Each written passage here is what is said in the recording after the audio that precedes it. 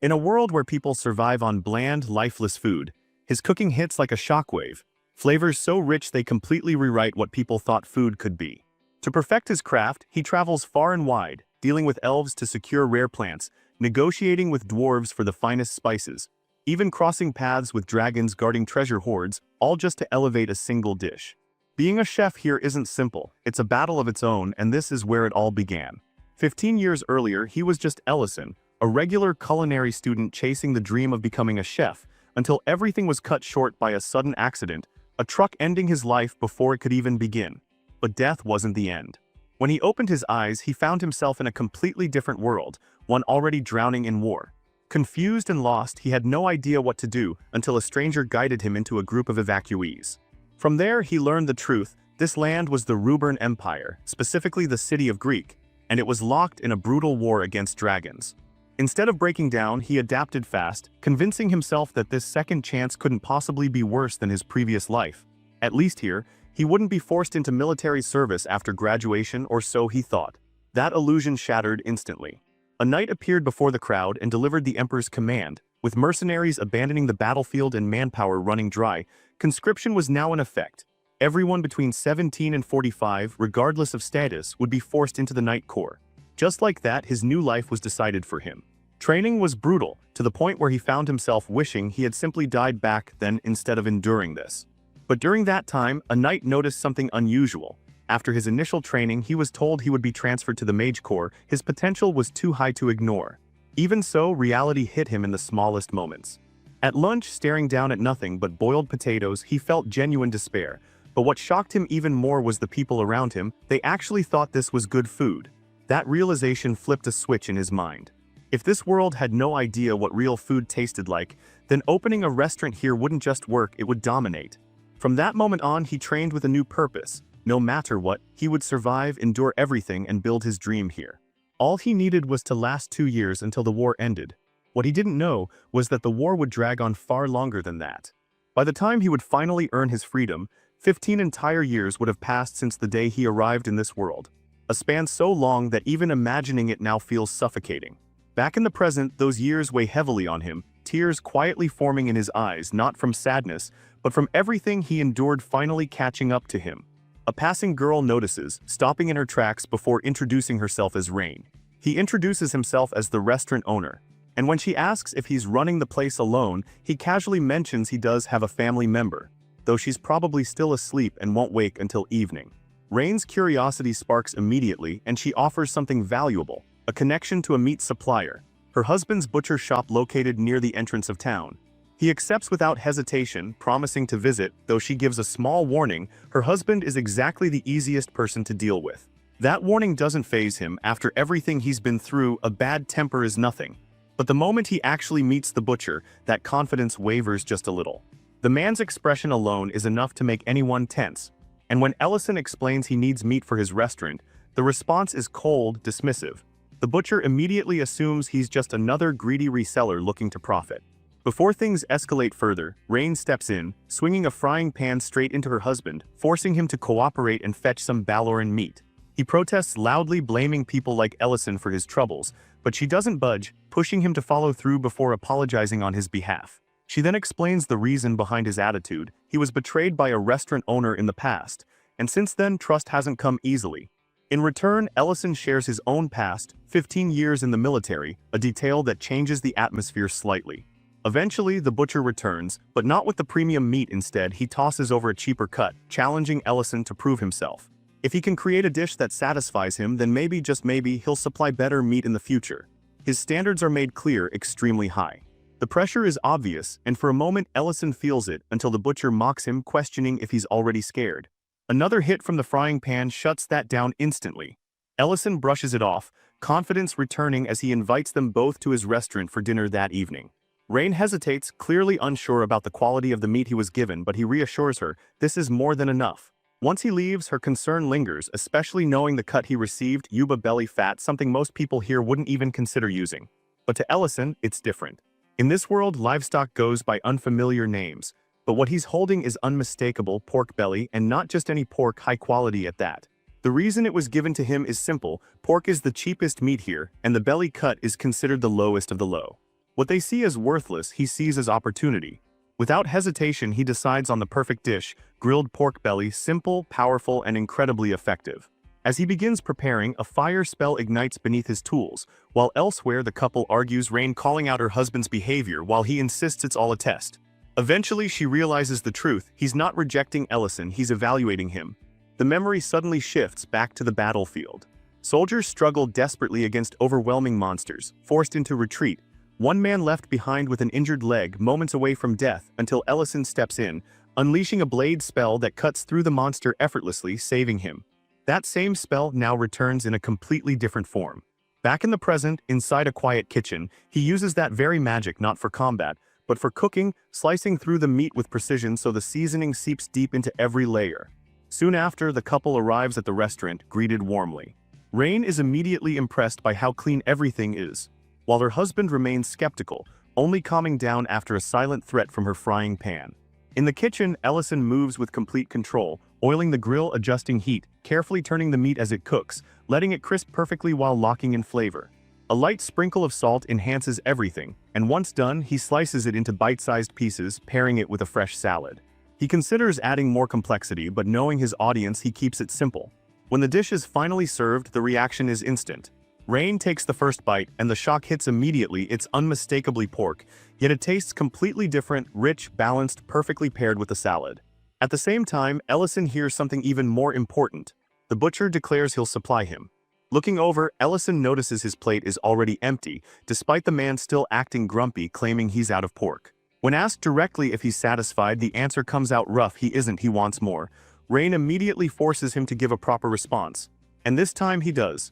He admits it, this was the best pork he has ever eaten. From that moment, the decision is made. He will supply Ellison with the finest pork in the entire empire. A deal is struck, though the butcher wastes no time asking for more food, something Ellison gladly provides. As the day wraps up, his first real business success settles in, just as his so-called family member finally wakes up, drawn in by the irresistible smell filling the air. From there, everything begins to take off. Within just a week, his restaurant gains steady momentum. Orders pouring in non-stop, especially for the pork belly, and every single customer leaves the same way, plates completely empty and expressions filled with satisfaction. By the end of the day, he starts wondering if maybe it's time to close the restaurant for now. But while checking his supplies, another problem jumps out at him. His spice stock is almost gone, and he's completely out of pepper.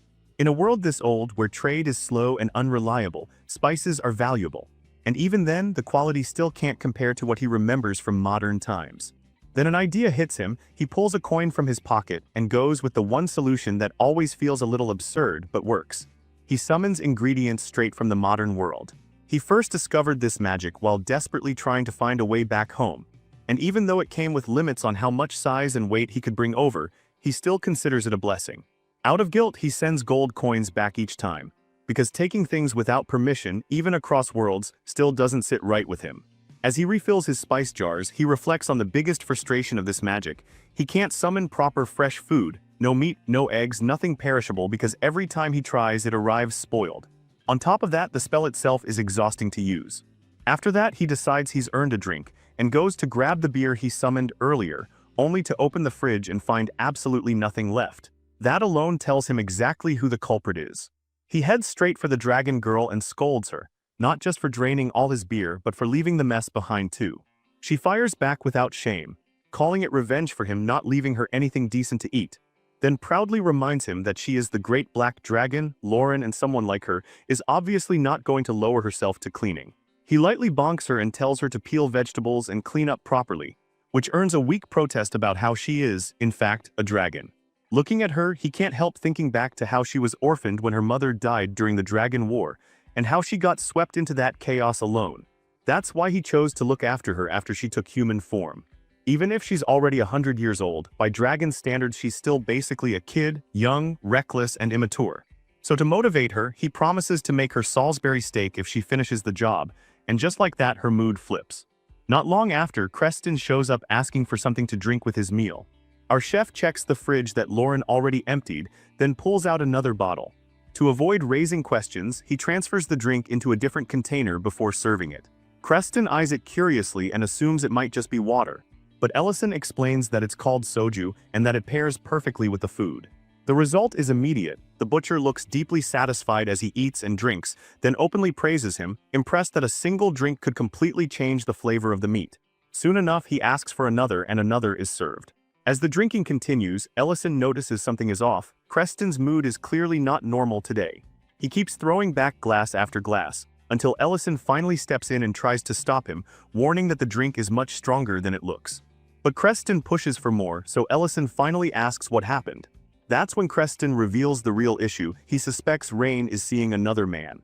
Every month, at a certain time, she dresses up and goes out, and one day he followed her, only to find her meeting an old mercenary comrade of his, someone who used to be close to him. He slams the table in frustration, furious that this man never comes to see him, yet somehow meets with his wife in secret. To make it worse, Rain is supposed to meet him again today.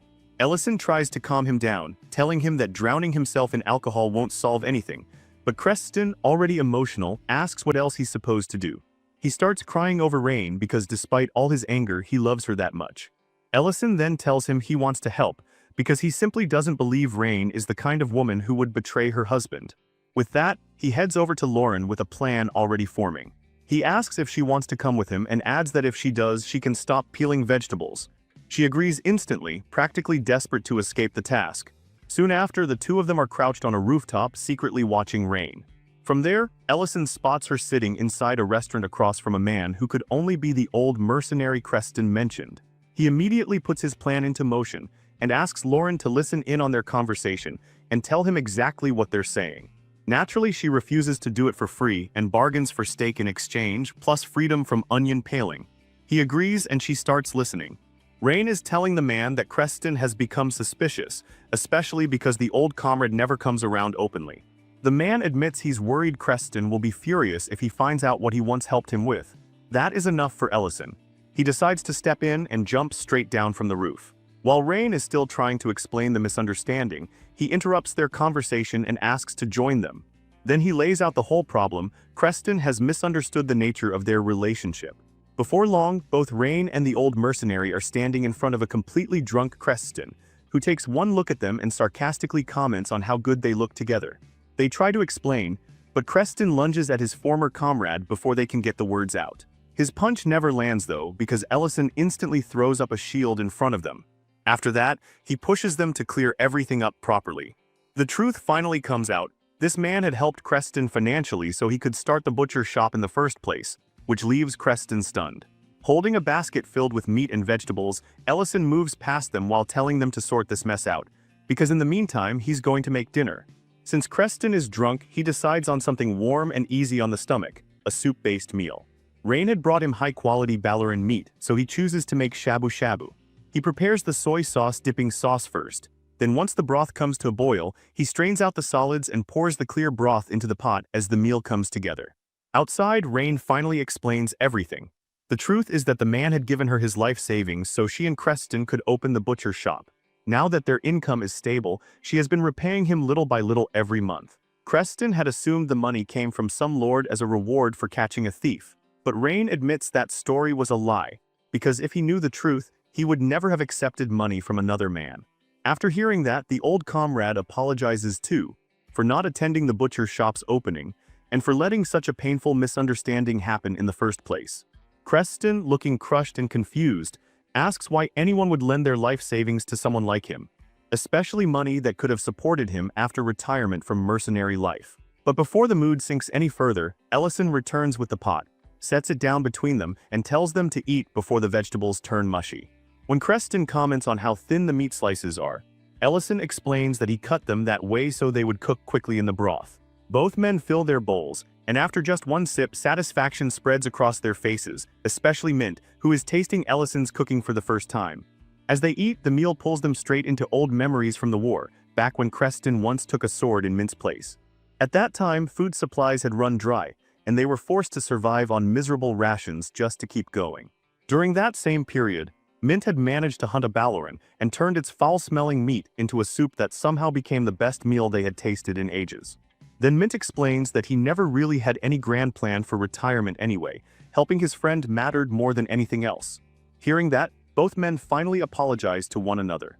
Right after that emotional moment, Lauren points an accusing finger at Ellison and reminds him that he broke his promise to make her steak. He tries to dodge it by saying evening hasn't ended yet, so he still has time, but she grumpily fires back that it is already night. He ignores the complaint and instead asks Mint what he thought of the food. Mint praises the cooking, then asks if it would be possible for him and the rest of his mercenary group, who are about to leave on an escort mission, to come eat at the restaurant before they depart. Ellison goes quiet at that suggestion, because feeding an entire mercenary group is a very different level of problem. It seems he ultimately decides he needs chicken for the feast, but catching chicken in this world is somehow an exhausting nightmare. At one point, the struggle gets so ridiculous that he even considers burning down the forest just to catch one. Now he fully regrets confidently declaring that he would prepare chicken for the mercenary dinner. In a flashback, it's shown that he first demanded Creston supply him with chicken, only for Creston to tell him that getting one is nearly impossible because the livestock is so rare. When Ellison kept pressing, Creston finally mentioned hearing that some had been spotted in Lemon Forest. That is how Ellison ends up there, exhausted and annoyed, eventually asking Lauren to help. She agrees, but only if he does the dishes in her place afterward, and he accepts the deal. Then in the very next moment she completely burns the chicken, which makes him jokingly praise her, saying she'd fit right in with them if she hadn't eaten dragon heart, something she is absurdly proud of. After the job is done, Lauren lounges around drinking beer like she worked herself to the bone. Ellison teases her, saying all she really did was glare at the chicken, but she insists that burning it with her eyes was serious work. Even so, he reminds her not to drink everything this time, because they need some of it for the guests later, and the beer is meant to pair with the dish he's preparing for the evening. By nightfall, the restaurant is packed with mercenaries. The place is loud, crowded, and full of hungry soldiers, but not everyone is convinced. One of them openly doubts the food will be worth anything, saying he doesn't exactly trust Mint's judgment. Mintz Jr. in the mercenary group quickly jumps in, backing his senior without hesitation, only to get clowned for it, with someone teasing that he'd probably call grass delicious if Mint recommended it. While the table is still going back and forth, Ellison arrives carrying the food himself. Mint apologizes for how loud the group has gotten, but Ellison brushes it off easily, saying a celebration was never going to be a quiet affair. Then Miltine politely greets him as he sets the dishes down in front of them. The moment he reveals that the main dish is made from chicken, the whole table freezes in disbelief, especially Milshin, who can't accept that something even skilled hunters struggle to catch ended up on their plates. But the second they taste it, the disbelief changes completely, because the food is absurdly good. Even Mint's skeptical friend has no choice but to admit that Ellison's cooking is the real deal. After serving them, Ellison heads back toward the kitchen to take care of the other tables too. With the restaurant completely packed, he asks Lauren to help out, but she reacts like he just insulted her bloodline, asking if he seriously expects a dragon to serve ordinary humans, especially after she was the one who helped catch a legendary creature that even professional hunters couldn't handle. Ellison immediately realizes she must have heard everything from earlier with that absurd dragon hearing of hers. So instead of arguing, he plays the emotional card, reminding her that opening a restaurant after the war was supposed to be their shared plan from the beginning. Then he adds that if she really doesn't want to help, he'll somehow manage on his own. That line lands exactly where it needs to, and after some nervous resistance, she gives in. A while later, she's actually serving customers, running around the restaurant until the rush finally ends, and the moment it does, she collapses across the tables from pure exhaustion. Ellison then brings out a platter of fried chicken and the beer he had secretly saved for the two of them. They dig in with the kind of satisfaction that only comes after surviving chaos together. That's when Ellison notices something else. She didn't just help serve, she cleaned up too. He comments on how grown-up she's become, and in her worn-out state, she leans her head on his shoulder and says she only did it because this is their restaurant. He teases her, saying that in that case, maybe the dishwashing deal between them can just disappear now. Lauren instantly shuts that down, saying that is a completely separate issue. That quiet little moment doesn't last. It gets shattered by the arrival of the Black Dragon Elder Madamada, who immediately sneers at how unpleasant human cities are. The moment Ellison says his name, the Elder scoffs, acting as if it's offensive that a human would even dare speak it. Ellison asks why he came, but instead of answering directly, the Elder casually remarks on how Ellison has been managing in such a cramped little place while keeping a dragon around. Lauren instinctively moves behind Ellison, trying to avoid him, and Ellison firmly points out that if the Elder came for Lauren, no one ever objected to her being entrusted to him in the first place. The Elder agrees without hesitation, admitting that yes, he did come for her. Lauren immediately says she wants to stay with Ellison, accusing the elder of abandoning her. He corrects her, insisting he didn't abandon her, he was simply late. But Ellison cuts in and reminds him of the promise Lauren was given to him, and dragons are not supposed to walk back on their word. The elder acknowledges that the promise exists, but says there are older rules that come before it. Seeing their confusion, he explains the rule plainly. Among black dragons, once one reaches 800 years old, adulthood begins. Any dragon who has no lair of their own by that point must become a ward and leave for the sacred land. Lauren had been using her mother's lair, but that lair was destroyed in the last war, leaving her with nothing. Which means next year, when she turns 800, she will be forced to leave for the sacred land. And if she refuses, the elder says it flatly, it could trigger a war. Ellison hears all of that and stays completely unfazed, saying the problem isn't nearly as impossible as it sounds. Without even flinching, he suggests building Lauren a dragon's lair. That answer stuns both dragons. Madamada erupts in anger, furious at the sheer audacity of a human speaking so casually about something this serious. To him, Ellison is underestimating the weight of black dragon power even after consuming Lord Heart. Sensing the tension rising fast, Lauren steps in and tries to stop things from getting worse. She assures Ellison that she's fine and keeps him from escalating the moment into open conflict. Ellison then calmly clarifies that he never meant anything reckless. He isn't talking about rebellion or some impossible fantasy. He literally means building her a lair. That explanation leaves both Lauren and Madamada stunned again, but Ellison keeps laying out the idea without hesitation. They still have a full year and they already have enough treasure to get started. Madamada remains deeply skeptical, but in the end, he gives Ellison exactly 1 year, then leaves the restaurant. And with that, Ellison begins the insane mission of building a dragon's lair. The problem is, building something like that needs a ridiculous amount of money and time. Then luck swings his way when rumors start spreading that his restaurant serves pale new meat. The place gets flooded with customers, packed to the point that he can barely move, let alone work on the lair. Even with help from the people around him, the workload becomes suffocating. Realizing this can't go on, he decides to fix the problem at its source. The next day he takes Creston into the forest where the pale new roam. Creston is confused from the start and asks what exactly Ellison is planning. Ellison explains it simply. Creston is about to become the only supplier of pale new meat in the Empire, which means his butcher business will attract endless customers. Creston immediately doubts the idea, saying even the best hunters can barely catch those things. But Ellison confidently tells him the hard part has already been handled. He reminds Creston that an entire mercenary group has already tasted the meat, then says he'll supply the pale new to him directly. Still, Ellison makes one thing very clear: this isn't charity, the profit gets split evenly between them. Creston is annoyed by the terms but reluctantly agrees. Then Ellison casts a massive barrier over the forest, a spell so huge and complex that it locks the pale new in place and keeps them from moving to another habitat. Creston can only stare in shock at the scale of it and finally asks the obvious question: who exactly is Ellison? Ellison gives him nothing but the same answer as always: he's just a restaurant owner. The plan works perfectly, and before long the restaurant becomes almost completely empty. Ellison feels relieved, but also weirdly let down that not a single customer remains. Lauren picks up on that contradiction immediately and asks if he's actually happy about this. Ellison admits that at the very least, now they finally have time to focus on the dragon's lair. Lauren then asks if that means he plans to live in the lair with her once it's finished.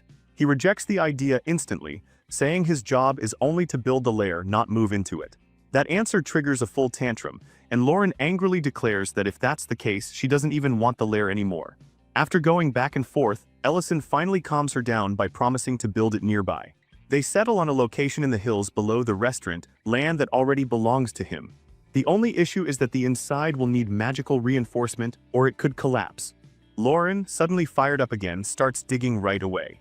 Ellison, meanwhile, excuses himself by saying he can't leave the restaurant unattended for too long.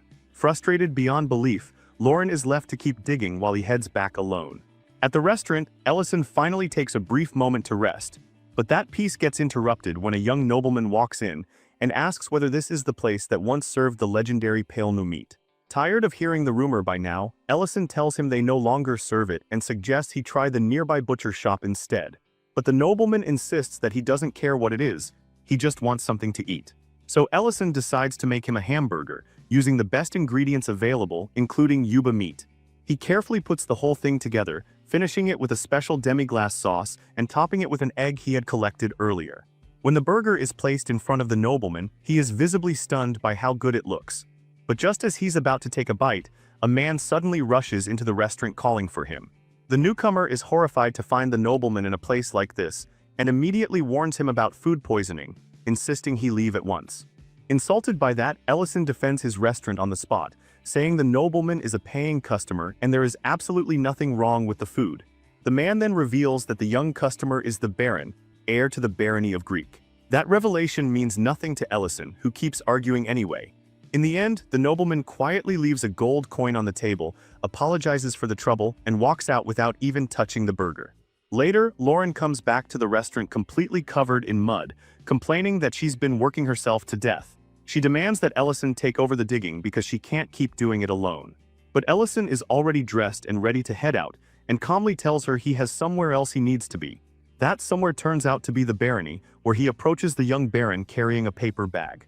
He explains that the nobleman left his food behind and offers him the reheated hamburger. Surprised by the gesture, the baron accepts it. But just as he is about to eat, a knock sounds at the door. Annoyed, Ellison mutters under his breath, wishing the guy could just enjoy one peaceful meal. The Baron, however, completely crumbles the second he hears the knock. His hands start shaking, sweat gathers on his forehead, and when he turns toward Ellison, his voice is weak and panicked as he asks what he should do. Ellison looks at him with mild amusement and tells him exactly what to do: take control, speak firmly, and declare that nothing is wrong. He says the Baron needs to act like the rightful heir to the barony. But the Baron shakes his head, fear written all over his face, convinced that nobody listens to him anyway. He believes the person outside will ignore him and come in no matter what he says. The knocking grows harsher, and a voice from the other side warns that if no answer comes soon, the door will be opened by force. Watching all of this, Lauren rolls her eyes at the Baron's complete lack of backbone and decides to step in herself. She perfectly copies his voice, then loudly speaks through the door with enough authority to make it completely believable, declaring that nothing is wrong and ordering the person outside to leave immediately. The Baron stares at her in total shock. Then, just like that, the banging stops. The person outside apologizes, says they'll withdraw, and asks only to be called if anything happens. Ellison then remarks that this is exactly what he meant. The young Baron suddenly drops to his knees and declares Ellison his master on the spot, leaving him completely stunned. Then the boy begins laying out the story of how he ended up like this. His mother died giving birth to him, and not long after his father remarried. His stepmother was strict, always pushing him to be careful, always reminding him to behave like the son of a lord, but even with that cold discipline he still loved her, because those days were somehow the happiest part of his life. Then everything started to fall apart when his father became bedridden from a serious illness. The Baron admits that he always dreamed of growing into a great lord like his father, but under his stepmother's shadow, he feels completely powerless. The servants still treat him like a child, they restrict what he can do, ignore his authority, and never let him act on his own. With no one to confide in, he feels isolated, convinced that even if he inherits the title, nothing about his life will really change. But after what happened today, a tiny bit of hope finally sparks inside him, and he begs Ellison once again to guide him. Ellison listens, though he clearly finds the conclusion a little ridiculous. He points out that asking a restaurant owner to mentor a noble is definitely not normal. But he still recognizes the real issue right away. The boy has no confidence because he has been intentionally smothered for years. He tells the Baron that he has been raised in a way that stops him from thinking and acting for himself, and from ever properly asserting who he is. So Ellison gives him simple advice, but the kind that actually matters. He tells him to look people in the eye when he speaks, and to stand by his own words and actions. He explains that being a good lord means listening carefully, thinking things through, and making the decision that feels right to him. If that choice works out well, then it was the right move, and if it fails, then he has to accept it, learn from it, and keep moving. Before he can keep going, Ellison suddenly gets up and casually remarks that his hamburger is getting cold. Left behind with those words, the Baron sits in silence and thinks hard about everything he just heard. Then he takes a bite of the hamburger and something in him starts to shift. Meanwhile, Ellison and Lauren teleport outside the city. Curious, Lauren asks why he went that far just to help the Baron. Ellison simply pulls out the gold coin and explains that this wasn't charity, it was business. The coin is worth 100,000 runes, way beyond the price of a hamburger. Lauren stares at it in complete disbelief, unable to process that anyone would pay that much. Ellison shrugs and says that for a price like that, proper service is only fair. He even says he hopes the Baron becomes a regular customer, though Lauren immediately hates that idea. grumbling that it would just mean fewer hamburgers for her. Elsewhere, at a clinic on the outskirts of the city, the elf doctor Alina opens up to Rain, who listens like a close friend. Alina explains that she left her homeland because she genuinely wanted to help people, but instead of gratitude, she keeps running into prejudice and obsession. Many of the patients who come to her are less interested in treatment and more interested in staring at an elf. Some spread rumors and accuse her of seducing people, while others treat her like a curiosity instead of a doctor. Little by little, those experiences have made her feel like she doesn't belong, no matter how sincere her intentions are. Rain patiently hears her out and asks the important question, whether Alina still enjoys what she does. Alina admits that she does, even if the burden of everything around it keeps weighing on her. Rain then tells her to hold onto that part, the part she still loves, and suggests she visit the restaurant on the hillside. She says the place might give her a different perspective, maybe even remind her that there are still things in this life worth appreciating. At the same time, Ellison is working on the lair, and Creston has introduced him to his nephew while also telling him that Alina has arrived at the restaurant. When Ellison gets back, he walks into absolute chaos. Alina is on her knees in front of Lauren, and Lauren, wearing a smug little smile, is declaring that Alina must serve her like a subordinate if she wants forgiveness. Ellison freezes for a second, fist tightening from pure irritation, then immediately demands to know what Lauren thinks she's doing to a customer. A few minutes earlier, Lauren had been lying around on one of the restaurant tables when the door opened. Alina stepped inside carefully, looking around and asking if anyone was there. Lauren got up to greet her and mentioned that the owner wasn't around at the moment, but then her attention instantly locked onto something else. Alina was an elf. Lauren studied her openly and commented that elves really were beautiful, and that all the praise surrounding them wasn't exaggerated at all. Feeling awkward, Alina responded politely, saying Lauren was beautiful too, and that she looked much younger than Alina expected. The second those words landed, Lauren's expression turned dangerous. She smiled, but not in a friendly way, and asked whether Alina was implying she looked young. Then she coldly explained that while she might be considered young among dragons, she was still far older than Alina, and demanded to know who had given her permission to speak so casually. In an instant, the air in the room turned crushing and terrifying, so heavy that Alina couldn't withstand it. Overcome by that pressure, she collapsed to the ground. That is the exact scene Ellison walks back into. After dealing with Lauren, he opens the door properly for their guest, apologizes for the commotion, and welcomes Alina inside. Lauren, now sitting there with a bump on her head after being scolded, miserably sulks and cries, and Alina can barely process what she's seeing. To her, it makes no sense. Dragons are monsters of overwhelming power, living disasters that can wipe out villages without effort, so seeing one act like a pouting child is completely beyond her understanding. Still shaken, Alina cautiously asks Ellison if he is really human. He hesitates for a moment, then realizes Lauren must have already exposed too much. In a lower voice, he confirms that yes, he is human, and yes, the girl in front of her is truly a dragon. Then he asks her to keep that information secret, explaining that the situation is complicated.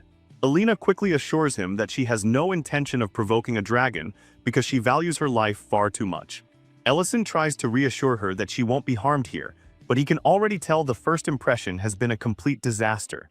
Trying to recover the mood, he asks whether she is the Elf Council member Rain recommended. Alina confirms it, and that only makes Ellison more uneasy, because now he can fully imagine how terrible this place must look from her point of view. If this were Earth, he thinks, the restaurant would have been destroyed by reviews for that level of hospitality. Sensing the awkwardness, Alina mentions that she had heard good things about the restaurant's vegetable dishes. Ellison immediately shifts into full professional mode and asks if she has any dietary restrictions. Alina explains that it's not for moral reasons, but her body simply can't digest meat. With that in mind, Ellison heads to the kitchen to make something that suits her. After thinking it over, he settles on pasta. He sautés onions, garlic, and mushrooms in hot oil, layering the flavor with salt, sugar, and spices. Then while the sauce thickens, he boils the spaghetti and saves some of the pasta water so everything can come together smoothly. Once the dish is finished, he serves it to Alina and makes sure to tell her clearly that there is no meat in it. The moment she takes the first bite, her entire expression changes. The flavor is so different from anything she has known that she is left stunned. Until now, most of what she ate was little more than raw vegetables, so this completely rewrites her expectations. The pasta is so good that she quickly finishes it, savoring each bite with zero hesitation. Ellison notices how into it she is and approaches with a light comment about how much she seems to be enjoying the meal. Embarrassed, Alina covers her face and admits that it's just too good, she genuinely couldn't stop herself. He hands her a napkin and tells her there is no need to apologize. saying he's simply glad she liked it. Alina then explains that she almost never goes to restaurants because her appearance attracts far too much attention in the city, and most places don't even bother offering proper vegetarian meals. Even when they do, the food is usually bland and lifeless. Her face brightens as she admits that eating here has changed the way she sees things. She thanks Rain for recommending the place and says this was one of the most delicious meals she has ever had. Hearing that, Ellison finally feels relieved because at least in her eyes, the restaurant has managed to redeem itself. That calm moment gets shattered when Creston suddenly shoots to his feet, his voice full of anger, demanding to know what Nellen just said. Nellen repeats it, revealing that he has learned he is not actually related to his mother by blood. The entire atmosphere tightens instantly as he explains how badly the news has shaken him. Creston tries to talk sense into him, reminding him that his mother worked tirelessly to raise him even after losing her husband, and that taking care of a child who was even her own was something deeply noble. Nellen's voice shakes as he admits how badly he messed up. Earlier, overwhelmed by anger and confusion, he refused to eat the lunch she prepared and lashed out at her with insults. The second Creston hears that, he explodes, grabbing Nellen by the collar and furiously scolding him, telling him there are lines that should never be crossed. The situation gets heated enough that Ellison has to step in just to keep it from spiraling further. And just as things are starting to settle, Rain bursts into the room, pale and panicked, and announces that the mine has collapsed, and Nellen's mother is trapped inside. Nellen immediately asks what happened to her. Rain, still clearly shaken, says she isn't fully sure, but she thinks Nellen's mother went into the mine looking for him. That is all it takes. Crushed by guilt and fear, Nellen snaps into motion and rushes toward the mine without another thought, desperate to save her. Ellison and Alina follow right behind him, hoping they can help, and when they arrive, the scene is complete chaos. People are holding Nellen back with everything they have, because the moment he breaks free, he's ready to throw himself straight into the collapsed mine to save his mother. Everyone around him is shouting for him to calm down, warning that the tunnel could cave in again at any second, but panic has already taken over. Right then, Ellison and Alina arrive, and Ellison immediately steps in, telling everyone to stop panicking because he and Alina are going inside to bring Nellen's mother back. The crowd instantly objects, insisting that going in now is suicide, that another collapse could happen without warning and bury even more people. Ellison doesn't budge. He makes it clear that this is an emergency, and that Alina is a healer, which means there could still be injured people inside who cannot move on their own and need treatment immediately. After a lot of resistance, the people outside finally give in and let the two of them enter. As they move deeper into the mine, Alina thanks Ellison for choosing to risk himself for people who are not even his responsibility. She openly acknowledges how dangerous this is and tells him he doesn't have to be here. Before he can respond properly, the mine suddenly trembles and rocks begin falling from above, but Ellison reacts without the slightest panic, instantly casting a barrier that shields them from the debris. While continuing forward, he casually explains that when he was younger he happened to be a rather successful magician, though those days are behind him now. Then, curious about her, he asks why she decided to walk into a collapsing mine and risk her own life, when she could have stayed safe back at her clinic in Greek City. Alina hesitates, clearly unsure how to answer, but before she can say much, they reach a split in the tunnel. Since there is no time to check both paths one by one, Ellison begins chanting, and a spell summons light spirits that brighten the darkness of the mine before dividing into two groups and drifting down both routes. Alina watches in amazement as the spirits guide them toward a group of injured workers. One of the workers catches sight of the glowing lights and immediately thinks he's hallucinating, until Ellison and Alina step into view and prove that the rescue is real. Their injuries are not as bad as feared, so Alina quickly treats them with healing magic, allowing them to move safely, while Ellison uses his own magic to clear blocked passages and shift heavy stone out of the way. One by one, the injured are saved and sent back outside, but Nellen's mother is still nowhere to be found. Refusing to stop there, Ellison and Alina keep going until they finally find her collapsed on the ground, unconscious and badly hurt. Alina examines her at once and realizes the injuries are serious, far worse than the others. Without hesitation, she uses a much stronger healing spell, pouring everything she has into saving her. Soft green light spreads through the area, wrapping around the injured woman as Alina pushes her healing magic to its limit. Outside the mine, Rain is barely holding herself together, crying as fear completely overwhelms her. Ken tries to calm her, telling her to trust Alina's healing, because if anyone can save Nellen's mother, it's her. Ellison does the same for Nellen, who is frozen in helpless fear, assuring him that thanks to Alina, his mother is no longer in mortal danger. Exhausted but determined, Alina trembles as she explains that the head injury has been healed, and that the wound near the eye is not as terrible as it first looked. She even says that once the bandages come off, Nellen's mother should regain her sight. As Nellen looks at her lying there, guilt crashes down on him all at once. Then he sees the basket of breakfast she had lovingly prepared for him that morning, the same meal he cruelly rejected earlier, and the regret hits even harder. He starts blaming himself for everything, convinced that his own words led to this. Then, in the middle of all that pain, his mother stirs and weakly calls out, asking if Nellen is there. The second he hears her voice, he completely breaks. He drops beside her in tears, apologizing over and over, confessing that he was terrified his cruel words would be the last thing she ever heard from him. Tears stream from her eyes too as she answers, relieved beyond words to hear him call her mom again. She tells him that as long as he is safe, nothing else matters. Watching that reunion, Alina quietly reflects on everything that brought her here. She tells Ellison that she had been seriously considering leaving her clinic behind and returning to her hometown, worn down by too many bad experiences and too little trust from the people around her. But Rain encouraged her to look for reasons to love the place she had started to resent. Alina says that human lives may be short compared to those of elves, but they burn with a kind of emotion that is both inspiring and exhausting at the same time. Despite all her doubts, she has come to admire that sincerity, that passion. And she admits that those very qualities are the reason she opened her clinic and stayed in the first place. Then with a faint smile, she adds that she has recently discovered one more thing she likes about humans, their ability to make incredible food. But before she can say anything else, the strain finally catches up to her and she nearly collapses from exhaustion. Ellison catches her just in time. What follows turns a little awkward as he transfers magical energy into her to restore her strength. Alina feels that power moving through her and is instantly shocked, because the technique feels like the kind of magic normally associated with elves. When she asks about it, Ellison quickly brushes it off by saying he learned it from a friend named Bayon. The name alone stuns her, because Bayon is no ordinary elf, he is a legendary elven hero. She immediately asks how Ellison knows someone like that, but Ellison avoids the whole mess of explaining it and simply says that in his prime, he used to be a fairly famous magician. Meanwhile, back at the restaurant, Lauren is inside her lair, digging with pure frustration and complaining the entire time. She grumbles about how unfair it is that Ellison left her behind with all the dirty work, especially when she cannot openly use magic in front of other people. Just as her complaining reaches maximum volume, water suddenly bursts out and sprays all over her, soaking her completely.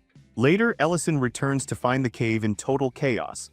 Mud everywhere, the ground torn up like a battlefield, and Lauren standing right in the middle of the disaster, covered head to toe in dirt, but somehow looking proud of herself. When he asks what on earth happened, she explains that water suddenly started shooting up from the ground. So naturally, she dug even deeper to find where it was coming from. Ellison is furious looking at the mess, but forces himself not to snap, reminding himself that she did not do this out of spite. After looking around, he quickly realizes what happened. She must have struck an underground water vein while digging. He points out that even with magic, it is not easy to see where underground water is flowing, and that she somehow dug much deeper than he expected. He reminds her that they already talked about reinforcing the cave walls so the place would not collapse. Lauren, completely unbothered, says she remembers just fine, and proudly adds that the cave is still standing because she has already been using barriers. Even so, Ellison can tell the structure still needs stronger support, so he starts gathering his magic and casting a much larger stabilizing spell over the walls. Watching him, Lauren quickly tells him to hold back, warning that if he loses control, he could blow up the entire mountain. Ellison actually listens, carefully refining the spell so it strengthens the cave safely, while Lauren adds her own magic as well, layering extra support into the structure. Once the reinforcements are finished, a loud sound suddenly echoes through the cave, and the water erupts with even greater force than before. Ellison studies it closely and confirms what Lauren accidentally found. It really is an underground water vein, and more than that, it is a natural hot spring, with warmth rising up from deep below the earth. Before Ellison can stop her, Lauren immediately jumps into the water to warm herself up, only to start panicking and yelling that it is way too hot and that she is about to get boiled alive. Watching her flail around, Ellison scolds her for rushing headfirst into things without thinking. Then he decides to fix the problem properly. Pressing his hand to the ground, he uses magic to reshape the earth, forming a smooth basin where the hot spring water can gather naturally. Little by little, the pool takes shape and begins filling with clear, warm water. Once the spring stabilizes, he removes the upper part of the barrier so the water can flow more freely. Then, without giving Lauren any warning, he simply grabs her and throws her back into the pool. She lets out a furious shriek as she hits the water, but the moment she sinks into it, her reaction changes. The temperature is perfect now, warm and relaxing, not painfully hot at all. Ellison had already adjusted it. After taking off his outer coat, he calmly joins her in the spring himself. As they sit there in the warmth, Lauren gets curious and asks where he went earlier, mentioning that she noticed him disappear and wants to know what he was doing. Ellison explains that a mine collapsed and he had to go save people. Lauren, however, barely reacts to the disaster itself and instead zooms in on the important part in her mind, whether he was with that elf. Ellison admits that yes, he needed Alina's help because healing magic is not his specialty. That answer immediately puts Lauren into a sulk, and she turns her back to him, muttering under her breath. She complains that while he was off somewhere with someone else, she was stuck digging through the cave by herself. And she also admits that she dislikes elves, along with most other races that are not dragons.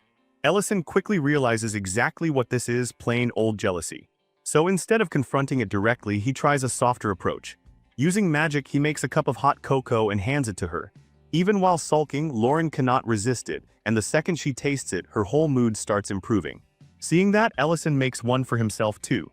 As the two of them sit together in the warm water sipping cocoa, Ellison starts explaining where it comes from. He tells her that cocoa powder is made from cacao beans, and that producing something that's simple looking actually takes a lot of work. Harvesting, drying, roasting, grinding, every step requiring time and care. He points out that behind even one cup of cocoa, there are many people working hard to create it.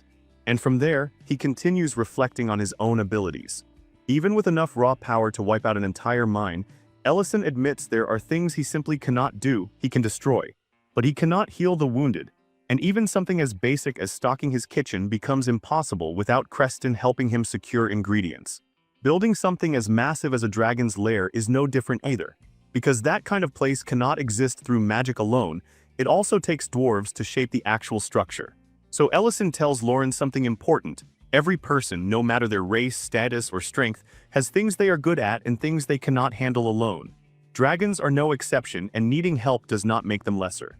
Lauren listens in silence, still looking stubborn on the outside, but for once some of his words actually seem to land. After a pause, she answers in her own way, saying that even so, she sees him differently because to her, Ellison is special, and nobody else can compare. Far away from that quiet moment, another problem is unfolding. A mercenary group on an escort mission is suddenly ambushed by bandits, and the fight goes bad fast. They try to resist, but the pressure is too much and their leader, Mint, is ultimately defeated. One of the bandits drags him right over the edge of a cliff, sending him falling into the darkness below. Back at the restaurant, Ellison decides to close for the day so he can focus on other priorities. Lauren notices the sign immediately and asks why the place is not open. Ellison explains that when they had hot cocoa the other day, they had no milk to go with it. And that little detail made him realize something bigger. If he wants this restaurant to run properly, he needs a stable source of ingredients. That leads him to his next plan, building a farm and raising baronics, livestock that can provide milk. He explains that baronerics can be found downstream near the Barren River. The second he mentions teleporting there, Lauren gives him a look, because unlike him, she cannot teleport accurately to places she has never visited. She reminds him that the last time she pulled it off was only because she followed the smell of his cooking all the way to the Lord's castle. Ellison still insists that giving her the general location should be enough, and tells her to trust her instincts. Reluctantly, Lauren agrees and the two teleport to the lower reaches of the river. The teleport goes about as badly as possible. The moment they arrive, both of them are suddenly falling out of midair. And somehow, even while plummeting, they still find time to argue. Ellison yells at her, asking why a dragon is scared of falling, and telling her to use her wings already.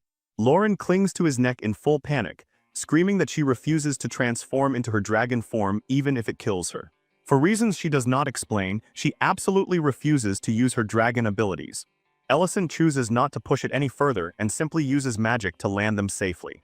Once they hit the ground, Lauren stares in shock at the enormous stretch of water in front of them, and Ellison casually tells her that it's the sea.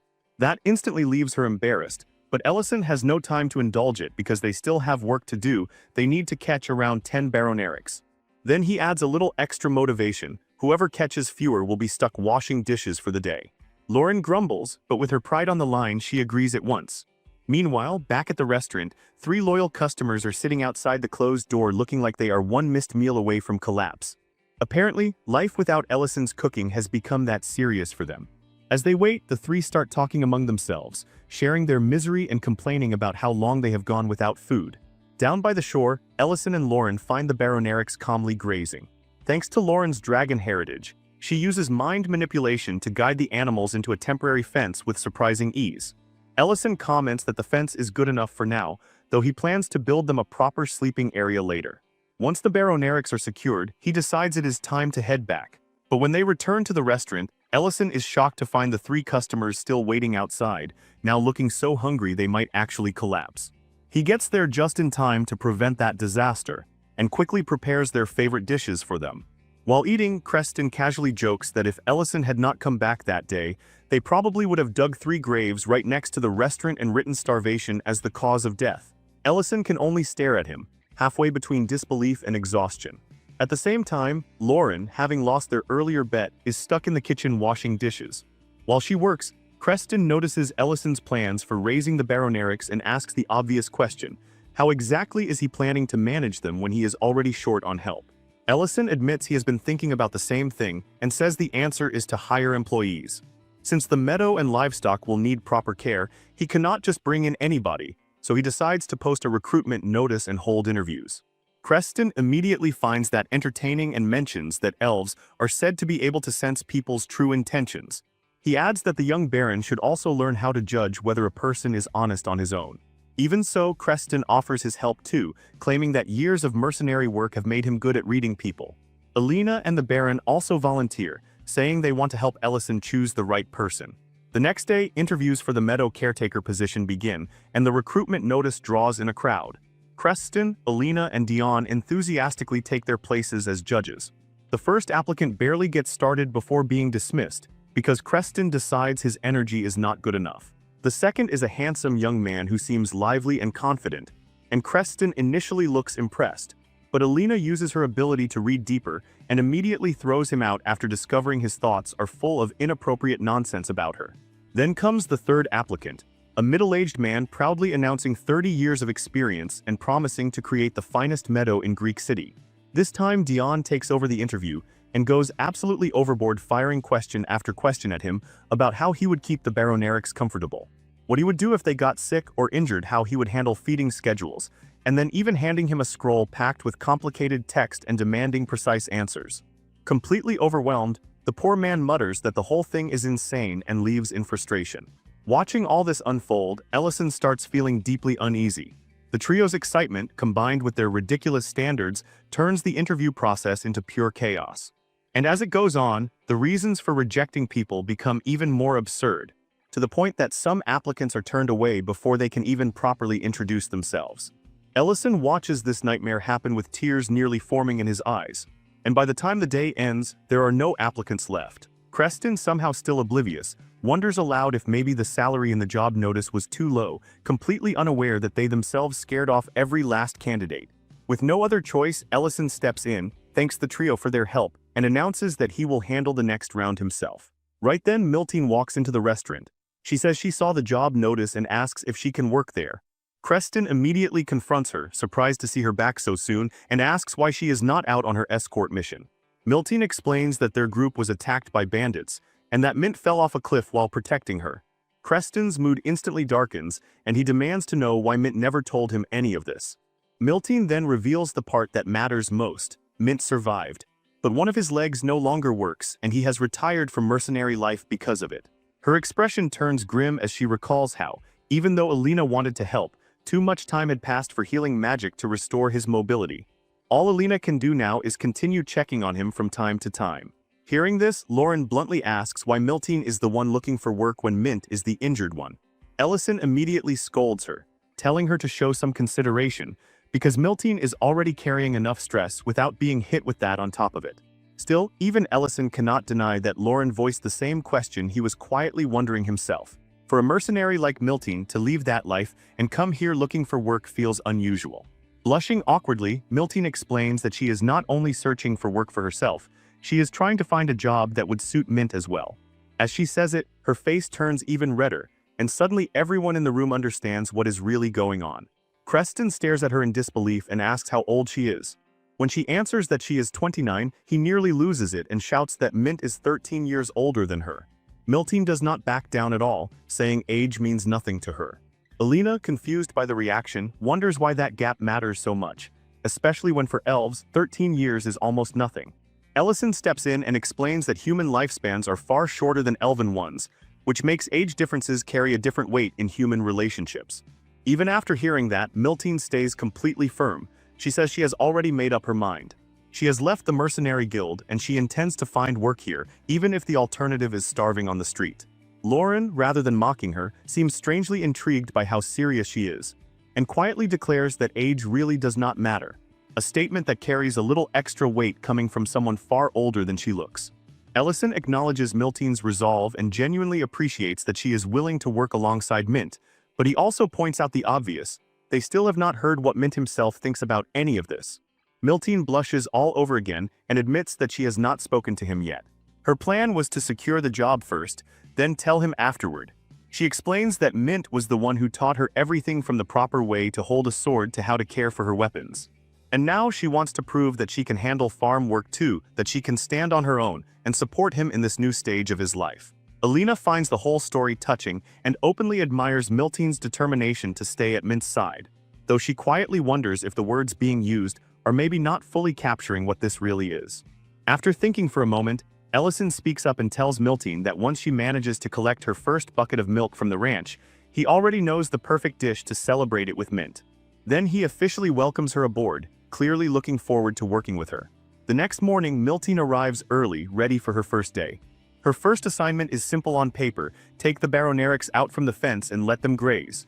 As she carefully approaches the first one, she is struck by how calm and gentle the animals seem. She has no idea what kind of magic or training keeps them this docile, but she assumes the task should be manageable. That confidence disappears almost instantly. One tiny shove from a baroneric is enough to send her tumbling straight to the ground. She tries again and again, testing different approaches, but the result does not improve. She gets knocked over repeatedly and spends the day struggling just to keep up. By evening, frustration is starting to eat at her. While preparing dry hay for them, the baronerics crowd around her instead of going where she directs them, completely ignoring the fresh grass she is pointing out. Exhausted, she finally sits down and complains to herself about how drained she feels, already worrying that she might get fired before she even has the chance to work with Mint. Then, just when she starts slipping into despair, one of the baronerics walks over and gently nudges her with its nose. To her surprise, it feels almost like the creature understands. And then, even more unexpectedly, it allows her to milk it. Overjoyed, Miltine fills her very first bucket and rushes straight to Ellison to announce her success. Ellison is pleasantly surprised, even admitting that he expected it would take her at least a week. Smiling, he praises her effort and tells her to go change into clean clothes because they have another task ahead. Confused, Miltine asks what they are making, and Ellison reveals the plan. They are going to use that milk to prepare something special for Mint, a cheesy pizza. Ellison walks her through the process from the beginning, starting with pasteurizing the milk, then curdling it with vinegar. As he works, he explains why the curds have to be kneaded in warm water, how that helps remove the whey and turns it into mozzarella. Watching the whole process, Miltine comments that what she is seeing does not resemble any cheese she knows. Ellison reassures her that it is simply a different type. Then, almost too casually, he tells her that a special dish like this is the perfect way to confess her feelings to Mint. That line hits hard enough to turn her bright red, and she immediately protests that she has not even thought about confessing yet, though the thought clearly plants itself in her mind anyway. Meanwhile, Ellison, busy with the dough, starts bragging about how popular he supposedly was in his younger days. Curious despite herself, Miltine asks whether he has a lot of dating experience, only for Ellison to admit that he has never been on a single date in his life. Somehow still undeterred, he hands her the finished pizza and gives her his grand advice anyway: honesty always works. He tells her to pour her heart into the dish, because Mint will definitely notice the sincerity behind it. Miltine rolls her eyes at his self-declared expertise but still takes the pizza, ready to go see where her feelings will lead. Once everything is prepared, the group heads over to check on Mint's condition. Miltine, meanwhile, lingers shyly outside with the pizza in her hands. After some time spent catching up, Ellison introduces Alina to Mint, explaining that she is an elf who runs a respected clinic and is widely known for her healing ability. Mint looks slightly surprised and maybe a little intimidated by that introduction. Then Miltine finally steps forward, face flushed red, and nervously asks how he is feeling. At that point, Mint seems to realize why everyone has really come to visit him. Alina calmly gets to work on his injured leg. Her magic cannot fully undo the damage, but it is enough to help with rehabilitation and ease some of the burden on him. Once the treatment is done, Mint turns his attention back to Miltine and reminds her that she seemed like she had something important to say. His tone makes it clear he is waiting for her to finally say what is on her mind. Miltine's heart starts racing, sweat building as everyone silently roots for her to go through with it. But at the last second, panic wins. She abruptly changes the subject and asks if he is hungry, suggesting that they eat first, hoping the food will give her the courage to speak afterward. She repeats Ellison's advice to herself: honesty will work as long as her sincerity reaches him. Then she presents the pizza she worked so hard to make, with the toppings carefully arranged into a heart. In a nervous voice, she explains that it is called pizza, that she made it herself with some help from Ellison, and that it is something special. Then she asks if he thinks it looks nice. Mint, however, completely misses the deeper meaning and simply suggests that they eat. Without hesitation, he reaches for a slice. Once everyone joins in, Mint takes a bite and is visibly surprised. He admits that he always thought cheese was just that smelly stuff sold in markets, but the cheese on this pizza is actually delicious. The flavor and texture win him over immediately. While the others enjoy the meal, Miltine eats quietly. Afterward, Mint compliments her cooking and says he had no idea she could make something this unique and good. Gathering her courage again, Miltine asks whether he has thought about what he wants to do with his future. The serious shift in her tone makes Mint pause. He admits that he has not really thought about it. That is when Miltine suggests he come work with her at Ellison's ranch. Mint is surprised and asks what ranch she is talking about. So Ellison steps in and explains that he recently acquired one and would be honored to have Mint work with them. Mint looks taken aback, and once he learns that Miltine is already working there, he asks what happened to her mercenary work. Embarrassed, Miltine looks away, then forces herself to say it plainly: she left the guild right after Mint did because she wants to stay by his side in the future. She blurts it out before she can stop herself, unable to keep her feelings hidden any longer. Mint smiles warmly and agrees to work at the ranch, and that answer fills Miltine with happiness. The others look pleased too. Then Mint casually says the one thing that destroys the whole mood for her. Since she is no longer with the mercenaries, he says, maybe now is a good time for her to start meeting some younger men in town. He even adds that she is old enough now to start thinking seriously about dating. Miltine freezes on the spot, completely speechless. Ellison, realizing instantly what just happened, scratches the back of his head and understands that Mint has completely missed the point. Meanwhile, Mint, utterly unaware of the emotional wreckage he just caused, keeps talking about when he will be able to start working at the ranch. Ellison gently tells him to focus on recovering first and not rush anything. As the group gets ready to leave, Ellison apologizes quietly to Miltine, admitting that he really thought her plan would work, that sincerity alone would be enough.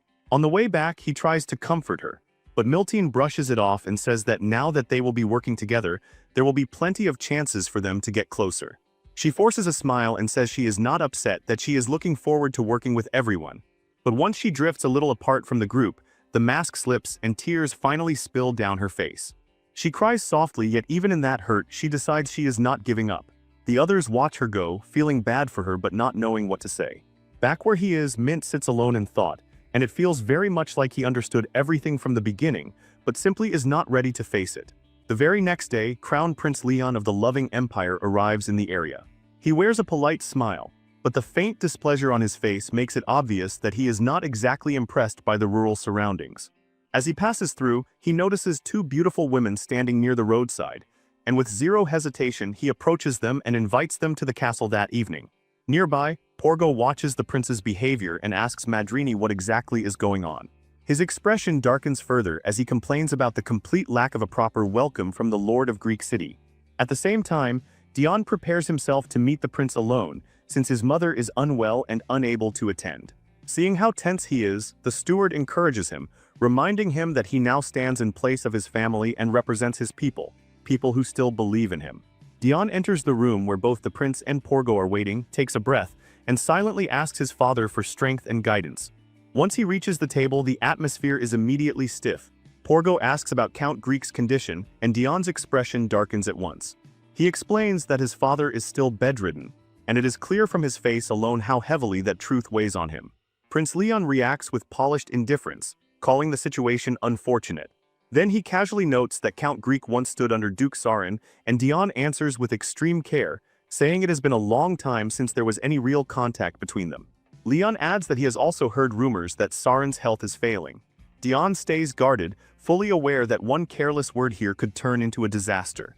Porgo, sensing the perfect opening, smoothly shifts the conversation and suggests that this might be the moment for Dion to rethink where his loyalty belongs. If Greek were to align with him, he says, the territory would gain powerful protection, and Dion's position as Baron would be secured. Dion hesitates because he understands exactly how heavy that choice is. He answers carefully, saying it is not a decision he can make on the spot.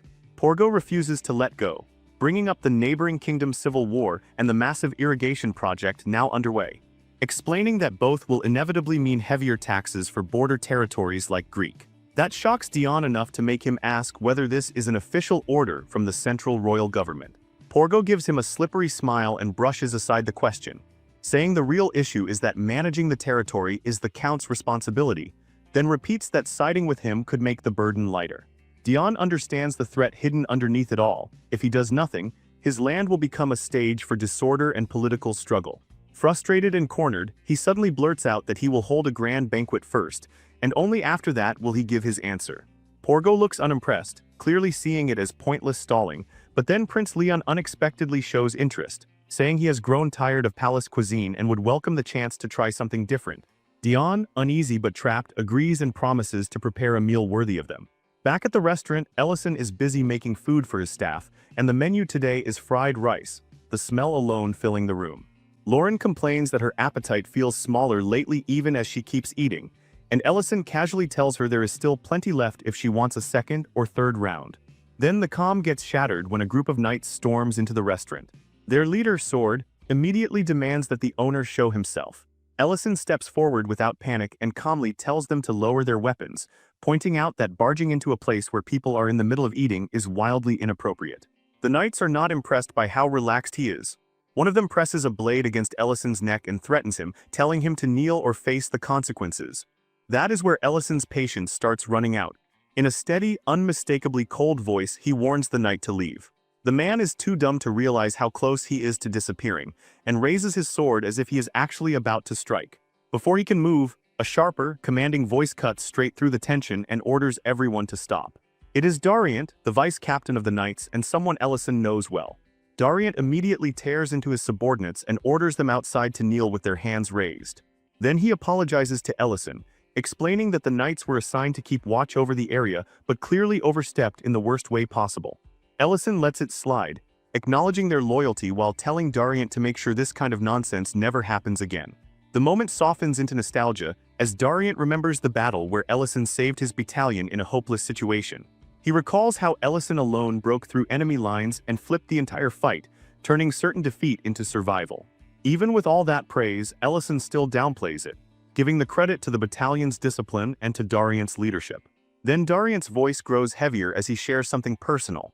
How during the war he was so obsessed with honor that he left his wife struggling in poverty, a failure that still eats at him. He reveals that Ellison, without ever saying a word, sent the reward money Dariant had once refused straight to his wife. That kindness became a debt he feels he can never repay. So in his own extremely over-the-top way, he decides to return the favor with an idea so absurd it leaves Ellison staring blankly. Dariant proposes shutting down every other restaurant in Greek so Ellison's can dominate the city.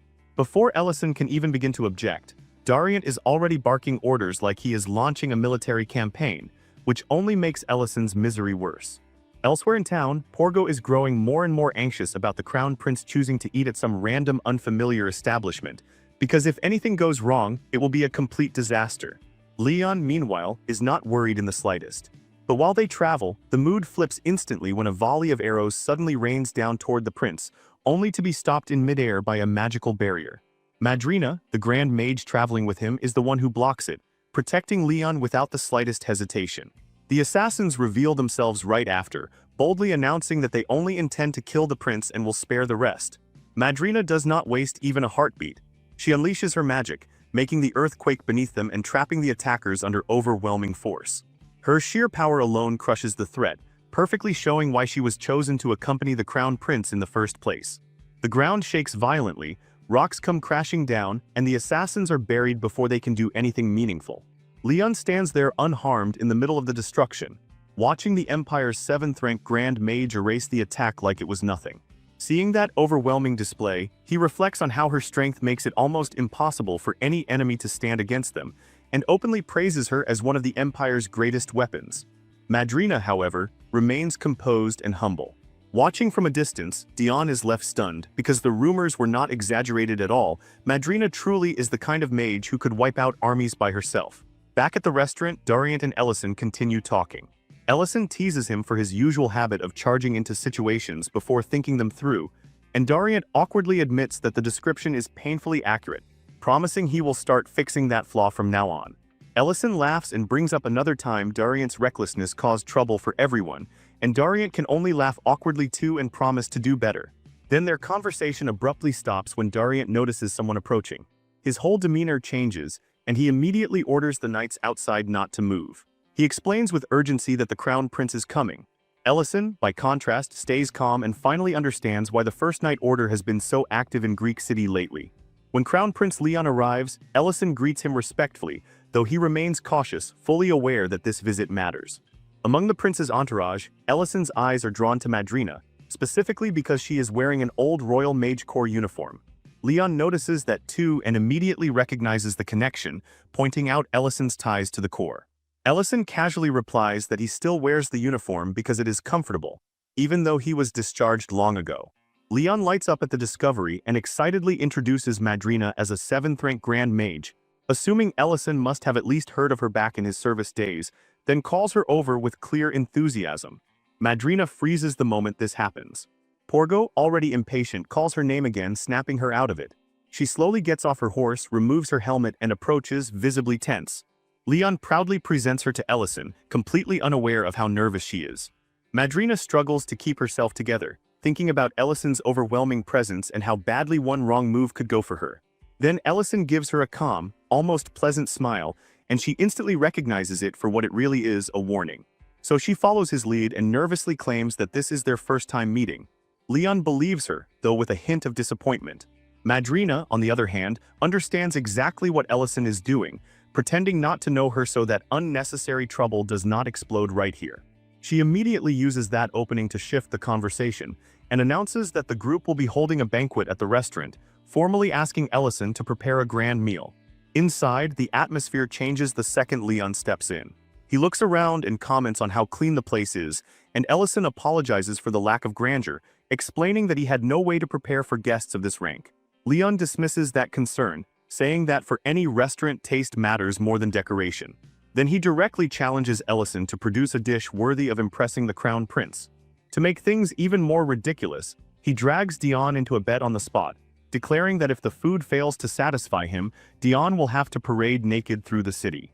Dion is visibly shaken by that insane suggestion, but Leon keeps pushing it anyway.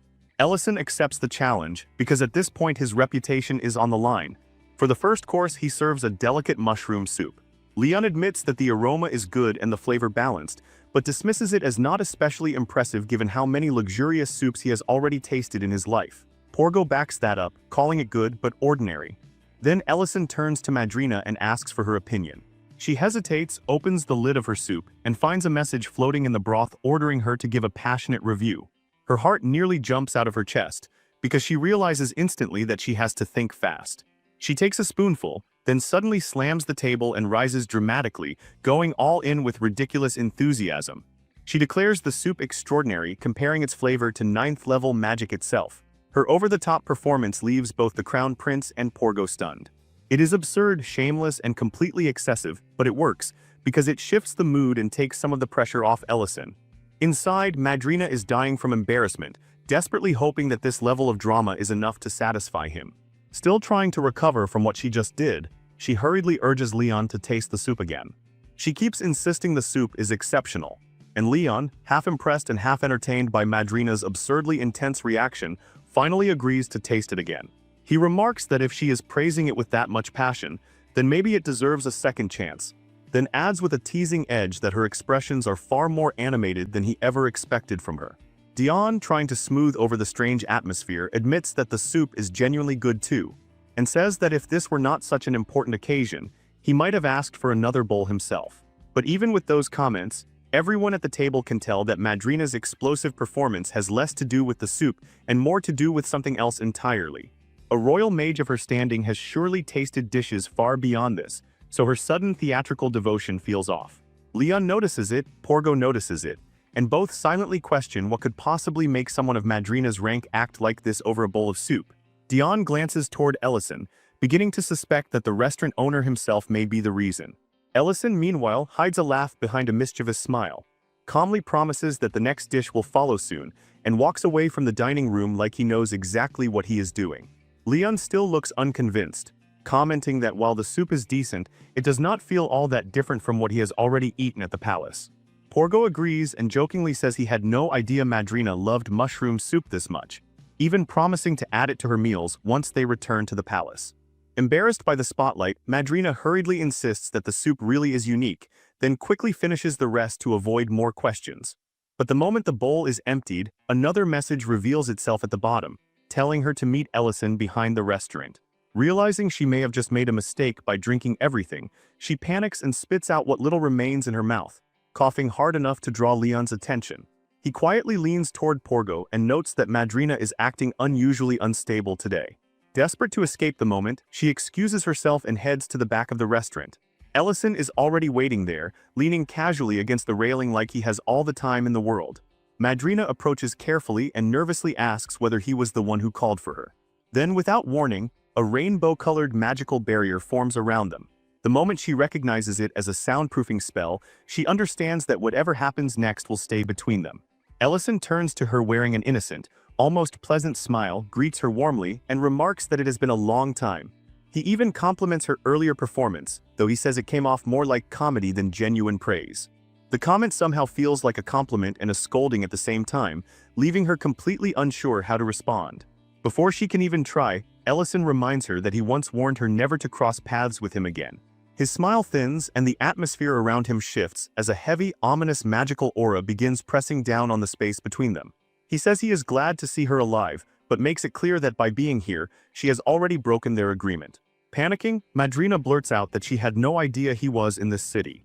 Ellison is not remotely impressed by that excuse and immediately demands to know why she is accompanying Leon. She explains that she is only following orders from Duke Tamurin, who is expanding his influence across multiple territories, and that their visit is meant to strengthen his position in the royal court. Ellison cuts her off right there, saying he does not care about Tamurin's ambitions. What he wants is Leon's real purpose. Under the pressure of his gaze, Madrina starts visibly sweating. Ellison then lays out Leon's reputation himself, describing him as corrupt, indulgent, and morally rotten, someone who manipulates people through his status while pretending to have no interest in politics at all. His tone darkens further as he says Leon's behavior, including the way he is exploiting Dion, is part of something much bigger. Then he demands the one answer she clearly does not want to give. What is the Crown Prince ultimately trying to do? Trembling, Madrina insists that she cannot say. She pleads with him to believe that even under torture, she would not be able to reveal secrets like that. Ellison's expression goes cold as he tests whether she means it. In the end, all she can admit is that she just wants to leave. Sometime later, Madrina returns to the banquet table looking pale and badly shaken. Leon and Porgo both notice it instantly, though neither comments on it directly. Trying to regain control of herself, Madrina places a hand over her chest, and weakly claims she was simply savoring the aftertaste of the soup. Leon clearly does not buy it, but he lets it slide and instead remarks that it is surprising for an outskirt restaurant to serve something like that. The glance he throws toward Dion makes it obvious he suspects the young lord is hiding more than he lets on. Even so, Leon refuses to drop the wager. He reminds Duke Tamaran of the terms, and the Duke smirks as he repeats that the goal is still the same, to serve a dish truly capable of satisfying the prince. Leon's smile sharpens as he turns the knife a little deeper, mocking Dion by saying that even if his bedridden father somehow rose from his sickbed and personally presented the dish himself, it probably still would not meet his standards. Dion's fists tighten, but he answers with controlled calm, saying he is willing to endure any personal humiliation if it means protecting his people and securing their future. That resolve earns silent respect from everyone in the room, even Leon, though the prince hides it behind a mocking laugh. Then, as late afternoon sunlight pours gold across the room, Ellison returns carrying the main course. He lifts the lid with deliberate drama and reveals what at first glance looks like a smoky mound of dirt. Porgo, naturally skeptical, questions what kind of dish this is supposed to be, and Ellison casually explains that it is not dirt at all, but a chicken sealed in clay, based on an old recipe. Then, using a small hammer, he cracks the clay open, revealing a perfectly roasted chicken inside. The aroma that bursts out instantly captures everyone's attention. As he slices into it, Ellison explains the meaning behind the dish, comparing it to something precious hidden beneath an unremarkable shell, beauty concealed under an ugly surface. His words do not just describe the food, they carry a deeper edge, like he is quietly criticizing Leon's manipulative nature without ever saying it outright. For the first time all evening, the Crown Prince is left speechless. Ellison notices the reaction but remains composed, adding one final remark about how appearances can deceive for a while, but the truth eventually comes to light. Those words hang over the table long after he finishes speaking. From there, the conversation shifts into something far more dangerous. Holding a broken piece of clay in his hand like it is evidence in a trial, Ellison calmly suggests they talk about the current state of the Rubern Empire. He says the empire has weakened badly after years of dragon war, and that the king's fading authority has given the counts room to expand their power unchecked. The room goes quiet as he speaks, because his observations are far too sharp, almost like he has been studying the empire from the shadows this entire time. With each sentence, Leon's unease grows. Ellison points out that royal authority is at its lowest point, leaving the crown prince in an extremely unstable position. Then he says something even harsher, that in such a fragile moment, the safest path might be to give up all claim to power entirely. Sweat starts forming on Leon's brow and his carefully relaxed image begins to crack. He notes how Leon has carefully lived as a man of indulgence, hiding behind the image of a useless fool. Porgo, clearly infuriated now, glares at Ellison and repeatedly warns him to stop, his voice growing harsher as he demands to know whether Ellison understands the consequences of speaking like this. Ellison stays perfectly calm and simply asks everyone to listen a little longer. Then he raises the stakes again, saying Leon's aimless appearance is not aimless at all, that it is a calculated mask, and that beneath it he is preparing to strike back at the nobles and reclaim the royal authority that slipped away from the king. That is the point where Porgo finally explodes. He slams his hand down on the table and calls for Deputy Commander Darient. The whole room tightens instantly as Darient enters, visibly tense and unsure what kind of disaster he is walking into. Porgo fixes Ellison with a murderous stare and warns him that he has gone too far. Ellison, on the other hand, looks almost amused. He lets out a quiet chuckle, completely untouched by the threat, and even taunts Porgo by implying that getting rid of him would not be nearly as easy as he seems to think. Porgo's face twists with rage, and he orders his men to execute Ellison immediately. But before the situation can erupt into violence, Leon suddenly moves. He picks up his fork, takes a bite of the roasted chicken, and the exaggerated sound of him chewing cuts through the room hard enough to steal everyone's attention. Then he laughs, slams his hand on the table, and tells everyone to sit down and eat. The sudden, almost theatrical shift leaves the room stunned. No one is quite sure how to react, but one by one they reluctantly follow his lead and begin eating, even though the tension never really leaves. Leon, however, now seems almost delighted. Between bites, Leon casually remarks that pretending to be a fool has taught him more than people realize. Then he turns his eyes toward Porgo, smiling wider, and makes it clear that a truly clever man knows exactly when to play along and when to keep his real hand hidden. That shift catches Porgo completely off guard. For the first time, he does not look angry, he looks uncertain. A moment later, Leon declares the matter settled and announces that Dion has won the bet, leaving the young lord genuinely stunned. Then the prince rises from his seat, settles his cloak over his shoulders, and thanks Ellison for the meal as if none of the tension from moments ago ever happened. With one careless wave, he orders his knights to prepare for the return to the capital. Only once the group finally leaves does the pressure in the room begin to fade. Ellison keeps his composure until the door shuts behind them, and only then does he exhale, wiping the sweat from his forehead. Dion, still trying to process the whole surreal dinner, asks how Ellison managed to steer things so cleanly. Ellison just smiles and tells him that not everything needs to be fully understood. Sometimes the real trick is knowing when to move, and when to let events unfold on their own. The return trip to the capital is strangely quiet.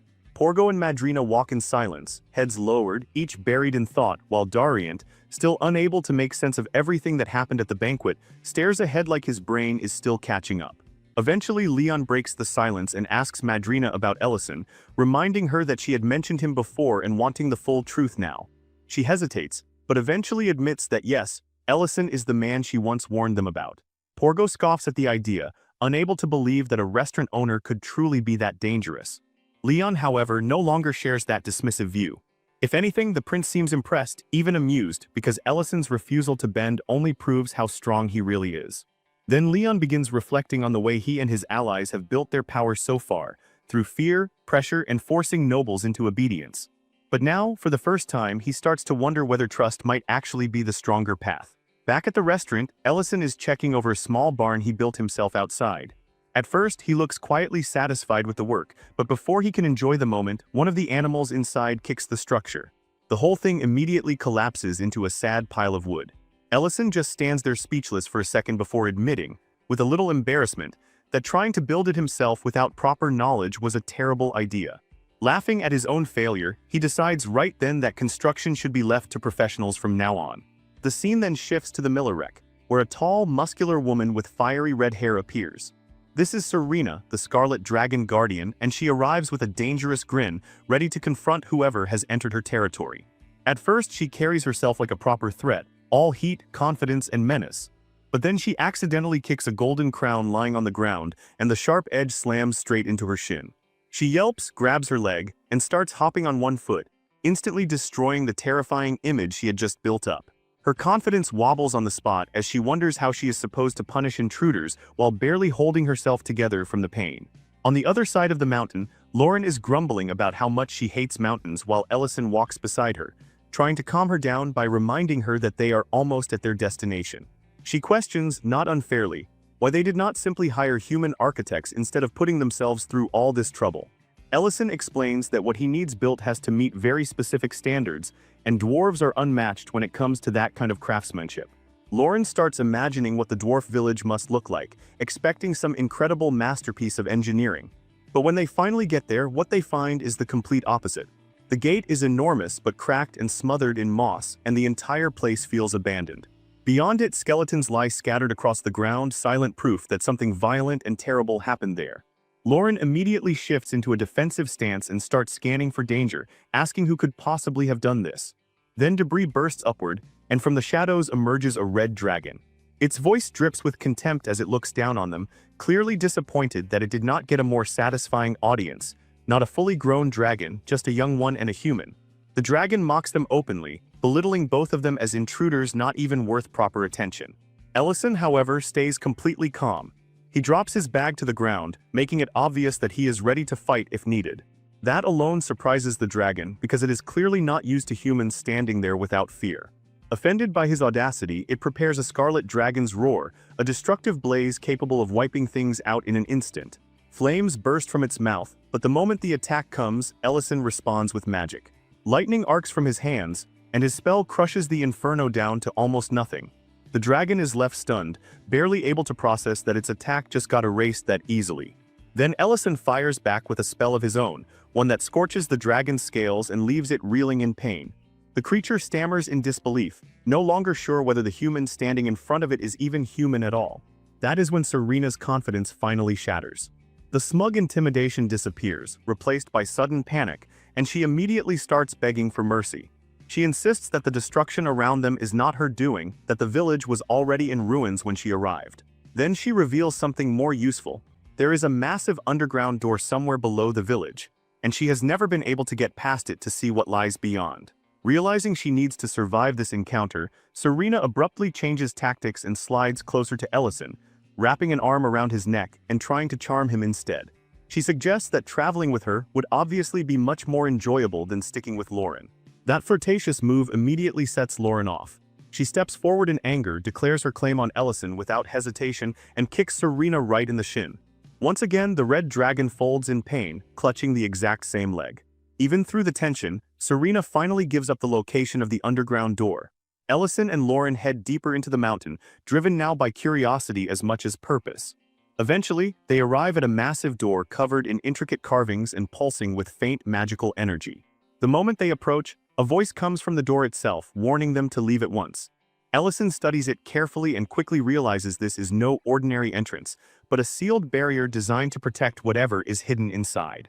Lauren, impatient as always, decides to handle it the simple way and starts punching and kicking the door. It does absolutely nothing.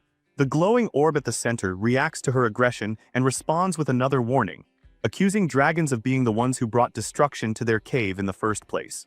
Lauren gets more irritated when Ellison warns her to stop and tells her the problem is more complicated than brute force. He points out that there are traces of dragon magic on the door itself, which means opening it will not be simple. Lauren, still hot-headed, immediately suggests finding another red dragon and crushing its head until that solves the problem. Ellison assures her that he has a more peaceful way to handle it, one that just needs patience. So instead of forcing the issue, Ellison starts asking questions. He asks the voice inside how long they have been sealed away, and the answer is about a year. Hearing that, he comments that it makes perfect sense there would be serious problems by now, like running out of food. The voice inside remains suspicious, asking why they should trust him at all and whether he might be a servant of the Red Dragon. That question instantly triggers Lauren, and she furiously protests that they are nothing like that dragon's servants. Ellison quickly covers her mouth and tells her to calm down, then speaks to the voice again with respect, saying he understands their caution and had only hoped to help. Since the door stays shut, he changes tactics entirely. He starts stacking stones and uses magic to make a fire. Lauren watches him with a mix of confusion and disbelief as he explains that if they are going to be stuck here a while, they might as well eat. The people behind the door, starved after a year, are immediately drawn in by the smell of the sausages cooking over the fire. They ask what he is doing, and Ellison casually says they are just preparing for the trip back. That only makes them protest harder, demanding to know why he would cook and eat right in front of starving people. Ellison answers with total shameless calm, saying it is too far to go all the way back for food, so eating here is simply more convenient. By now Lauren has caught on and pulls out a string of sausages herself. As the scent of sizzling meat spreads through the air, both she and Ellison grab sausages and crack open cans of beer, toasting to their efforts like this is all perfectly normal. And that is the final straw. The door creaks open and the leader of the dwarves appears, lured out by the smell. Ellison smirks, fully aware that his strategy just worked. Then the door opens wider, revealing a group of thin, starving dwarves behind it. The dwarves who step out are painfully thin, clearly starved for far too long, and the moment they catch sight of the sausages, the entire group practically loses control. Ellison sees their condition immediately and tells them not to rush, to slow down and actually enjoy the food. One old dwarf with a white beard bites into a sausage and is so overwhelmed he tears up on the spot, while another shouts that the flavor is even better with beer. Ellison quietly notes to himself that giving alcohol to hungry people is usually a terrible idea. But in this case, dwarves can handle their drink, and they are not so far gone that one cup will drop them. Their leader, still wary even while starving, asks about the taste, and Ellison simply reassures him that it is something special. That finally earns a booming laugh from the chief, who admits that after a meal like this, they owe Ellison more than they can repay. Ellison, still perfectly polite, offers to share the rest of the sausages with the others, then casually asks about a dwarf named Geltzar. The chief visibly reacts and asks how he knows that name. Ellison explains that they have met before and that he needs to speak with him. Once the chief realizes Ellison is connected to people of real importance, he agrees to take him there. They head down into the underground mine, a dark, twisting place where what remains of the dwarf settlement is hidden. Only 20 or 30 survivors are left living down there, and as Ellison walks through it, he cannot help wondering how a clan that once flourished ended up reduced to this. Eventually they stop at a particular tent, and the chief calls out to announce Ellison's arrival. Inside, Geltzar, silver-haired and long-bearded, welcomes him warmly and recognizes him at once as an old acquaintance. Even in these miserable conditions, Geltzar carries himself like the true leader of the dwarves, wise and steady. He apologizes that they have to meet again under such grim circumstances, then turns his sharp eyes toward Lauren and immediately senses what she is. He asks whether she is the Almighty One, and Lauren, flattered, responds with her usual proud attitude. Ellison does not waste time with pleasantries. He asks directly what happened to the dwarves, how their once thriving mine ended up like this. Geltzar hesitates, clearly pained by the memory, but eventually tells the truth: it was the red dragons. The dwarves fought as hard as they could, but against dragons they never stood a chance. Only a handful survived, retreating underground to protect the last thing they had left. Ellison, feeling that there is more to the story, presses further and asks specifically how many dragons attacked. Geltzar reveals it was not one but a group. That confirms Ellison's suspicion immediately. The marks on the sealed door were the result of a coordinated assault, and that raises an even worse question. What kind of larger problem is forcing dragons to work together like that? As Ellison is processing that, Geltzar reaches beneath the table and presses a hidden switch. A bookshelf slides aside, revealing a secret passage, and he leads them into a concealed chamber. There he explains that the dwarves have survived dragon attacks for generations, not through luck, but because they always had a guardian protecting them. Then he takes out a gem glowing with a cold blue light, and the chamber brightens just enough to reveal something massive, the skeleton of a dragon. Geltzar introduces it as Killert, the noble golden dragon protector of the dwarves. The sight leaves Ellison speechless. Just from the scale of those remains, he can tell Kullert must have lived for at least 500 years, and the weight of that sacrifice hits hard. Geltzar quickly explains that the dwarves never worshipped him with offerings or tribute. Kullert protected them simply out of kindness, defending them, teaching them, helping them survive, but even a dragon like that could not escape time forever. Ellison and Lauren stand there in stunned silence. Then Geltzar reveals the real reason the red dragons keep coming: an ancient marble, a condensed essence of magic, a sacred gem capable of creating a dragon lord. The dwarves have guarded it for generations, and Kullert served as its protector. Geltzar explains that a dragon lord is a being who can command all dragons, and if dragons ever united under such a ruler, they would become a force no one in the world could resist. At that point, the world itself could be destroyed on that lord's command. He adds that only an extremely rare dragon can produce one of these ancient essences, which is why Kullert protected it from anyone who would use it for evil. What he still does not know, however, is how many essences are required to awaken a complete dragon lord. As Geltzar speaks, Lauren can barely stay still.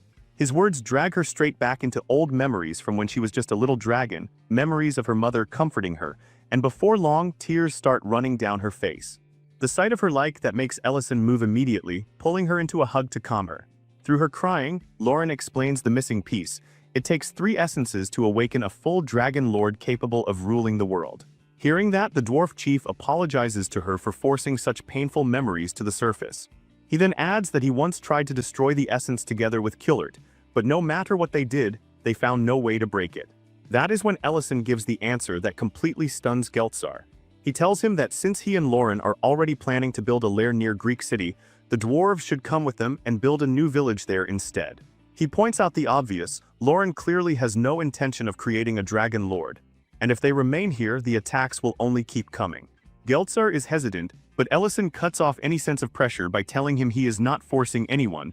The final choice belongs to the dwarves themselves.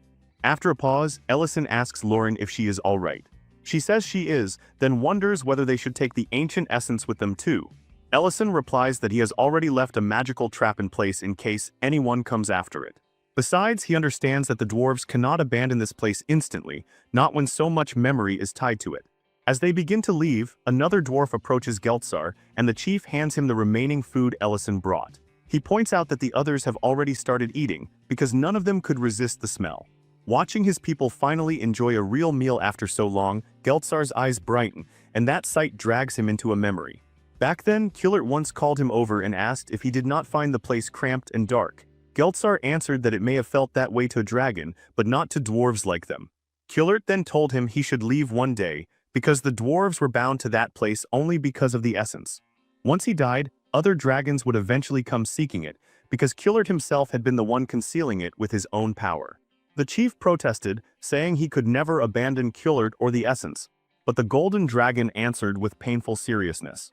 He told Geltzar to go, to let the next generation live freely, because there was no meaning in clinging to the will of the dead if it came at the cost of the happiness of the living.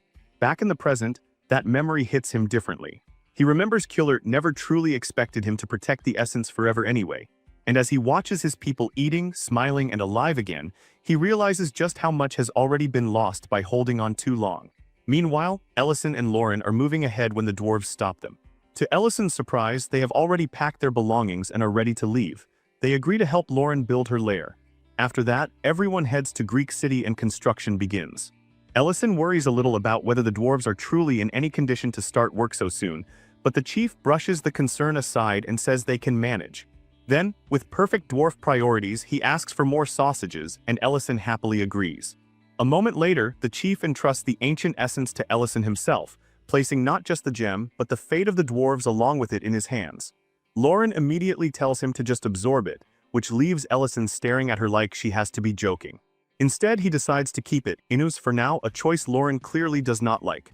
She reminds him that a new dragon lord absolutely cannot be allowed to be born, and Ellison agrees, saying he already has ideas for preventing that. Then the scene cuts back to the red-haired dragon Serena, who is sitting there crying after getting completely folded by Ellison and Lauren. When she senses someone approaching, she thinks it might be Guard, but it turns out to be Ellison and Lauren again. Ellison cheerfully points out that it is impressive she seems to have such a treasure even though she keeps insisting she never accepted tribute. Then he shows her the essence and asks her about something else. Serena instantly panics and insists she already told them everything she knew. Ellison asks about this Gilliard fellow, wondering if he was supposed to be her companion since she clearly did not attack the dwarves alongside him.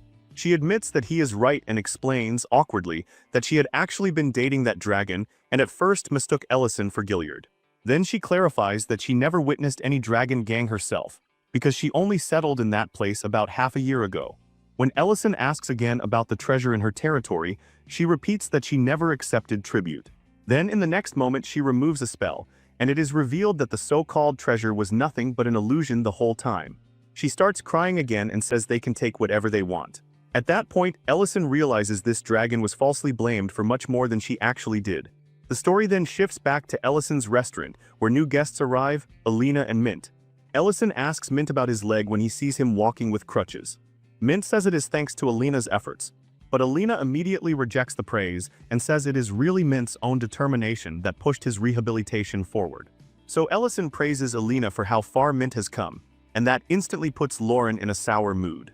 He then asks Alina how things are going at her clinic, and she answers that everything is running smoothly, which makes him quietly suspect Rain has probably been pulling strings behind the scenes to help. Before he can dwell on that thought, the dwarf chief suddenly cuts in, asking whether there are any leftovers from that stew Ellison made before. Alina freezes at the sight of an actual dwarf standing there and immediately asks Ellison if he seriously let dwarves dig beneath his land.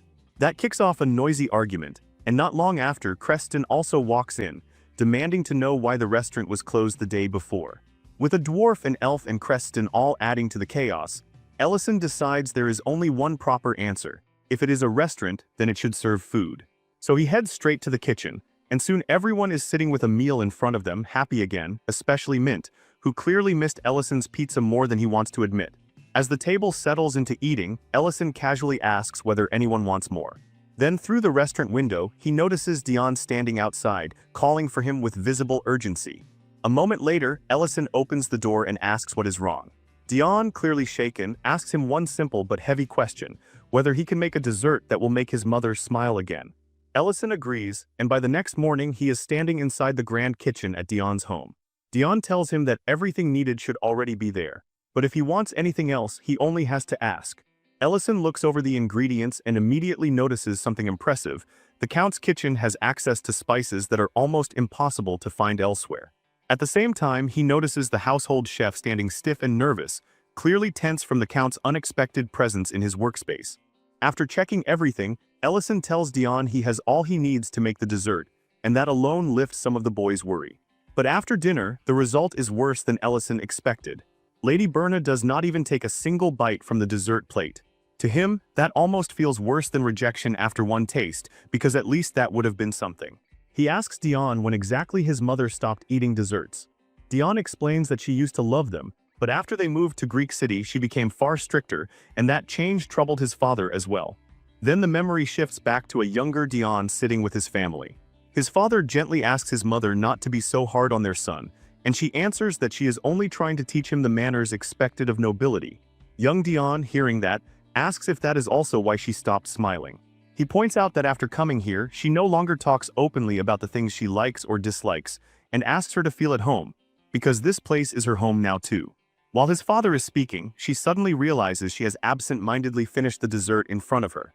Seeing that, the Count warmly promises that even in the middle of war, even with sugar becoming scarce, he will always make sure she has dessert.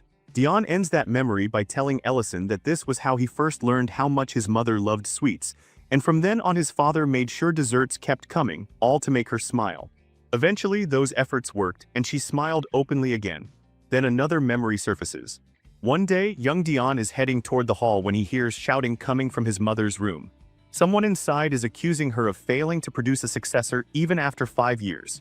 A moment later, that person storms out, throwing the door open in front of him before leaving. His mother steps out after that and tells him not to worry. Afterward, she keeps teaching him manners, but her tone becomes softer, gentler, and slowly they start to feel more like a real family, helped along by the fact that she keeps smiling again. Another day, the two of them are in the kitchen making dessert together, and while he manages to bake his bread properly, she is failing so badly it becomes almost funny. Seeing her flustered and messy, he tries to comfort her, telling her that the effort matters. Then servants suddenly interrupt them with devastating news: his father has collapsed. They explain that they cannot even identify the illness properly because the symptoms are so rare that no one knows what caused it. In that moment, Dion is crying, but when he turns to his mother, what shocks him most is not panic, but the deep, crushing disappointment on her face. After that day, she stops eating dessert entirely. Worse, she begins controlling Dion indirectly, passing messages through servants instead of speaking to him herself. That is the reason he ran to Ellison's restaurant in the first place. Finally breaking down, Dion admits what he really wants: to laugh and eat together with his family again, even though now that feels impossibly far away. After leaving Dion's home, Ellison walks back to the restaurant thinking hard about everything. The Countess's behavior makes no sense on the surface. She controls Dion's life, yet keeps him at a distance. If the issue were simply that he is not her biological son, then why did she ever open up to him so warmly in the beginning? Then Ellison suddenly stops in his tracks because the answer hits him all at once: guilt. That is what has been twisting her behavior this whole time. He rushes straight to Lauren, who is drinking beer, and instantly tries to hide it the moment he barges in. Without giving any context, he abruptly asks what it would mean if someone collapsed, and after that another person stopped eating dessert forever. Lauren looks at him like he has lost his mind and says he sounds drunk. At the Count's residence, Lady Berna is feeding her sick husband and caring for him when someone opens the door to announce preparations, along with the arrival of Count Dedrin. She immediately leaves the room, and the second she is gone, Ellison and Lauren slip inside and look over the bedridden Count. Ellison wonders out loud whether he can still be cured. Lauren says that is beyond what she can judge. When he asks if she can at least tell the cause of his illness, she says too much time has passed for that. Then she asks why he is really here. While searching through drawers, Ellison answers that he wants to know Lady Berna's true intentions. In the middle of that search, he notices the Count staring towards something, clearly trying to signal them. Following that look, they find a piano. They search it and discover hidden documents inside. The contents are explosive. Records showing that Lady Berna has been embezzling not just taxes, but resources from Greek City as well. Then Ellison sees the name of the one who compiled those documents, and his expression hardens instantly. He immediately tells Lauren to go to the imperial capital and bring someone back.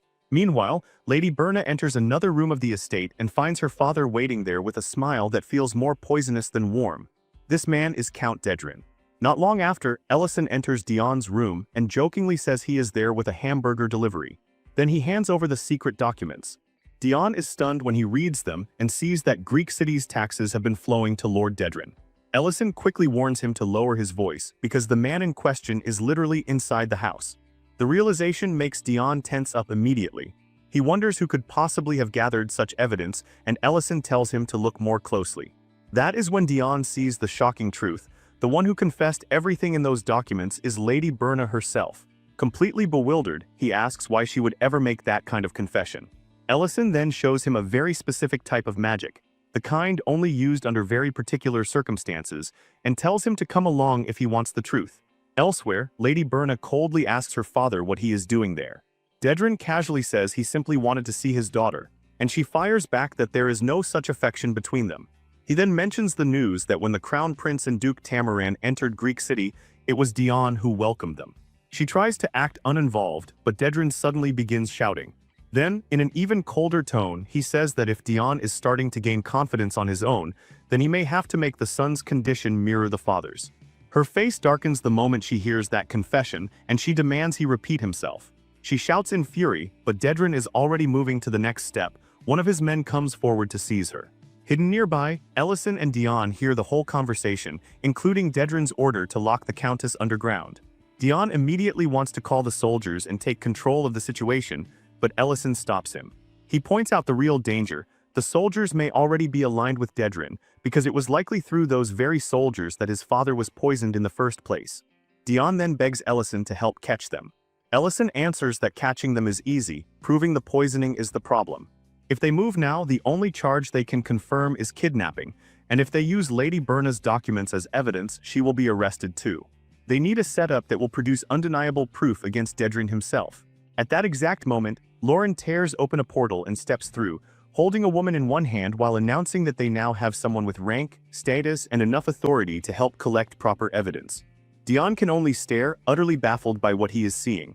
Ellison tells him to play along for now, because he already has a plan. The next morning, Dedrin visits his daughter and puts on a fake face of sorrow over her condition before ordering her to come with him. She screams at him to leave Dion out of this, saying he already has what he wants. Dedren coldly reminds her that because she never produced an heir of her own, Dion's position as successor only became stronger, and then reveals that his original plan had actually been to poison Dion first. Then he shows her that he has already given him breakfast, implying the poisoning has already begun. She is horrified when she sees Dion lying in the same state as his father. In that moment, all restraint breaks, and she screams through tears that it disgusts her to share blood with a man like Dedren, all while crying out for Dion. At that exact moment, a servant brings in the evidence Ellison and Dion uncovered earlier, proof strong enough to corner Dedren completely. The second he sees those documents, he shouts that she truly is his daughter, but instead of showing pride, he burns the papers on the spot and immediately starts laying out a sick plan. He will say she went mad from grief over her family's condition, murdered them herself, and then tried to take her own life. And in his mind, the first step is Dion.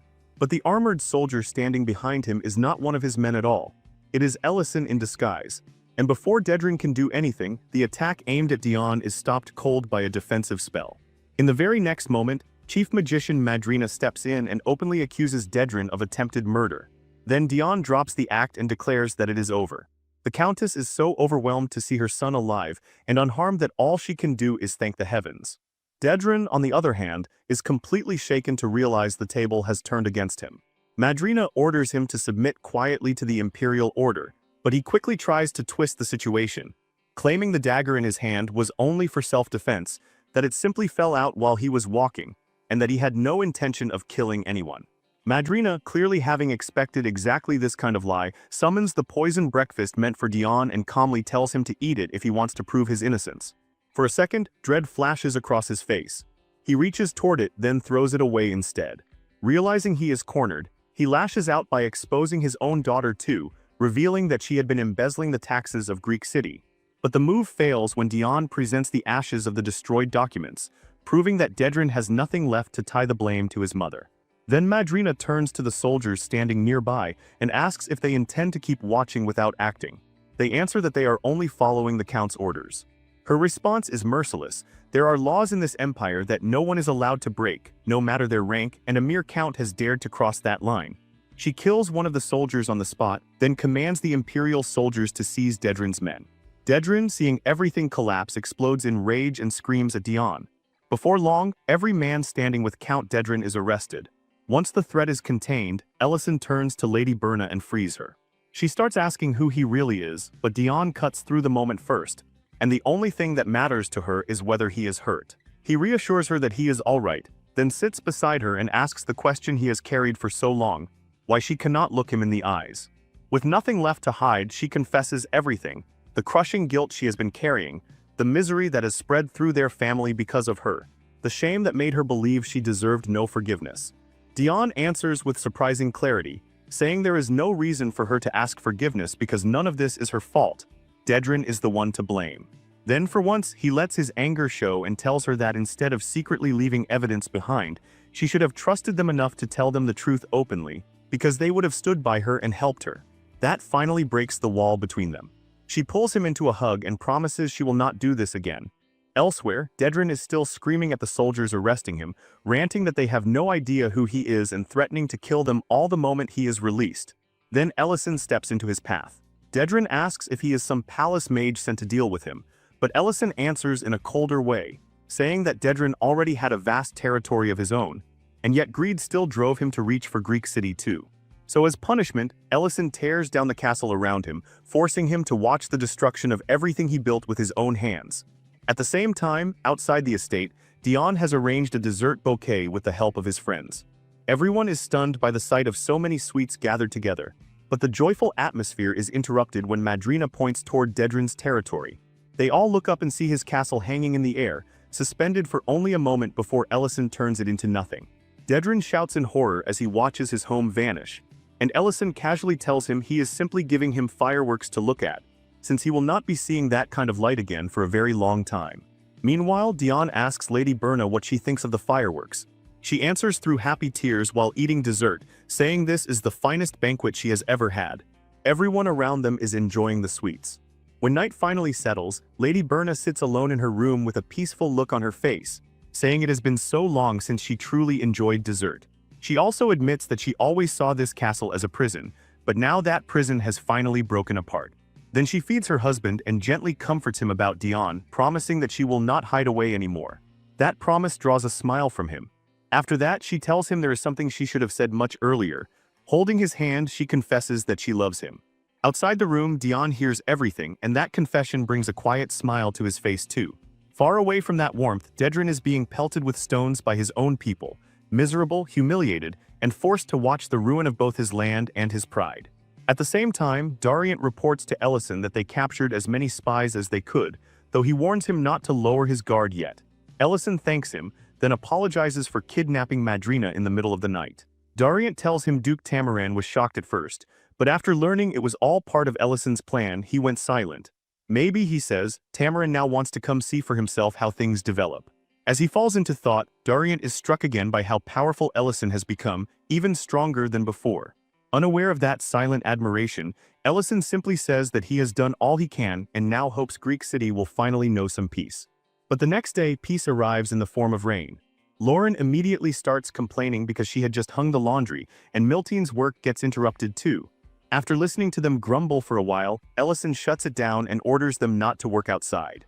When they protest, he redirects them toward helping inside the restaurant instead. Then he helps dry Lauren off so she will not catch cold, while Milteen and Mint stand nearby with towels, completely baffled by the sight. That awkward moment gets interrupted when Banan walks in, saying the weather has him craving something warm. Ellison serves him a bowl of knife-cut noodle soup with chicken. Banan reminds him that he once said he had stopped serving chicken, and Ellison explains that since so many customers are now getting theirs from Creston, he decided to bring chicken dishes back. Then he asks how Banan's orchard is holding up in this rain. Banan jokes that Ellison would probably love it if the orchard failed, since he once offered to buy it for a price way above market value. Ellison admits he would be disappointed if Banan gave up too easily, and the two share a good laugh. Banan then adds that staying at the orchard all day would not stop the rain anyway, then takes his first sip and hums with satisfaction, saying the trip was worth it for this alone. Lauren grumpily asks Ellison why he stopped drying her hair off halfway. He tells her he has a guest now, then serves Banan a drink as well. Watching the odd little exchange between Ellison and Lauren, Banan asks whether Ellison has ever made a decision he regrets so deeply that he wishes he could go back in time and change it. The question makes Ellison pause. Seeing that expression, Banan assumes that must not be the case for him and says he can tell as much from the way Ellison interacts with his wife. Ellison immediately corrects him, saying Lauren is not his wife. With a strangely peaceful expression, Banan begins talking about the girl he loved in his youth, the woman who held his heart for 30 years, Meal. He says no other woman ever came close. Curious, Ellison asks whether he ever confessed to her. Banan admits that he never did, because he always assumed they would naturally end up together after spending so much time by each other's side. But once they grew older and she began talking about marriage, he finally resolved to take her on a date in the outskirts and confess properly. He never got the chance. That day, the dragon attack happened. Ellison's expression darkens, because he realizes this was the exact same period when he himself was dragged into this world and the war with dragons exploded. Banan continues, saying that in that moment, he ran away like a coward. After that, he never saw her again, and now, 15 years later, he has finally caught sight of her in the city. Ever since then, he has been haunted by that lost moment. He admits that he was too afraid to meet her and stopped going out, yet he still misses her terribly. Then he tells Ellison to treat his wife well so he will not carry the same kind of regret into the future. Before Banan leaves, Ellison corrects him again, Lauren is not his wife. But once night falls, Ellison still finds himself thinking about Banan, a man who has carried love for 15 human years, which in dragon terms feels almost like 150. The next day, Ellison asks Rain about Meal, who apparently recently became friends with her. Rain tells him Meal has just opened a repair shop and has troubles of her own. When he asks what kind of troubles, Rain reveals something that catches him off guard. Meal carries the exact same regret as Banan. Curious, he asks what they talked about. Rain explains that when Meal first met her, she asked why Rain did not seem to recognize her face. Rain answered that she had only recently settled in this city with her husband. Then Meal opened up. She said she once loved someone deeply, and when the time finally came to confess, she also ran away like a coward. She had heard that 15 years ago, that man came to meet her carrying a bouquet of flowers. Back in the present, Ellison grimly reveals that the man Meal loved was Banan.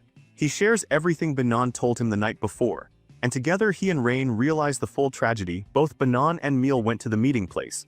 Both were interrupted by the dragon attack, and both fled in fear, each assuming the other had abandoned them. For 15 whole years, both of them carried that same wound alone. The realization leaves both Ellison and Rain deeply sad. Rain adds that Meal even rejected every arranged marriage proposal after that. Ellison listens, then calmly says he has a plan, and asks Rain to deliver a message to Meal. Later, Ellison finds himself in Banan's orchard, handing the man a magnifying lens because Meal's eyesight has grown poor, even offering to adjust it if it strains her eyes. Banan is completely thrown by how specific that is.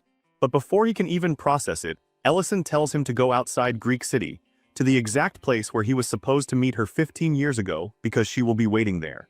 Confused and shaken, Banan asks what he means. Ellison makes it simple, making one mistake is human, but clinging to that same mistake for 15 years is something else entirely, and deep down, Banan already knows that. That evening, Banan goes anyway, his head flooded with doubt, fear, and every possible reason to turn back, but beneath all of that, he still wants to see her. Then he spots her standing near the tree. She turns, sees him, and recognizes him instantly. For a moment, both of them just stand there, overwhelmed by the weight of 15 lost years. Meal is the first to speak, saying there is something she has wanted to say ever since that day. Banan answers that he feels exactly the same. Then at the exact same moment, both of them confess the same truth: they ran away 15 years ago. Hearing the identical confession from each other leaves them frozen for a beat, stunned, and then the shock melts into something lighter. They start laughing. Up on a hill overlooking the scene, Rain and Ellison watch quietly, relieved that the misunderstanding that tormented both of them for so long has finally been broken. Rain asks why he did not just tell them the truth directly. Ellison answers that some things need to be untied by the people trapped inside them. Even so, both of them feel a little sad knowing this couple carried 15 years of pain over nothing more than a mutual misunderstanding. But at least now, they walk back to the city hand in hand. A few days later, Banan visits the restaurant and agrees to sell Ellison his orchard. Ellison makes sure the price is generous. With that money, Banan and Meal buy a house in the center of Greek City, and then they get married, deciding they are done living under the shadow of regret. Ellison is happy too, because the purchase gives him land for the dwarves. Lauren, meanwhile, is perfectly satisfied that the dwarves are living inside her lair, though she remains annoyed that Ellison still plans to stay in the restaurant even when her lair has more than enough space.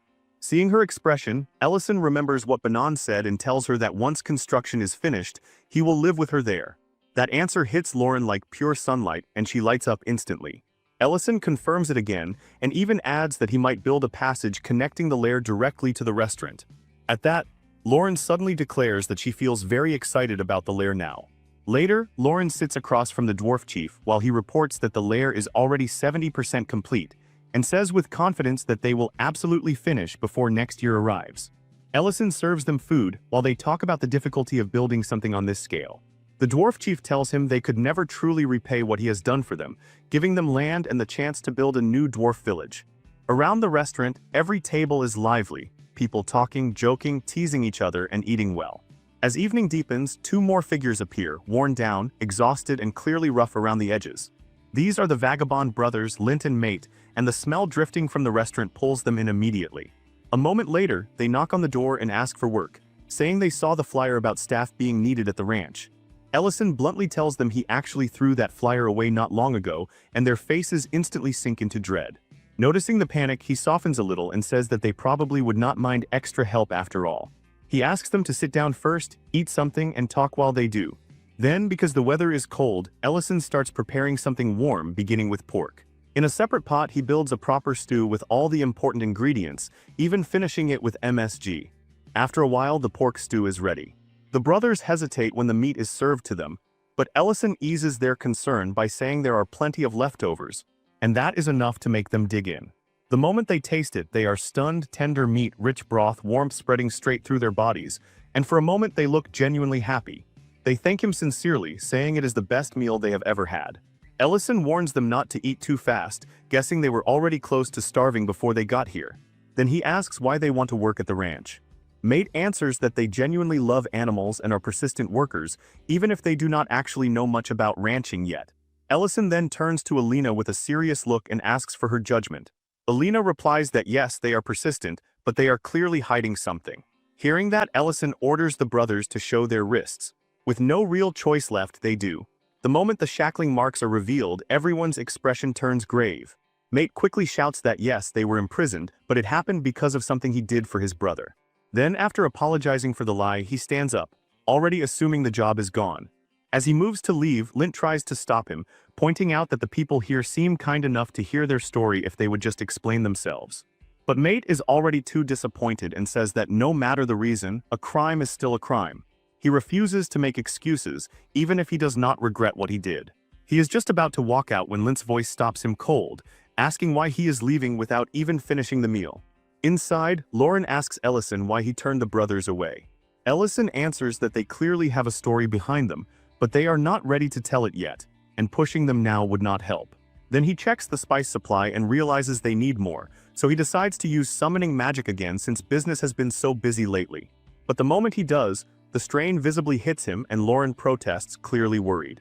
Ellison admits he never really thought about this problem until after taking in Lord Hart, and now his condition is getting worse, because he is suddenly having trouble gathering mana properly.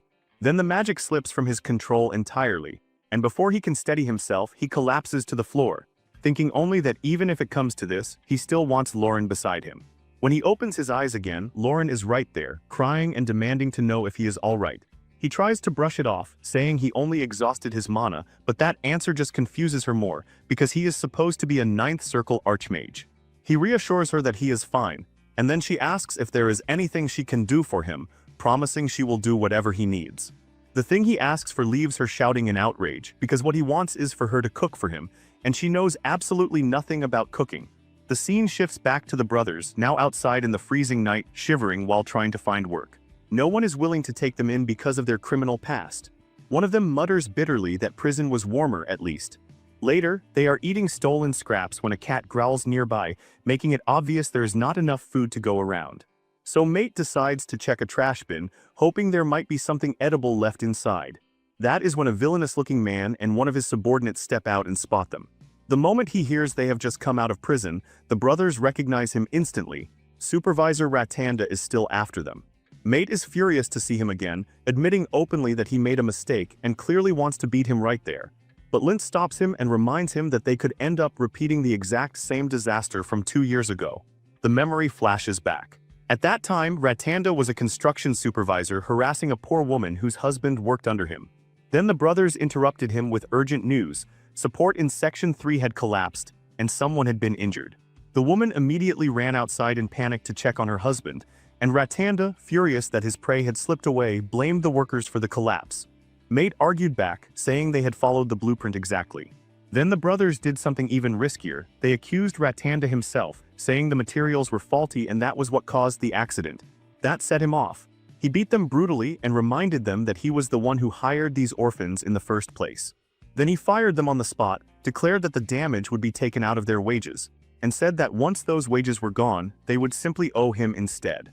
Lint tried to beg for mercy, and Ratanda, seeing his desperation, turned disgusting, suggesting Lint could always earn money by ending up in some noble's bed. That was the moment Mate snapped. He attacked Ratanda, and even though Ratanda's lackeys tried to stop him, Mate was strong enough to beat Ratanda half to death. Back in the present, Lint tries to calm him down, saying he is always picking fights, but right now they need to focus on finding somewhere safe to hide. Ratanda, meanwhile, is still raging and desperate for revenge. He orders his men to drag the brothers out. One subordinate tries to warn him that it is dangerous to cause trouble without Dedrin backing him. But Ratanda just slaps the man and declares that he does not need anyone's protection to do what he wants. Then in the middle of that tantrum, he spots Alina on her way to Ellison's restaurant. The moment he sees her, a new nasty idea lights up in his mind. He orders his men to check whether anyone is nearby.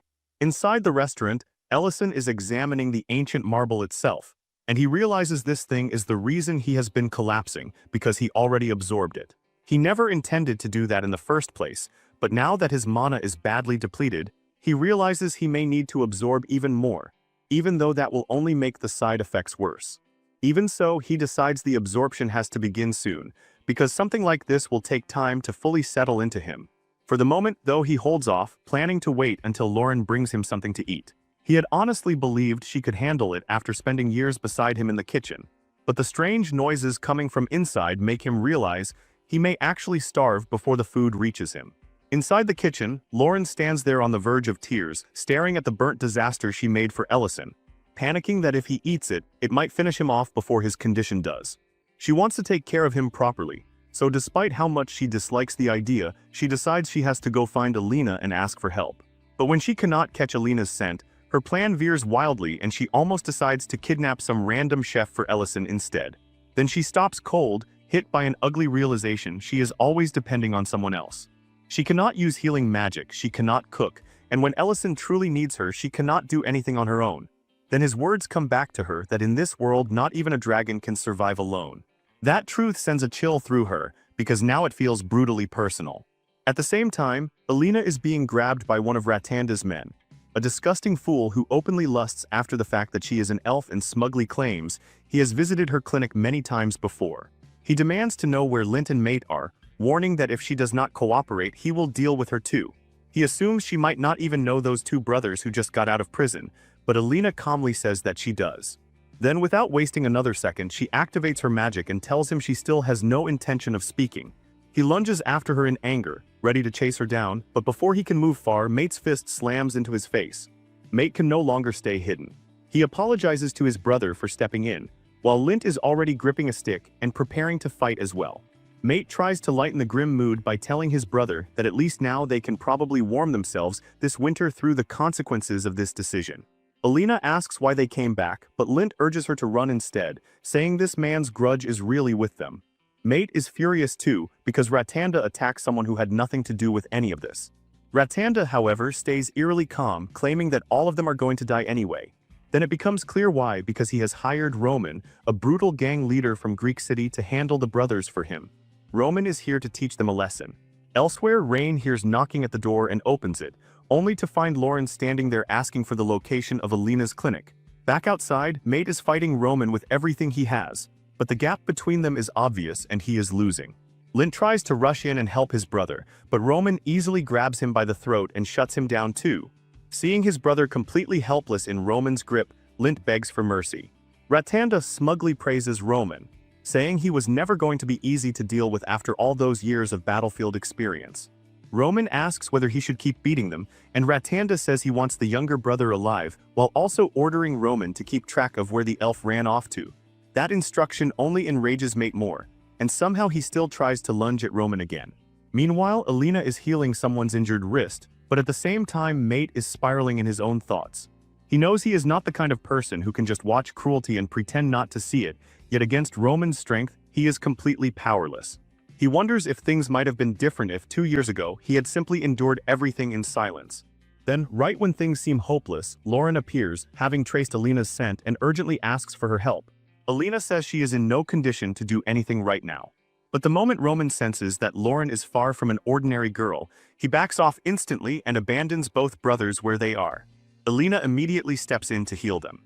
Ratanda is left stunned by the sudden shift and orders his men to seize Lauren, only to watch them panic and scatter instead. So he tries to take matters into his own hands. He grabs Lauren, intending to capture and sell her, but in the next second she disappears from his grasp and rips his arm clean off. Everyone is left stunned. Lauren then goes straight to Alina and begs for help, because Ellison's condition is far more serious than she can handle alone. A little later, Alina is shown healing Ellison, exhausting herself in the process. Ellison thanks both Alina and Lauren for bringing help in time, while Lauren clings tightly to him the entire time. Alina ends up draining nearly all of her own mana because of how overwhelming Ellison's condition is. Afterward, Lauren turns to her with obvious jealousy still written on her face. But this time the feeling softens before it can become anything ugly, and she actually thanks Alina. Both Ellison and Alina are visibly shocked to hear that. Lauren immediately protests and claims she was just emotional, not genuinely being nice. Then Ellison calls the brothers inside. Mate thanks them for saving them, but Ellison flips that around and says he should be the one thanking them, because from where he stands, they were the ones who saved Alina. Lint explains that Alina only got dragged into this because Ratanda was after them, and she was caught in the middle of it. Ellison tells them not to blame themselves for the evil choices of other people. Then he asks why they did not tell him the whole truth earlier. Mate answers that he wanted to atone for what he did. Ellison asks whether they have anywhere to stay. Their expressions say enough, so he simply holds up a gold coin, enough to cover a month at an inn. Mate asks why he is giving them money, and Ellison answers that it is because they are starting work at the ranch tomorrow. Mate immediately reminds him that they are still criminals, but Ellison cuts him off and says that as far as he is concerned, they already paid for what they did, and he now knows perfectly well who the real sinner was. The brothers are overwhelmed with gratitude and start calling him elder brother, but Ellison quickly says he would prefer manager. The next day, the brothers begin work at the ranch. They immediately start calling Miltine Sr., which secretly makes her feel pretty good, and she welcomes them warmly. Mint, however, is nowhere near as easygoing. The first thing he notices is the bruising from the shackles on their wrists. He openly says that even if Ellison gave the final word, he does not trust them yet, though he also adds that he fully intends to beat Ratanda as well, which earns a small smile from Mate. Meanwhile, Ellison continues working with the ancient marble and feels relieved that his mana is finally stabilizing again. More importantly, only a few days remain now. Then his attention shifts back to Lauren, who has been acting strangely lately. He asks what she is doing while she quietly watches the guests. At the same time, he notices that his restaurant has gotten much more crowded, full of people he does not even recognize anymore, and he realizes he has no clue what is going on in Lauren's head either. In truth, Lauren is watching the women wearing jewelry and asks why they bother putting it on. Ellison tells her the answer is simple, because it looks beautiful. He reminds her that dragon lairs are usually filled with treasure for the same reason. Lauren answers a little sadly that her mother's lair was never like that.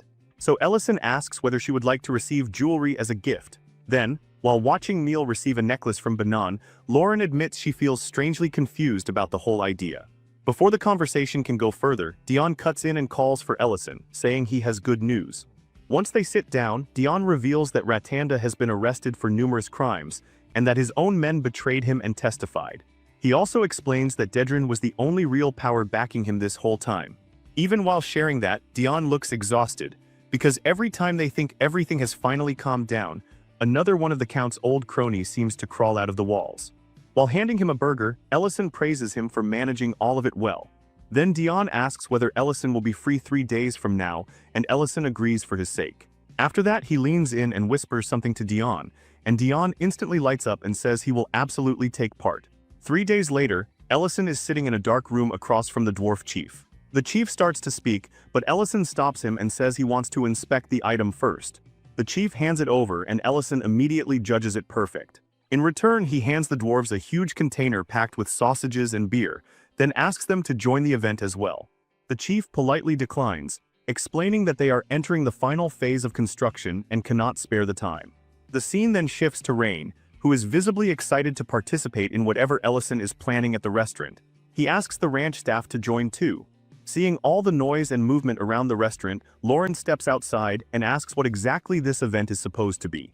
Ellison begins by thanking everyone for coming, then answers her question indirectly by announcing that today's restaurant event is a quiz called, "What did you put in my mouth?" The rules are simple. Contestants will be blindfolded, fed a mysterious dish or ingredient, and whoever guesses correctly wins a big prize. Mint points at Miltine and nominates her to go first. She hesitates immediately, not entirely convinced that whatever she is about to be fed should legally count as food. Ellison replies that everything he makes is edible, depending on how generous the eater's perspective is. Then he blindfolds her and places something warm and squishy into her mouth, a texture so unfamiliar that she gives up without even trying to identify it. It turns out to be a marshmallow. Ellison explains that it is a treat from a very distant place.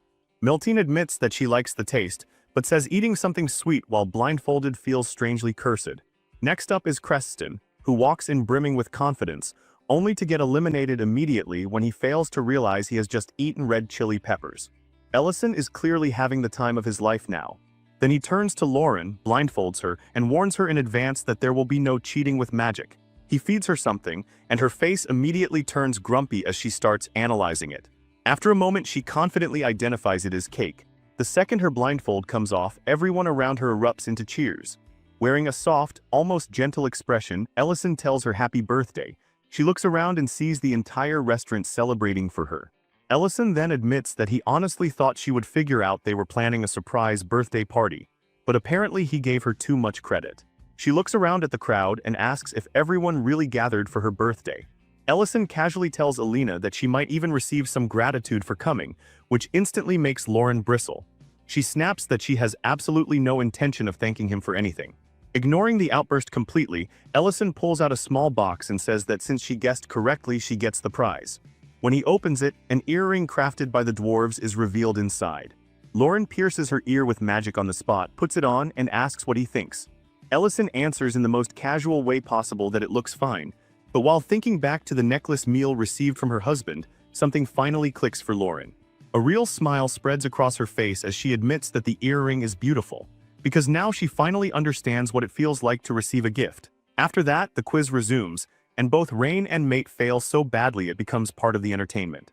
Once the game winds down, everyone gathers around the cake. When the birthday celebration finally comes to an end, Lauren quietly says this is the first birthday of her life where so many people were around her. Ellison answers that since it is the last birthday before she comes of age, it should be a good one. Then they notice snow starting to fall outside, and Ellison offers to step out with her. On the terrace, the two of them sit with coffee in hand, watching the snow, and they both comment on how unbelievable it is that a full year has already passed since they came here. Ellison says it probably feels short to her, but for a human, a year is no small thing. Lauren reminds him that things are no longer normal for him either, not after absorbing Lord Hart. He calmly replies that he has no idea whether that will actually help him live longer, especially since he did not absorb the entire heart. Then a shooting star cuts across the sky, and Ellison tells her to make a wish. Lauren quietly says she already has one, to stay by his side a little longer, though when he asks, she refuses to tell him what she wished for. Seeing how serious she looks, Ellison teases her and says it sounds like something he might want too. Lauren avoids answering and tells him to make his own wish instead. Far away, inside the Black Dragon Shrine, Nye storms in with anger written all over his face and confronts his uncle Dihigma, who is seated on the throne. Nye complains that allowing a human to walk free is humiliating for the entire Black Dragon clan. Dihigma calmly asks whether this is really about Ruin hitting the mark. Nye hesitates, then admits that it is, and Dihigma immediately scolds him, saying that if he truly cared about the girl, he should have treated her with kindness instead of bullying her. Nye tries to defend himself by saying this is not only about his personal feelings. The clan lost many young females in the last battle. Peace may not last much longer, and they cannot keep relying on an old promise forever. Dihigma warns him not to underestimate the human and reminds him that breaking promises would stain the clan's name. Nye pretends to accept the rule, as long as things look properly justified, and leaves with a sharp grin, clearly believing he has already found a loophole. Later in the freezing Arctic mountains, Lauren is wrapped up so tightly against the cold that barely any of her face can be seen. She looks at Ellison and asks why they are even there. Ellison, on the other hand, is visibly excited and tells her they are searching for rare mushrooms. Lauren, understandably confused, asks what could possibly make mushrooms this important. Ellison explains that these are extremely rare and could make him a fortune. He recalls hearing that nomads once found some with the help of pigs and sold them for ridiculous amounts of money. When Lauren asks how he expects to locate them, Ellison admits the mushrooms have a distinct smell, but since they grow underground, they are nearly impossible to find normally. That is why he needs her dragon senses. Lauren lets out a tired sigh, feeling used again, but reluctantly agrees. Then a loud howl cuts through the mountain air. Looking ahead, they spot a pack of goblins attacking a huge mutated cat near the edge of a cliff. Spears stab toward the creature as it trembles and cries in pain, clearly moments away from being finished off. Then a red flash tears through the scene, slicing into the cat's leg and sending it collapsing fully onto the ground. Before the goblins can close in, Ellison steps between them and the cat, raising a shield with magic and declaring that whatever reasons they might have for fighting, it ends here. Before the goblins can even decide what to do, Lauren's glare lands on them, and that alone is enough to turn their courage into dust. They drop their weapons instantly and flee without looking back, leaving the wounded cat behind in shock. Ellison glances at Lauren and remarks that the goblins definitely did not run because of him. This time when Lauren gets praised, she does not act smug. She simply says she has more dignity than that. The cat slowly gets back up and comes toward them again, but with a strange, slightly hostile expression. Then, before either of them can react, it throws itself onto the ground and starts wagging its tail. The threatening image completely collapses. Seeing that desperate, needy behavior, Ellison cannot help thinking of Dion back at the restaurant when he begged to become his disciple. Wondering what exactly the cat is trying to say, he asks Lauren to translate. Reluctantly, she explains that the cat is thanking them for saving it and wants to repay the favor. The creature stares up at Ellison with sparkling eyes, waiting for his answer. Ellison mutters about repayment under his breath, and later, while the two of them sit at a round table watching two cats play together, Lauren asks what he even expects to get out of this strange encounter. Ellison says it was simply a precaution, because he suspects the cat might be able to help them find the treasure they came for. A moment later, the cat proudly returns carrying a pile of something. A horrible smell hits the air, and Lauren immediately clamps a hand over her nose and asks what kind of treasure smells like that. Ellison, however, instantly recognizes what the cat has brought, the mushrooms they were after. Somewhere else in a place that looks more like a battlefield than a meeting ground, Nye arrives with irritation written all over him and demands to know what is going on. One by one, 3 black dragons appear, Daba, tall and long-haired, followed by Nu and Havind. Nye announces that he intends to bring Lauren back to the sacred land no matter what. Nu, naturally the one who enjoys stirring things up, jokes that Nye sounds more like he is searching for a mate, especially since Lauren is living with a human mage named Ellison. At the mention of Ellison's name, Nye's jaw tightens. He insists that Lauren will be taken back regardless of her relationship with a human or any promise made to that human, and claims Elder Metadonna has already given permission, as long as they can produce a valid reason to act. Daba, far more reasonable than the others, warns him that attacking humans is forbidden under the treaty, a rule created specifically to protect human life. The only exception would be if a human had killed dragons, and that is clearly not the case with Ellison. However powerful he may be, Ellison is still human, and that alone should place him outside their reach. Daba still seems uneasy though, pointing out that despite Ellison's strength, it is still hard to imagine a human truly harming a dragon. Then the conversation is interrupted by a voice from inside an iron cage. The speaker is Gyarda, a red dragon who has been imprisoned for some time. He offers to help, saying he knows of another red dragon near Greek City who could be useful to them. Back with Ellison, he is almost giddy over the cat's discovery. The pilot dragged over is exactly what he hoped for: truffles. Lauren, still unimpressed by the smell, immediately tosses the whole pile aside, and Ellison practically jumps to stop her, already calculating how valuable they are and how many possibilities they open up. He knows they have found something huge. He asks Lauren to translate for the cat again, telling it that he is grateful, but he cannot just take something this valuable without offering something meaningful in return, because those mushrooms could become a major specialty for them. Lauren reluctantly passes the message along. Then Ellison explains his idea: the dragon lair needs a guardian and the cat could take that role. Lauren instantly objects, saying the lair was supposed to be for just the 2 of them, not for some pet. The cat, however, seems delighted by the offer and bows deeply in acceptance. Elsewhere, Serena sits alone in her empty village, brooding over the moment Ellison and Lauren stumbled into her treasure hoard. She remembers the embarrassment of her illusion being exposed and Ellison apologizing for ruining it, while Lauren mockingly pointed out how pathetic her lair looked, a comment that still stings badly. Bored and irritated, Serena decides she might as well go bother some humans for entertainment. Then she senses someone approaching and assumes it is Ellison and Lauren again. Instead, she is shocked to see Guard standing there. The sight of him instantly sends her anger flaring. Guard nervously stammers through a confession, saying he has realized she is the only one who truly loves him and that he wants to spend the rest of his life with her as her partner. Those words do not melt her in the slightest. They enrage her. In an instant, she transforms into her red dragon form and demands to know when exactly he became delusional enough to think that way. It all starts with a betrayal so rotten it makes Serena's rage explode. She demands to know exactly when Gyarda decided to cross that line. Was it when he vanished without a word, or when he helped raid a human village and abduct women? The answer barely matters now. Serena roars at him, calling him the trash he is, but Gyarda only grins, almost pleased that she figured it out. Then the ceiling above her suddenly caves in and he smugly announces that the time has finally come. 3 dragon heads crash through the broken stone, ready for war. The attack begins immediately. Serena is trapped in her own nest as chaos closes in from every side. 4 enemies are on her at once, and Gyarda, seeing his chance, smirks and tells her that if she keeps quiet, no one will ever know what happened here. Then he casts a spell, and a glowing magic circle snaps around her neck like a collar. Serena screams, but fury wins over pain. She shatters the restraint through brute force alone and curses him for daring to use such cheap magic on her. But before she can retaliate, Nye, hidden behind her, strikes with a brutal blow, and a flash of violet light tears through the air. Far away from that ambush, in the dwarves' village, Geltzar stares in confusion at the enormous creature Ellison has brought. Ellison calmly introduces it and immediately starts discussing practical details, saying the room temperature needs to be lowered because these cats are native to colder regions.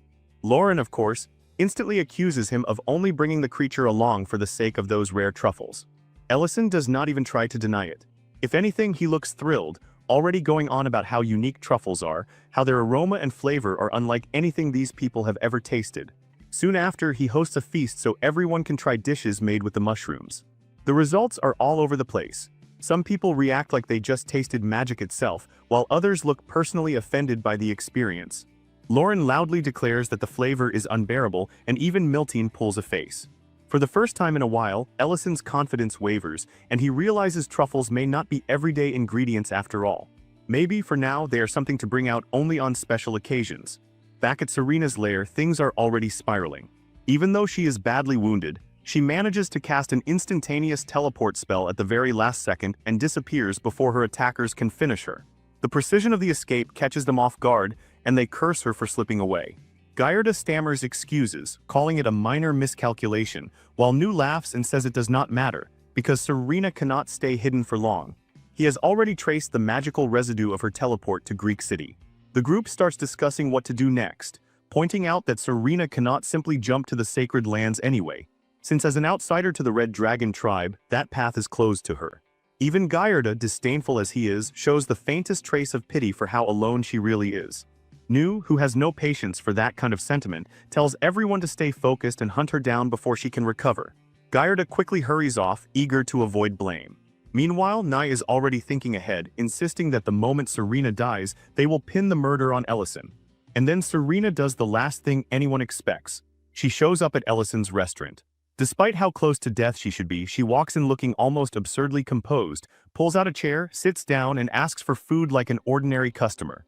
Ellison is left staring, unable to believe the audacity. Lauren, already irritated by her existence, demands to know why she came. Serena ignores the hostility and focuses entirely on the dish placed before her. She eats slowly, carefully, and comments on the flavor with a strangely reflective tone. As she keeps eating, her thoughts drift into loneliness, love, and all the failed attempts she made to fill the emptiness inside herself. She talks about her old relationships with humans and dragonkin, admitting that she once believed she understood human men well. Now, though, she sees all of it as meaningless effort, desperate attempts to fill a void that never stayed filled. There is something final in the way she speaks, like she already knows this is the end for her. By the time Ellison and Lauren realize how bad things truly are, it is already too late. Ellison notices the wound on her back, the sweat soaking her face, and then she collapses mid-sentence, coughing up thick blood even while still praising his cooking. Panic hits both of them instantly. Lauren grimly states the truth: the injuries are so severe that even a dragon should not be surviving this. Then a red portal tears open outside the restaurant. Heavy armored footsteps follow it, and a group emerges accusing Ellison of murdering a red dragon. Inside, Serena lies motionless with her life hanging by a thread.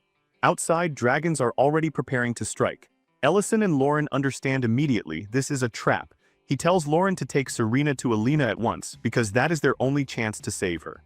Lauren nods, asks what he plans to do, and Ellison rises with grim resolve, saying he will go greet their guests. He tries one last time to keep things civil, welcoming them with tight politeness and suggesting they talk over tea, but that idea dies the moment it leaves his mouth. The dragon named Bent charges straight into the restaurant and launches a magical attack at Ellison. He dodges just barely, only to see Serena's blood still staining the floor behind him. Lauren reacts instantly, opening a portal to the clinic and disappearing with Serena. Ellison answers the intruders with sarcasm and defiance, but they are in no mood for reason. Magic circles flare all around the room as spells begin firing in rapid succession.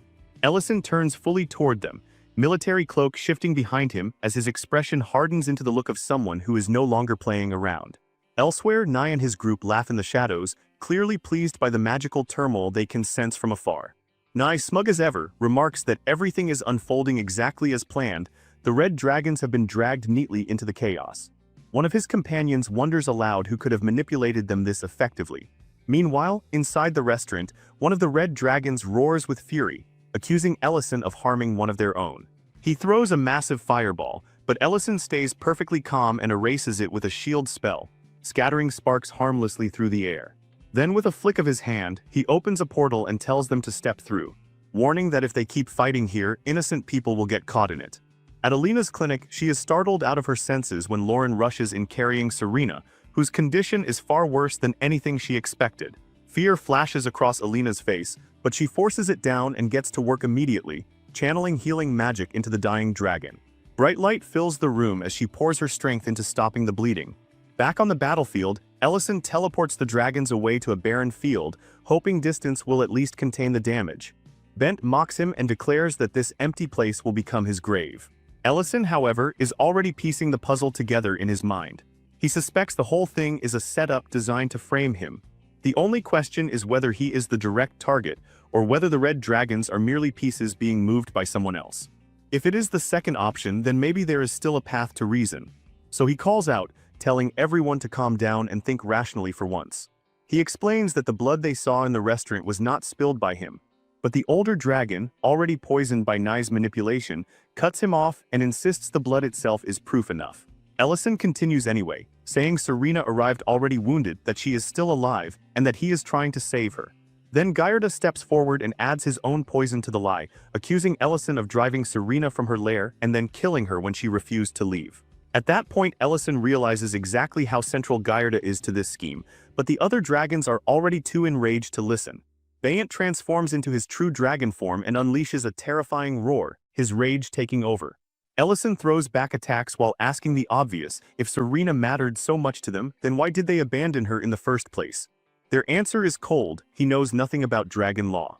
That is where his patience starts to break. Their stubbornness, their refusal to listen, their blind commitment to nonsense, all of it pushes him over the edge. A surge of magical pressure bursts from him so intense that Gallardo drops in fear. And then, just when the chaos is already bad enough, Nai and his group finally arrive. True to form, Nai mocks Ellison the moment he appears. Bent asks why they are there, and Nai answers with fake civility, claiming they came only to help settle the situation. But Ellison recognizes him instantly the moment he senses the mana. He knows exactly who he is dealing with now, which means the battle just changed again. Meanwhile, Nai is clearly eager to put him in his place. Inside the healing room, Alina is reaching her limit. Blood keeps leaking onto the floor despite everything she does, and she is so drained she begins whispering apologies, convinced that she has failed. But Lauren refuses to accept that. She channels her own mana into Alina and tells her to keep going. Alina is stunned because now mana shortage is no longer the problem. Outside, the battlefield only gets worse.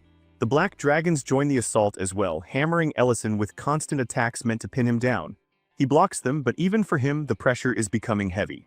Golden magic rises around him as he lifts the ground beneath his feet, preparing for the full force of what is coming next. Then Nai orders his companions to support him, and another coordinated strike begins to form, enough to make even Ellison tense. And just before it lands, a voice cuts across the battlefield, sharp and absolute, commanding everyone to stop. Then the sky itself seems to split. 4 teleportation gates open at once, and from them step the elders, among them Metadonna and D-Dank, their arrival crushing the battlefield into silence. The atmosphere changes instantly. Even the dragons who were moments from tearing everything apart stop and stiffen. The elders demand to know what kind of chaos has broken out here, and Metadonna, stroking his chin with that old, tired look, dryly remarks that somehow Ellison always ends up standing in the middle of these disasters. Then he says he wants the truth, all of it. Ellison, relieved but still wearing that irritating calm of his, pulls back his hood and greets them with a mix of sarcasm and respect. Meanwhile, Nai thinks he finally has the board set exactly the way he wanted. In his mind, Ellison must be feeling safe now, assuming the elders came to shield him, but Nai sees only opportunity, especially with Lauren standing beside a human, something he considers a disgrace to the clan. This is the escalation he wanted, the kind that cannot be undone. He is certain that if he convinces the elders Ellison killed Serena, a red dragon, then Ellison's public execution becomes perfectly justified. In Nai's head, everything is lining up beautifully. What he does not realize is that Ellison already read the whole play. Even while Nai drowns in his own confidence, Ellison is betting everything on Lauren and Alina managing to keep Serena alive. At Alina's clinic, the situation is desperate. Lauren and Alina are working without pause, trying to stabilize Serena. The bleeding has finally stopped, but that only means she has not died yet, not that she is safe. Lauren then prepares Alina for something far more dangerous. She reminds her of a similar moment from the past, and explains that what she is about to do now is far more extreme. To save Serena, they have to synchronize completely. Alina's body will have to act as a conduit for dragon-level power, and if she fails to handle it, that same power could break her from the inside. Alina hesitates, fear finally getting into her chest, but Lauren pushes harder, telling her plainly that Serena's life, and maybe Ellison's too, now depend on this choice. Alina is trembling, but she agrees. The synchronization begins, and the surge that hits her is monstrous. It slams her to the floor, and makes her feel pathetically small against the scale of dragon magic. For a moment, she can barely endure it and begs Lauren to lower the synchronization, but Lauren refuses, telling her that as a healer, this is exactly when she has to push past what she thought was her limit. Alina forces herself back under control and channels everything into Serena. The room floods with light as she pours her entire being into the healing, while Lauren urges Serena to fight too, to act like a dragon and refuse to die. Back on the battlefield, Nai begins feeding the elders his lie with complete confidence. He claims Ellison attacked Serena and killed her. Bent points to the blood at the restaurant and insists their response was fully justified under the treaty. Gallardo steps in as well, boldly claiming he personally witnessed Ellison murdering Serena, but Madamada does not accept that at face value. He turns to Ellison and asks for his side. Ellison answers simply, saying he has no reason to kill a dragon. During the war, a treaty was made, and under that agreement, races are not supposed to kill each other. He has abided by that, and he is not in the habit of harming those who do the same. On top of that, the accusation itself is absurd. The idea that he would casually kill a red dragon merely because her lair happened to be nearby makes no sense. Then he points out the real oddity, that the black dragons arrived far too quickly after the supposed attack, almost like they were already waiting for it. Ellison openly accuses them of orchestrating the whole thing. The elders exchange looks and suspicion starts shifting. D-Dank asks whether Ellison can actually prove it. Ellison, completely steady, says yes. Then he opens a portal, and when Serena steps through it alive, the whole field goes silent. Nai's face loses all color. Ellison gives Alina full credit for saving her, and Lauren explains that the synchronization between them is what made it possible, though Ellison still praises Alina's healing skill specifically. Serena then confirms the truth herself, that Nai and his accomplices attacked her in her lair, and that Ellison and his people saved her life. That revelation detonates through the crowd. Bent immediately apologizes to Ellison and says he will accept whatever punishment is deserved, but Ellison lets him off. The black dragons, however, are not getting off so easily. The elders are also visibly shaken by the healing method Alina and Lauren used, even if Alina herself is too drained to enjoy any of the praise. Madamada then turns to Nai with a voice that has gone cold, declaring that he violated the treaty and endangered the fragile peace between dragons and humans. That should have ended it. But Nai, furious that Ellison is not only a terrifying mage but also has Lauren beside him, decides to act anyway. He wants revenge more than survival now. In a flash, he transforms and attacks from behind. Blood splashes across the ground as Ellison moves instantly, shoving Lauren out of the way and taking the full blow himself. The strike lands hard. Ellison crashes to the ground with his back torn open and blood soaking everything beneath him. He lies still. Lauren just stares, unable to understand what she is looking at. Then her voice cracks. She asks why he pushed her away, why there is so much blood, and then she starts sobbing his name. Bent is enraged and demands to know what kind of dishonorable coward ambushes someone from behind like that. Nai only laughs. He calls himself a hero, a savior of dragonkind, the one who preserved their future, and asks why they should keep a pact at all when someone like Ellison exists. Someone too dangerous to let live. While he rants, Alina is already beside Ellison, her hands shaking as she tries to heal him. Nothing works. She begs Lauren to synchronize with her again, the same way they did for Serena, but Lauren is frozen, staring at her own blood-covered hands while tears pour down her face. Nai mocks them all and says it will not matter, because Ellison's case is different from Serena's. Then Serena, watching from the side, lets out a sharp, bitter laugh that cuts straight through the panic. She calls Nai a coward and says this is not even the first time he has chosen the backstabber's route. Then she barks at Lauren to stop crying and actually look. When Lauren does, she sees it. Ellison's wound is not worsening, it is healing and fast. His strength is not disappearing, it is rising.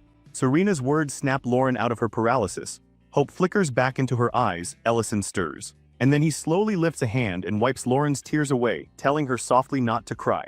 Then the battlefield is drowned in blue light. It erupts from Ellison's body and blinds everyone watching. Above him, the ancient marble begins to glow, radiating power in every direction.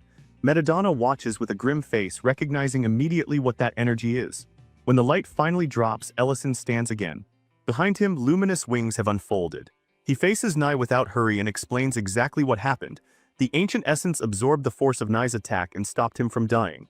Nai, now consumed by rage, roars and transforms fully, body swelling, scales gleaming, power gathering for one final strike. He means to erase Ellison completely. Ellison does not even flinch. He raises one hand and stops the attack like it is nothing.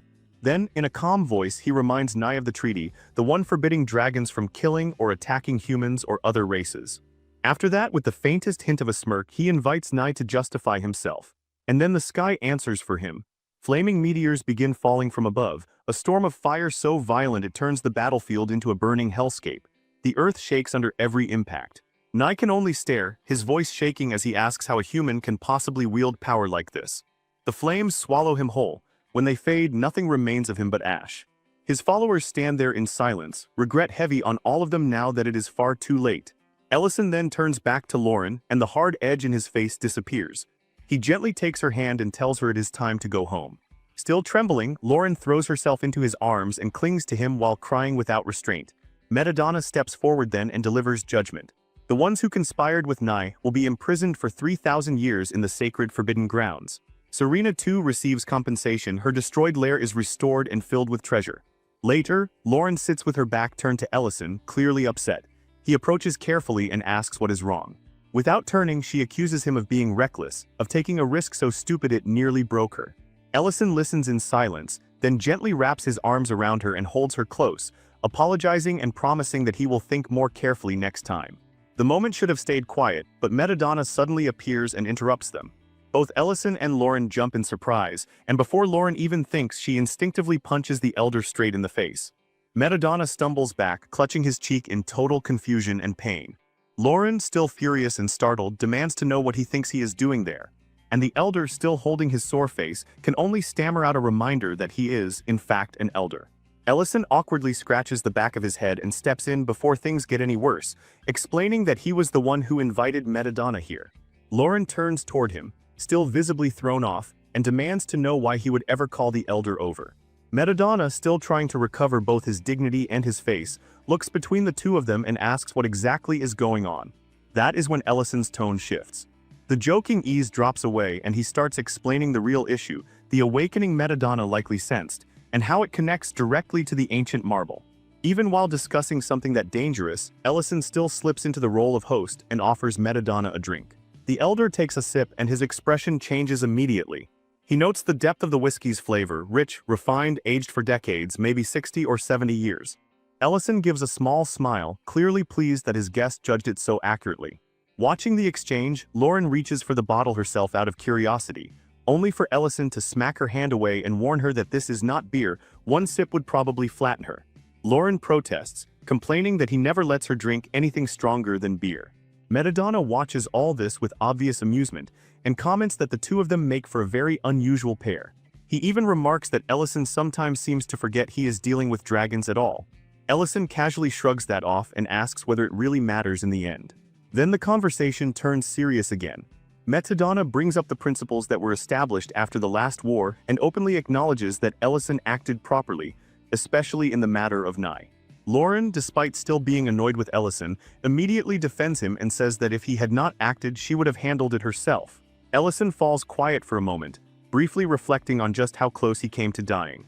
From there, Madamada begins explaining the ancient marbles in more detail. He lays out just how dangerous they are. 1 grants dominion over dragons, 2 gives control over purebloods, and 3 could, at least in theory, allow someone to rule all dragonkind. He then points out the strange part: if Ellison had been a dragon, absorbing all 3 would have effectively made him a dragon lord. Ellison asks what would happen if another ancient marble appeared after all 3 had already been absorbed. Madamada answers that any extra one should simply disappear. That leads Ellison to a darker thought: maybe someone is trying to resurrect the Dragon King itself, and the repeated appearance of these gems could be part of that plan. Madamada, clearly alarmed, listens as Ellison expands on the theory, bringing up the coordinated dragon attacks tied to locations connected to the gems, like the mine and the dwarf settlement. The pattern is too deliberate to ignore. Realizing the weight of that possibility, Madamada agrees to investigate the place where Ellison found the last one. But he also suggests using Ellison as bait. Before he can really finish, Lauren cuts him off sharply and tells him to stop being dramatic. Even Madamada looks mildly amused by how boldly she talks to him, but he lets it pass and begins preparing for the investigation. The next morning, Alina is out in the forest gathering herbs, focused on rebuilding her medical supplies and muttering to herself that what she has collected should last her a while. Then Serena appears right behind her, startling her badly enough that she nearly drops the basket. Serena immediately teases her for being so easy to scare, then casually announces that she has decided to stay around for a while longer. Alina, still trying to catch up, reminds her that her lair was already repaired. Serena dismisses that by saying the place is way too big, and that she is simply not built for quiet recovery. Then she playfully accuses Alina of being cold-hearted for trying to send her away so quickly, which only flusters her more. After that, Serena shifts the subject and suggests Alina teach her how to transfer magical power, promising that if she learns it, she could help more with healing in return. Alina immediately turns red and stumbles over her words, trying to dodge the whole thing by awkwardly bringing up vegetarian food instead. Their odd exchange is quietly noticed by someone standing at the doorway. Somewhere else, Gyarda is running through the woods in desperation when a mocking voice stops him cold. A woman, calm and utterly in control, corners him without effort. He stops, breath ragged, and listens as she begins listing his failures one by one. How he failed to infiltrate the human village. How even the black dragons humiliated him. Panicking, Gyarda blurts out that everything could still be fixed if they just capture Ellison, because Ellison has absorbed 3 ancient marbles. The woman pauses for a moment as if considering it, then dismisses the thought with contempt. A sharp gust of wind slices across Gyarda's neck, and his pleading ends there. She coldly mutters that there was never any reason to keep him alive. Back at the restaurant, Ellison and Lauren are cleaning up after the morning rush when Lauren asks whether they should stay open for the rest of the day, especially since nothing urgent is pressing at the moment. Before Ellison can answer, Nellen rushes in carrying a stone and excitedly shows it to him. Ellison examines it with interest. Lauren, curious in the worst possible way, decides to lick the rock, only to recoil instantly and complain about how violently salty it is. Ellison identifies it as rock salt and is suddenly dragged into memory. He mentions how similar stones helped him endure his early military days, and then laughs at Lauren's reaction as his mind slips back to the beginning. He remembers how terrifying those first days in this world were, how soon after arriving he was dragged into military training, how even his original name was abandoned because the people here could not pronounce it, leaving him as Ellison instead. He had been frightened, homesick, and completely out of place. But somehow worse than the fear, worse than the training, was the food. Sitting in the mess hall, staring down at the same tasteless sludge day after day, he could not understand how anyone ate it without complaint. 2 full weeks of that misery passed, and the one thought that never left him was how just a little salt would transform everything. Surely he was not the only one thinking that. Even worse, he overheard instructors complaining about the food too, yet they still ate it like it was nothing, which only deepened his frustration. By the time another 2 weeks passed, the training itself had become slightly less brutal, but the food remained an ongoing nightmare. Ellison realized that before he could ever chase a dream like opening a restaurant, he first had to survive this camp. Then came the moment that changed everything. During one of the magic lessons, the instructor, Vane, a 5th-level mage with a curled mustache and the kind of arrogance that comes naturally to small men with authority, announced that they would finally be learning offensive magic. He presented it like some grand privilege for recruits of such low rank. Vane introduced them to mana, showing off a glowing green sphere and explaining that all magic was built on manipulating mana through circles and attributes. To demonstrate, he launched a fireball into a training dummy. Then he ordered the recruits to try. Their results were pathetic, tiny flames that sputtered and died before they even reached the target. Furious, Vane started yelling at them, mocking their lack of talent and discipline, all while inwardly complaining that the war had forced the military to scrape together recruits this worthless. And then out of nowhere, a fireball the size of a small house tore across the training field, erased the practice dummy, and even blew apart part of the cliff behind it. Every recruit froze. Every instructor froze. Ellison himself stood there just as shocked as everyone else while all eyes slowly turned toward him. Vane, pale and rattled, grabbed him by the shoulders and demanded to know what he had just done. Ellison answered with complete innocence that he simply gathered the mana and cast the fireball the way he was told. When Vane pressed harder, Ellison casually added that he could see the wisps of mana floating in the air. That was the moment Vane broke into cold sweat. He realized Ellison possessed an absurdly rare sensitivity, the ability to see mana itself. Later, Vane discussed the event with Thern, the head instructor of the camp. Vane admitted Ellison's ability was extraordinary, but the conversation clearly brought up something ugly in him too, because he had clawed his way toward magic through effort while Ellison had just stumbled into genius. Thern suggested delaying Ellison's deployment to the front and sending him for advanced magical training instead. Ellison, listening in from outside the room, quietly smiled to himself. The possibility of avoiding the battlefield altogether was the first truly hopeful thing he had heard since arriving in this world. But then the door suddenly flew open, and Vane caught him eavesdropping. He shot Ellison a dark look, warned him not to get arrogant, and then handed down his punishment. Since that massive fireball wrecked part of the field, Ellison would be the one repairing it. That night while cleaning through the debris, Ellison noticed small orange-yellow stones glowing faintly among the broken earth. Curious, he picked one up, tasted it, and nearly threw himself backward in shock. It was salt. That single salt stone changed everything for him. The discovery lit up his mind instantly, and by the next morning Ellison was already sneaking it into the camp meals. The difference was immediate.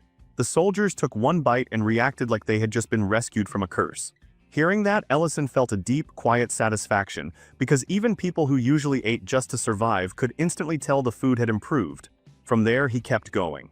Night after night, he stayed in the kitchen, fighting through filthy ingredients, half-washed potatoes, dim lamps, and conditions that would have broken most people's motivation. None of that stopped him. He kept preparing, testing, improving, driven by a stubborn need to make food that could at least meet his own standards. There were nights when he stood over a pot with tears in his eyes and still kept stirring. Then one night, while finally eating, an instructor appeared behind him out of nowhere and told him to report in once he finished. That was enough to make Ellison tense up immediately. By the time he stepped into Thern's office, the silence alone felt heavy enough to crush him. Thern studied him for a while, stroking his chin, then finally acknowledged the obvious: Ellison's magical talent was extraordinary. Ellison, still gloomy, could only admit that much. Thern said that kind of talent could massively improve a soldier's battlefield value, which sounded good for exactly 1 second before the conversation turned. Then Thern mentioned a rumor. Someone had apparently been sneaking into the camp kitchen late at night, slipping out before the chefs arrived at 5 in the morning. He casually added that catching the culprit had been difficult, but if that person were found, the punishment would be severe. At that, Ellison's whole body stiffened. Thern noticed the reaction, softened slightly, and smiled, saying that the real reason he had called him in was to congratulate him on his progress in magic training. Then he handed him a scroll and told him to throw it away on the way out. He mentioned, almost too casually, that it was part of a personal investigation report and that Ellison could use it if he wanted. As Ellison took the scroll, Thern leaned in and repeated the point about the kitchen, saying once again that if someone leaves before 5 in the morning, catching them is basically impossible. That was when Ellison understood. Thern had known the whole time. Later that evening, sitting by a campfire in the forest, Ellison unrolled the scroll and burst out laughing. Thern had absolutely known, and instead of punishing him, he had quietly handed him useful information. The scroll was filled with details about edible mushrooms and spices, almost like the commander was approving those secret midnight cooking sessions without ever saying it directly. Ellison kept using that knowledge, and little by little, the food in the northern training camp transformed. The bland, soul-crushing meals became richer, better seasoned, and far more satisfying. Before long, the camp became known for having the best food in the entire military. Even after Ellison eventually left, the recipes he introduced stayed behind, passed down until the camp's reputation became permanent. Back in the present, Ellison decides to make that same old camp dish again. Feeling nostalgic about the salt stone that started it all, Lauren peers into the pot and asks if this really is the food he used to survive on back in Camp 5. Ellison says yes, it is exactly that, the kind of recipe they all clung to just to make it through. As they eat, Lauren and the others admit that it does not taste as impressive as his food now. But that does not really matter. Nostalgia gives it a weight of its own, bringing back the hardship, the mess, and the strange sense of bond that grew out of enduring all of it together. Elsewhere, Serena is sprawled across a table complaining about hunger when 2 children nervously approach looking for Alina. They explain that their brother is hurt, and since Alina is not there, they ask Serena for help instead. At first, Serena blows them off, pointing out that a scraped knee is hardly a life-threatening emergency. But the children keep pressing, and eventually she gives in, using a simple healing spell on the boy while acting like she hates every second of it. Later, Alina meets those same children and gets thanked for Serena's kindness. Confused, Alina confronts Serena, who instantly denies being kind and instead demands to know why Alina left her starving. Alina explains that she had gone to the Lord's castle to treat a patient suffering from a strange poison that caused damage to the brain. So far, every treatment has failed, and the Lord remains in a coma. Hearing that, Serena suddenly recalls a researcher who might know something about conditions like that, though she cannot remember the name or where to find them. Then a messenger bird arrives carrying a letter from Alina's homeland. The second she reads it, her face falls. The elf forest is under threat of destruction by a dragon, and to prevent that, Alina is now expected to become the dragon's bride. The news crushes her. She breaks down, saying marriage should be built on love and familiarity, not fear and extortion.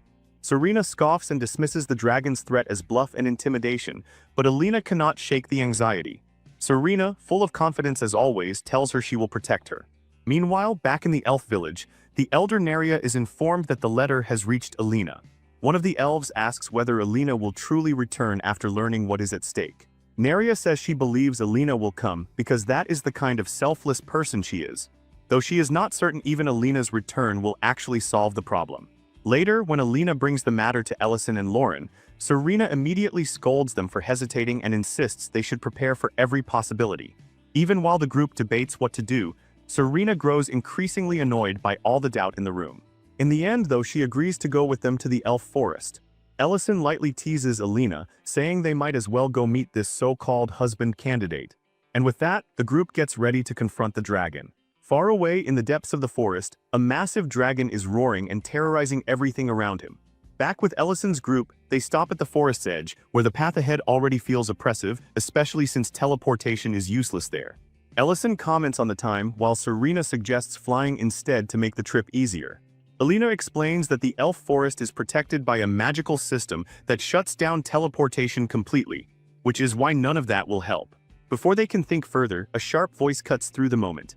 An elf named Lilia appears with her bow already drawn, warning them not to move unless they want to be shot.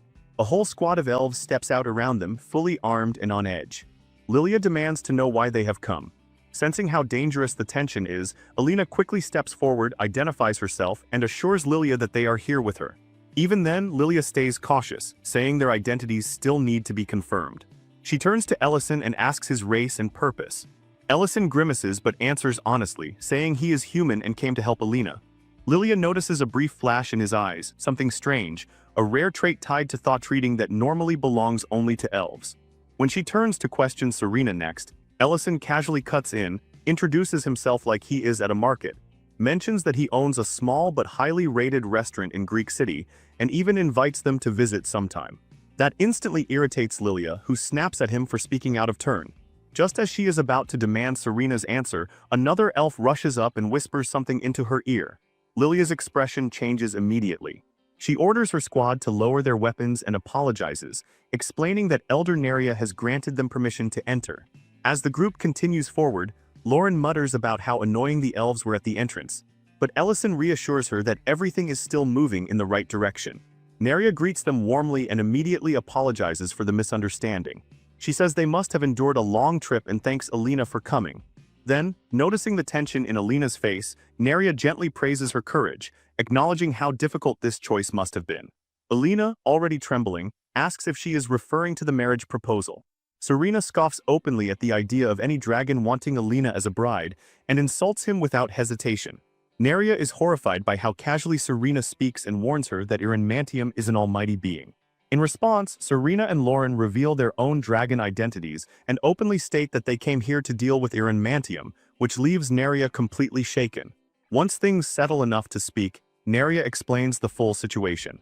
Mantium is a dragon who has received tribute from the elf tribe for generations, but his demands have recently become more extreme.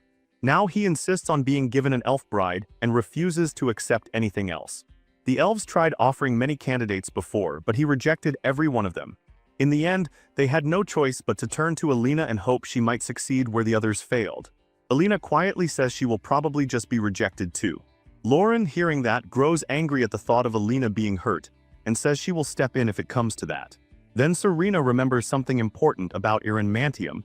He is infamous for researching the brains of different species, which means he may know something that could help cure Lord Gates. That changes the entire direction of the discussion. Suddenly, this is not just about driving the dragon away anymore, it is about capturing him. Before they can refine the plan, an elf rushes in with urgent news. Mantium is already on his way. Neria quickly warns them about one crucial detail: he is extremely cautious. If he senses another dragon nearby, he runs. And if he feels truly threatened, he abandons his lair altogether. So if they want to trap him, they cannot confront him directly. They will need subtlety, distraction, and perfect timing first. The plan comes together with everyone's eyes eventually landing on Alina, because once again she has to stand at the center of the mess. She complains, understandably, that somehow she is always the one forced into the worst role, but after enough pressure and not nearly enough mercy, she agrees. Soon after, Mantium arrives, stomping through the forest in a rage so violent it twists his already grotesque face even further. Trees shake under his weight as he prepares to burn everything in sight. But before the fire can come, Neria steps forward and offers Alina as the promised bride. And Alina, transformed into a breathtaking figure for the role, appears before him. The effect is instant. Mantium's fury evaporates and is replaced by pure delight. From a safe distance, the others watch and wait for the right moment. Alina walks beside the dragon, nerves tightening with every step, silently wondering why the others still have not made their move. Mantium, already completely captivated, starts talking to her, asking her name, then flushing when she answers and demanding that she call him master. As if that was not enough, he presents her with a maid outfit and insists she wear it. Alina is nearly in tears, but she forces herself to endure it, clinging to the hope that her friends will act before things get any more humiliating. Now standing there in the outfit he gave her, Alina nervously smooths the fabric and tries to keep up the act. Even though he told her not to follow him into this part of the lair, she says she still came because she wanted to help. The place is a disaster, and in an attempt to play the part of a proper beautiful wife, she offers to tidy it for him. She carefully says the mess looks overwhelming and asks whether he could step aside for a moment while she cleans. That suggestion instantly sets him off. He snaps that he will never leave this place unattended. His sudden hostility scares her badly, and she rushes to apologize, feeling like she stepped into ground she was never allowed to touch. Instead of accepting the apology, he barks at her not to apologize at all and demands that she repeat herself. The commanding tone only makes the situation weirder and worse. Watching all of this from hiding, Lauren, Serena, and Ellison can barely contain their reactions. Their amusement slips out just enough for Alina to notice, and the second she does, her anger flares. She snaps at them for hiding their laughing instead of stepping in to help her. That outburst ruins everything. Mantium turns immediately toward the trio, hostility pouring off him as he demands to know who they are and how they dared enter his territory. The three try to retreat, but the moment is already gone. They reveal their dragon power, glowing with the kind of force that makes it obvious they are far from ordinary. Feeling threatened, Mantium instantly tries to teleport away, but the spell fails. Before he can try again, Lauren and Serena bind him in glowing magical chains that slam him to the ground. He roars in frustration while Alina, now furious for a completely different reason, starts berating her friends for not preparing better escape traps ahead of time. Lauren admits that part was a mistake, then immediately blames Ellison, who awkwardly explains that they honestly thought watching the dragon's reaction would be entertaining. Serena rolls her eyes and calls both of them irresponsible. Then everything shifts. A green sphere wrapped in black energy appears in the sky, pulsing with something deeply wrong. It explodes with a deafening roar, and poisonous gas spreads across the forest. In the nearby elf woods, the effect is immediate and horrifying. The elves freeze where they stand, weapons drawn like puppets waiting for orders. Neria, struggling under the pressure of the mind control, unsheathes her own blade and begins raising it toward herself. The whole forest tips toward disaster in an instant. Back at the lair, Mantium starts laughing like a madman, proudly revealing that the gas is the result of a mind control spell he perfected over 100 years. With the elves caught under it, he demands that Alina agree to marry him, using their lives as leverage. Alina is horrified, trapped between revulsion and panic. Her friends tell her not to give in, but the choice looks impossible. Just as she is on the verge of agreeing, Ellison appears in a burst of golden magic. He casts a protective spell over the forest and breaks the mind control entirely. The relief is instant and overwhelming as the elves lower their weapons and return to themselves. Neria drops to her knees and thanks Ellison for saving her people, while Alina, crying openly now, clings to her in pure relief. Mantium completely loses it. He cannot understand how his spell was broken and spirals into furious disbelief. At that point, Ellison, Lauren, and Serena decide the dragon has had enough chances and bind him even more tightly so he cannot pull another stunt. That night, the elves celebrate their freedom with a full feast. Music fills the forest, people dance, stories spread from table to table, and the crushing tension of the day finally starts to lift. Alina, still shaken, finds some comfort in Neria's embrace, while Lauren and Serena take the opportunity to clown on Darren for his earlier cowardice. In the middle of the lighter mood, Lauren discovers a sauce Alina brought along, and once it hits the vegetable dishes, the whole meal changes. Serena immediately complains that Lauren should have revealed that treasure sooner instead of hoarding it, and the teasing pulls real laughter out of everyone. As the celebration continues, Ellison quietly slips away in search of something else, or maybe someone else. He heads toward the statue of the elf hero Benna, and the story drifts back to his military days, back when Ellison was a 7th Circle Archmage and Ben was still alive at his side. Ben was complaining, as usual, about being fed greens, saying he wanted meat not grass. Ellison shot back that Ben could not even digest meat, and asked why he kept insisting on it anyway. Ben responded by saying that if Ellison truly claimed to be some amazing cook, then he should make the meat digestible. Darren, who had to listen to their endless bickering, told Ben it would suit an elf like him more to fight than whine about food. Ellison immediately told both of them to shut it and focus. Then Darren suddenly spotted movement in the distance, trolls attacking a refugee camp. In an instant, the scene turned to chaos. Tents torn apart, people screaming, panic spreading in every direction. One troll grabbed a young boy who cried and begged for his life, while the refugees recognized Ellison and the others as heroes of the war and started shouting that they were saved. Even Ben, annoyed that his meal had been interrupted, got ready to fight. Back in the present, Ellison sits quietly in front of food, staring down at it while wondering whether the person he once made a promise to has finally found peace. Neria approaches him then, and he asks if anyone still resents him for what happened. Neria gently reminds him of the day 2 years ago when he returned carrying Ben's body. She thanks him for honoring Ben's promise and tells him plainly that no one here holds a grudge against him. She thanks him again for saving the elves today, but Ellison immediately shifts the credit to Ben, saying it was Ben's strength and actions that really saved the day. The two of them stand there in front of Ben's statue while the other elves thank Ellison and the rest of his group for saving their lives. Nearby, the captured Mantium is still whining and demanding to know where they are taking him. Serena mocks him and says he will find out soon enough. Lauren, meanwhile, starts teasing Ellison about how long he spent talking to Neria the night before. Ellison asks whether she heard everything, and Lauren answers that of course she did, then casually adds that Ellison really did eat the Lord's heart.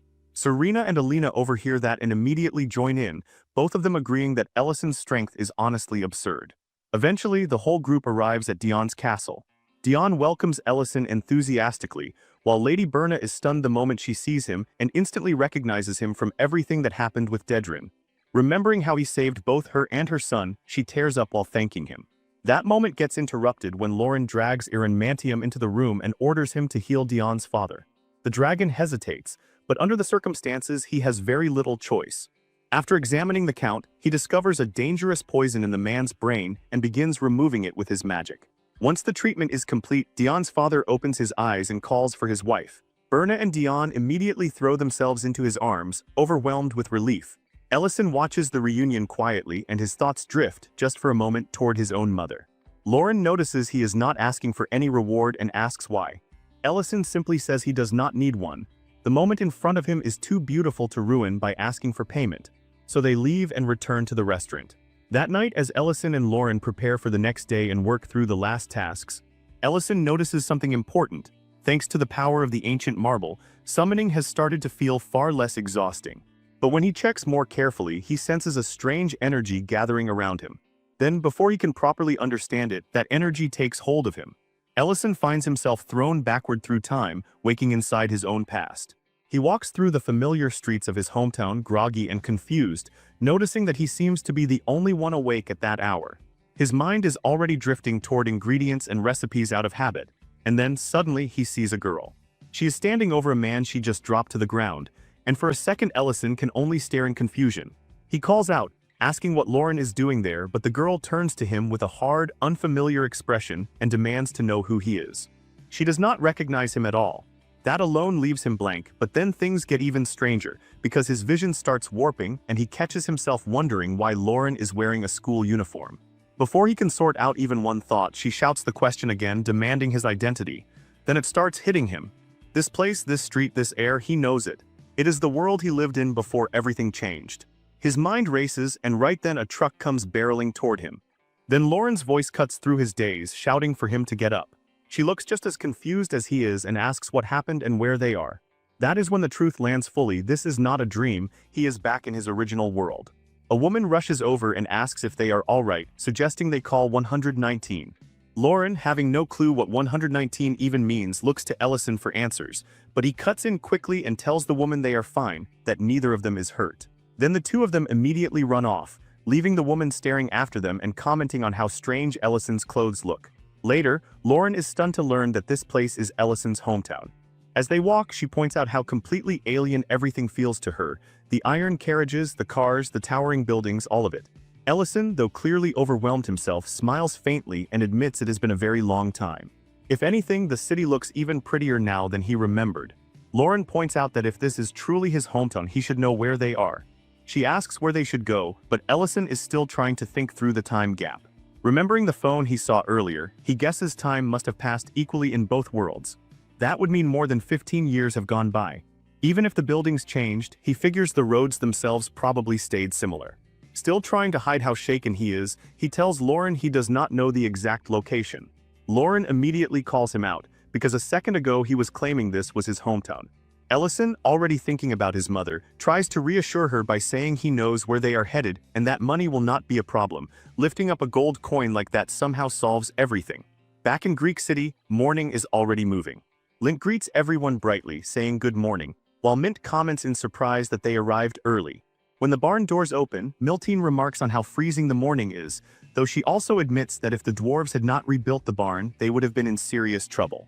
Linty notices that the restaurant is still dark inside and figures they probably will not open early today. Mint is surprised by that, because Ellison was never the type to sleep in. Meanwhile, Lauren notices that the clothes Ellison is wearing now clearly belong to this world. Ellison explains that the old ones would have stood out way too much here. Still, he cannot hide his disappointment over the money situation. He expected much more in exchange for the gold coin. The man he dealt with only offered him 4 million won, and Ellison realizes that if he had been able to show identification, he could have gotten the full value in cash. Lauren asks what an ID is. The vendor, clearly confused by Ellison not having one, offers a compromise. In the end, Ellison agrees to take only half the coin's value as long as the man stops asking questions about identification. Lauren then asks whether he is not hungry. Ellison suggests finding a good restaurant nearby, and when he spots a Chinese place, he lights up. He tells Lauren that jjajangmyeon is the kind of food people always come back to. Lauren gets excited immediately, asking what they are going to eat, and Ellison eagerly agrees to start with that. After tasting it, Lauren says it is delicious and urges him to eat too. But when Ellison glances at the menu prices, he nearly breaks. The food is far more expensive than he remembered. Back in his day, jjajangmyeon used to cost only 4,000 won. Lauren teases him, calling him an ancient dragon for sounding completely out of touch with modern prices. Ellison brushes that off and insists this is not about saving money, it is about enjoying the food properly. Then he suggests they try jjambong too, and Lauren warns him not to regret ordering so much. Once she tastes the spicy dish, she says it feels like breathing fire. Ellison, loving every second of the experience, tells her to grab something to cool down. The two of them go on trying dish after dish, fully enjoying the absurdity of the moment. Back at the restaurant, Serena is furious. She demands to know where Ellison and the others disappeared to because their day off was supposed to end yesterday. One customer complains he is going to starve to death waiting. Alina, who is also hungry, is clearly irritated. Null asks if Mint has heard anything about where they went, since they never disappear without saying a word. Mint shakes his head and admits he is just as confused. Two annoyed men give up and walk away from the restaurant, one saying he came all that way for nothing, the other grumbling that he does not even know whether the place is worth the hype. Mint immediately realizes this is becoming a real problem, because if customers keep leaving, the restaurant's reputation will take the hit. Miltine nervously asks if something bad might have happened to Ellison and the others, but Mint doubts it, reasoning that even the Baron himself submits to them, so it is hard to imagine anything truly serious. Then Linty suggests they should just run the restaurant themselves until Ellison comes back. After all, every meal they have had there was made by him, they know how good it is supposed to taste, and the ingredients are already in the kitchen. Mint and Miltine are caught off guard by the suggestion, but after a moment they agree to try. Elsewhere, Ellison and Lauren are sitting together on a train. Ellison finally admits he cannot eat another bite. Lauren, who has apparently sampled everything in sight, says she is full too but very happy with the experience. Ellison smiles, glad she enjoyed it. Then Lauren points at the much larger iron carriage outside the window and asks what it is. Ellison explains that it is called a train. Since where they are going is too far, they need to use this instead of teleporting, because teleportation magic would cause absolute chaos here. Then, a little awkwardly, Lauren asks whether they are going to meet Ellison's mother.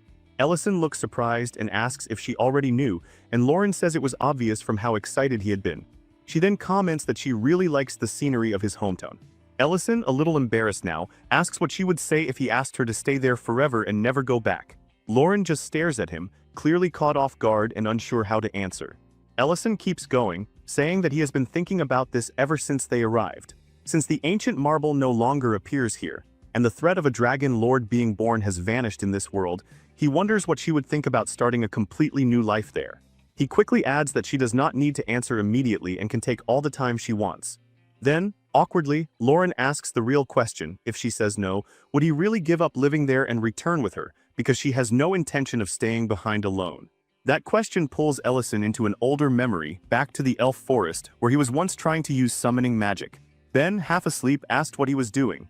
Ellison answered that he had finally done it and then reached toward the portal, asking it to take him home. His friends instantly grabbed him. Ben shouted that he was doing this reckless nonsense again and told the others to hold him back. Darren yelled that the portal would close instantly and asked if Ellison wanted to lose a finger. Ellison fought them, demanding to be let go, and in the middle of that struggle he pushed a document through the portal and said he understood now. Then the portal snapped shut. Ben, furious, scolded him and reminded him that even his own magic could not solve a problem like that. And now Ellison had drained himself so badly he would not be able to use magic properly for weeks. Exhausted, Ellison asked Darren whether he would return to the mines after the war. Darren stayed silent. Then he asked Ben whether he would go back to the elf forest where his fiancée was waiting. Ben said yes. And Ellison, on the edge of tears, asked the one question he could never answer for himself. Where was he supposed to go when all of this ended? Where did he even belong? Back in the present, Lauren answers quietly that she never abandoned him in her heart. Ellison takes that in, then says they should head to his house first. Lauren agrees to follow him to his old lair, as she calls it. Meanwhile, in Greek City, word starts spreading that the restaurant has reopened. People suggest checking it out. Inside, Linty is already cutting meat while Creston asks if the amount is enough. Excited, Linty says it is perfect and that all they need now is to grill it. Then he asks where the firewood should go. Miltine, surprised, says she thought everything in this place was done with magic. Creston watches in surprise as Alina uses fire magic, though Linty immediately says the flame is too weak. Alina defensively explains she only learned that amount for camping. Serena then tells them all to get out of the way and uses her own fire magic, saying they do not need to worry about the flame and should just focus on cooking. Linty, who still has no idea who she really is mainly relieved that the problem is solved. Smiling, Miltine says all the ingredients are ready now so they can start and officially open the restaurant. But the moment the food starts going out, things go wrong. One miner takes a look at his dish and complains that it looks like charcoal, asking why they would serve him something that already looks like the rocks he stares at all day underground. Mate immediately apologizes and promises they will remake it. The miner stares at the plate in front of him and asks if they served him coal because he works in a mine. While Creston is trying to throw together a salad, he pauses and wonders aloud whether he should add one more ingredient. Miltine asks what exactly he is putting in there, but the answer arrives faster than the explanation, because the customer takes one bite, instantly spits it out, and complains that the whole thing is unbearably salty. Matt, already panicking, turns to Crest and demands to know whether he used salt. Creston casually admits that he thought it was sugar. That is enough for the customer to spit the rest out and demand a refund on the spot. Linty nearly loses his mind, convinced the restaurant is about to go bankrupt before Ellison even comes back. His first thought is to deal with the fire, because at this rate the meat will keep coming out charred. One glance at Serena makes it obvious she has no intention of lowering those flames. He has no idea how anyone is supposed to cook properly over that kind of heat. Desperate, he pours water over the fire, notices a pot nearby, and starts wondering if that could somehow save them. Meanwhile, in the modern world, Lauren asks Ellison if they are lost. He calmly says no. Even if countless buildings have changed, some things are still familiar. He says that even after 15 years, even after 30, he would never truly lose his way in his hometown. Then with the faintest smile, he says the words he probably imagined 1,000 times, he is home. When he reaches the door and knocks, Lauren notices the tension in him and remarks that he seems nervous. Ellison starts worrying about how he is even supposed to introduce her. Lauren bluntly says he should just tell the truth that she is a dragon. Ellison asks if she is serious and then wonders whether his mother would even recognize him after 15 years. His hairstyle has not changed that much, but everything else has. With a trembling voice, he calls for his mother, but the house stays silent. Lauren comments on how quiet it is. Ellison tries again. Then the neighboring door opens and a woman steps out apologetically, asking who they are. She says she has never seen them before and wonders if they recently moved in. Ellison quickly explains that he came to see the woman who used to live in 604. The neighbor's face changes at once. She asks if he is Mrs. Jong Hwa's son. The second he hears that, hope rushes back into him and he quickly confirms it, asking whether she knows where his mother is. But the woman's expression turns sad, and she quietly tells him that Mrs. Jong Hwa no longer lives there. Then she asks them to follow her. As they walk, the woman explains that she moved in 5 years ago and met Mrs. Jong Hwa then. She says his mother worked constantly, was always busy, and often lived on instant noodles, but even so she still found the time to cook for her, and the two eventually became close. She remembers how his mother constantly bragged about her son, saying he would probably be around the neighbor's age now. The woman mentions that she writes for a small website, but Ellison barely hears it. When he realizes they are heading into a small wooded area, he asks where they are going. The woman answers that Mrs. Jong Hwa missed him too much to ever put up missing posters, because she believed he would come back on his own someday. Then they stop in front of a grave, and the woman asks the question that tears straight through him: why did he come back only now? Why could he not have returned even just 2 years earlier? Ellison is completely frozen. The woman explains that his mother had been fighting stomach cancer for years. Even after a gastrectomy, she kept finding joy in cooking for other people, because seeing them eat made her happy. But 3 years ago the cancer returned, and from then on she was in and out of the hospital. This is not the reunion Ellison dreamed of. Every memory of happier days with his mother crashes into him at once, and none of it lines up with the reality in front of him. This is not how he ever wanted to say goodbye. The neighbor tells him that she does not really care why he came back now anymore, because it is too late and nothing can bring her back. But she says Mrs. Jong Hwa left something behind just in case he ever did return. Then she hands him an old envelope.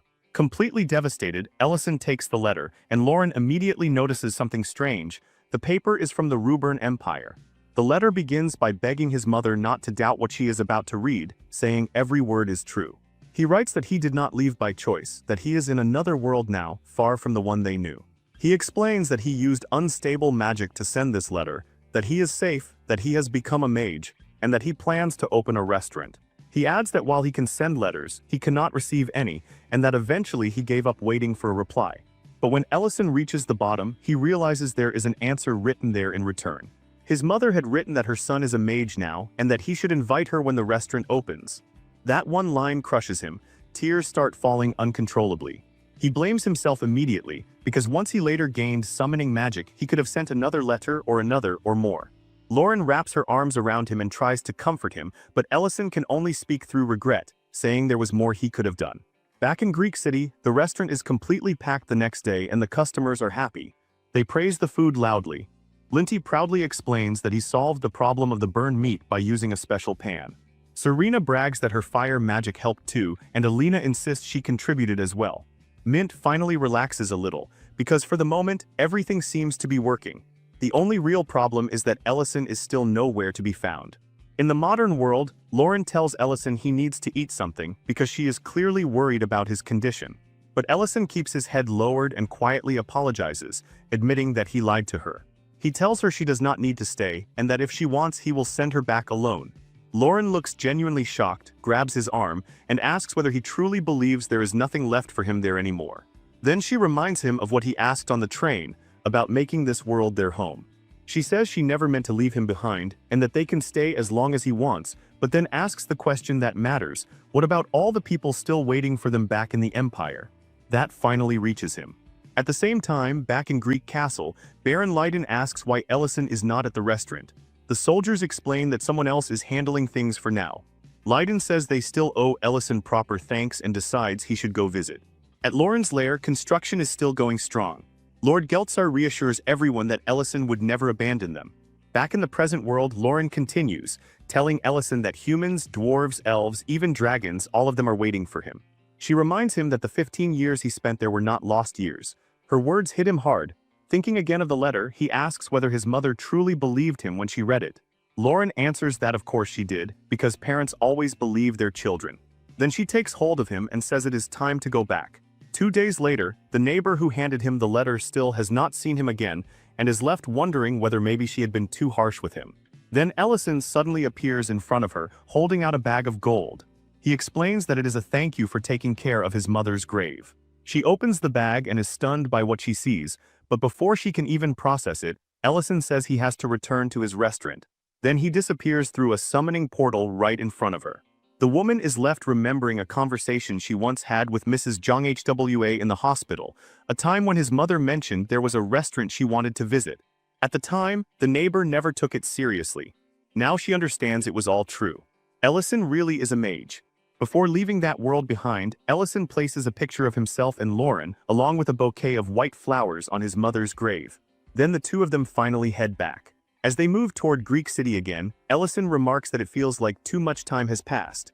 Looking around, he realizes they wandered very far in the modern world, far from the restaurant. Lauren starts to prepare a teleportation spell, but Ellison stops her and tells her to wait. Instead, he forms a much larger portal himself. Lauren stares at it in surprise and asks how he did that. Ellison explains that it is based on the principles of dimensional magic. As they step through, Lauren suddenly asks him to teach her levitation magic. Ellison reminds her that she once said she had no reason to learn it because she already had wings. Lauren immediately shouts back that all the other dragons know how to use it anyway. Once they cross through, Ellison starts worrying aloud, saying the customers at the restaurant must be anxious and the ranch workers were probably terrified when he disappeared without a word. Lauren dryly says she doubts the restaurant will have customers for a while. Then she sees something and stops. The restaurant is packed and there is a statue of Ellison standing outside it. Ellison, deeply embarrassed, asks whether they accidentally came to the wrong place. Lauren, equally confused, asks what in the world is happening. As they get closer, they hear Lint loudly asking the crowd if they know who saved Count Leiden Greek. Then he answers his own question with absolute pride, shouting that it was none other than the owner of this restaurant, Mr. Ellison. A man in the crowd calls him amazing, while a woman, clearly moved, tells her husband she cannot believe such a great man made their food. Holding up a dish, Lint announces that this very meal once healed the Count and asks whether anyone wants to try it and see how much health it gives them. The customers enthusiastically shout that they want it. And right in the middle of that sales pitch, Ellison walks in. The moment Lint sees him, he goes rigid with fear. Ellison immediately demands an explanation for the statue. Count Leiden steps forward and calmly admits that the statue was his idea. He apologizes and explains that when Ellison and Lauren vanished so suddenly that night, panic spread everywhere. Lint adds that they were only trying to keep the customers entertained, and somehow that snowballed into all of this. While eating, Leiden comments that Ellison has incredible employees. Ellison takes a bite of one of Lint's dishes and privately admits to himself that it is actually excellent. The boiled pork is so good that he starts wondering why he never thought of making it himself. Lauren comments on how tender it is, and Ellison silently begins considering whether Lint might belong in the kitchen more than at the ranch. Ellison then takes responsibility for the whole situation and says he will not scold anyone. But after pointing directly at the statue, he asks again what that thing is supposed to be. Admiring it, Leiden proudly explains that it honors Ellison's achievements, and even assures him the Count's castle will help maintain it properly. Ellison awkwardly says that is not what he is worried about, and asks what achievements Leiden is even talking about. Leiden explains that during the war against the dragons, there were stories about a legendary soldier who ignored orders, helped people anyway, and became known as the best mage but the worst soldier in the army. Then Leiden says the name attached to that legend was Ellison. Ellison just stands there stunned while Leiden continues, saying Greek City was one of the places that legendary man saved. Embarrassed, Ellison admits he never expected Leiden to figure out who he really was. But Leiden insists, saying Ellison saved the city, saved his family, and saved him too. Ellison understands the intention behind the gesture, but that does not change his answer. In the very next moment, he destroys the statue with magic and flatly declares that he refuses to let his restaurant be judged based on decoration. Worried, Leiden quickly admits the statue may have gone too far and promises he will deal with the rumors about Ellison's food somehow being miraculous medicine. Elsewhere, in a school corridor, two girls are talking when they accidentally bump into the Empire's royal mage, Madrina. Their books spill everywhere and they panic as they apologize. But Madrina casually lifts the books with magic and tells them it is fine, even wishing them luck with their studies while warning them to be careful with magic. One of the girls thanks her shyly, clearly impressed by how quickly she cast the spell. Then Madrina overhears them dismissing the rumors that she had once been kidnapped and tied up, and just hearing it makes her visibly miserable. When she returns to her room, she senses someone inside and immediately freezes, convinced for one awful second that Lauren somehow found her again. But when she opens the door, it is Prince Leon. Startled out of her mind, she instantly starts pleading not to be dragged around again and blurts out something about the rumors which only confuses him. Leon calmly assures her he is not the one spreading anything, then shifts to the real reason he came, asking about Dedrin's territory. Hearing about the rising crimes there and the deaths of every official sent to stabilize it, he says they need someone capable of handling that mess, someone who can do it without stepping into the spotlight under his real name.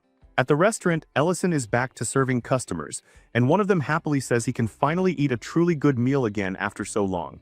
In the kitchen, Ellison is smiling while working and announces that the Yuba rice bowl is ready, telling Lauren to carry it out. The moment Serena sees what she is served, she looks offended and asks where all the meat went. Lauren casually chews while saying this is simply how the dish is meant to be eaten. Serena immediately calls her bluff and demands to know who she thinks she is fooling. Lauren fires back that she should just eat what she was given. Lady Berna is there as well, and after tasting the food, she openly says how much she loves the restaurant. She asks whether Dion has really been coming here by himself that often, and Ellison answers that at this point he can probably be called a regular. A little awkwardly, Berna admits she had actually been against putting up a statue in the restaurant. Ellison tells her she does not need to apologize for that every single time she visits because the Lord already explained everything. Then she asks what today's dessert is. Right then, two disguised newcomers enter and ask about the menu. The woman is Madrina, and she requests 2 portions of the special dish. Ellison lets out a quiet sigh, says he will handle it, and tells them to wait. A little later, he serves them both, announcing that 2 plates of fried rice with yuba are ready. The man takes a bite and admits the taste catches him off guard. Madrina agrees, saying it is genuinely that good. Ellison then asks if he is surprised because he does not look like the type to be easily impressed. The man stiffens. He realizes Ellison has already seen through the disguise and knows he is Leon. Madrina, equally stunned, mutters that Ellison's eyes are as sharp as expected. Ellison then asks how exactly this was supposed to be the perfect disguise. Leon answers that apparently the lady sitting there did not notice anything wrong. Ellison asks what drove them to come in disguise at all. Leon says that first, he wanted to eat the food here again, and second, he pulls out a small vial and asks if Ellison knows what it is.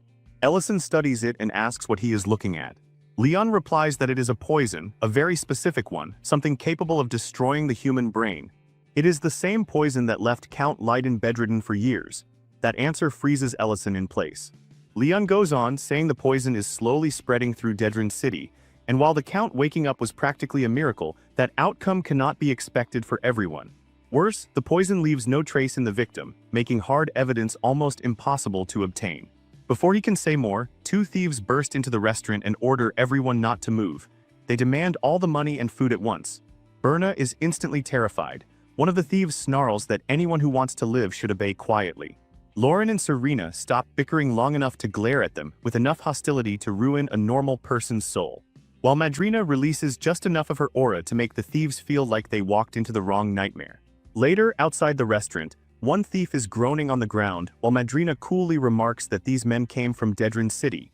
She is literally sitting on one while grinding the other into the dirt with her foot, warning them not to try anything. The thieves, now desperate, start apologizing and call her chief mage while begging for mercy. The compliment visibly improves her mood, and with a rather wicked grin she confirms that yes, she is the chief mage, and asks if they understand who exactly they picked a fight with. Back inside, Ellison, still holding the vial, asks if the real reason they came was to put him in charge of investigating Dedran City and finding whoever is producing the poison. Leon says that no matter how much they interrogated Count Dedran, he never revealed anything useful, and every general sent into the city ended up dead, leaving the territory in its worst condition yet. While Madrina continues to toy with the thieves, Leon adds that he is convinced the same organization is behind all of it, and that they are spreading through the city like rot. Ellison asks why the Crown Prince would entrust something this serious to nothing more than a restaurant owner. Leon answers by reminding him that not long ago, Dedran itself was torn apart by someone using magic in a frankly absurd fashion. Then he asks, with a smile that says too much, whether Ellison feels at least a little responsible for the chaos that followed. Ellison awkwardly asks who exactly told him about that. Leon immediately says he cannot reveal that, it has to remain an absolute secret. Ellison dryly remarks that the only person who could possibly have told him is the Empire's 7th-rank mage. The moment he says that, Madrina goes pale and rushes toward Leon in horror. Leon calmly says he will leave the matter in Ellison's hands, and if he needs anything, he only has to say so.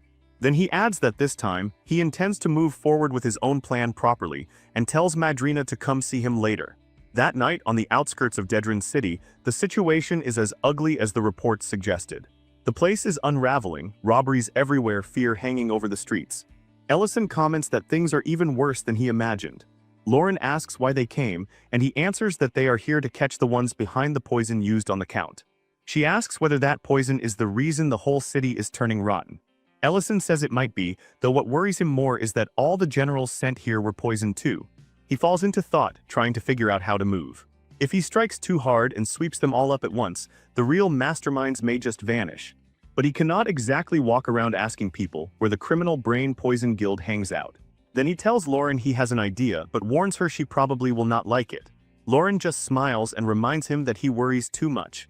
She already told him she would do anything for him, so he should just explain the plan. A little later, Lauren is sitting behind bars, so that was the plan. One of the men overseeing the cell tells her not to get too close to the bars. A prisoner nearby comments that there is actually a girl in the cell this time. A huge, muscular inmate asks if it is someone's birthday, and the others start circling with ugly looks, asking whether she knows what happened to the last girl thrown in there. They say they are going to teach her a lesson. Lauren, visibly disgusted, says this dump does not even separate prisoners by gender. She's just about to turn her hand into dragon claws and rip the whole place apart, but stops herself, remembering that Ellison specifically told her to endure. Soon after, Ricardo, Dedrin's chamberlain, arrives and casually remarks that he heard they brought in a new useful item today. One of the men points to Lauren and explains that she was arrested for assaulting civilians in the street. Ricardo looks her over and says the rebellious ones always fetch a higher price. Later, inside the castle, Ricardo meets a man dressed as a count. He apologizes for making him wait. That man is Ellison in disguise, introducing himself as Count Rival and announcing that he will be overseeing the management of Dedrin City from now on. Ricardo quickly apologizes again and asks if he truly came straight from the Imperial Palace. Ellison smoothly says it is nice to meet him. Ricardo, trying to recover, explains that he was dealing with prisoners earlier and then mentions how absurd things have become around the Lord's castle lately. He says everyone is confused and hopes the new Count will be understanding. Count Rival says he already heard enough about the situation. Then he glances at the seal on the document and notes that it is indeed the Imperial Palace's seal. Ellison casually asks whether Ricardo thought it was fake. Ricardo immediately denies that, but says it arrived much sooner than expected. He adds that for reasons no one can fully explain, the last 3 officials dispatched to this place all died, so he assumed no noble would willingly step into Dedrin. Apparently he was wrong. Ellison catches that implication immediately and sarcastically asks if Ricardo is suggesting he should be careful not to become the 4th. Ricardo laughs nervously and insists he would never say anything so disrespectful. Ellison smiles faintly at that word, disrespectful, then tears the document in half and says that should count as disrespectful instead. Ricardo is horrified and demands to know what he is doing, asking how anyone could tear up a letter from His Majesty. Count Rival replies that the contents were so predictable they were not even entertaining. He says that even if the letter came from the Crown Prince, he could recite it with his eyes closed, improve public safety, take care of the people, eliminate corruption in Dedrin, the usual parade of boring responsibilities. Then he leans back with both feet on the table and says none of that interests him in the slightest. What he wants is to make this city a little more exciting to govern. He points out that Ricardo probably does not want to keep watching officials arrive only to resign or die one after another. Then he asks whether Ricardo does not think there might be areas where their interests overlap, especially given the kinds of rumors Ellison heard before arriving. Ricardo is completely stunned by the turn in tone and attitude. At the same time, back in the prison, a guard walks up to Lauren's cell and orders her to come out. When the guards come for her, Lauren asks the obvious question: they just transferred her into this cell, so where exactly are they dragging her now? The man tells her she does not need to know. Lauren says nothing, but inside she is already thinking that if not for Ellison's request to endure this, every person here would already be dead. At the same time, she remembers something important. Ellison said the criminals running this place likely know where the poison is coming from. One of the prisoners calls out after her and says that once she sees where she is headed, she will end up missing this filthy cell, because compared to that next place, even prison will feel like heaven. He adds that if he were in her position, he would bite off his own tongue and die now. Lauren only watches him in silence while the guard barks at the prisoners to shut up. As Ricardo watches her being led away, he starts thinking through his own next move. Count Rival feels completely different from the other nobles they sent down here. Ricardo knows he cannot keep killing every dignitary the Empire dispatches to Dedrin forever. But this one feels different. He likes that the man is a count, and maybe that makes the risk worth taking. He decides he will test whether Rival is truly brave or just pretending, because he is terrified of dying before morning. While thinking it over, Ricardo reminds himself that poison operations like this are never run by one person alone, which means there is definitely a deeper connection to the underworld somewhere in the chain. Elsewhere, Ellison is still holding the vial of poison and trying to keep up the act of a corrupt noble, all while privately wondering whether he has made it too obvious. Maybe he is acting like he knows too much when in truth he knows almost nothing. If he suddenly shows Ricardo the poison, the man will obviously play innocent. At this point, Waiting for the enemy to make the next move feels like the only option. Then someone knocks on the door and politely asks if they may enter for a moment. Ellison allows it. A maid walks in carrying tea and explains that she prepared it in case he was thirsty, adding that the head servant personally sent her. Ellison thanks her and tells her to leave it there. But she apologetically says the head servant asked her to remain until she sees him drink it as a sign of trust. That makes everything click immediately. Ellison cannot believe they are testing him this openly, serving tea that may or may not be poisoned and demanding he prove trust by drinking it. If he refuses by leaning on his authority as a count, Ricardo will hide his intentions again. If there is poison inside, then Ellison can stop pretending and use that as leverage. If there is not, then he has to keep acting as Count Rival. So he downs it all in one swallow and decides he will deal with whatever comes next. Then he pauses and remarks that the tea tastes excellent, genuinely high quality. The maid smiles and says she knew he would like it. Looking at the empty cup, Ellison realizes there was no poison after all. Maybe he passed the test. As the maid starts to leave, she adds that there is one more thing. Then she opens the door and another woman steps in, a slave. The maid explains that after passing the trust test, the head servant wanted to present him with this gift as proof of his sincerity. Ellison is stunned. He expected poison, traps, maybe threats, but not this. He never imagined they would hand him a slave like a luxury item. The maid cheerfully says she hopes he enjoys the gift. Then Ellison notices something deeply wrong. The woman seems dazed, almost empty, like she is moving through a trance. He asks if she can hear him. In the next instant, she moves with terrifying speed and knocks him straight to the ground. At the same time, somewhere out on the outskirts of Dedrin, two tied-up robbers are trying to explain themselves to a far more dangerous man surrounded by equally sinister faces. According to them, they broke into what they thought was an empty house, only for a girl to appear out of nowhere and start beating them while asking why they were making such ugly faces. One swears she was absurdly strong. Another says she did not even feel human. Their listener coldly asks whether they remember what they were told, be discreet, especially after the trouble with those officials. If they cannot avoid a fight, then at the very least they should avoid getting caught. He asks if that much is really beyond them. In the end, he says this is clearly not working and calls for Veretto, ordering him to take the two of them to the cultivation room. The robbers immediately panic and beg for one last chance, swearing they will keep an even lower profile from now on. The man only looks at them with contempt and says the fact they are still alive at all is already their last chance. This man is Master Reedon, the one actually managing Dedrin's darkest operations, including human trafficking. Veretto then mentions that Ricardo requested another slave. Reedon grimly notes that Ricardo never seems to tire of it, and says Dedrin really ought to keep a little more distance from that sort of attention if it wants to avoid provoking the Imperial Palace. He has no desire to kill Ricardo too. Then he asks whether Ricardo was not also supposed to send over a prisoner today. Veretto confirms that she was arrested for assault. One of the men wonders if this is really the same person who beat up his people. They say she is waiting in the selection room now. Meanwhile, Lauren is standing in a line of slaves while a man with glasses sorts people with awful efficiency. 3 for the cultivation room, 2 for the nobles, 5 for the black market auction. As the next prisoner is called forward, Lauren quietly reflects that even if she does not fully understand every human custom, she knows perfectly well that slavery is illegal throughout the empire. Yet somehow a business of this scale is operating right under everyone's nose. She still cannot say for certain that these people are behind the poison, but this is already much bigger than they thought, so she decides Ellison needs to know immediately. Using the coordinates of his room, she opens a tiny portal and asks if he can hear her, telling him the situation is far worse than expected. But then she sees something through the portal that makes her expression change instantly. Ellison is standing there with a woman tied up in his room. Ellison reacts immediately, blurting out that it is not what she thinks. Lauren, visibly confused and already getting angrier, asks what exactly she is supposed to think. Meanwhile, the slave woman, still under whatever control they put on her, starts pleading for her master to give her orders, which only makes Ellison look even worse. He frantically insists that whatever Lauren is imagining, this is a complete misunderstanding. Lauren's dragon aura starts leaking out as she demands an explanation. Ellison points at the woman's condition and says that is the entire point. She is not normal, and he definitely did not summon her into his room himself. Lauren, still furious, tells him to investigate the place called the cultivation room immediately. She says they will settle this other matter later, and he had better prepare himself. Then someone notices Lauren's odd behavior and asks what she is doing. She instantly answers that she is doing nothing, just that the handcuffs broke and she needs a new pair.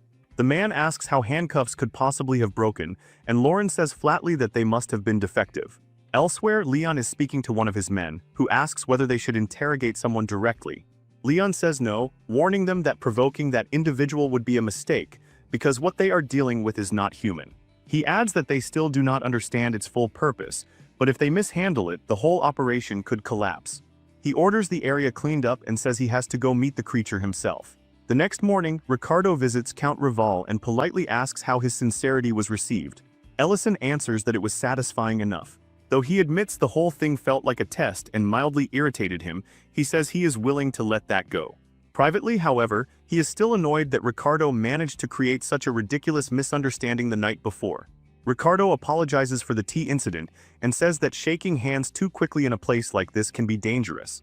Ellison brushes that aside, saying he already forgot about it. The slave woman lies unconscious on the bed nearby. Ellison tells Ricardo he intends to keep her with him for a few more days, and Ricardo says that is entirely his choice. Then Ellison remarks that while this is not his first time seeing slaves, something about this woman is different. Her condition is abnormal. Ricardo acknowledges that openly and explains that this is actually their product's special feature, slaves who obey perfectly because of brainwashing. They do not run, they do not resist, and they can be made to do absolutely anything. Hearing that is almost enough to make Ellison snap. For a moment he seriously considers wiping out the entire slave market right there. But he forces himself to hold back, reminding himself how badly things spiraled when Dedran Castle was destroyed too soon. So instead, Ellison asks Ricardo if he has thought about expanding this market further, selling these products through elite connections, using Ellison's supposed noble status to move high-quality slaves directly to powerful aristocrats across the empire. Ricardo laughs and says that partnering with Ellison was clearly a brilliant decision. Then Ellison casually asks whether the slaves are tied to a place called the cultivation room. That visibly startles Ricardo, who immediately asks how Ellison knows about it. Ellison calmly answers that he came to Dedran after hearing rumors, and that nobles are naturally cautious, which means it is only sensible to verify the distribution process before introducing products to serious clients. He adds that if showing it is too troublesome, Ricardo can always refuse, though that would obviously limit how far the sales route can spread. Ricardo responds almost instantly, saying there is no reason to hide it now that they are partners, and in fact, it is much closer than Ellison probably assumes. At the same time, Leon knocks on a door and tells the woman inside that a problem has surfaced that even he cannot solve on his own. The woman answers in clear surprise, noting that it is unusual for something to remain unresolved even with the imperial palace involved. Leon explains that there is an anomaly among the slaves, and says the suspicious energy surrounding Lauren feels too much like a dragon, one very similar to her. The red dragon Sydney narrows her eyes and wonders whether the black dragons have started sniffing around too, adding that reports of them digging into matters lately have definitely increased. Sydney remembers the name of the new overseer too, a young man called Count Revolk. Leon confirms that the dragon hidden among the slaves is a small black-haired woman, and the moment Sydney hears that, she knows exactly who it is, Lauren. She immediately orders the cultivation and sorting rooms to be cleared out. Deep underground in the cultivation room, Ricardo proudly presents the entire operation to Ellison and calls it Dedran's pride. He explains that they grow all kinds of herbs and mushrooms there, mix them into drugs, and use the results to create slaves who obey their masters perfectly. Ellison looks around at the glowing magical lights and cannot help wondering how they managed to build something this elaborate beneath the mansion. The workers themselves look awful, exhausted, sickly, half dead from being forced to tend the poison plants. Ricardo lightly suggests they should not stay there too long. Ellison then asks very casually whether these ingredients could also be used to create a poison that leaves no trace behind. Ricardo does not answer directly. Instead, he asks if Ellison is interested in their other products too and says he was just about to show him anyway. That is the exact moment Leon arrives, following Sydney's instructions to observe what is happening. The second he sees the scene, he is furious. He cannot believe Ricardo exposed all of this to a new overseer who only just arrived. Ricardo immediately starts apologizing, but Leon cuts him off and tells Ellison that if he really intends to work with them, then this whole place will need to be cleaned up properly. Ellison answers in a way that makes it clear the game is over, saying Leon's suspicions were right all along. Elsewhere, Lauren is still in the prison when she hears movement and voices outside. It sounds like something is being shut down, and she immediately suspects that has everything to do with Ellison's side of the plan. Then Sydney appears and comments that catching a dragon slave is quite the prize. Looking Lauren over, she adds that she never expected to meet another dragon in a place like this. Lauren asks who Sydney is. Sydney answers that Lauren may not know her, but she knows Lauren very well. More than that, she knew Lauren's mother too. That lands like a blade. Lauren demands to know how she knows her mother's name. Sydney smirks and says she remembers much more than that. She remembers her mother's final moments clearly. Then she asks whether Lauren wants to hear about them. That is enough. Lauren explodes and attacks with everything she has, swearing she will rip Sydney apart and silence that mouth for good. Sydney only grins and says she already tested that mouth, it works just fine. Then she keeps going, provoking her with more words about her mother until Lauren attacks again, desperate to shut her up completely. The people nearby panic instantly, shouting that there is a dragon and scrambling to flee. Sydney, enjoying every second of it, transforms into a massive red dragon and mocks Lauren for being too rebellious to ever pass as a slave. She sneers that instead of flailing around like this, Lauren could have just kept playing house with the human she brought with her. To Sydney, it is all the same, like a bug buzzing around inside a restaurant. Eventually somebody has to catch it. She asks why Lauren did not just keep living quietly like that. At the same time, in the cultivation room, fire suddenly breaks out and the workers start shouting for it to be put out. Leon dismisses the panic and orders everyone to leave. Ellison says he will make sure the evidence is not lost in the flames. Leon then comments that Ellison clearly is no ordinary Imperial official, but a magician, which explains why he behaves so differently.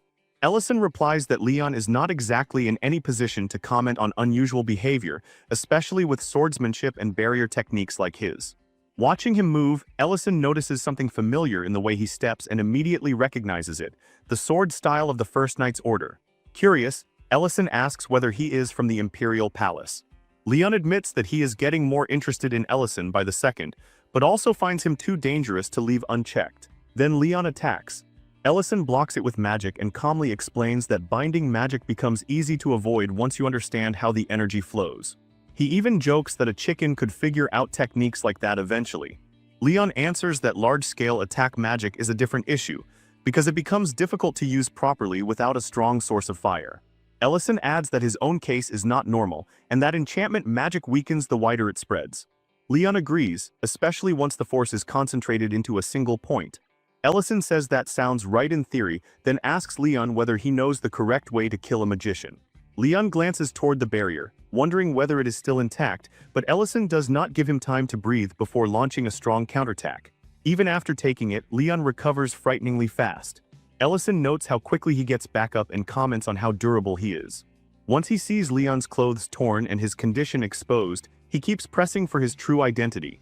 Back at Ellison's restaurant, Dariant arrives and says he came as instructed, adding that their cover has probably already been blown. Leon, Berna, and Madrina are all there having lunch, and Dariant reacts with complete disbelief at the prince's presence. Leon only remarks that being exposed after a few days was inevitable anyway, then reassures Berna that he has no intention of arresting her. He openly acknowledges that she was not truly responsible for the Count's crimes, and she responds with visible relief, saying she is grateful for that mercy.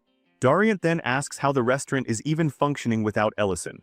As Berna takes her leave, Leon explains that someone surprisingly talented has been handling the kitchen in his absence. From there, he shifts the topic back to Dedrin, noting that Count Dedrin has remained eerily silent ever since his castle was destroyed, most likely because the shock broke him. Then Leon asks something so blunt it startles both Madrina and Dariant: if Ellison fought the two of them together, who would win? Dariant is visibly horrified by the question, but Leon insists on an answer. Reluctantly, Dariant admits the truth: even together they would still lose. Ellison is beyond common sense, more monster than man at this point. Dariant says he only ever knew one other person remotely like that, a man he once served under directly in the infantry, Commander Adrian Pierce, the swordsman who refined the First Knight's Order's style and remained the strongest blade he had ever seen. He adds that standing under a monster like that was exactly why he could never rise beyond vice commander. Leon presses him for someone who is still alive, and Dariant says he does not know for certain, because Adrian vanished during the war while defending the Imperial Palace. Back in the fight, Leon keeps demanding Ellison's name. Once he hears it, he immediately calls him a deserter. Ellison responds that later in prison, he has plenty of questions he wants answered. Leon brushes that aside and says there is someone he still has to serve, and they can continue this next time. Before leaving, he attacks the ceiling instead, because he knows Ellison will have to choose between pursuing him and protecting the innocent slaves and all the evidence. Just before he vanishes, Leon says with real regret that he wishes someone like Ellison had existed in his own past. Elsewhere, Lauren and Sydney's battle keeps wrecking the prison. Sydney keeps taunting her, boasting about that sharp tongue of hers while Lauren keeps demanding answers about her mother. Then Sydney drops the truth like poison, saying Lauren's mother created the ancient marble and was imprisoned because of it, left to die miserably without anyone coming to save her. She adds that some secrets cannot stay buried no matter how hard people try. Lauren is consumed by fury and says that if the secret ever spreads, she will kill everyone who knows it. Eventually, the immediate danger eases and people start calming down after realizing the collapse has stopped. The survivors thank Ellison for saving them. He brushes it aside and tells them to stop wasting time on praise and start helping the wounded instead. Among the fallen is Ricardo. People crowd around his body and begin stomping on him, cursing him for what he did to them. One person tries to calm the mob and reminds them they are doing this in front of the man who actually saved them. Ellison dryly asks whether he is supposed to step on Ricardo too just to fit in.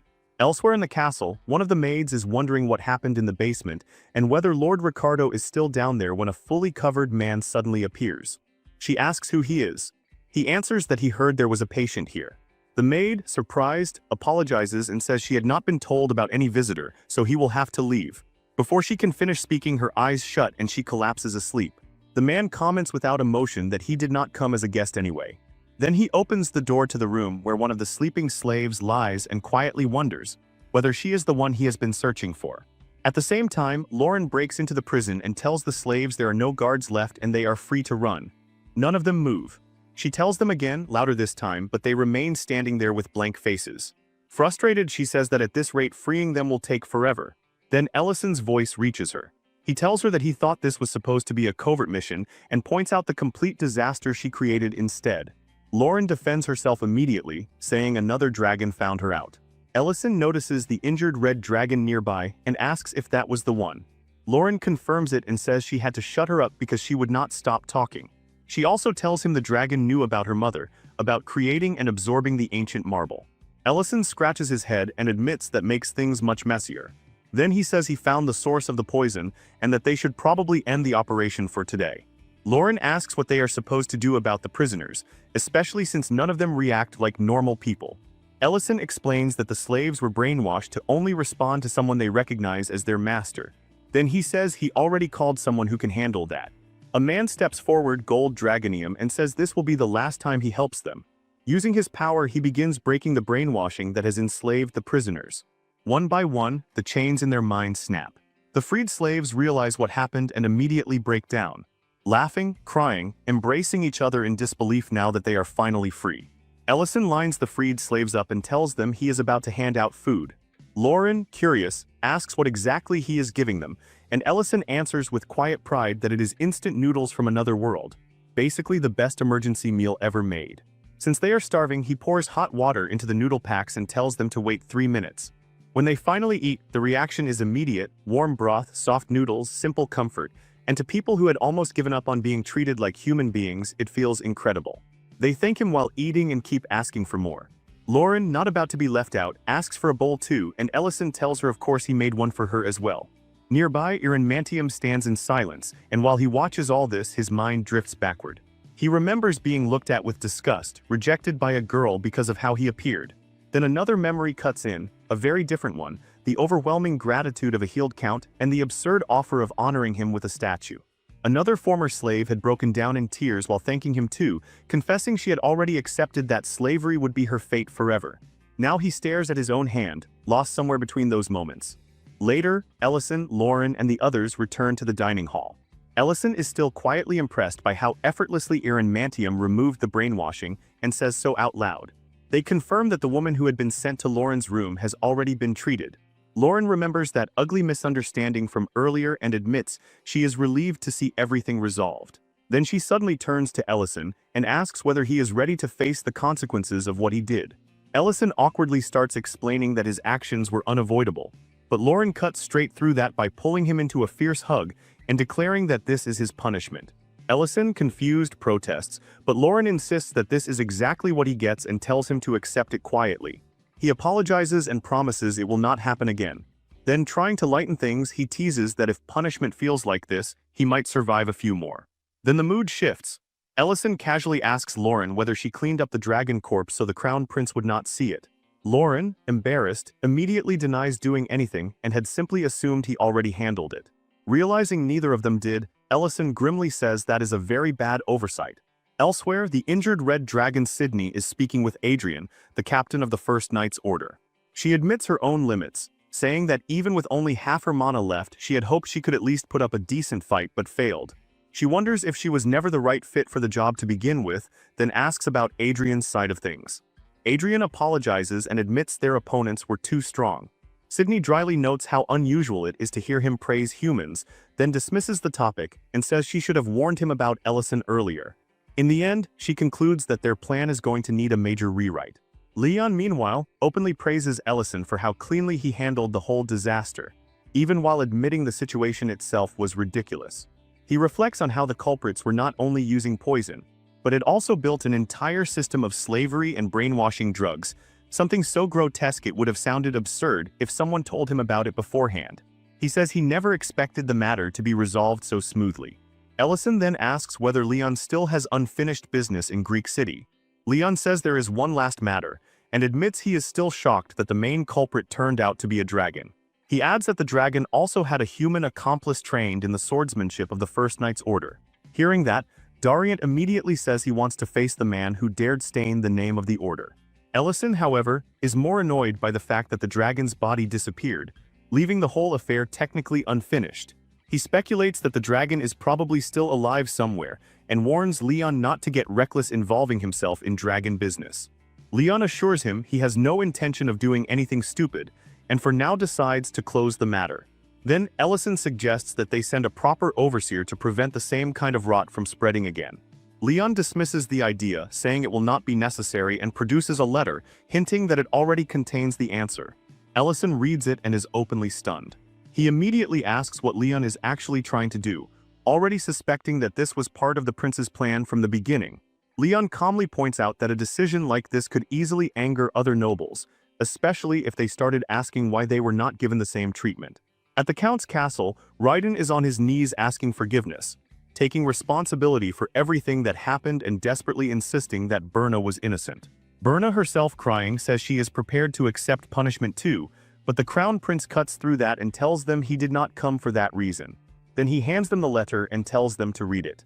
Raiden reads it aloud and realizes it is not a sentence, but a pardon, and more than that, a new order. The letter praises the way Greek City improved under their management. The poverty eased, security stabilized, the territory recovered. And because of that, the central government has decided to unify Greek City and Dedran under the Lord of Greek City. Birna is overwhelmed and can barely believe what she is hearing. Leon congratulates Raiden on the expansion of his domain, but to everyone's surprise, Raiden refuses the role, saying someone else is better suited for it. Later, while riding back on horseback, Leon admits to Dariant that Raiden's decision genuinely surprised him. Dariant replies that even with that twist, the prince still ended up with the right proposal in the end. Back at the Count's castle, Raiden calls Dion in, asks him to sit, and offers him dessert. He speaks calmly about his improving health and briefly acknowledges Alina's role in that recovery.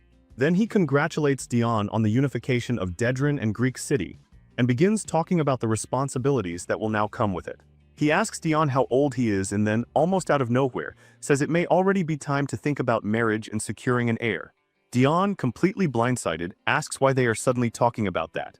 Then Raiden reveals the real point. He has already informed the palace that he intends to transfer the management of Dedran to Dion.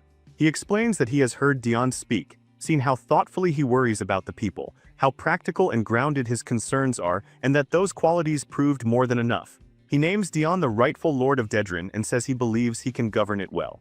Dion is overwhelmed, but still vows that he will do everything he can to rebuild and strengthen the territory. That same night, Dion arrives in Dedran and immediately feels the weight of what he inherited. The place looks awful. One of his subordinates gives him the grim summary.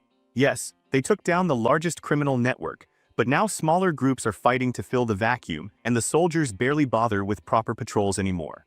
Wanting to see the truth with his own eyes, Dion steps into one of the military facilities and finds soldiers drinking, gambling, passed out on the floor, and treating duty like a joke. The sight leaves him speechless because the mess is so deep he does not even know where to begin. Back at Ellison's restaurant, Linty is working on a dish and asks Ellison for feedback. Ellison praises the effort but still points out where it can improve. Lauren overhears that and instantly insists she can cook just as well, which immediately starts another playful argument.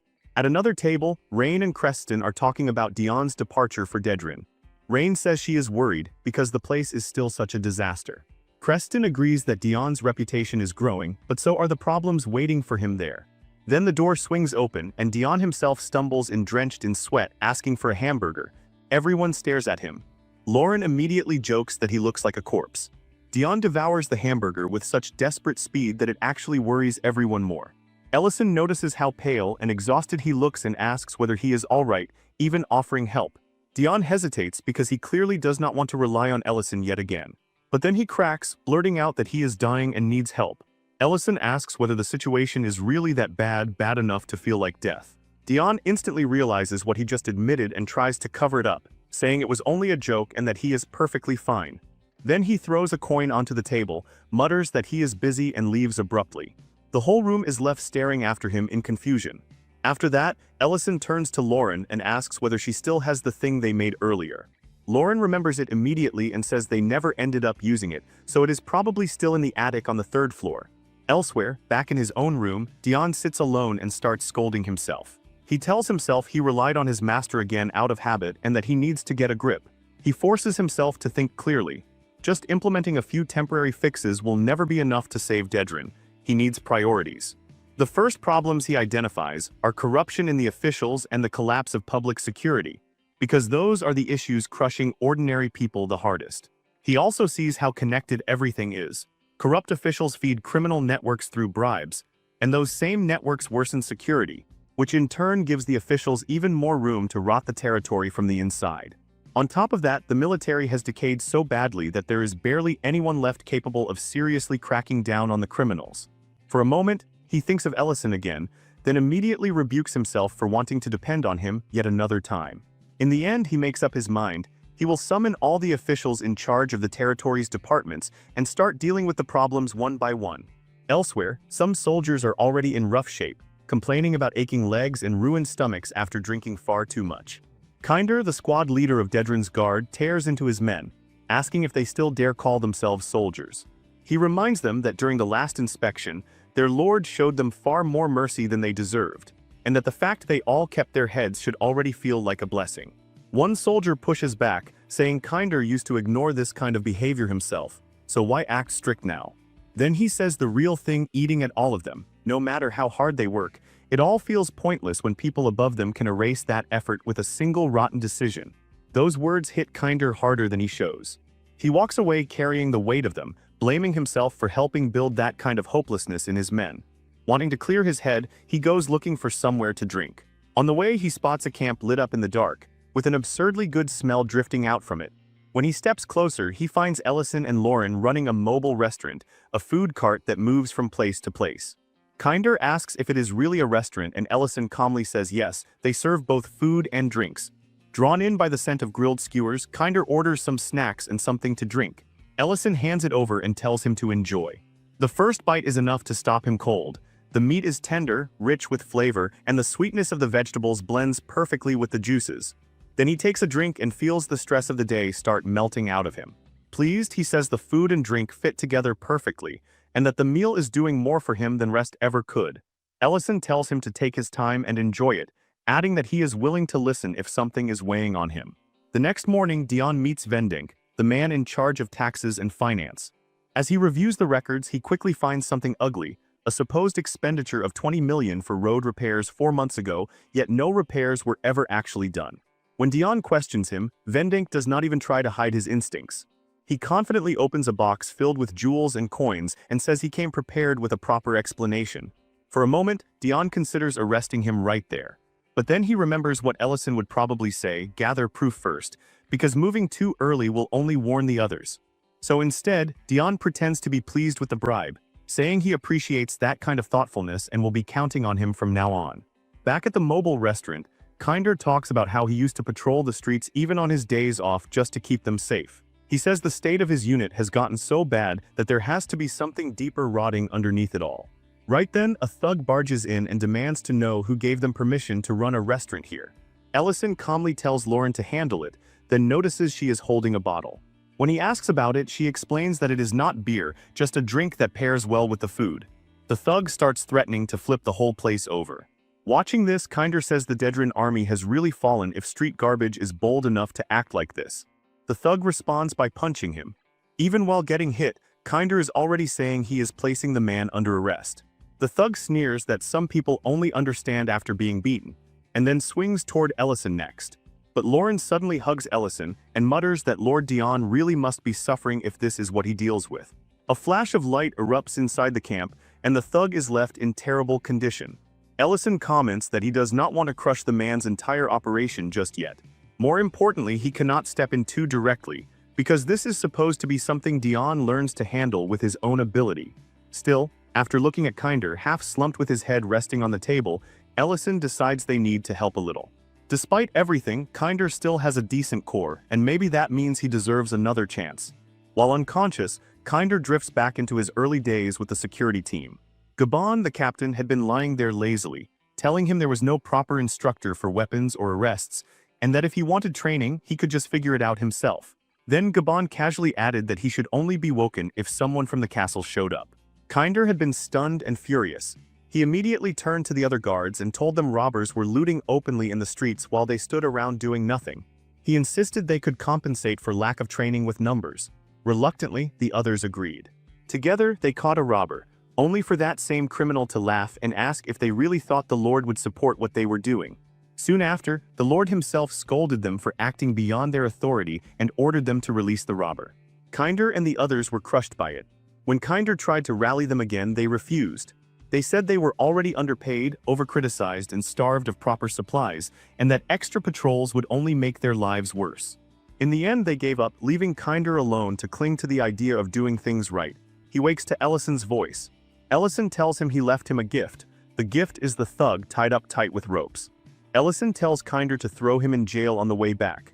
Recognizing the man instantly, Kinder asks if Ellison caught him.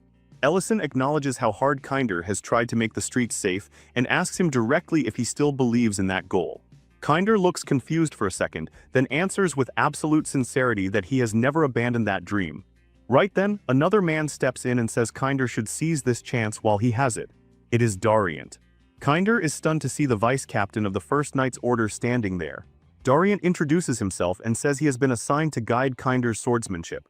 Back at Dion's castle, the atmosphere is a different kind of ugly. People keep arriving with gifts.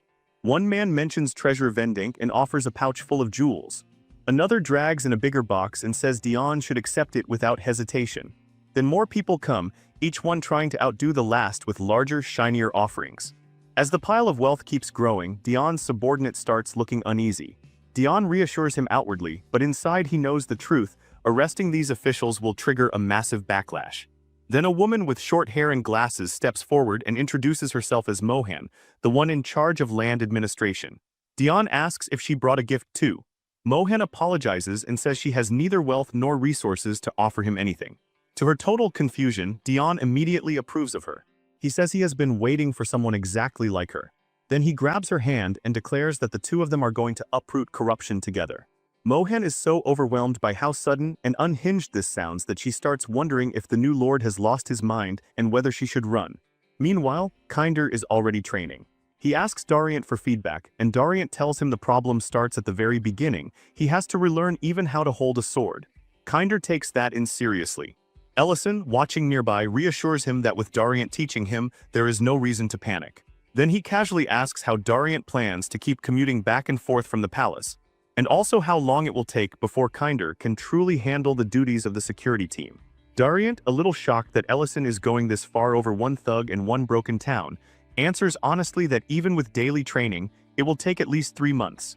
Ellison looks disappointed and says that is a long time. Inside, he tells himself he should stay out of this further, but he cannot ignore the suffering in front of him either. Dariant senses that Ellison just got some kind of dangerous idea, but decides not to ask, partly because he really does not want to get dragged any deeper. That night in Dedran, a woman carrying groceries loses her way and is cornered by 2 thugs. One pulls a knife and starts threatening her, but before anything worse happens, a voice cuts in and orders them to drop their weapons. A group calling themselves the Street Vendor Squad steps out. The robbers laugh and mock them, clearly unimpressed, until one of the vigilantes raises a beam of magic and blows apart the thief's weapon. The woman is stunned and starts suspecting that Count Rival himself may be one of the people behind the group. Ellison also recognizes her. She is the same woman who once appeared in his room. He thinks to himself that being recognized this soon was definitely not part of the plan. Elsewhere, members of Dedrin's human trafficking network gather around a table to discuss the damage. Ricardo is dead, Reedon is missing, the cultivation and sorting rooms are shut down, and now a new lord is in charge. Their leader, Lee Volta, declares that they will inherit Reedon's legacy and build the kingdom back up again. At training, Kinder eats the food in front of him and thinks bitterly about how much he misses the skewers from the mobile restaurant. He does not even know what kind of meat Ellison used, he only knows it tasted incredible. Even so, he tells himself to endure this meal if it helps him keep training. Another soldier walks over, notices how dirty and worn out Kinder looks, and asks where he has been. Kinder answers simply that he has been training, and then says with total certainty that he has not given up on either his dream or the road he chose. The soldier is left staring after him. Then the scene shifts back to the former slaves. They are thanking Ellison for everything, and the woman who had once been delivered to his room is shocked when he removes his disguise and reveals that Count Rival was him all along. Ellison confirms that he was also the one behind the food cart group. The former slave tells him that the new lord arranged temporary housing for everyone who was rescued, and that once the investigation is over, they will all be sent back to their original homes. Ellison quietly admires that. Then one of the freed slaves complains that the rations they are getting are bland enough to drive a person insane, and says that is why some of them tried buying bread in the first place. Hearing that, Ellison turns to the gathered former slaves and asks them something much sharper. Whether, after everything they suffered, they really feel no desire for revenge. The woman looks confused, but Ellison presses further, asking if it does not burn at all to simply avoid the people who ruined their lives and keep walking like nothing happened. Ellison gathers everyone who carries the same bitterness and tells them plainly, if they still have that anger in them, then they should follow him, because he knows someone who can teach them how to fight properly. Not long after, Dariant is drilling Kinder in weapon work, telling him to stop swinging like a man trying to beat the air into submission. He explains that the First Knight's order is built on precision, not wild arm movement, and that a sword handled badly is nothing but a glorified club. To prove the point, he demonstrates so cleanly that Kinder's weapon gets knocked from his hand before he can even understand what happened. Kinder immediately asks for more training, hungry for every correction, but Dariant warns him that private lessons are no longer realistic. By then, others are already arriving, asking to join too. They want training, they want to improve, and more than anything, they want the strength to stand against the same kind of people who once crushed them. Kinder is stunned at first, but they keep pushing, practically begging to be taught. Dariant scratches his head and mutters that he thought he would be training one person, not building an army. Ellison dryly points out that the number will only keep growing, because the more victims are given a path forward, the more of them will come. Dariant lets out a resigned breath, and accepts that he will probably be late returning to the capital with any new recruits. Elsewhere at the Dedrin Guard Barracks, the land administrator Mohan reads through a letter and reflects on how she initially thought Dion had assigned her to collect bribes for some shady political purpose. But earlier, Dion explained it differently. He said that some officials who offered him money may have done so because the old system left them no choice, and her job was to determine whether that money came from reluctant donations, embezzlement, or outright extortion. Mohan had asked why he trusted her with something that sensitive, and Dion answered by pointing to the one thing that still mattered, her honesty. Even then, she had found herself wondering whether Dedrin really could change. As she walks away, she overhears Gabon ordering guards to move workers out of the sorting and cultivation rooms, even telling a subordinate to remember to send him his reward afterward. That instantly makes Mohan suspicious. Meanwhile, in the sorting room, soldiers comment on the poor condition of the place, yet still talk as though restoring it will somehow return Dedrin to its former glory. At the castle, Dion is reviewing the progress of the bribery investigation. He notes that tracing the full source of those payments will still take months, but the military problem is more urgent. If he moves too openly, the remaining corrupt officials will scatter. He is still thinking that through when a magic circle opens and Ellison appears. Dion is confused, but Ellison does not waste time explaining. He simply tells him to follow. He takes Dion to the training grounds, where slaves, guards, and ordinary people are all practicing with weapons. Ellison tells him clearly that every person there came of their own will. While Dariant is in the background scolding Kinder's sword form, Ellison points out how much the effort has grown, how many people are now training because they actually want change.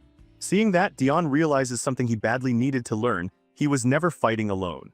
For the first time in a while, hope for Dedrin feels real. 3 months pass. One of Veretto's men reports that both the sorting and cultivation rooms have already been restored. Veretto, still furious over how much he lost once they were no longer allowed to openly prey on civilians, decides it is time to strike back. He orders his men to move on every facility and seize control, while also sending word to Mohan and Vololta. But when they move out, they find something waiting for them: a full force of guards and former slaves, all standing under Lord Dion's command. Dion demands that they surrender peacefully, promising a lawful trial if they submit and warning them that resistance will bring harsher judgment.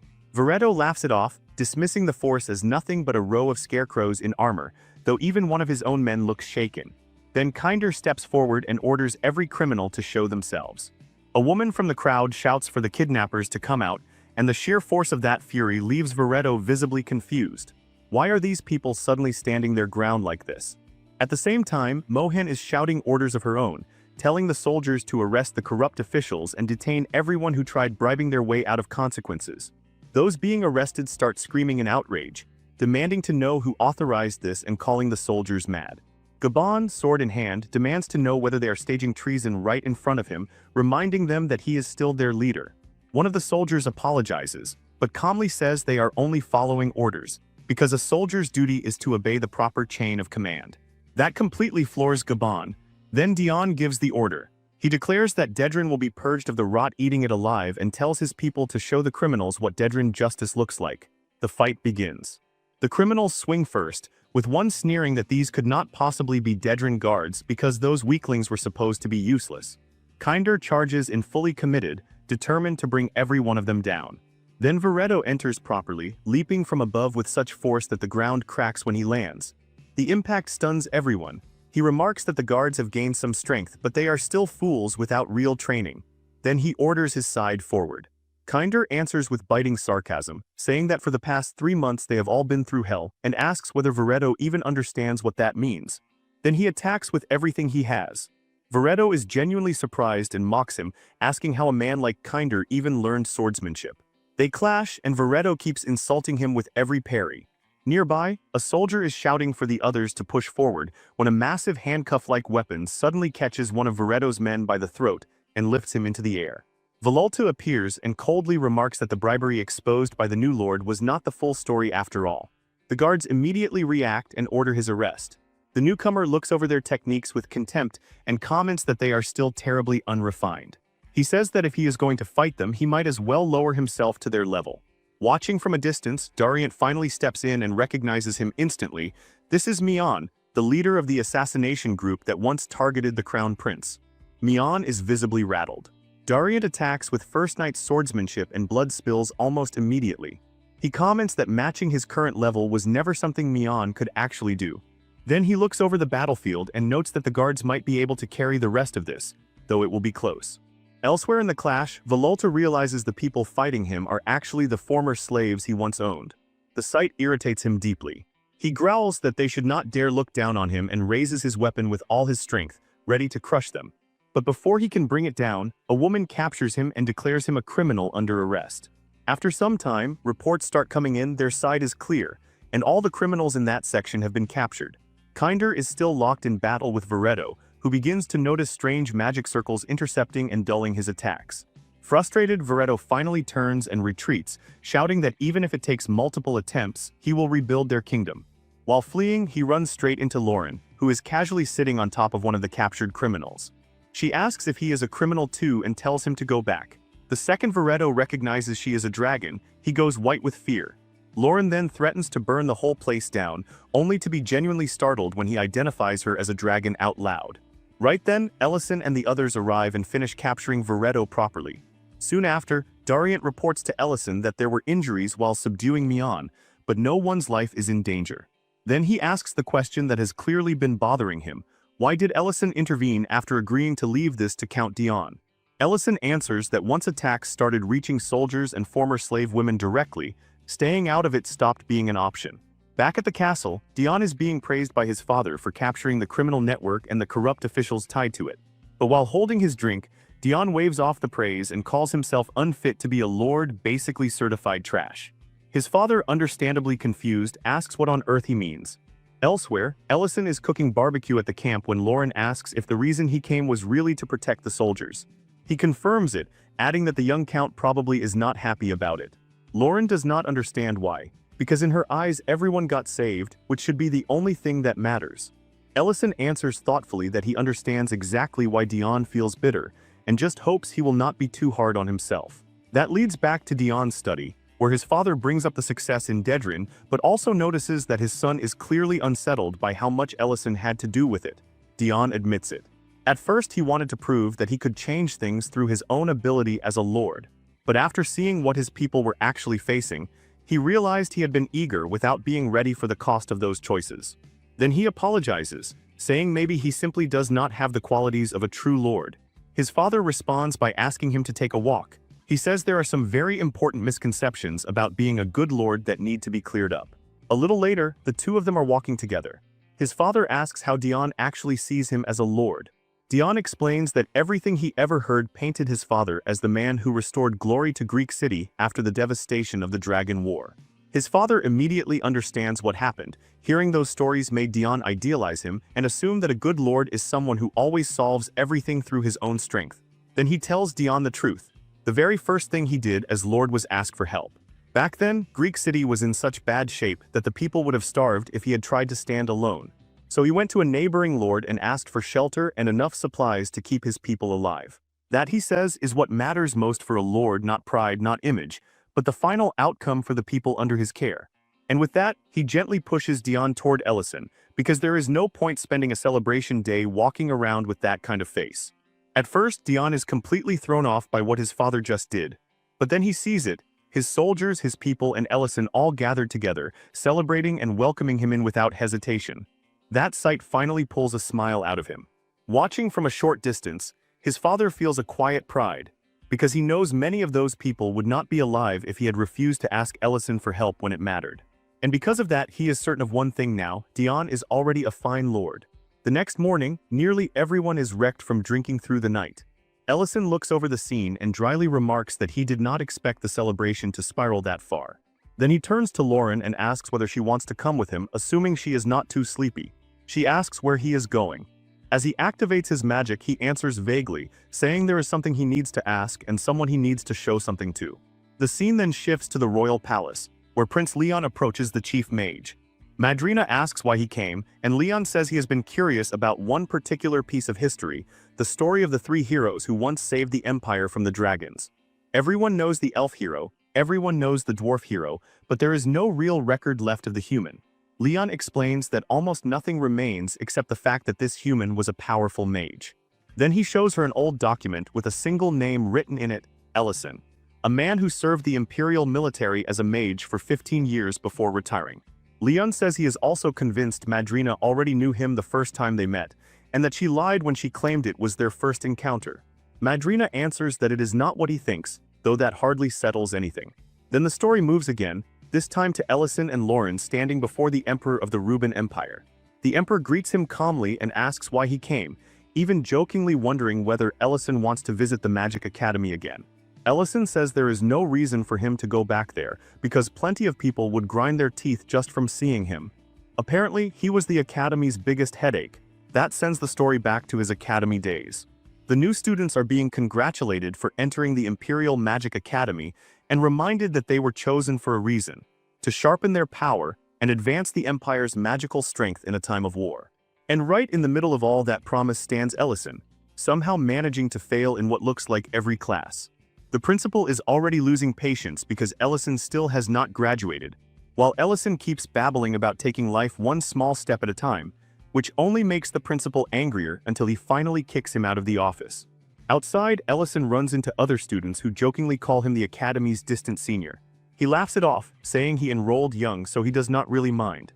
As they walk, a younger Madrina, still a junior at the time, watches him with pure contempt in her eyes.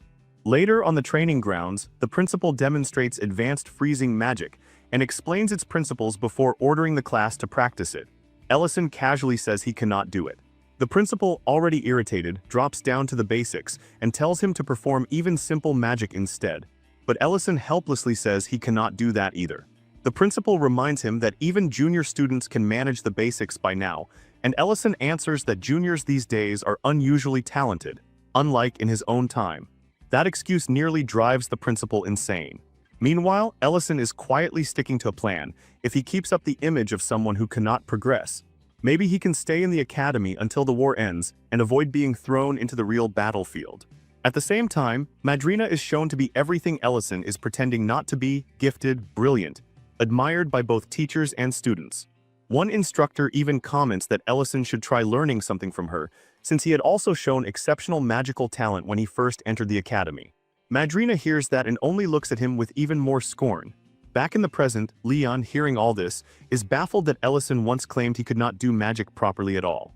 Madrina explains that it was not entirely false, because technically there was only one spell he could really perform. Leon asks the obvious question, why keep him there during wartime if he could not advance? In times like that, the academy could not afford to be generous, and students who could not keep up were normally pushed toward frontline duties instead. Madrina answers that the reason he was kept was simple, that one spell he could use was absurdly powerful. Back in the past, the academy buzzes with admiration for Madrina's brilliance. She is praised everywhere and gets so wrapped up in her own talent that she starts believing she is the future of the academy, the one genius no one else can compare to. Then that fantasy gets brutally interrupted when she sees Ellison cast a fireball. The other students explain that while he cannot do much else, he is terrifyingly good at creating fireballs. And that is the reason the professors refuse to let him leave without learning anything more. Watching the destruction he causes with that one spell leaves her genuinely shaken. She had convinced herself she would be the academy's uncontested future. And now, she is forced to watch someone she sees as completely inadequate casually overpower her in the one field that matters most. She decides right there that she refuses to lose to someone like him. From then on, she starts working harder on fireball magic too. At her level, her version is excellent, but next to Ellison's, it still feels pitifully small, and that only makes her angrier. So she starts keeping an eye on him. One day she notices him leaving the canteen with his friends because none of them can stand the food. Other girls catch her watching him and immediately start teasing her for always looking his way.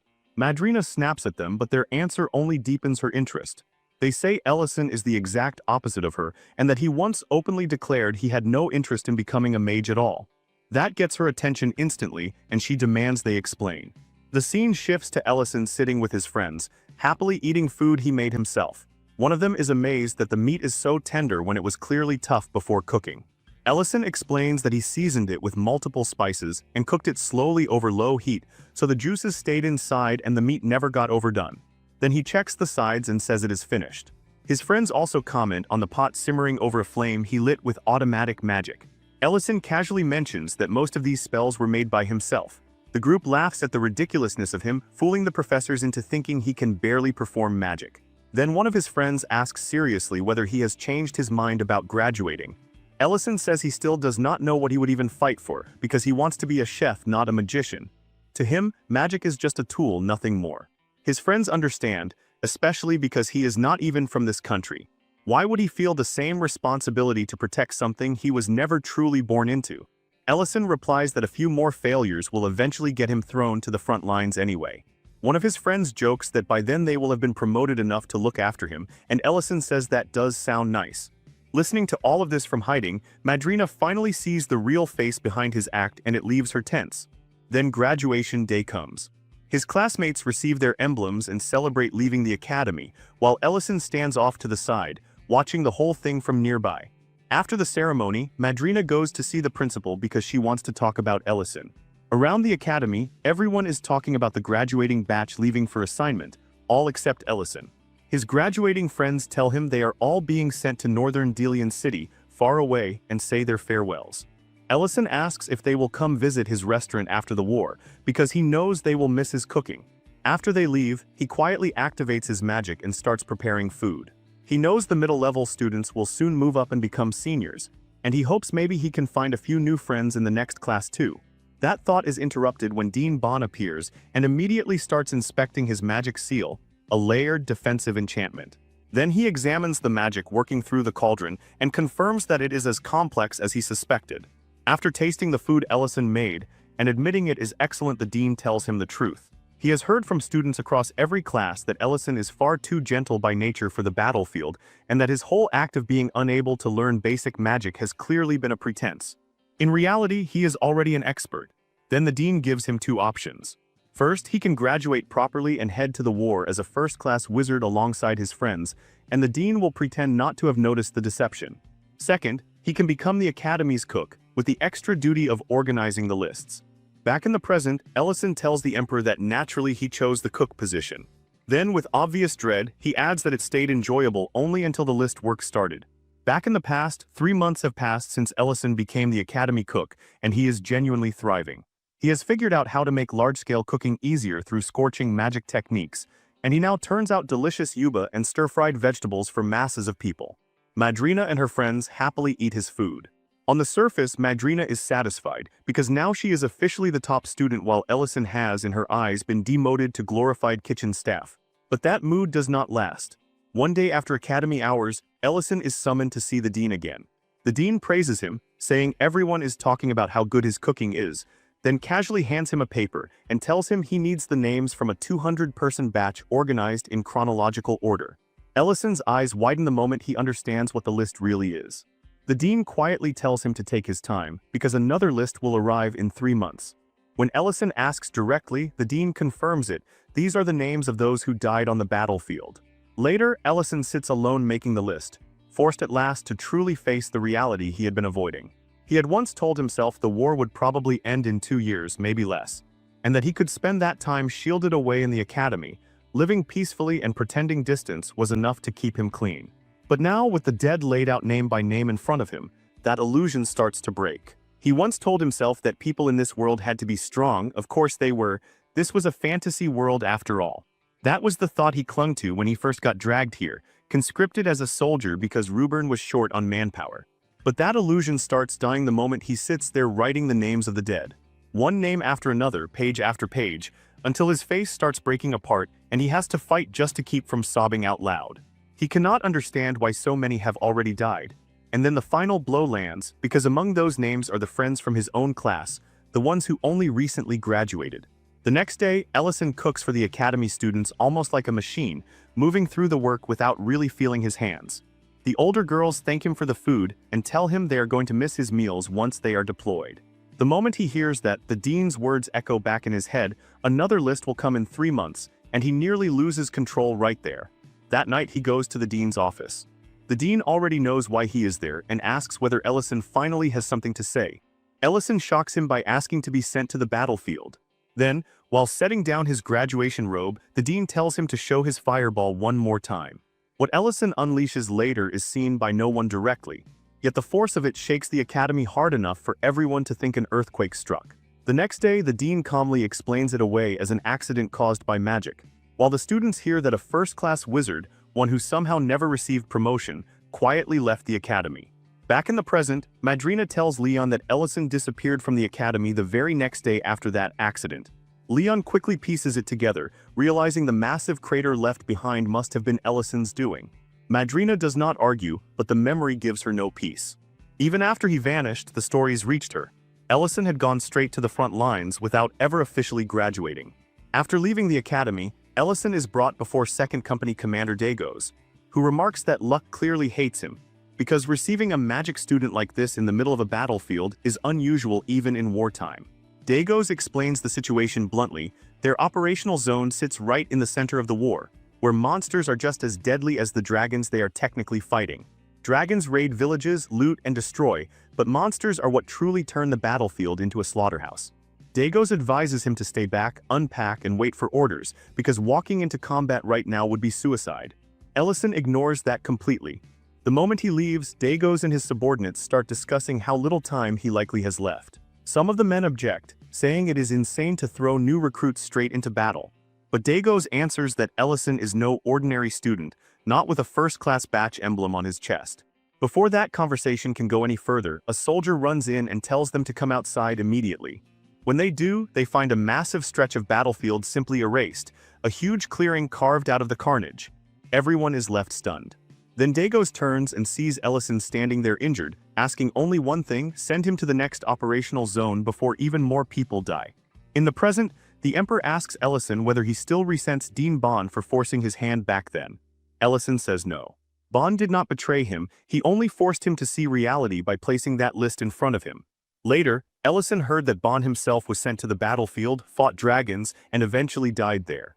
So in the end, Ellison says the only people he truly resents are himself and the enemies who made those lists of dead students necessary in the first place. Then he says the Emperor already knows the rest of the story, and the Emperor confirms that he does. Ellison quietly admits that if he were given the chance to do it again, there are things he might choose differently instead of just walking away from the battlefield. Elsewhere, Leon is stunned to learn that Ellison deserted. Madrina, with a sadness she cannot hide, admits that Ellison ended up betraying his own beliefs. Thinking back on it, she says their actions put their lives on the line too. Leon complains that she cannot just leave a story like that hanging. Madrina fires back that even if he is the crown prince, desertion tied to men like that is not a small issue. Before Leon can press further, another voice cuts in, saying he did not expect to find the crown prince in a place like this. The speaker is the Empire's third duke. Leon immediately looks at Madrina while hiding his real thoughts, because he still does not have the power to reveal what he truly wants. So instead, he slips right back into the role of a spoiled, unserious prince, and cheerfully declares that he will gladly go anywhere if it means enjoying the company of such a beautiful woman. Then he brazenly takes Madrina's hand and kisses it, clearly hoping she will tolerate the act. Dagos looks disgusted and says he has no interest in meddling in the prince's business, but he did not expect Madrina to sink so low as to keep chasing power even after becoming a 7th-rank magician. Leon looks genuinely confused. Dagos points at the 7 circles on her badge and explains that they symbolize her rank and position. Leon shrugs and says he never noticed something so complicated, insisting that he summoned her simply because she is beautiful. Dagos leaves, advising him to keep those activities away from the records room. The second he is gone, Leon starts to apologize and asks Madrina whether she has dealt with Duke Dillion before, but he stops when he really sees her expression. Madrina is not just flustered, she is completely shaken. She grew up as a magical prodigy, proud, noble, always looking down on others because of her talent and status. As a 7th-rank mage, no man ever dared step close enough to unsettle her. This is the first time she has ever felt a man near her like this, and her body does not know how to process it. Leon, meanwhile, has absolutely no idea what is happening and is about to ask when Madrina suddenly faints. At another moment, Ellison is carrying the sleeping dragon girl on his shoulder, deciding to let her rest while he handles some messages. Then, in almost absurd timing, he walks in on Leon in nearly the exact same situation, with Madrina slung over his shoulder. The two immediately accuse each other of suspicious behavior involving girls draped over them. A little later, they sit across from each other in Leon's study. Ellison says he came because he has business with the Emperor and knows Leon would eventually hear about it anyway, so he wanted to say goodbye before the wrong eyes saw them together. Leon stops him there. He reveals that Madrina told him enough for him to piece things together. After returning from studying abroad, he had heard rumors of a terrifying hero known as the Dragon Slayer, and after meeting Ellison, he became certain that the man behind that title was sitting in front of him. Leon finally says it out loud. Ellison is the legendary 9th-class Archmage, the one man who broke past the human limit of 7 circles. Then, without pretending anymore, Leon asks him to lend him that strength. Meanwhile, the Emperor is still turning Ellison's earlier words over in his mind, his regret over leaving the battlefield, his quiet wish that maybe he would choose differently if given another chance. Then the 3rd Duke arrives and bluntly asks whether Ellison is somewhere in the palace. The Emperor refuses to answer. That refusal clearly angers Dillion, but instead of speaking it, he steps forward, and in his presence the Emperor looks visibly diminished. The Emperor's knight tries to intervene, only for the Duke's own knight to catch his wrist. Dillion coldly reminds the Emperor that the glory he once had is already gone. Before the scene turns uglier, Porgo steps in and warns Dillion that he is still standing in the Imperial Palace, and that he should tread carefully, especially if Ellison truly is nearby. Dillion acknowledges the warning and decides to leave it there for now, though not before advising the Emperor to reprimand Madrina for carrying on with the Crown Prince in such a shameful way. Once Dillion is gone, Porgo asks whether the Emperor is alright. The Emperor thanks him, but says he feels nothing but disgrace as a ruler, and wonders how ashamed his own son must be of him. Then the scene returns to Leon's study. Leon reminds Ellison how the Imperial family began to fall after the First Knight's order was broken apart. When the war with the dragons began, the Emperor tried to act for the people's sake and split the order across different regions to support the front lines. But that left the palace almost empty, defended only by the commander and a handful of forces. With a bitter look, Leon asks Ellison whether he understands what that meant. Ellison answers immediately, it meant the Empire lost its grip on the nobles. Leon agrees and says that every time the palace summoned those nobles for support, they either refused outright or sent worthless troops who only made the situation worse. Instead of helping the Empire survive the war, they turned the battlefield into deeper chaos. Leon finally drops the mask completely. His anger, his helplessness, and his desperation all rise to the surface at once as he begs Ellison for help. Instead of merely asking, Leon drops to one knee before Ellison and begs for his strength. That alone leaves Ellison completely thrown. He immediately tells the prince to stand, saying a man in Leon's position should not be kneeling to anyone, especially not to someone who is, on paper at least, just a restaurant owner. Leon rises, visibly embarrassed by his own desperation, and briefly admits he may have judged Ellison wrong. But then his eyes catch the insignia on Ellison's person, the mark bearing 9 circles, and in that instant the truth becomes impossible to ignore.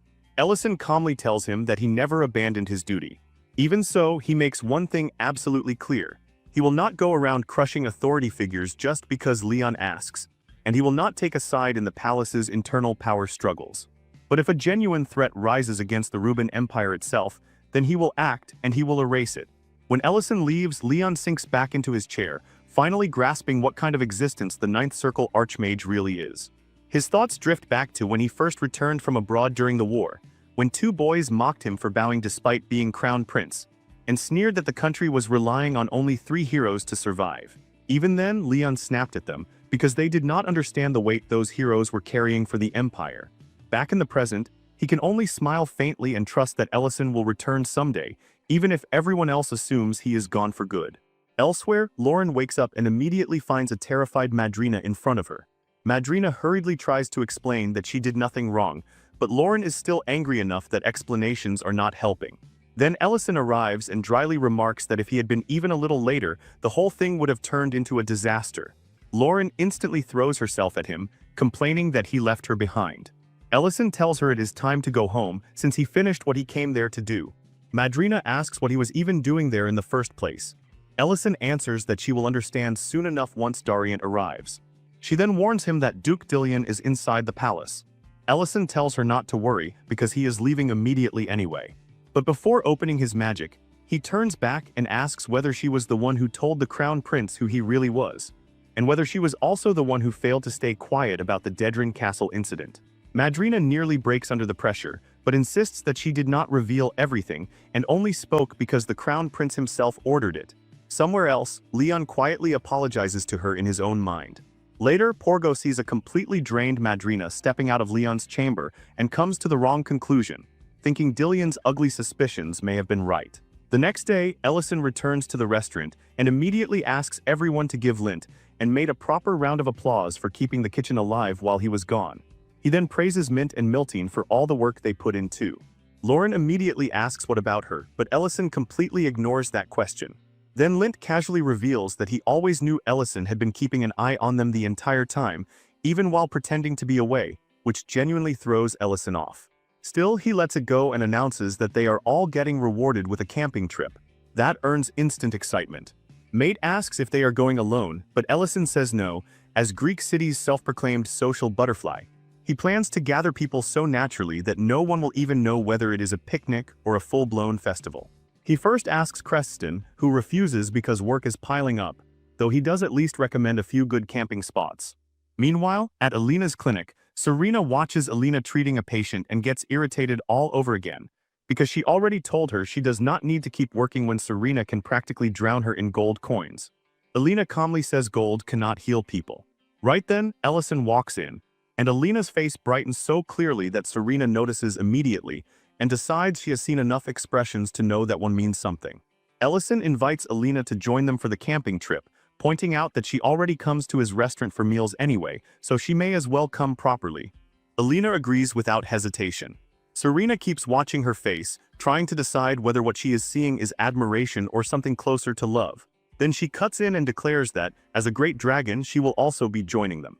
Ellison is visibly nervous that she just invited herself, which annoys Serena even more because she had assumed the invitation obviously included her too. Soon they arrive at the campsite, a beautiful place near a waterfall.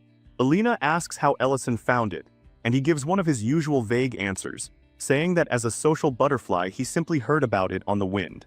Mate quickly points out that with all that social power, Ellison still only managed to bring 2 extra people, which makes Ellison look faintly wounded. Once everything is set down, Lauren asks if they are finally going to pitch the camp. Instead, Ellison announces they are about to play a game called Rubaruma Monopoly. Lauren asks if that name is from his homeland, and Ellison says yes, then starts distributing cards and money. He explains the rules, build up capital, bankrupt the others, and whoever holds the most money after 10 rounds wins. Lauren immediately declares that this is basically a game about the world's ruin. Ellison adds that there will be prizes and penalties too, and then the match begins. The chaos starts almost immediately. The second lint lands on Serena's property. Serena proudly demands payment for stepping onto the great dragon's land. Ellison quickly points out that her land is not worth much, which visibly lifts Lint's spirits. Then Lauren draws a golden card with a smug expression, only for her face to collapse when she realizes it is a penalty card announcing that all buildings on the most expensive lands are destroyed by a dragon. She instantly declares that she is going to kill that dragon. Later, Ellison points out that Alina built an inn on her property, and he just landed on it. Alina immediately starts daydreaming about being the innkeeper and Ellison arriving as a traveler, only to destroy the whole image in reality by awkwardly telling him he can stay for free, which just leaves him confused. Meanwhile, Miltine asks Mint whether she should build on one of her spaces, and he starts helping her, prompting Ellison to protest that this is supposed to be an individual game. At another corner, Lint is begging his younger brother for mercy while Mate icily reminds him that money has no concept of brotherhood. Ellison has to point out that the money is fake anyway. Lauren also tries to argue her way out of prison, but Ellison shuts that down too. In the end, they total up the money. Lauren and Serena crash out dead last, both completely bankrupt. Ellison places third. Alina somehow wins the whole thing. As her prize, Ellison gives Alina a wish ticket, something she can use to ask for anything within his power to provide. Alina asks whether she can save it for later, and Ellison tells her there is no expiration date. Serena, meanwhile, is watching Alina's face way too closely and immediately thinks she ought to use that opportunity well. Ellison then announces the penalty. Lauren and Serena, the 2 losers, are on tent duty. Naturally, the 2 of them spend the entire setup process fighting with each other. That night, while everyone else sleeps in their tents, Alina lies awake and gently kisses the wish ticket Ellison gave her. Then she notices Miltine quietly getting up and slipping out of camp. Curious and maybe a little alarmed, Alina decides to follow her. Soon enough, she finds Miltine in someone's arms, declaring that she cannot bear being apart from him. That someone is Mint. Alina is completely stunned to catch them like this, as the 2 talk quietly about how they plan to keep the relationship secret for a while. Miltine comforts Mint by saying everyone is asleep, so there is nothing to worry about. Of course, that immediately stops being true when Lauren and Serena arrive beside Alina, and casually admit that they heard the noises too and came to investigate. Lauren dryly comments that they keep calling it a secret even though basically everyone could already tell the 2 of them were into each other. Not long after, the newly exposed couple is standing in front of Ellison, who calmly says he already heard the news that they are together. He congratulates them and tells them there is nothing to feel guilty about. Off to the side, the brothers are discussing how foolish they were for somehow never noticing what was going on between the 2. Ellison then declares that since the relationship is out in the open now, everyone is going to hear the full story over a meal. He decides to make curry for the occasion.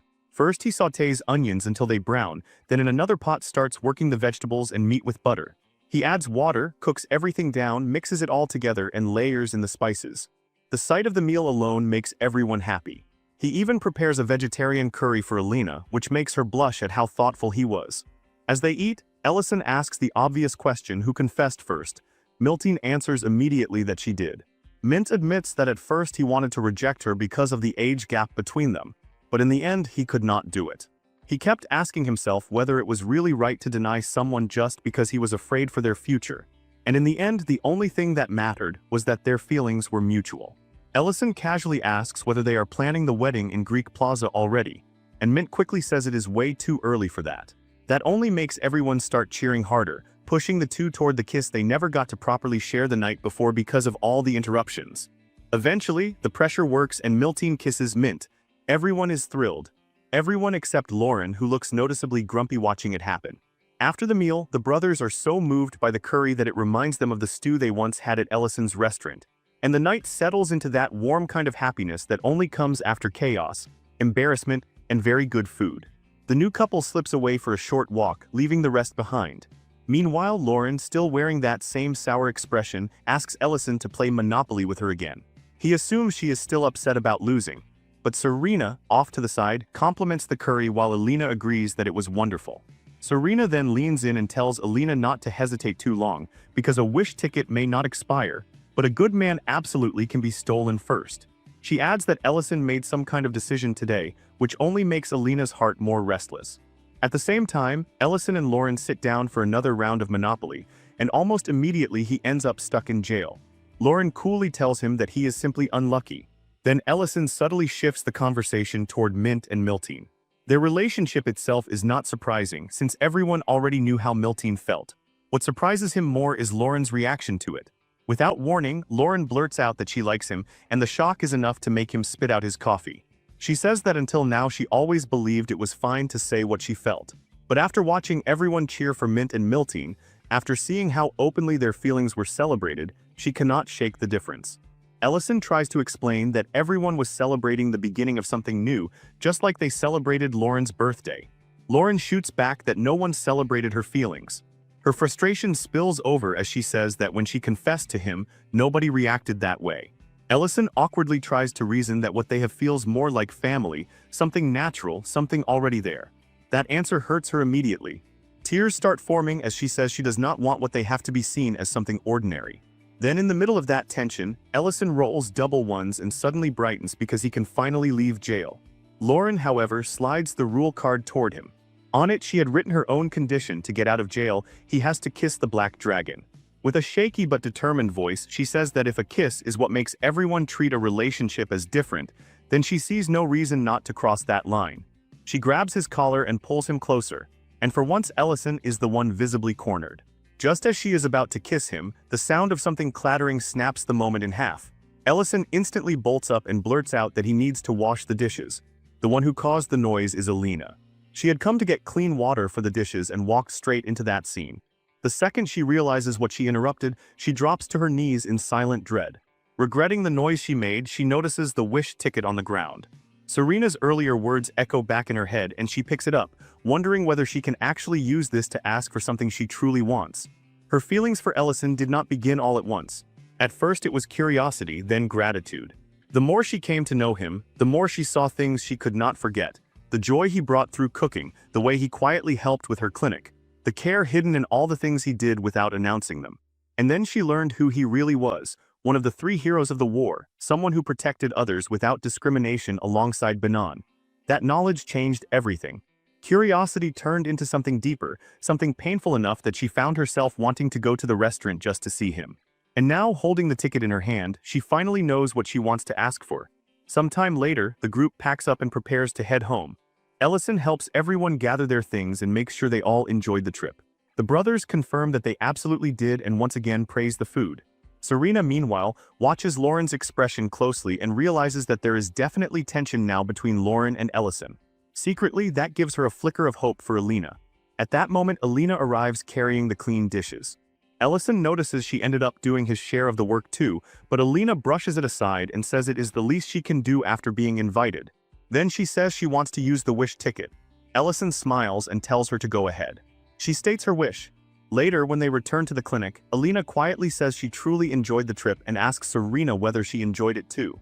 Serena, however, is far more interested in why Alina wasted her wish. The wish Alina made was for Ellison to keep running his restaurant in Greek City indefinitely. Ellison was clearly caught off guard, because that was already what he intended to do anyway, and he even asked her whether that was really all she wanted. Alina firmly said yes. So he accepted it. Now back in the present, Serena is irritated on Alina's behalf. At the very least, she says, Alina could have used the ticket for a date with him, or something equally obvious.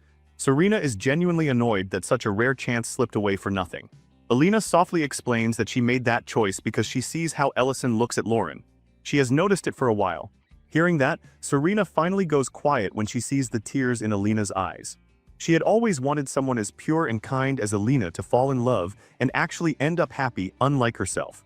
But instead she is watching another sadness grow in silence. Alina says that for her, it is enough just to be able to see Ellison from time to time at the restaurant. Serena tries to console her, but inside, all she feels is disappointment at how cruel love can be. Back at the restaurant, Lauren is in a terrible mood, still stewing over Ellison's behavior. Ever since she tried to kiss him, he has been avoiding her, and now he does not even let her curl up against him at night. Then Mate casually points out that she seems taller lately, which startles her. Thinking about it, Lauren realizes the truth: her coming-of-age ceremony must be close. She turns to him and asks if her height really matters. Mate answers that it is not just the height, she seems more mature these days. At the same time, Ellison is distracted enough in the kitchen that he cuts his hand without noticing right away. He brushes off Lint's concern and asks where the bandages are kept. Lint stares at the blood and tells him very clearly that it does not look fine at all. But Ellison's mind is somewhere else entirely, still trapped in the memory of that near kiss with Lauren. And in the middle of those thoughts, he finally admits to himself what he feels for her. Far away, at the Black Dragon holy ground, the elders Madamada and Dagma are discussing preparations for Lauren's coming-of-age ceremony. Dagma lays out the traditional arrangements he already prepared. When asked, he even produces a list of possible Black Dragon suitors for Lauren. Looking over it, Madamada remarks that Nai's name would likely have been on that list if he were still alive. Dagma agrees. Then Madamada carefully asks whether Dagma still resents Ellison for killing Nai. Dagma says no. Madamada starts to bring up Lauren's feelings for Ellison, but Dagma cuts him off, revealing that he already knows about his nephew's conspiracy, which shocks Madamada. Dagma says he never openly supported it, but he did not stop it either, because in one ugly way Nai was not entirely wrong. The Black Dragon clan really is facing extinction. In that situation, giving a rare female dragon to a human is not a small matter. Madamada demands that he speak plainly. Dagma finally does. He says this is about preserving the Black Dragon bloodline just as much as it is for Madamada.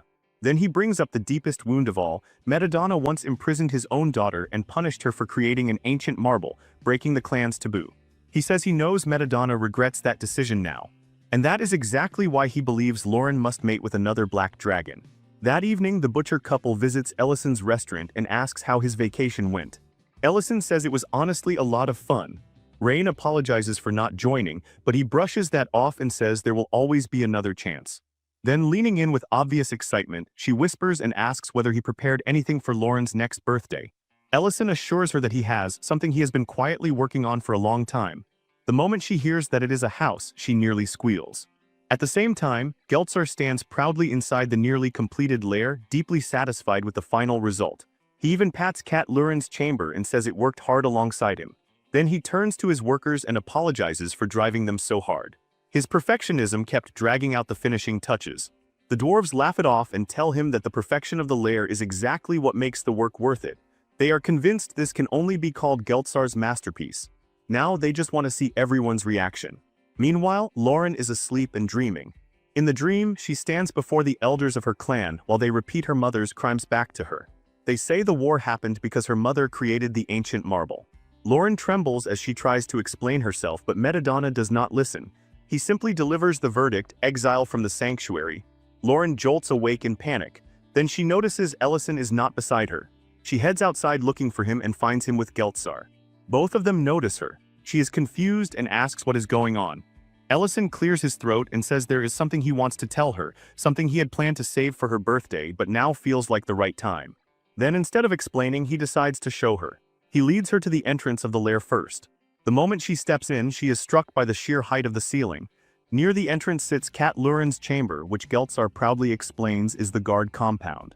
Then the full tour begins. They show her the wine cellar, the pantry connected to the dining hall, the bedroom, and finally the prepared vault, each part of the lair laid out like a promise made real. After that, Geltzar leads them deeper inside and proudly reveals the center of the lair, a massive bathing area. The moment Lauren sees it, her whole face lights up. She immediately asks if the bath is fed by the underground aquifer, and Geltzar confirms it, explaining that he remembered how much she loved the hot spring, so he built one just for her. Watching that excitement bloom across her face, Ellison feels a quiet wave of relief. He knows his awkward distance has been hurting her. Now, at least in this moment, she looks genuinely happy. And seeing her that way only hardens his resolve. He cannot keep dodging his feelings forever. Lauren turns to him right away and demands cocoa, then casually suggests they bathe together, which nearly short-circuits him on the spot. Before he can even respond properly, she steps straight into the water. When she notices him still standing there hesitating, she gets annoyed. Ellison, meanwhile, is trying to prepare his heart, because in his mind, she is moving frighteningly fast. Then another thought hits him. Maybe maintaining this strange distance has been just as awkward for her as it has been for him, especially when they already sleep together and share baths like it is nothing. That thought survives for only a second, because a portal suddenly opens, and with cosmic-level bad timing, Madamada hears exactly that last part. He erupts immediately, accusing Ellison of shamelessly taking advantage of his granddaughter. Ellison tries to explain that this is not what it sounds like, but Madamada is in no mood to believe him. A little later, while being shown around inside Lauren's new lair, Madamada looks around with reluctant approval and admits that by his standards, the place is decent. He did not expect a human to be capable of preparing something worthy of a dragon at all. Ellison quietly hopes that means he passed some invisible trial. Then Madamada suddenly asks whether Ellison is prepared for the possibility of failing anyway. After that, he says they need to talk. The two of them step into the water and Ellison is visibly nervous. Madamada's presence is completely different from Lauren's, heavier, older, far more overwhelming. Ellison can feel that pressure pressing against him from every side. He awkwardly asks the elder to begin. Madamada does, not with a threat but with a story. He speaks of an age before even his time, when a dragon lord named Balachar was born after absorbing 3 ancient marbles.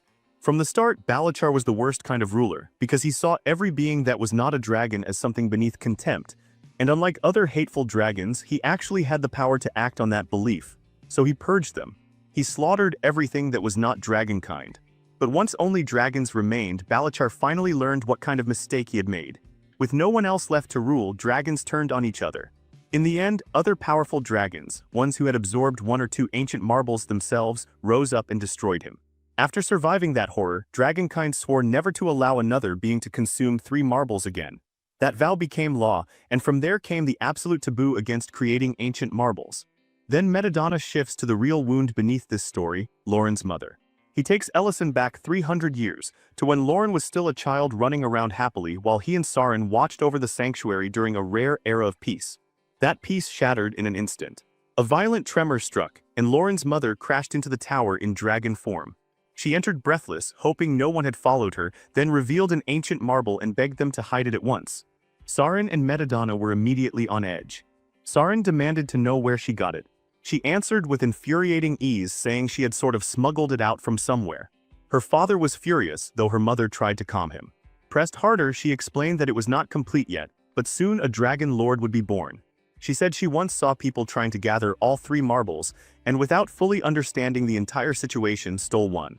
In fact, she admitted she almost wanted to steal all 3, bragging that nobody could catch her anyway. Sarin, however, reminded her that an ancient marble cannot stay hidden forever. The energy alone would betray it. So sooner or later, tradition would catch up to her. Surprisingly, Lauren's mother did not resist that truth. She knew what stealing it meant. She had already accepted the cost. But she had one condition. At that same time, little Lauren was furious that her grandfather would not let her see her mother. Then she saw her surrounded by other dragons. Madamada demanded a confession, asking whether she admitted to creating the ancient marble. She said yes. He then pronounced the sentence she would be imprisoned in a secluded place. She accepted it without argument. Lauren, hidden nearby, watched the entire scene in terror. Madamada ordered his own daughter to be locked away and declared that once the prison was ready, he would personally take her there. Back in the present, Ellison can barely sit still through the story. He protests that this still does not sound like a crime. Madamada asks whether he really does not know the full truth. Ellison answers honestly that all he knows is that she created the ancient marble. Madamada clarifies that the imprisonment was not merely punishment, it was also protection. The place she was sent to was built to safeguard the marble itself, layered with some of the highest level magic possible so no outsider could intrude. Ellison points out the obvious: whatever purpose it served, it was still a prison. Madamada does not deny that. He only admits quietly that he regrets it. Then he speaks of how that decision poisoned Lauren's childhood. Some dragons whispered about her, some pitied her, others simply called her the daughter of a criminal. One day, when he visited Lauren's room, he found her crying and begging for her mother to come back. Trying to comfort her, he told her that one day she might be able to bring her mother back herself. Then he mentioned a place where she could gather herbs for him. Lauren went there, only to find it strange and frightening. At first, she wondered whether her grandfather was cruel enough to be playing with her feelings. In retaliation, she decided she would gather poisonous herbs instead. Then she sensed something. That was when she understood why he sent her there. After entering a cave hidden behind a waterfall, she found her mother at last. Lauren broke down crying, but her mother only told her to go back. Stubborn as always, Lauren refused. In truth, the place was a lair hidden behind visual magic. From that day on, Lauren kept returning to see her in secret. Her mother always tried to stop her, but Lauren argued that her grandfather would never find out. Her mother calmly corrected her, saying it was Madamada himself who led her there. Lauren realized that too. Madamada admits now that because Lauren was naturally rebellious, no one ever noticed her disappearances. She never got to study magic like other dragons or properly see the world. Instead, she spent those years growing up at her mother's side. He worried that one day she would be isolated by her own clan because of it, but he never stopped her, because for the first time in a long while she was happy. During one of those visits, Lauren declared that once she became an adult, she would stop sneaking around and just live with her mother forever. Around then she began noticing something strange. The passage to the lair was getting shorter each time she came back. One visit later, she found her mother staring at the ancient marble with a dark, uneasy expression. Lauren stepped closer in alarm. Her mother had realized the cult behind all this had not abandoned its goal. They still intended to create a dragon lord. At the same time, the red dragons had gathered under their lord Sardalone. He declared that he would restore the world, and with that single declaration, the Age of War began. Madamada says that during those days, he and Sarin had already been observing the growing danger. They knew someone had already absorbed 2 ancient marbles, but no war had begun yet. That meant the enemy was waiting for the third. Then a messenger bird arrived from the red dragons, and when Madamada read the letter, his face changed immediately. They were threatening to reveal the truth about the Dragon Lord. Later, Madamada met with the Red Dragon Elder Dance. Years before, he had warned Dance that the Red Dragons were involved in creating a Dragon Lord, but Dance dismissed it as baseless accusation. Now, however, Dance admitted Madamada had not been wrong at all. Every Red Dragon had received the order to annihilate the Ruben Empire. Hearing that, Madamada went cold. Dance urged him to stop them if he could, then flew away. And just like that, the war began. The Imperial Palace was hit first, and then the Empire's territories were ravaged under the power of the Red Dragon Lord. Still, the Red Dragons did not have an easy victory, because the Black Dragons were fighting them too. At the time, Madamada took some comfort in one thing: his daughter and granddaughter were still hidden away, and for the moment safe. Neither side had room to chase them while the war consumed everything else. During that period, Lauren went to her mother and told her the Lord had risen. She also said Madamada asked her to stay hidden there for a while. But her mother had no intention of letting Lauren remain helpless. Once she activated her magic, she started teaching Lauren herself, telling her she needed the power to survive and fight if necessary. Over 13 years of war, Lauren learned the basic combat and magic techniques of dragonkind. Madamada pauses there and asks Ellison whether he understands what that really means. In the end, once the training was complete, Lauren had learned a large part of the foundation every dragon needs. Flying could come later. Her mother wanted to keep teaching her, but she already knew her own time was running out. She pulled Lauren into an embrace, apologized, and then pierced her stomach, placing the ancient marble inside her. A while later, she woke Lauren up. Lauren was confused. Her stomach was intact, her clothes were untouched, and for a moment she thought the whole thing must have been a dream. Then her mother asked whether she could feel mana overflowing inside her. Lauren, still dazed, answered yes. She felt stronger, overwhelmingly so. Her mother told her the reason she suddenly felt that overflowing power: she had absorbed an ancient marble. Then, with what time she had left, she gave Lauren one final task: go to her grandfather, stay in the holy ground, and help in the war. Lauren immediately pointed out that absorbing an ancient marble was forbidden. Her mother answered by turning it into something a child could hold onto: a secret mission. At that age, Lauren did not fully understand the weight of what had happened, so the idea thrilled her more than it scared her. Her mother held her tightly and thanked her for giving her happiness during those long years of imprisonment. Then she let her go. That was the last time mother and daughter saw each other alive. When Lauren returned again, her mother was gone. Madamada reminds Ellison that he was there when Lauren saw the aftermath, when the truth of Baron's death finally crushed what little innocence she had left. Ellison already knows how the war ended: the Dragon Lord fell, the fighting stopped, and yet Lauren still could not return to the holy ground. He already knew she was exiled, but he wanted to understand why.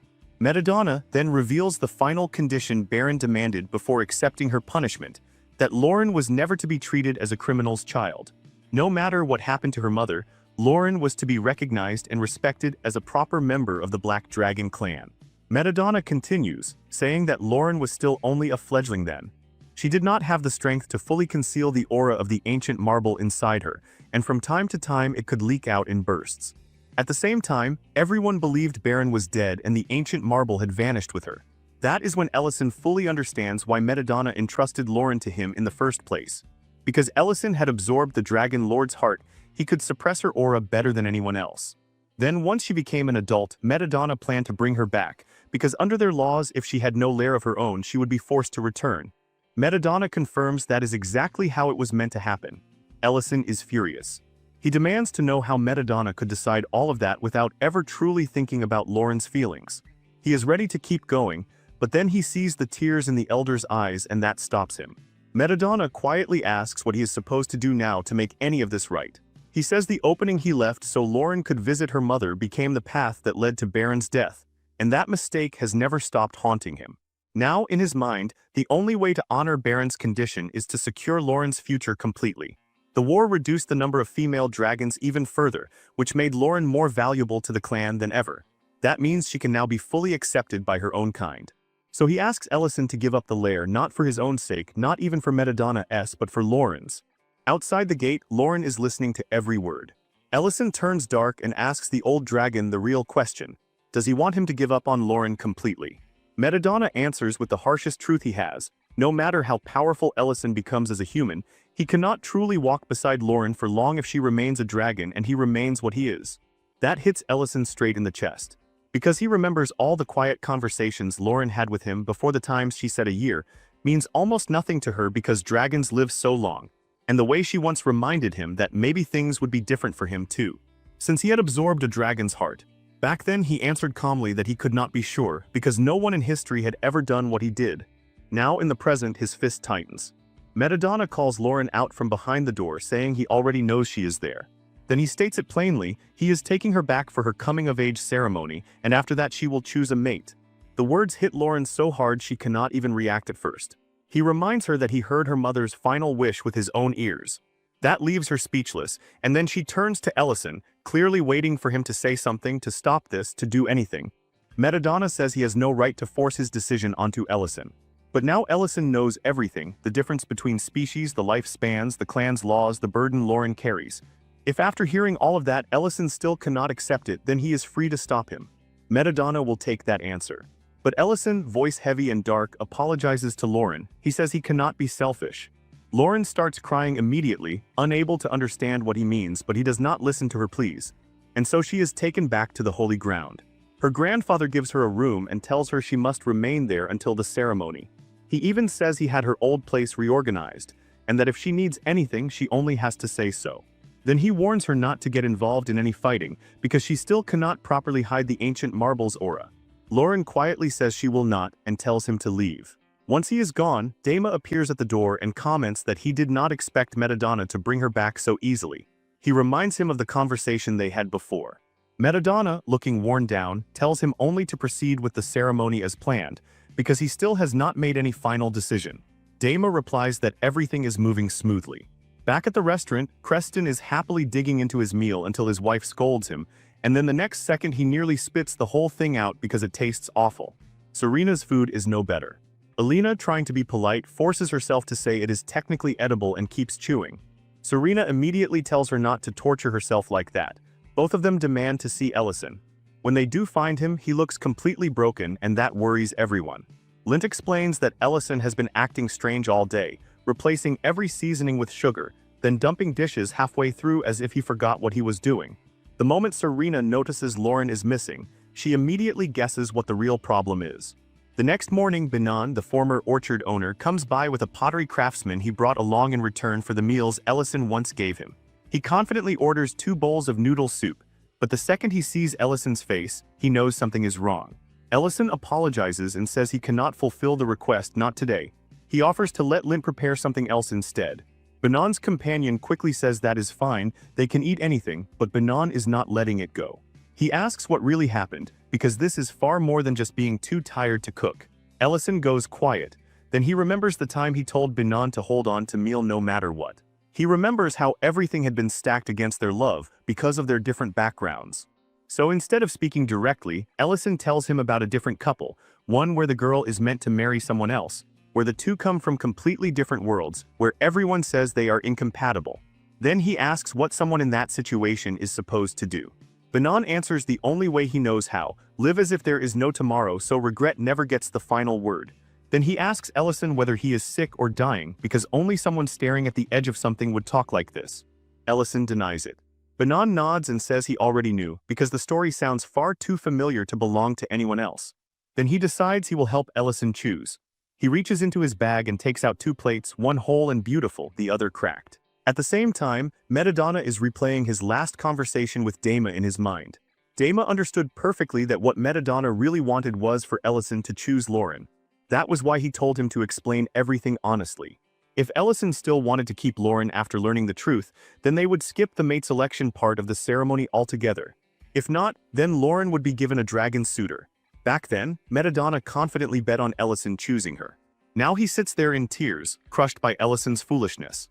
In his mind, he keeps imagining another ending, one where Ellison fights for Lauren and earns the happy ending everyone secretly hoped for.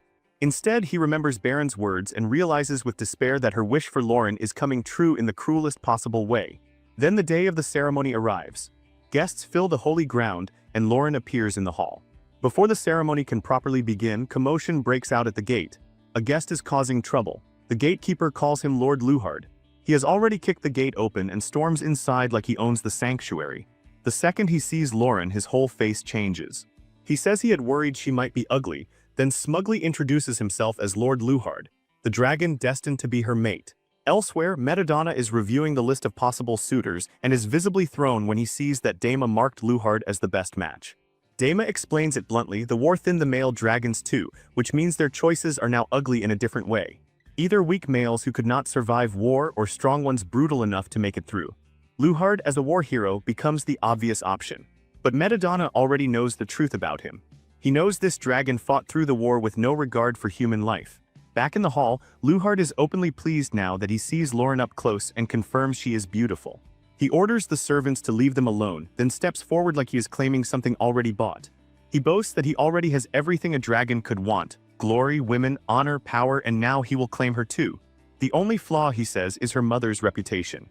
The second he touches her, Lauren grabs his wrist and says only one person in the world has any right to touch her. Luhard is genuinely startled by the bloodlust coming off her. For someone so young, the force of it is monstrous.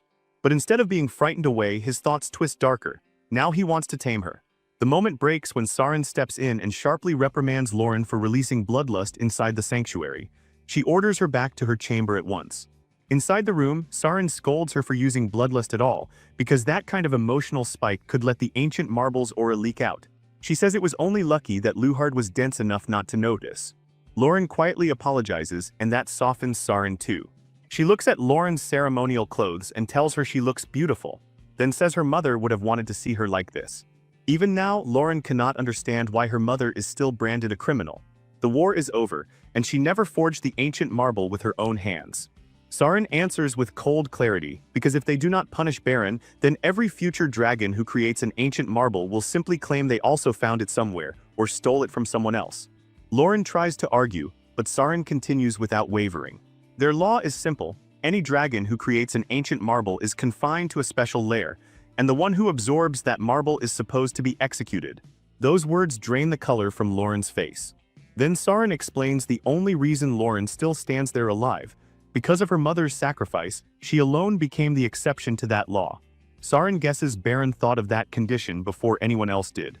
After telling Lauren to prepare herself and complete the coming-of-age ceremony, Sarin leaves her alone with that truth. Elsewhere, Hone introduces himself properly as a vessel artisan. The 2 plates he brought are part of the wedding gift he once prepared for his daughter Tina. When she came of age, she had 2 men pursuing her. One was Gidroa, the eldest son of a grand workshop in Meli, wealthy highborn, the picture of a perfect match. The other was Piner, her childhood friend, close to her heart but poor, an orphan since youth, with no status and no wealth to speak of. Hone says he was torn between them until one day a vessel slipped from his hands and shattered. On a whim, he asked both young men to repair it. At the time, it felt like a casual task, but in truth it gave him the answer he needed. Then he shows Ellison the results. Gidroa's repair looks flawless, beautiful, seamless, almost too perfect. Piner S, on the other hand, still shows a large crack. He asks Ellison which one appears better. Ellison points to Gidroa's vessel exactly as Hone expected. Then Hone reveals the catch: Gidroa used a toxic adhesive. It looks perfect on the outside, but it can never safely hold food. Piner's vessel still bears its scar, yet it is strong, useful, and honest in what it is. Hone says that vessel became the symbol of Tina's marriage. Once he allowed her to wed Piner and saw their happiness with his own eyes, all his worries dissolved. Love, he says, is not decided by appearance. Then he leaves Ellison with one last question: does he still think a cracked vessel is worthless? That question tears straight into Ellison's heart. He thinks of himself and Lauren, a human and a dragon, not just different, but divided by species, by lifespan, by a future that seems designed to leave her behind someday. He remembers that her mother wanted Lauren to return to her own kind. He remembers every moment they shared, every meal, every argument, every quiet night. He also knows one day she will have to go back. That is why he tried to let her go, why he convinced himself it was the kind thing to do. Then he remembers Lauren saying that his restaurant was their restaurant, not his alone. Looking down at the repaired vessel, beautiful despite the crack, he finally breaks. Tears fall, and with them comes his answer: he is going to take one more chance with Lauren. The moment that decision settles in, Creston punches him, not hard enough to break him, but hard enough to shove him forward. He tells Ellison to stop wasting time and go after her. Then Miltine hits him too, reminding him that she and Mint carry their own taboo relationship and still chose each other anyway. Banan watches this and remarks that apparently they are all the same kind of fool. Then Alina steps forward and lands a hit of her own before handing Ellison his robe, quietly saying she has no desire to watch him run the restaurant alone anymore. At the sanctuary, Lauren's coming-of-age ceremony begins. Madamada, in full dragon form, addresses the gathered clan, and then Lauren enters the hall. Her beauty is so overwhelming that even the dragons who once judged her mother fall silent before it. Luhard is openly pleased, especially because Nai is no longer there to compete with him. Madamada tells Lauren to take her dragon form. She refuses. A low murmur spreads through the hall, dragons whispering that this must be what comes of living with a human. Madamada immediately silences them. Then he calls Luhard forward and declares that he will stand with Lauren as her designated mate during the rite. Luhard accepts eagerly. Madamada explains that by midnight Lauren will fully become an adult dragon and remain in the sanctuary. Afterward, she may leave only if she creates a lair, bears offspring, or earns her independence. Until then, she must complete the ritual bond with her chosen mate before the ceremony ends. Lauren hears all of it with empty eyes. Her mind drifts backward to the day she first met Ellison. Back then, Nyan Hobern had been bullying her, mocking her mother's crime and laughing that no matter what happened after the war, Lauren would never restore her family's honor. They beat her and left, still sneering. That was when Ellison appeared and asked the simplest question: why did she just take it when she was obviously strong enough to hit back? Furious, Lauren told him to mind his own business. Ellison calmly replied that he had, until he saw how hungry she looked and decided to cook for her. While preparing the food, he asked the same thing again. Lauren shifted into human form and, still annoyed, finally told him the truth. Her mother had passed the ancient marble to her, and because she was still immature, she could not suppress its aura properly. Her grandfather had placed barriers around her, but if she fought other dragons seriously, they would sense it. Ellison then asked, very seriously, whether she wanted him to beat them up for her instead. That made her laugh because the idea of a human beating dragons sounded ridiculous. But Ellison had not been joking. Lauren brushed it off and told him it no longer mattered because the war had ended, and once her grandfather restored her mother's honor, everything would finally be fine. She did not care about the beatings. All she wanted was her mother's name cleared. Around that same time, Madamada and Sarin were discussing the aftermath of the war. Sarin was worried about Lauren, saying she needed an independent lair of her own. Madamada wanted to restore Baron's honor now that the war was over, especially since the ancient marble was believed gone. Sarin refused. Baron, she said, would remain a criminal. Madamada protested, but Sarin cut him off sharply. They had already bent the rules twice, once when Madamada left a hidden path for Lauren to reach Baron, and again when they allowed Lauren herself, a child carrying an ancient marble, to live. No more? Lauren counted the days until she could finally return to the sanctuary and have everything put right. When the day came and she prepared to leave Ellison, he admitted that he felt sad about her going. Lauren scolded him for not showing enough respect to a dragon. Ellison mockingly gave her the exaggerated respect she demanded. Lauren, half joking and half serious, told him he could come work as a servant in the sanctuary since he made decent food. Ellison refused because he had other plans. That was how they said goodbye. Then Lauren returned to the sanctuary, only to be welcomed by a slap across the face. The woman who struck her blamed Baron for starting the war that killed her son. Lauren stood there in disbelief, unable to understand how people were still cursing her mother after everything. She looked to her grandfather, still hoping. Madamada then pronounced the verdict, exile from the sanctuary. In that instant she realized the truth. After everything her mother endured, after everything she herself endured, nothing had changed at all. Time had moved, but her life had not. With nowhere else left, she went back to Ellison. He asked why she returned. Lauren told him she had been banished, and Ellison was genuinely shocked because her mother's honor was supposed to be restored. Lauren, hollow and furious, said none of it mattered because she had never meant anything to them in the first place. Their efforts were worthless. Ellison tried to comfort her by saying he understood. She hated that answer. She accused him of enjoying watching her get beaten. He tried to deny it, but she did not let him finish. Instead, she transformed into her dragon form and attacked him, shouting that he could never understand what it felt like to live under that kind of pain every single day. She screamed at him to leave. She said he was just a lonely human from another world, someone who could never truly know what her suffering meant. Now, in the present, Lauren remembers those words and regrets them. She knows she has no right to ask anything of Ellison after that. Meanwhile, the ceremony continues. Madamada praises Luhard's achievements in war and explains to the gathered clan that this is why he was chosen above the other suitors. Lauren is told she must accept the blessing. Then both of them are ordered to stand facing one another. Finally comes the part that makes her entire body go cold. They are to seal the ceremony with a kiss. But Lauren's mind is nowhere near the hall anymore. It is with Ellison, the one person who kept accepting her even when she pushed him away. Tears gather in her eyes. Deep down, she makes one last wish that he would come for her again. The moment one of those tears falls, the entire sanctuary trembles. A shudder runs through the barrier and every dragon there feels it. Someone gasps that the sanctuary is under attack. Another points out that no message came from the guards, which only makes it more terrifying. No one can believe anyone is actually powerful enough to breach a barrier of this level. Then the barrier breaks. And on the other side, standing there like he tore through heaven itself just to get here, is Ellison. He apologizes for being late. Then he looks straight at Lauren and tells her he will not hesitate anymore. Daima is the first to truly register what this means. He immediately recognizes the intruder for who he is, one of the three great war heroes, the only ninth circle magician, the legendary Dragon Slayer. Madamada, for one brief, honest moment, looks almost delighted to see him and even urges him to take Lauren away. Then he remembers where he is and what role he is supposed to play, and hardens himself again, demanding Ellison explain why he has come. Luhard, obnoxious to the end, steps forward first and declares Ellison nothing but an intruder. He says he has wanted to challenge him for a long time, and now he finally has the perfect reason. By stepping into the sacred ground and daring to halt the ritual itself, Ellison commits what every dragon present would call blasphemy. His very arrival stains the sanctity of the place.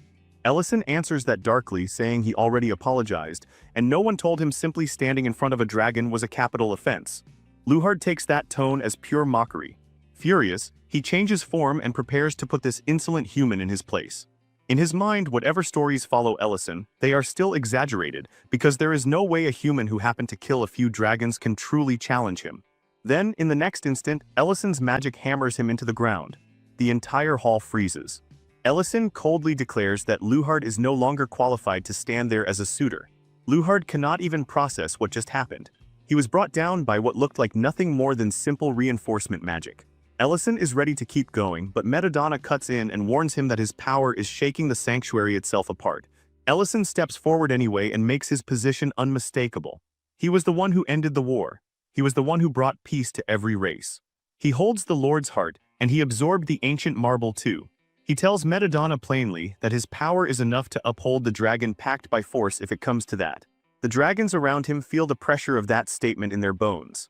He openly invites anyone there to challenge that authority if they dare. Lauren feels it too, and for a second her fear shifts not for herself but for Luhard, because at this rate Ellison really might kill him. Sarin is the one who stops the moment from tipping further. She reminds Ellison that Luhard's attack was not meant to kill. So if Ellison goes too far now, he will be the one crossing the line. She says that even if he stands there carrying dragon-level authority, he is still human, and that alone does not spare him from judgment, especially not after absorbing an ancient marble. Ellison answers that he has never claimed authority over them, even after carrying the power of 3 different beings. But by the same logic, they have no simple right to punish him either. He is the only one alive capable of stopping another ancient marble from ever fully becoming what it was meant to be. Then he activates his magic and tells Sarin that if she still intends to pass judgment, she is welcome to try. The entire sanctuary tightens with tension. Lauren desperately tries to stop her great-grandmother from escalating things, but Sarin says she will not give any verdict until she hears his reason. Then she asks the question again, why did he come here? Ellison finally says it. He came to set things right. Then to everyone's shock, he begins by listing Lauren's flaws, how careless she is, how spoiled she acts, how she steals food, talks back to customers, cannot cook to save her life, and loses her temper in a heartbeat. But after all of that, he says the only part that actually matters, she is not the daughter of a criminal. Sarin tries to stop him with magic before he can go further, warning that if he says the wrong thing he could make Baron's sacrifice meaningless. Ellison breaks through her restraint anyway and shouts the truth into the heart of the sanctuary. Baron did not create the ancient marble. She stole it from the criminals trying to create a lord. That does not make her a criminal, it makes her a hero. The whole hall breaks into murmurs. Dragons who had spent years repeating one version of history suddenly want the real one. Madamada, hearing Ellison say what he himself once failed to force into the open, feels something dangerously close to pride. Ellison reminds them all of what they did to Lauren for years. 2 years ago, Nye and the others mocked her, telling her she was still just a criminal's daughter and asking how she dared expect her mother's honor to be restored. Even the ones who knew Nye liked her called him twisted for hurting the girl he wanted. Now Ellison throws the hypocrisy in all their faces. When the clan did not need her, they let her suffer alone. But now that she is useful to them, suddenly she is welcome again. To him, that is pathetic. Hearing him say it, Lauren starts crying, because in that moment she understands something all over again. Ellison never actually changed. Her mind flashes back to the old lair, to the days she spent there alone, staring at the meals he left behind. She remembers crying over the words she threw at him, admitting to herself that she was wrong when she said she was alone.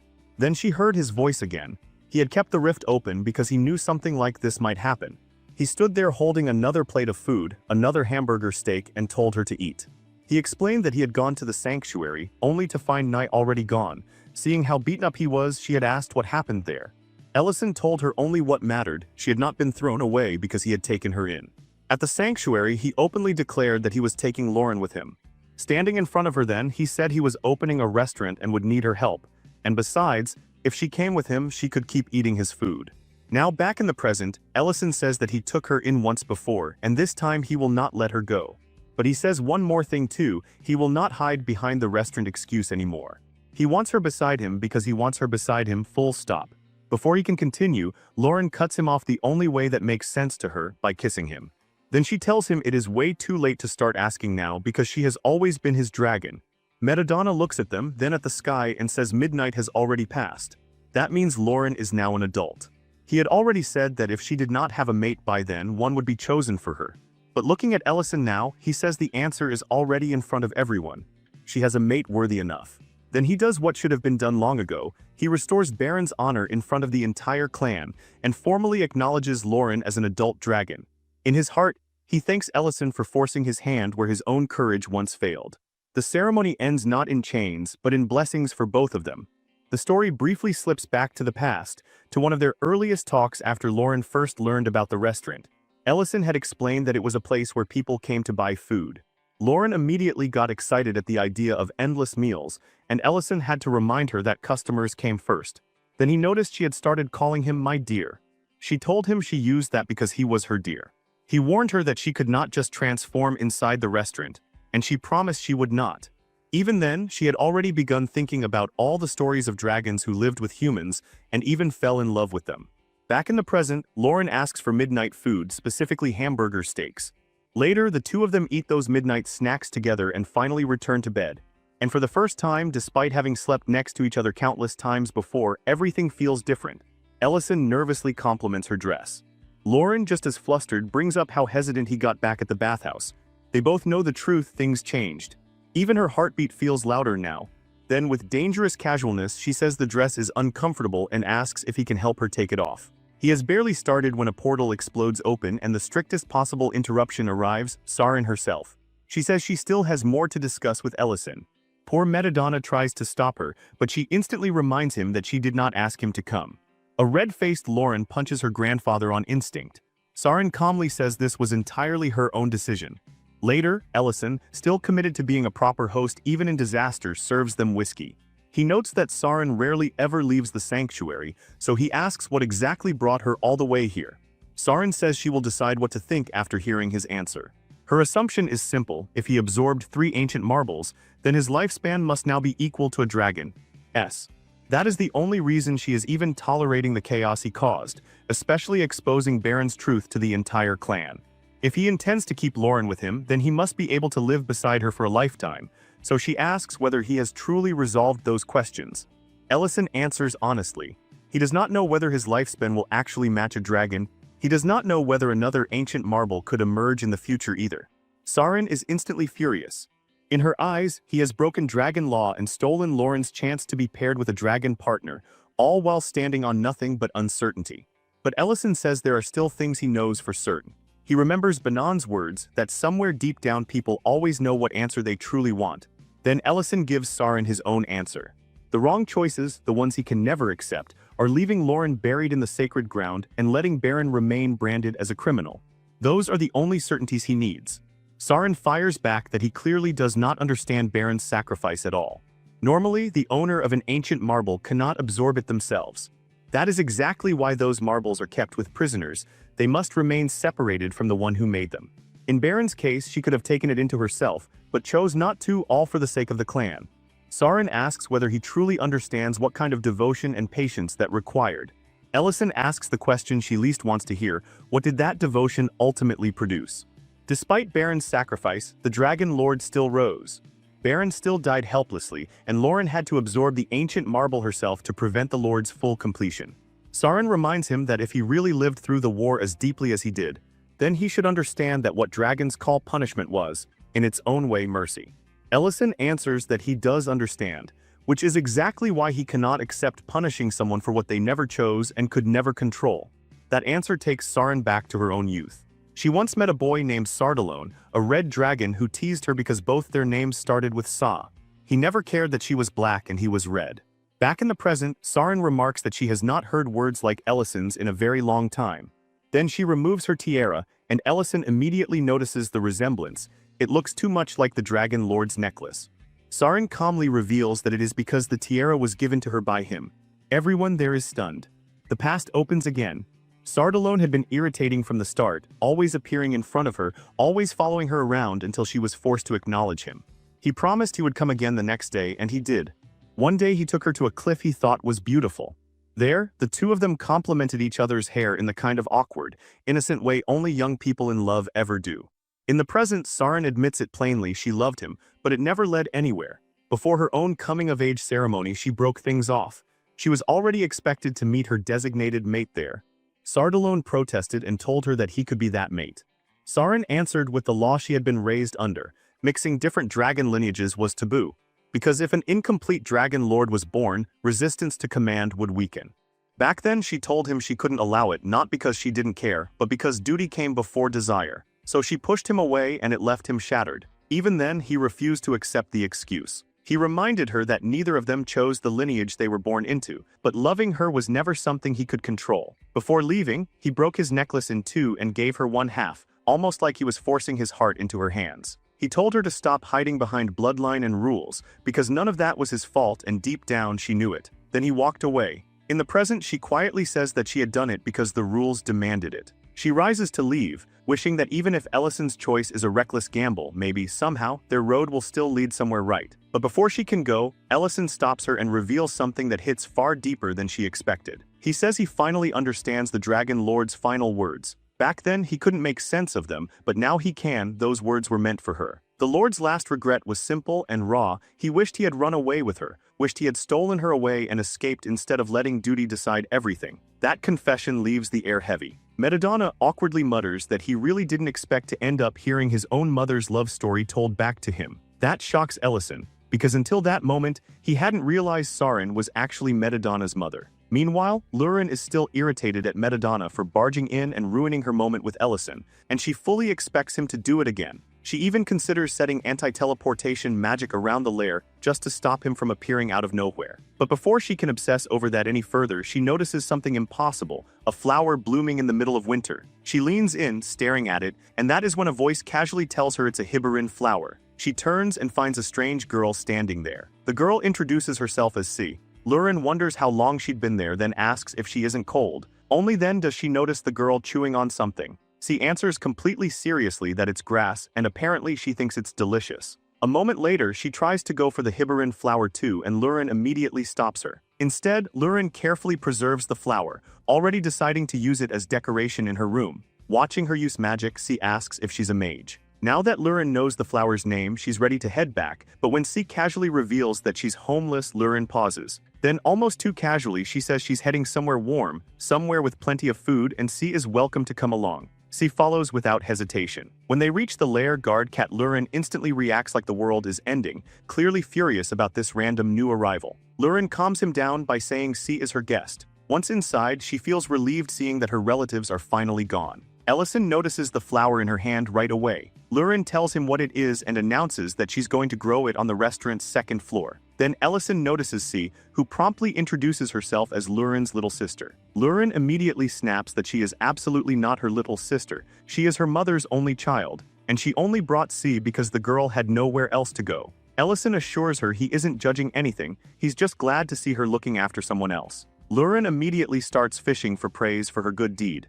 But when Ellison, clearly flustered, points out that there's literally a child standing right there, it kills her momentum instantly. Instead, he tells her to let C stay for now and assigns Lurin the job of keeping an eye on her, which Lurin is clearly not thrilled about. The next morning, Creston is happy to see Lurin back and already assumes this means Ellison might finally return to normal too. Serena quickly notices that Lurin has reached adulthood and starts mocking her, saying she was supposed to bond with someone else by now. Lurin fires back immediately, while Alina nervously tells them not to start fighting first thing in the morning. She does, however, say how relieved she is that Ellison wasn't too late. Lurin hears that Alina also played a part in changing his mind, but Alina brushes it off. Then Alina asks what exactly happened between them when they met again. The memory of that kiss instantly flashes in Lurin's head, and with an embarrassed face she mutters that it's a secret. Alina quietly congratulates her anyway, even though there is a sadness buried inside it. Serena, done with all this emotional tension, just demands food. At that exact moment, C starts causing trouble.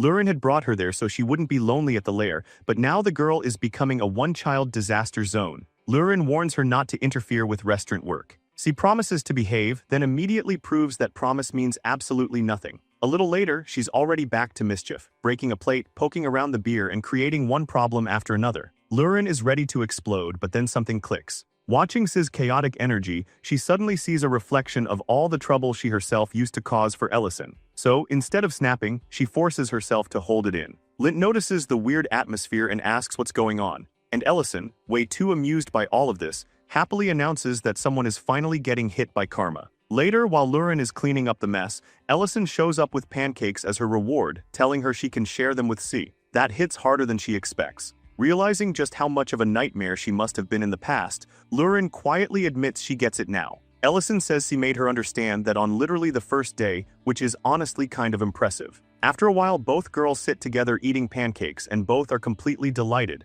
C envies Lurin not just because she gets amazing food, but because she seems popular. Lurin is stunned that C sees her that way. C explains it simply, everyone talks to her, so obviously she's popular. Lurin shrugs it off and says she doesn't really care about popularity. When C asks why, Lurin answers honestly, because the one person she wanted had already found her. That answer makes C go quiet for a second. Then she asks if maybe someone will find her too. Lurin asks whether she lost someone, and in response, C starts singing a song. When she finishes, she explains that she remembers nothing else, not her name, not her past, not her family, only this song. That's why she wants to find the person connected to it. Maybe it was sung by her parents. Lurin can't say for sure. She then suggests that if she becomes popular and sings it in front of a crowd, maybe the person who knows it will hear it and come find her. Hearing that, Lurin feels her chest tighten. She remembers her own story with Ellison, and gently reassures C that they'll find that person just like Ellison found her. Later, Lurin dresses C in warm clothes, though C complains non-stop about how tight and uncomfortable they are. Lurin gets irritated and calls her greedy. When Ellison walks in and learns that Lurin is now actively trying to find C's parents,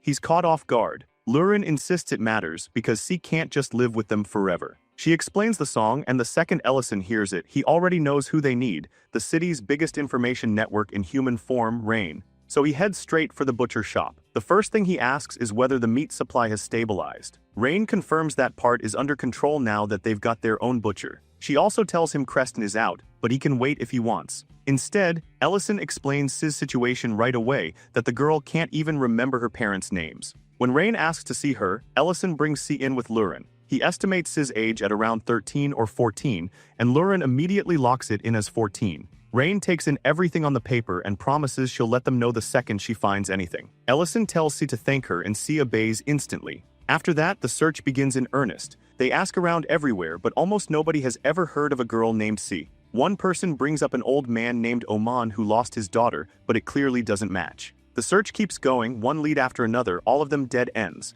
Meanwhile, daily life at the restaurant continues as usual, but not a single clue appears. Ellison starts to worry. If even Rain can't recognize the name, then C's family probably isn't from Greek City at all. So trying to lift the mood, he makes pancakes again and tells C to bring Lurin too. Later, the three of them sit down together. C says pancakes are her second favorite thing after Lurin. Then she notices the restaurant is empty. Lurin explains it's closed today, and Ellison asks if she wants to go outside and play somewhere. Lurin immediately understands what he's doing. He's trying to cheer C up before the silence around her parents starts hurting too much. She joins in and tells C they can take her anywhere she wants. C thinks for a bit, then says she saw some eggs earlier and wants to see the animals that laid them. Lurin offers to show her big creatures like Baron Eric and other impressive beasts, but C rejects that and says she wants to see small animals. Ellison thinks for a moment and lands on the ceribine birds they usually deal with. He agrees to show her the birds but warns she won't be touching them, so they head into Lemon Forest. C sees the bird and immediately thinks it's adorable and of course wants to touch it. Lurin encourages her just to tease Ellison, reminding her that even he failed. Ellison explains that even top-tier magicians can't catch these birds because their senses are absurdly sharp. They react to sound, air vibrations, even mana flow itself, which lets them dodge almost anything. He doesn't even get to finish explaining before C casually catches one. Ellison just dies inside on the spot, realizing he is now the only one there who can't touch the bird. Meanwhile, Lord Lion and his wife have also heard about C. When his wife mentions that Lurin and Ellison are looking for the girl's parents, his expression changes immediately. She thinks maybe she said something wrong and disappointed him, but the exact opposite happens. He decides he wants to help with everything he has for Ellison's sake. He's ready to mobilize Greek City's whole administration if that's what it takes. He even offers a reward from his own vault to anyone who can provide real information about C's family. His wife is moved by that and happy to see him so serious. He then orders the guards to investigate every person entering the territory. At the same time, C is having the best day of her life with Ellison and Lurin. She mocks Ellison for looking grumpy after failing to catch the bird. Lurin joins in and calls him slow. Once C realizes not everyone can do what she just did, she becomes even happier, because now she thinks it means she really can become popular. She starts shouting that this is the happiest day ever. She has warm pancakes, a scarf she got to see Pelanku, and now she wants to do even more tomorrow. Grabbing one of their hands in each of hers, she starts singing the song again and asks them to sing along. Lurin notices Ellison's face turning red and immediately teases him, asking why he's getting embarrassed over a song. After a pause, he admits the real reason: it feels too much like a family, with him and Lurin as the parents and C as their child. That catches Lurin off guard, but instead of rejecting it, she quietly accepts the image. C, delighted, keeps singing. Meanwhile, at the gate, a group arrives. The guard stops them, but one of the men produces a valid pass and says they're headed to Guilty Man City under the Count's orders. The guard asks their purpose anyway, and the man at the front calmly explains that they are transporting criminals. The pass is legitimate, so there is no formal reason to block them, but the guards have standing orders to question everyone passing through. So they ask whether anyone has heard anything about a girl named C. That name sends a ripple through the prisoners. They react like the ground just vanished under them, then break into tears of relief because C is alive. Back at the lair, Lauren notices Ellison is still awake. He asks whether C has gone to sleep, and Lauren says she probably has since she headed to bed earlier. Ellison takes that as the right moment to bring up something serious. Then he drops it on her: they may never find C's parents. The words hit Lauren like a blow. At the gate, the warden tells the guards they have heard nothing about anyone named C. The prisoners try to speak up, but the mage traveling with them seals their mouths before they can get the words out. Then the mage subtly warns the guards not to dig too deeply into what the prisoners were trying to say, because denying passage or interfering could create unnecessary trouble with Giltiman City's lord. The guard understands exactly what is being implied, especially after recognizing the mage as a fifth-class magician. With no real choice, they let the carriage through. Meanwhile, at the lair, word also comes back from Rain and from Lord Lion. No one knows anything about C. Ellison can hardly believe it. He starts piecing together a darker possibility. Maybe C was not from Greek City at all. Maybe someone simply found her abandoned at the edge of a village. Maybe her parents were so poor they could not feed her and left her behind. Lauren hates hearing that conclusion. Ellison says it is only a theory, but he still raises the next question they cannot avoid forever. If they never find her family, then what happens to C? Do they keep her, or do they send her to an orphanage? Lauren falls quiet. The lair was only built for the two of them. She has not even decided what she feels yet when a noise comes from the kitchen. Lauren storms in, ready for trouble, and finds C standing there over a mess of batter. One glance is enough for both her and Ellison to realize what happened. C is trying to make pancakes. C explains that she always eats the ones Ellison makes, so she wanted to cook something for them herself. Ellison immediately understands why she had been so carefully watching him every time he cooked. Lauren asks where she even got the eggs. C admits she took them from the pale new stock. That is when Lauren makes her decision. She tells C to come with her. Ellison watches both girls and had not expected Lauren to react like this at all. Elsewhere in the forest, the warden is mercilessly beating the prisoners. They beg for mercy, but he only snarls that if they open their mouths again, he will rip their tongues out. The mage beside him reminds him that they cannot afford to kill these kids, not even by accident. The warden shrugs that they can always readjust them later.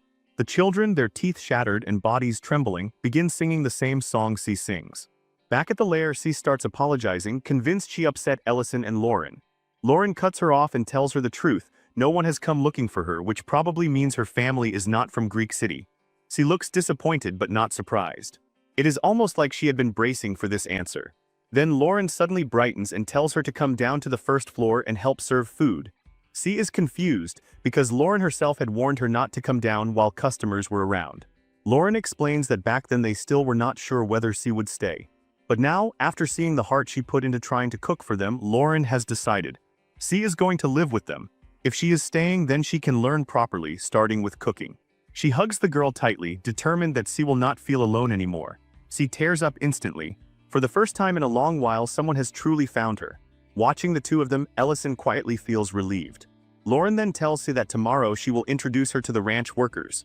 C eagerly says she wants to learn cooking from Lauren, but Lauren immediately corrects her. That part will be Ellison's job.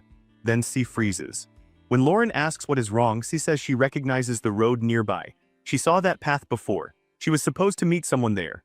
Lauren asks whether she had promised to meet someone, but C suddenly turns pale and warns her not to go down that road. Later, Lauren reports this to Ellison. She explains that C suddenly remembered something while they were walking the road outside the territory. Ellison asks where C is now, and Lauren says she is upstairs resting. The sudden return of memory must have terrified her. Lauren tells Ellison to stay with C while she checks the path herself. At that exact moment, C jolts awake in bed. Now she remembers everything. Out on the road, Lauren moves carefully, her thoughts tangled. Was C someone important after all? She calls out into the darkness and then spots the prisoner transport. One glance shows her enough children packed behind bars, treated like baggage instead of human beings. She is about to pass by when she hears it, that same song, the one C sings. The sound stops her cold. She grabs the carriage with enough force to halt it in place and says she has questions. At the same time, C remembers the truth. It was never her parents searching for her. It was her sisters, Melby and Melly. Back on the road, Lauren questions the terrified children about the song. Instead of answering, they look toward the people riding with them. Lauren understands instantly they are too afraid to speak while those people are still there. So she tells them to answer with nods only. First she asks if they know C, they nod, then she asks if they are close to her. Another nod, that is all Lauren needs. She tears the bars apart with brute force and announces that she is taking the children. The wardens are left reeling. The mage, Melikarsh, steps forward and threatens her, demanding to know whether Lauren even understands whose carriage she stopped. Lauren says she has no interest in their business beyond the children, and tells the captives to keep nodding if they cannot speak. Then Melikarsh gives the order to Nalan to destroy the whole carriage. He understands immediately. They are going to erase the evidence and dispose of the prisoners. Melikarsh launches a 5th-class fire spell, Amber Blast, at the carriage, furious that everyone from the checkpoint guards to Lauren keeps asking about C. She wonders whether Lauren is some noble's daughter or something similarly annoying. Then Lauren's voice cuts straight through the flames. She tells the maid she is not going to kill her, not today, but she will make sure she never forgets this fear. With that, she tears both of Melikarsh's arms apart with magic. The mage collapses screaming. Lauren turns to the children and decides their first stop is Alina's clinic. As she opens a portal, she tells them who she is, C's elder sister. A while later, after leaving the injured children with Alina, Lauren returns to the lair and finds C and Ellison waiting. She asks if C is alright and C says she is fine. Lauren then proudly announces that she finally found people who know the song. When C quietly asks whether their names are Melby and Melly, Lauren freezes for a second. Then she understands C's memory really has come back. C throws herself into Lauren's arms, revealing through happy tears that they are her siblings. Ellison asks how Lauren found them and she tells him everything. Melby is hurt, but Alina already said it is nothing life-threatening. C is overwhelmed with relief that both of them are alive. Lauren tells her to get some rest because tomorrow they will go see them properly. That night, C sleeps between Ellison and Lauren. The two adults eventually drift off, but C stays awake longer, too full of feeling to close her eyes. She is relieved her siblings are alive, and more than that, she realizes how happy this time with Ellison and Lauren made her. Hugging both of them, she silently admits that this has been the happiest moment of her life. As tears of joy slide down her face, flower petals scatter around them. The next morning, Ellison wakes up and immediately notices the space where C should be. He wakes Lauren and asks where she went. Neither of them heard her leave. Ellison guesses she may have gone to Alina's clinic to see her siblings, but then realizes she does not even know the way there. Lauren, looking deeply unsettled, says she learned something strange yesterday. Ellison asks what, but Lauren only tells him they need to get to Alina's clinic first. When they arrive, Alina informs them that she recently finished treating the children. The siblings recognize Lauren instantly and call her their savior. Ellison is startled seeing them there, and both children thank Lauren repeatedly for rescuing them. Then they ask the obvious question, where is C? Lauren takes Ellison outside before answering. He asks where she is going now, but she avoids the question and heads straight for Rain instead. Lauren asks Rain if C is there. Rain says no and adds that she never met C personally at all. That answer turns Lauren's face completely pale. Just a few days earlier, when they asked Rain to help search for C's family, C had come with them, but Rain firmly says that never happened. Only Lauren and Ellison were there that day. That realization horrifies Lauren. Back at the clinic, C's siblings explain something equally strange. C called both of them her sisters, even though only Melly is actually her blood sister. They cannot even remember the exact ages clearly anymore. Then one of them reveals that C is the same age as them. Ellison is completely taken aback by that. He first asks their ages. Melly says she is 17, Melby is 18, and C somehow should only be around 13 or 14. The numbers hit Ellison like a bad omen. None of it fits. Alina notices the look on his face and asks what is wrong because he looks like he has just seen a ghost. What is haunting him is the gap, 5 whole years that refuse to make sense. Now Ellison starts checking every detail with Alina and Serena. Both confirm the same thing, neither of them ever truly saw C. When Lauren used to storm upstairs to scold the girl, Serena always assumed she was just going off alone to sulk. Thinking back, Ellison realizes Rain never addressed C directly either. The only people who ever truly met, saw, and spoke with C were him and Lauren. Then memory after memory begins lining up in the worst possible way. He remembers Kat Lurin hissing at C when she first came to the lair. He remembers Lauren showing him the Hibarin flower before he ever noticed C standing there. Lauren had even said she wanted to grow it on the second floor of the restaurant. In that instant, something clicks. Ellison opens a portal without another word. Alina follows immediately. On the way, Ellison says the connection has to be the flower, because C only appeared to him after Lauren showed it to him. When they reach the second floor, they find Lauren already there, holding a withered flower in her hand. She says she watered it properly, so it should not have died this fast. Then the truth starts surfacing all at once. Everything C used always seemed to return to how it was before. Broken plates looked untouched again, pillows shifted back into place, little traces vanished too neatly. By then everyone else has followed Ellison into the room. Lauren reaches the same answer at the same time. It feels like C was never really there. Then Alina finally recognizes the flower. Ellison asks what it is, and Serena immediately snaps at Lauren for dragging home something so rare without even knowing what it was. Alina explains that the flower is called La Placia, the undying flower of the underworld. Legends say it carries a soul's unfinished wish, its final words, even its longing for rebirth. When that message is finally delivered to the living, the flower begins to wither. The color drains from both Ellison and Lauren's faces. C's siblings, hearing all this, panic and demand to know what that means for her. Lauren turns to them and asks for everything, where they met her, what happened back then, anything at all. Melby explains that they were slaves when they met C, trapped in the sorting room. She was singing that same song even then. At the time, C confidently said that once she got outside, she would sing it in the open air. Melly wanted to play music with her, and they even joked that Melby could dance. But Melby had no hope. She believed freedom was impossible unless someone bought them, and even then it would only mean a different cage. C refused to let them sink into that despair. She told them that no one wanted to buy children like them anyway, so until then they should become strong enough to break their own bars one day. That absurd hope actually reached them. But then everything fell apart when the two siblings were selected by an old pervert with too much money and influence. No one else dared outbid him. The siblings were horrified. That was when C stepped in. She spoke up in a way that shifted the old man's interest toward her instead. When the siblings tried to stop her and take her place, C shut them up by kicking them and declared that as their elder sister, protecting them was her job. Before she was taken away, she told them to remember the song because if they did, they would find her again someday.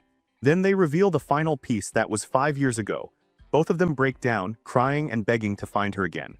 At that moment, Ellison notices the mana in the flower moving, flowing in a very clear direction. Lauren immediately remembers the promise she made to C and asks the siblings if they can keep moving. Everyone agrees. They follow the current of mana out into the open. Lauren keeps wondering why C would leave without a word, especially after the flower was supposed to have already delivered her wish. She refuses to believe this is the end and opens a teleportation portal, forcing herself forward until the effort finally crushes her and she drops to the ground. Ellison takes over from there. The siblings keep searching too, clutching to old memories of C casually eating grass and acting like the world could still be funny. Eventually, they reach a lonely tower where the mana trail ends. They open a portal nearby, rush to the door and brace themselves to see C. Instead, they hear her song and walk into horror. Inside lies her body, or rather what time left of it, a skeleton chained in place. She had been dead for 5 years. Her siblings collapse over the bones, sobbing. Just then Nolan and the mage arrive, apparently searching for a first aid kit to treat the mage's wounds. Nolan is about to report that all the slaves escaped when he sees the expressions on Ellison and Lauren's faces, and instantly realizes something is very wrong. The siblings are beyond grief now, they are furious. Lauren, staring at the remains, says she gave that mage a chance to live and now knows exactly how badly she miscalculated. When the mage tries to activate magic again, Ellison crushes it before it forms. Lauren follows with her own attack and says their chance at mercy ended 5 years ago. Then Lauren steps towards C's remains and notices the chain at her throat. She breaks it herself, quietly saying that now C will never have to feel that tightness around her neck again. At the same time, Ellison sees the flower's mana flowing into C's remains. Then, to everyone's shock, C's soul appears. She is smiling, happy that her siblings really found her in the end. They hug her so tightly it hurts, and C laughs through it, teasing them for growing taller than her. Then she says her time is already almost over, this is just the final moment granted by the undying flower. She praises Melby for enduring everything, and Melly quickly adds that she practiced the instruments and memorized the song too, just like C asked. Both siblings beg her not to leave yet. They plead with her to stay long enough for them to repay what she gave up for them. C only smiles and says this is what an elder sister is supposed to do, protect the younger ones. Melby immediately protests that they were the same age the whole time. Then C turns to Ellison and Lauren. She says that the time she spent with them was the happiest of her life. She asks Ellison softly whether he will make pancakes for her the next time they meet. Ellison pulls her clothes and says yes. As her form begins to break apart like light on water, she asks if that is a promise. Ellison promises again, then C fades. Her siblings cry openly, but Lauren just stands there frozen, because now she understands exactly what C gave up to spend even those few days with them. Later, Ellison finds Rain and tells her there is no need to keep searching for C's parents. At first, Rain does not understand. Then she sees the shovel in his hand, and the truth lands without another word. The next morning, C's siblings are ready to leave. Ellison asks what they plan to do now. They answer that they are going to travel and share C's song everywhere they can, because that had always been the dream. Ellison tells them to wait, then returns with a purse full of silver coins. He warns them not to show it off because bandits would kill for less, but still tells them to take it. They try to refuse, saying they cannot accept that much. Lauren cuts in and tells them they are welcome to come eat anytime, and besides, C's grave is there now too. They will always be welcomed by everyone including her. The siblings thank them with tears in their eyes, then finally leave. And with that, the search for C's parents comes to an end. That night, Ellison dreams. In the dream, C is meeting someone. The woman places pancakes in front of her and C lights up instantly. The woman says her pancakes must surely be better than Ellison's. After tasting them, C says the flavor is exactly the same as the ones she had before. The woman asks whether C ate pancakes at the restaurant run by that mage. C immediately says yes, and also mentions that there was a girl there too. The woman, who is revealed to be Ellison's mother, asks her to tell her more about the restaurant. Ellison wakes up drenched in sweat. Lauren looks at him and says she had the same dream. She adds that the woman smelled like him. Ellison quietly says that C will never be hungry again. Both of them understand then that it was not just a dream. That same evening, one of the escaped slaves from the transport is reduced to begging on a street corner. A restaurant owner steps out, furious to find a beggar in front of his business, and splashes water on him to drive him off. The man mutters that leftover scraps are no good anyway and says he misses the bowls of rice from Greek City, the ones where no one ever left food unfinished. That beggar is actually Dariant. He looks at the cook and briefly thinks this must be Ellison's rival restaurant, but pushes the thought aside because he has a mission. He is bait tonight, and the kind of people he wants to catch always come for isolated prey. So he heads into a quieter alley exactly as planned. As expected, men appear and bind him. One sounds disappointed that he turned out to be male. Another shrugs and says they still need to fill a quota, so gender is hardly a luxury they can worry about. Dariant plays the part perfectly, begging them to spare him. While they drag him off, he remembers Dedrin. He remembers the day the city finally cracked open and the freed slaves cheered after the corrupt officers and trafficking dens were destroyed. He reminded them not to celebrate too early, because if Ellison had not intervened when he did, the death toll would have been far worse. Their own lack of strength had cost them comrades. Even so, he praised them because they learned self-defense fast enough to matter. They swore they would get stronger. Then, just before he left, some of the freed slaves stopped him and thanked him for teaching them how to defend themselves. Even though Ellison had saved them from slavery, they still feared being captured and sold again. But now, with what they learned, they believed they could resist next time. Dariant had reassured them then that things were already better, because Ellison destroyed the breeding and classification facilities that kept the whole nightmare running in the first place. Then a girl among the freed slaves reveals the nightmare was never limited to one place. Even after Ellison destroyed those facilities, once she regained her memories, she remembered there were others, more sorting rooms, more breeding sites, more cages hidden across different territories. That revelation horrifies Dariant. So now he goes undercover as a slave and allows himself to be taken into another facility. He blends in well enough, relieved that aside from soldiers, almost no one would recognize him. Even so, he briefly wonders whether he should have asked Madrina to cast illusion magic over his face before doing something this reckless. The sorting officer immediately notices his build and decides he will fetch a good price at auction. Dariant is thrown into a holding area and told to wait until dawn. Instead of panicking, he studies the bars, memorizes the layout, counts distances, and prepares the path he will need later when it is time to escape and report everything. Then he notices other slaves nearby, including a girl being punished right in front of everyone. That is enough. Dariant was never the kind of man who could sit still and watch cruelty unfold. He snaps his restraints, rises, and prepares to move. A guard notices at once and rushes him. Dariant drops him without hesitation. By then the alarm is already spreading. The guards assume a full slave revolt has begun and start calling troops in from every direction. Dariant, on the other hand, is ready to remind them that the Empire still has laws, even if men like these forgot them long ago. Back at the restaurant, Ellison is teaching Lint how to make braised short ribs. Lint praises the smell immediately, though he has never seen anything like the metal pot Ellison is using. Ellison explains that it is a pressure cooker, something designed to cook ingredients evenly under intense heat. He could reproduce the effect with magic, but this one is for Lint, so he can handle the dish himself even when Ellison is not around. Lint notices that tone and asks whether Ellison is planning to go somewhere. After a pause, Ellison only answers that he needs a change of pace. Inside the dining room, the food is so good that Ya is happily tearing into the meat with his bare hands. His wife scolds him for acting like that in public, but the next moment she admits the truth, using a knife on food like this is honestly miserable. Lauren appears with a warm towel and casually tells her to just use her hands and clean up afterward. Mate watches that moment and realizes it is the first time he has seen Lauren smile like that in a while.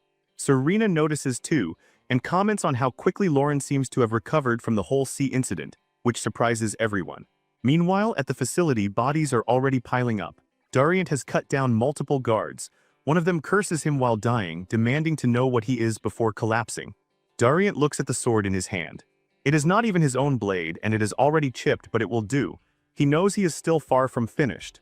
Then, just as he moves to free a woman nearby, someone steps into his path. The man sounds irritated more than alarmed, complaining that first Ellison wandered into his territory, and now Dariant shows up with a sword too. He says he is already overworked and would really like a break. Dariant recognizes him instantly, Reedon, the same man who escaped from Dedrin before. Elsewhere in the palace, the Crown Prince studies a map covered in marked territories. He can hardly believe what he is seeing. Every marked region is tied to slave trafficking somewhere within the Empire. The Emperor tells him the reality is even worse than that, because the map only reflects what they have already confirmed. The last time Ellison visited the palace, he asked the Emperor to investigate whether other facilities existed beyond Dedrin. The First Knight's order was quietly dispatched to multiple regions, and those operations uncovered this network piece by piece. Only now does Leon fully understand why Ellison came to see the Emperor earlier. This was the matter he wanted explained directly. Leon feels sick at the scale of it. He once believed Dedran was the exception.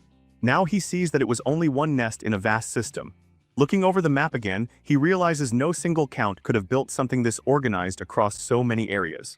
Then his thoughts lock onto one name, the fugitive who escaped during the fall of Dedran, the former swordsmanship commander of the First Knight's Order, Adrian Pierce. He asks his father whether Pierce truly vanished in the early days of the war. Leon begins to suspect that Pierce may be behind all of this. The Emperor answers cautiously. Whoever is behind the network is no ordinary criminal, but he doubts it is Adrian. Pierce was promoted while Leon was still studying abroad, and the man Ellison described seemed to be in his 20s or 30s. Adrian, by contrast, should be closer to the Emperor's age, a man in his 60s. Leon can barely process the idea that someone so young could command a system this large. At that same moment, Reedon slashes Darian and calmly announces that the slave revolt is over. The blow is sharp, dismissive, almost insulting. Back at the restaurant, Ellison and Lauren pack their things before setting out. As Lauren sorts through the luggage, she grows strangely nostalgic and reminds Ellison of the last time he pushed himself too far. Ellison agrees, especially since everything changed after absorbing the Lord's heart. Then she pulls out his ridiculous mask and asks whether he is seriously bringing that with him. Ellison refuses immediately. They are not dealing with street-level thugs this time, and he is not going out as a restaurant owner. With that, the two of them leave. Back in the facility, Reedon continues picking at Darian's pride.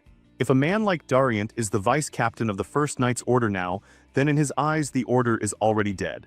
He says Darian should have disappeared when the war began, because the First Knight's Order after the war was only a rushed reconstruction of something once great. Darian lunges again, and this time Reedon barely avoids the blade. That alone tells Darian something important. This man knows his name, knows his movements, and knows the Order too well. He demands to know who he is to speak so lightly of the First Knight's Order. Reedon remarks that Darian managed to shift his blade away from the vital points at the last instant. Then their swords collide again.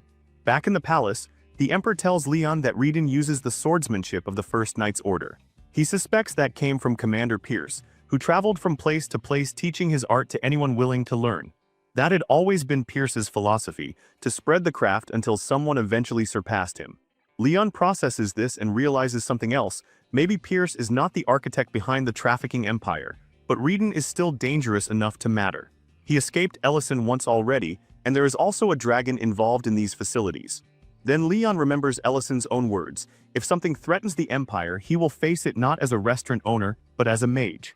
Leon rises from his seat and says plainly that someone needs to call Ellison in. The Emperor apologizes but says there is no need for that now. Back at the collapsing facility, Darian is already figuring Reedon out. The man's swordsmanship is far too refined.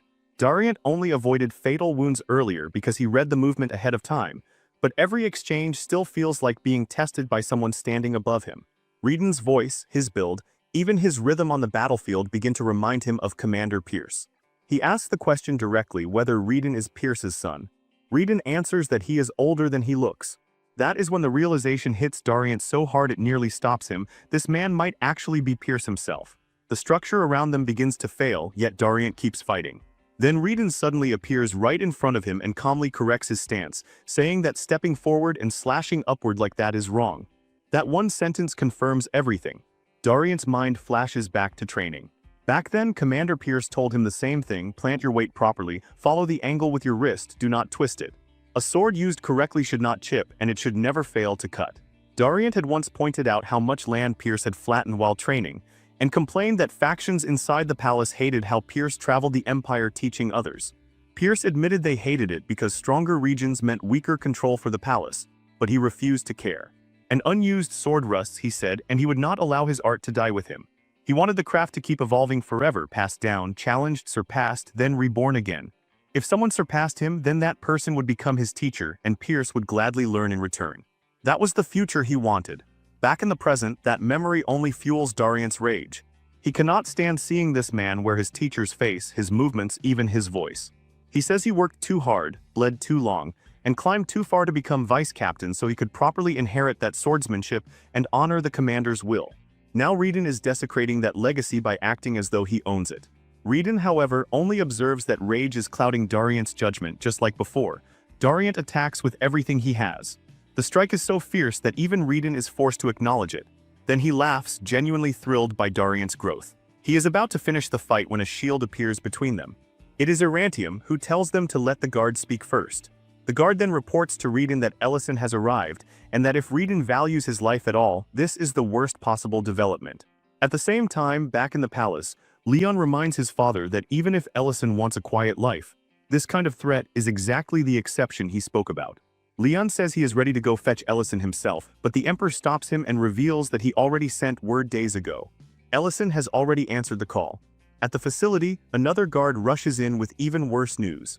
All of their slave sites are under attack. One after another, the facilities are collapsing in a chain reaction.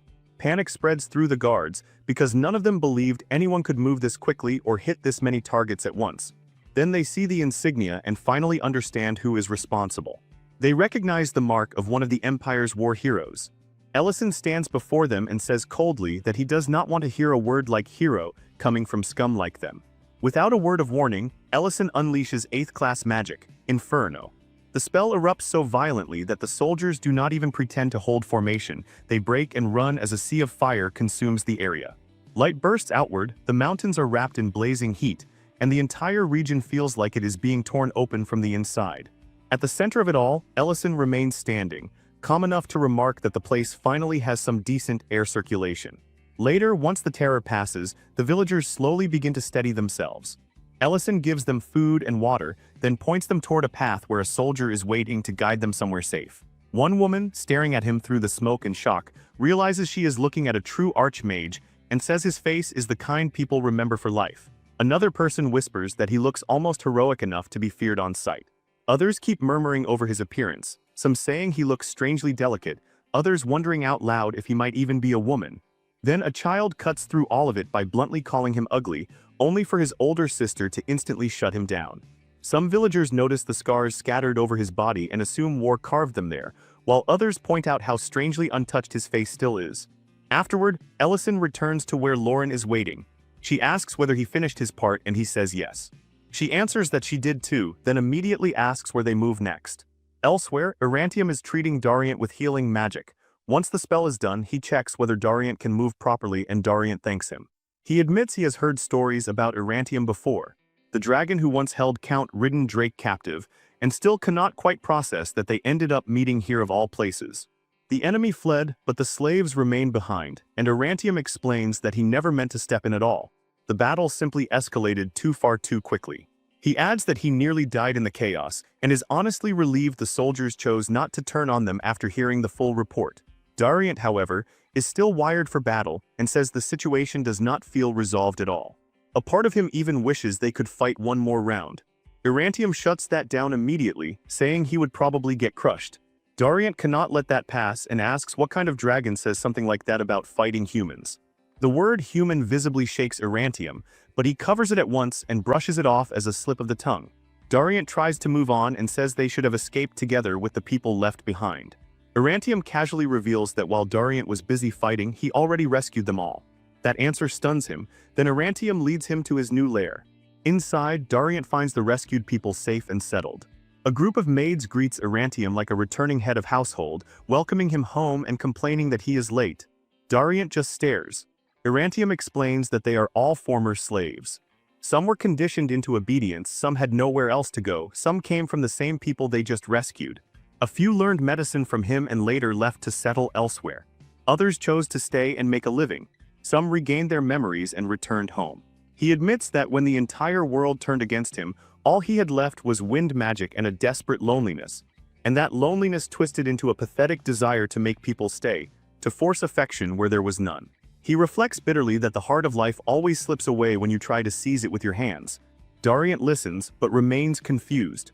Looking at everything around him, kindness would have been the simpler path from the start. Then the slaves announce that food is ready, and even offer Erantium a bath before the meal. Watching from a distance, Dariant cannot shake the feeling that beneath all this strange domestic peace, Erantium is still carrying that same warped, needy hunger. Right then, the door slams open. A girl storms in, throws a pouch onto the floor, and leaves Erantium visibly petrified. She starts scolding everyone for not cleaning the herb room, says the whole place looks like a disaster zone, and before anyone can breathe, Irantium drops straight to the floor at her feet, snatches up the pouch and starts apologizing. He says he meant to clean before leaving. She mocks the excuse, grinds her heel into his back, calls him filthy and makes him cry out. Then she notices the girls nearby and asks whether he picked up a fresh batch of slaves again. Dariant freezes. He recognizes her. It is Lady Madrina. She recognizes him too, and the moment their eyes meet, panic flashes across her face. Meanwhile, Ellison and Lauren are sitting together on a blanket while he prepares food. He tells her it will be ready soon, and adds that meat always tastes best when someone is exhausted. Lauren quietly apologizes and says she is not hungry. Ellison notices immediately that something is wrong. Not long ago, empathy for strangers was not something Lauren even pretended to entertain. Now she stands, says they need to move to the next facility, and refuses to rest. Ellison understands exactly what is happening. She is still carrying Siz's death inside her, still blaming herself, still unable to bear the thought of another child suffering while she pauses to breathe.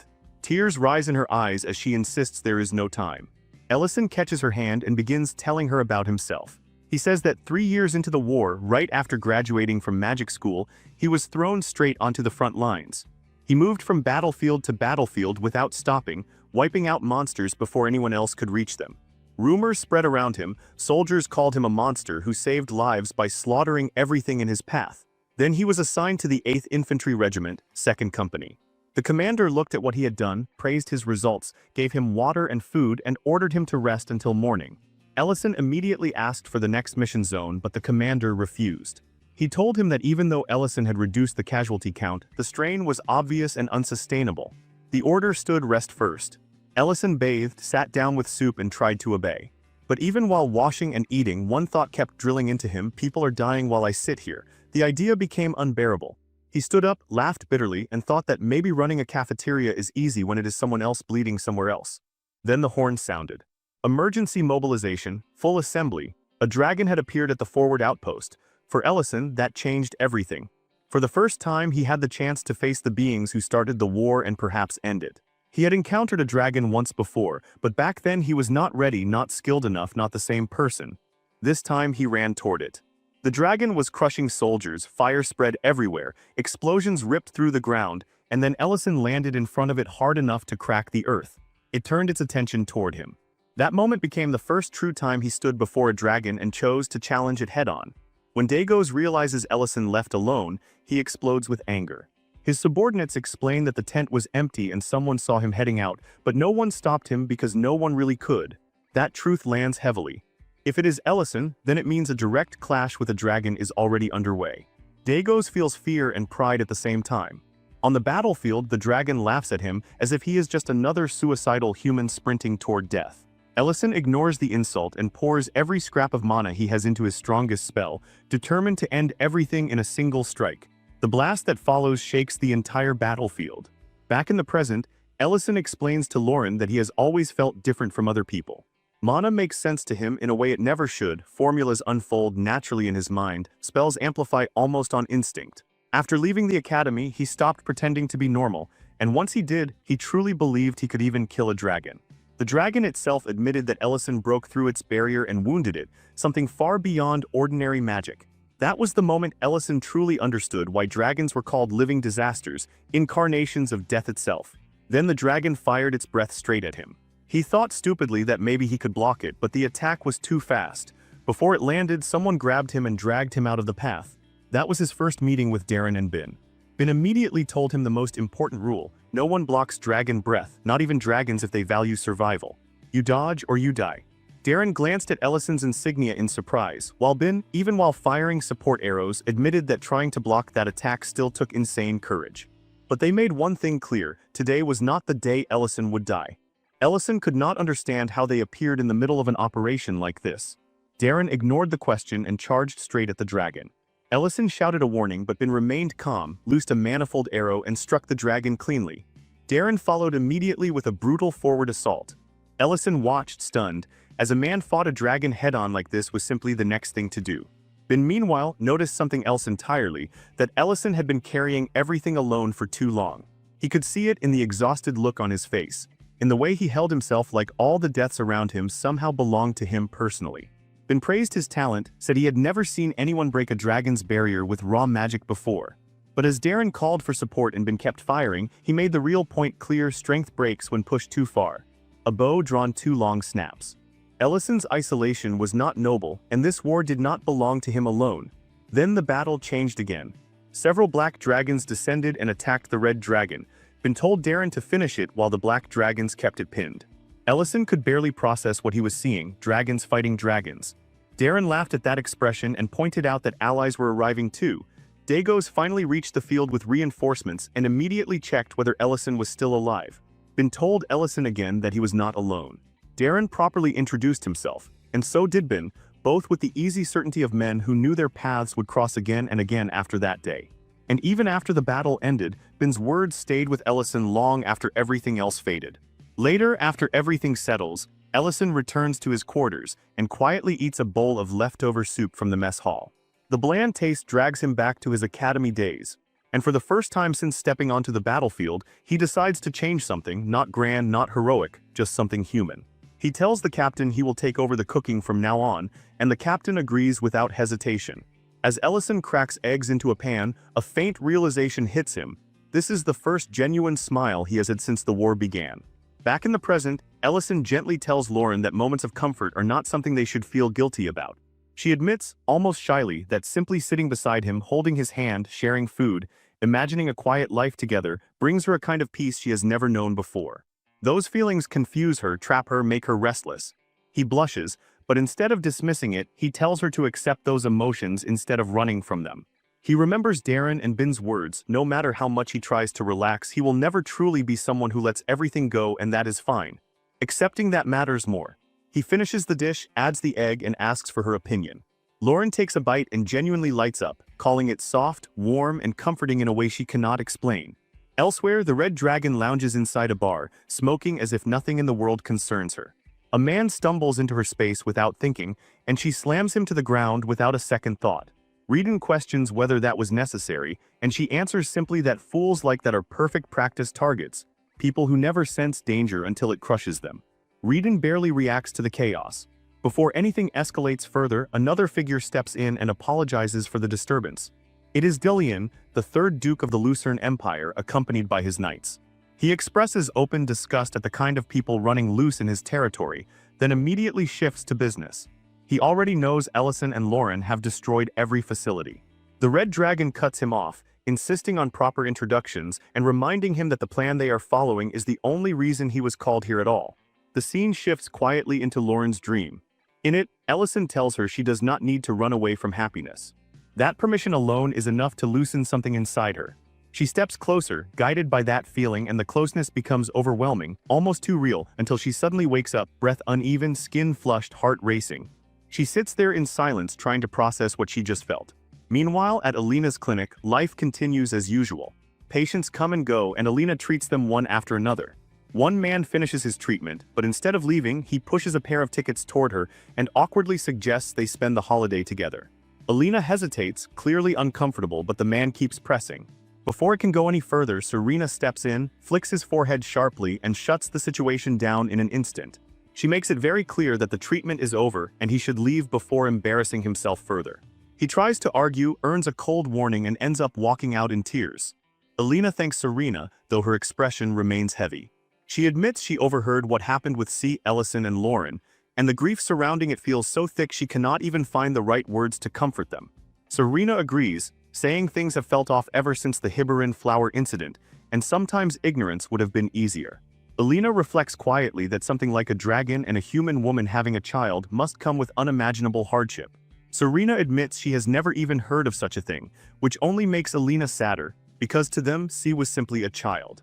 Serena then shifts the mood on purpose, pulling Alina closer and teasing her, asking what would happen if she carried Ellison's child instead. Alina reacts instantly, flustered and rejecting the idea outright. Serena keeps pushing, casually mentioning that elves and humans can have mixed children at least after a few generations, and hints that maybe Alina regrets pushing Ellison toward Lauren. Alina denies it, but her reaction betrays her nerves. Serena brings up her own past, her maturity ritual, and the one she bonded with Guard. The memory darkens her expression immediately. Alina apologizes, but Serena brushes it off, admitting that back then she took things too seriously. Looking back, she sees that man as someone who never deserved her feelings. The mood flips again as Serena leans in, deliberately playful, turning seductive just to tease Alina, enjoying every second of how flustered she becomes. Before it goes any further, a portal opens and Lauren appears, landing a punch squarely on Serena's head and ending everything instantly. Alina panics, Serena recovers quickly, and Lauren immediately demands help. When Serena's reputation as a seductress comes up, Lauren latches onto it without hesitation and asks for advice. Serena bursts into laughter, realizing Lauren is completely serious. At the same time, outside the sanctuary, a pair of dragons notice something crossing the boundary. One grows suspicious, while the other shrugs it off, saying it is probably just Ellison again. They complain about how casually he walks into dragon territory like it belongs to him, then falls silent as he approaches. Ellison watches quietly as subordinates work around a glowing pillar, carving something into it. They greet him with formal respect, but he waves it off, reminding them he is human and does not need ceremony. Madamada soon appears and leads him inside. On the way, Ellison asks about the massive monument outside. The elder explains it is for those who died in the war, and Baron's name is now being carved among them. That alone brings Ellison a quiet sense of relief. The elder thanks him sincerely, admitting that trying to fix everything alone would have destroyed what little remained. Ellison understands the weight of being both a father and a leader. Then the topic shifts to the Hibaran flower. The elder mentions the seeds, and Ellison's expression darkens instantly as he reveals that C is dead. The elder realizes that Ellison had come to see her as a living being, not just a phenomenon, and admits neither of them truly understood her nature. He explains that the flower binds to a soul near death, then wanders the world until it finds a heart strong enough to anchor it. Ellison remains calm and says he has no regrets left. He believes C is at peace now. Then he reveals something unexpected. He plans to use the seed himself. When the elder reacts in shock, Ellison confirms it. The heart he carries is already there, and what he wants is to hear the voice of Lord Sardellen. Back at the clinic, Lauren admits she wants to grow even closer to Ellison. Serena laughs at first, then realizes she is serious and reminds her they have already crossed far beyond normal boundaries. Alina tries to avoid the conversation but ends up listening anyway. When pressed, Lauren admits that so far all they have shared is a single kiss. Serena reacts with disbelief, while Alina turns red in silence. Serena bluntly explains what intimacy could look like, overwhelming Lauren completely, then eventually softens her tone when she realizes she went too far. Lauren admits that all she truly wants is for Ellison to kiss her first this time. Serena agrees, suggesting a gentler approach, while Alina looks like she might collapse from embarrassment. The next day, Ellison returns to the lair and notices Guardcat studying diligently as always. He casually comments on the effort, then checks on Lauren and learns she is still asleep. He realizes she has barely been sleeping lately. Concerned, he pulls back the blanket to wake her and instantly freezes. Lauren is lying there without clothes. Embarrassment hits him immediately. He turns away, throws the blanket back over her, and tells her to cover herself. Lauren explains casually that clothes feel uncomfortable and she often sleeps like that. Ellison reminds himself that this only worked when she was alone. Lauren sees no reason to change now just because they share the same space. She notices his reaction and senses his discomfort. For a moment, Ellison is forced to confront the promise he made to stop running away. Avoiding her now would only make things worse. He steadies himself and tells her it is fine, treating the situation as normal. That forced calm only makes Lauren more aware that something feels off, but she accepts it anyway. Later, during dinner, Lauren happily praises his cooking. She brings up the news that her mother's name is finally being engraved at the sanctuary. Ellison confirms it and says the elder feels relieved after setting things right. Then he mentions there is something else he wants to tell her later, which instantly sparks her curiosity. She offers to clean up and sends him off to rest while he goes to wash.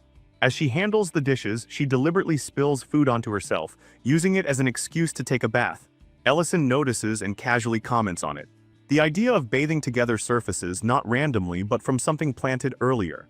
Serena's advice echoes in her mind: act naturally at first, then slowly close the distance. Shared spaces lead to shared intimacy. Remembering that now makes her flush with embarrassment, but instead of backing away, she steps forward anyway. The water turns the whole room quiet but not calm. Tension hangs between them, thick and impossible to ignore. Lauren points out that they used to do things like this so casually before, as if none of it meant anything. Ellison agrees on the surface and even offers her cocoa, remembering exactly what she likes. Outwardly, he looks composed, almost too composed, and that alone makes Lauren start doubting everything Serena told her. So she looks closer, really closer, and catches the truth. There is a faint light-blocking spell layered over his eyes. He is not calmly avoiding the mood, he is literally refusing to look at her. When she grabs him, the lie finally cracks. Ellison admits he cannot see properly at all, because if he did, he is not sure he could keep control of himself. The spell drops, his vision returns, panic spikes instantly, and water splashes as he nearly loses his footing. Then he finally says it plainly, he is not fine, not even a little. The same actions may resemble the past, but he cannot accept them the way he once did. Not anymore. If he keeps pretending, he will only lie to both of them, and he already promised himself he would stop doing that. Lauren places a hand on his shoulder and tells him the one thing he still needed to hear. Yes, the actions may look the same, but the feelings behind them are completely different now. This time, every step she takes is meant to reach him. Then, blushing hard enough to embarrass herself, she confesses the whole point of it, she is trying to seduce him. That is when it fully hits him. Nothing here is a misunderstanding. Nothing is accidental. Lauren tells him she wants whatever his heart wants, and that answer shocks even her when he moves without hesitation. Water spills over the edge of the bath as the distance between them disappears. Then, of course, chaos arrives through a teleportation portal. Serena is watching from the other side, complaining that stopping halfway makes no sense at all. She loudly pushes him to keep going, while Alina rushes in behind her in total panic and insists this is absolutely not something they should be watching. Serena brushes that off and says she is only there because Lauren asked for help in the first place. Alina accuses her of enjoying the view far too much, which Serena does not even really deny. And while Ellison and Lauren keep kissing, Serena comments that for two people this painfully dense, even reaching this point is real progress. Far away from all that warmth, the story cuts into something much darker. Subordinates report to the Duke that out of the hundreds who escaped from the chain of slave facilities, only 37 remain physically usable enough to gather under his command. A fire burns nearby, and beside it rests a disturbing instrument waiting to be used. He approaches one of the chained administrators and with eerie calm tells him there is no need to fear. Pain, he explains, is not his actual specialty. Other people handle that. In this world, everyone has a role, and order only survives when each person fulfills it. Running from that role is what deserves punishment. The administrator apologizes, but the Duke does not care. Someone who exists to enforce rules cannot abandon them and expect mercy. Then he presses the instrument into the man's chest. Agony erupts. Calmly, the Duke says simple cruelty would be meaningless, so instead he gives the man a new role. A diamond is embedded into the burned flesh. The ritual begins. Chanting rises, magic swells, smoke spills upward, and the man twists into a mana-filled beast. The Duke watches with satisfaction, pours a potion down the creature's throat, and wipes away whatever past remained. Only one truth is left now: loyalty belongs to the rule, and he is that rule. The transformed beast kneels. Armor is brought in. Training starts immediately. The Holy Blood Knights have gained one more soldier. On the return trip, Madrina finally tells Dariant everything. She explains that she began studying medicine under Irantium after receiving orders to find a cure for the poison that destroyed minds and controlled the minds. That mission eventually led her toward Count Leiden's case, because rumors had begun spreading about a mysterious doctor secretly treating brainwashed slaves. Those rumors took her straight to Irantium, not because she distrusted him, but because she wanted to learn his magic and because she owed him a favor. That favor, unfortunately for her dignity, trapped her in the role of his maid, complete with an outfit she very much did not choose for herself. Admitting it all nearly breaks her pride, and it comes out through tears. Dariant listens, but tells her plainly that he cannot simply erase critical facts from his report. Madrina insists those details have to remain hidden, especially from the Crown Prince. Dariant agrees to be careful with how he handles it. When they arrive, soldiers loudly salute their deputy commander for returning from a mission that protected humanity. Dariant shuts that down instantly. He reminds them the operation remains confidential and that careless rumors are more dangerous than silence. He confirms the rescued victims are already receiving proper support and guidance. Battalion and company commanders report that investigations into the victims' hometowns are underway, and aid has already been arranged. Ryra mentions hearing that Dariant was in serious danger and brings up Reedon by name. Dariant labels Reedon as an extremely dangerous individual who requires further investigation and orders everyone to avoid direct engagement if they encounter him. Then the focus shifts to Ellison. The commanders react strongly, remembering how the earth shook, how one massive facility burned to ash, how night itself looked like daylight for a moment. One mentions Ellison's 9th-class barrier magic. Another recalls seeing a slightly shorter woman, Lauren, whose power was not much less terrifying. Her name comes up, matching the briefing. Carson starts connecting the incident to Valoran's strange behavior at a restaurant, but Dariant immediately cuts that line of thought off. Their identities are classified. Loose words could invite retaliation from power no one there is actually prepared to handle. He makes one more thing clear: Ellison was not just assisting the mission, he was leading it from the start. Then he turns back to Madrina and quietly notes that she has changed in a way he never expected. Her old regrets shaped her into someone new, someone willing to study healing and endure humiliation without complaint. Madrina immediately tells him to stop. Dariant lets it go and reminds her that official events at the capital resume after 17 years and they need to head back. She makes one last attempt to get parts of the report omitted, but the subject dies there. Back at the restaurant, Lauren serves Rain a perfectly cooked sirloin steak with a smile so obvious it practically glows. Rain notices immediately and points it out. Lauren confirms it without even trying to hide it. Serena naturally exposes the reason at once, saying Lauren finally got her first kiss from Ellison. Rain admits she saw that coming a long time ago and says Ellison always did move at the pace of a dying snail. Lauren agrees. Creston, overhearing all this, reacts in disbelief somewhere nearby. Serena takes the chance to tease Alina again, insisting things would have advanced far more quickly if Lauren had followed her advice sooner. Alina firmly says today is not for that kind of talk. Serena lets it go. Lint overhears everything, turns bright red, and practically flees while carrying pasta to another table. Meanwhile, Lint and Mate keep finding excuses to hover around Ellison, pretending to fix chairs and plates while clearly teasing him. Ellison accepts that being mocked is simply his life now. Then he brings up something more serious: the item he asked Lint to investigate. Lint confirms he meant Hibaran flour and says he already contacted herbalists across the country, but none of them found even the slightest trace of it, not anywhere. Because of that, Ellison concludes that normal methods are useless. He remembers the elder explaining that even the seeds vanished from the world long ago, except for a few preserved inside a royal treasure vault before disappearing from circulation entirely. That is enough to settle it. No one out in the world has won now. Ellison calmly accepts that not every ingredient can be found by ordinary means. Then he remembers one last piece of information: one seed may still remain inside the royal palace treasury in the capital. That realization sharpens everything. They have taken risks, completed missions, and done far more than most nobles ever would. Asking for a treasure as a reward is possible this time. So Ellison decides it is finally time to return to the capital.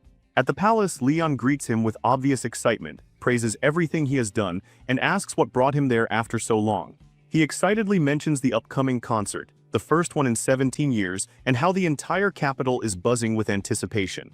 Ellison brushes the praise aside and reminds him that he is just an ordinary man. Soon the Emperor arrives and tells Leon to contain himself. Then, more formally, he thanks Ellison, acknowledging that he dismantled vile facilities across the Empire without bringing meaningless destruction down on everyone around them. He notes that Leon can barely hide how excited he is just to have Ellison standing there. Then the Emperor brings up the matter of a reward. He already knows gold and silver mean nothing to Ellison, so there is no point pretending those would satisfy him. That clears the way. Ellison states his request directly. He wants the Hibaran flour. The moment he says it, the air changes.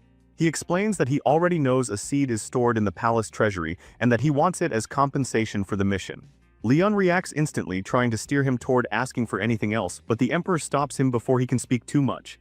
He already knows what that seed means. Inside the palace, tension quietly thickens. Outside, the city moves in the opposite direction. News spreads fast. Vendors shout about a special extra edition. Crowds gather.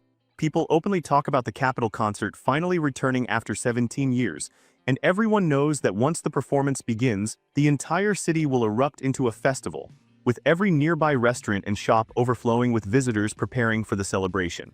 At that same moment, deep inside the palace, a formal announcement is delivered before a hall full of nobles.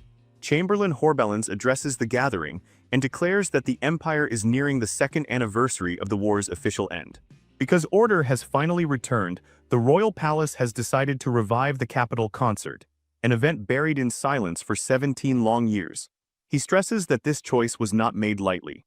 To give the concert true meaning, he announces that a treasure will be granted to the performer who delivers the most moving melody, one powerful enough to soothe old wounds and comfort hearts still broken by loss. Then he reveals the prize itself, La Placia, the Hibaran flower seed. The hall erupts in hushed shock as the nobles recognize the legendary name and the rumors surrounding its power.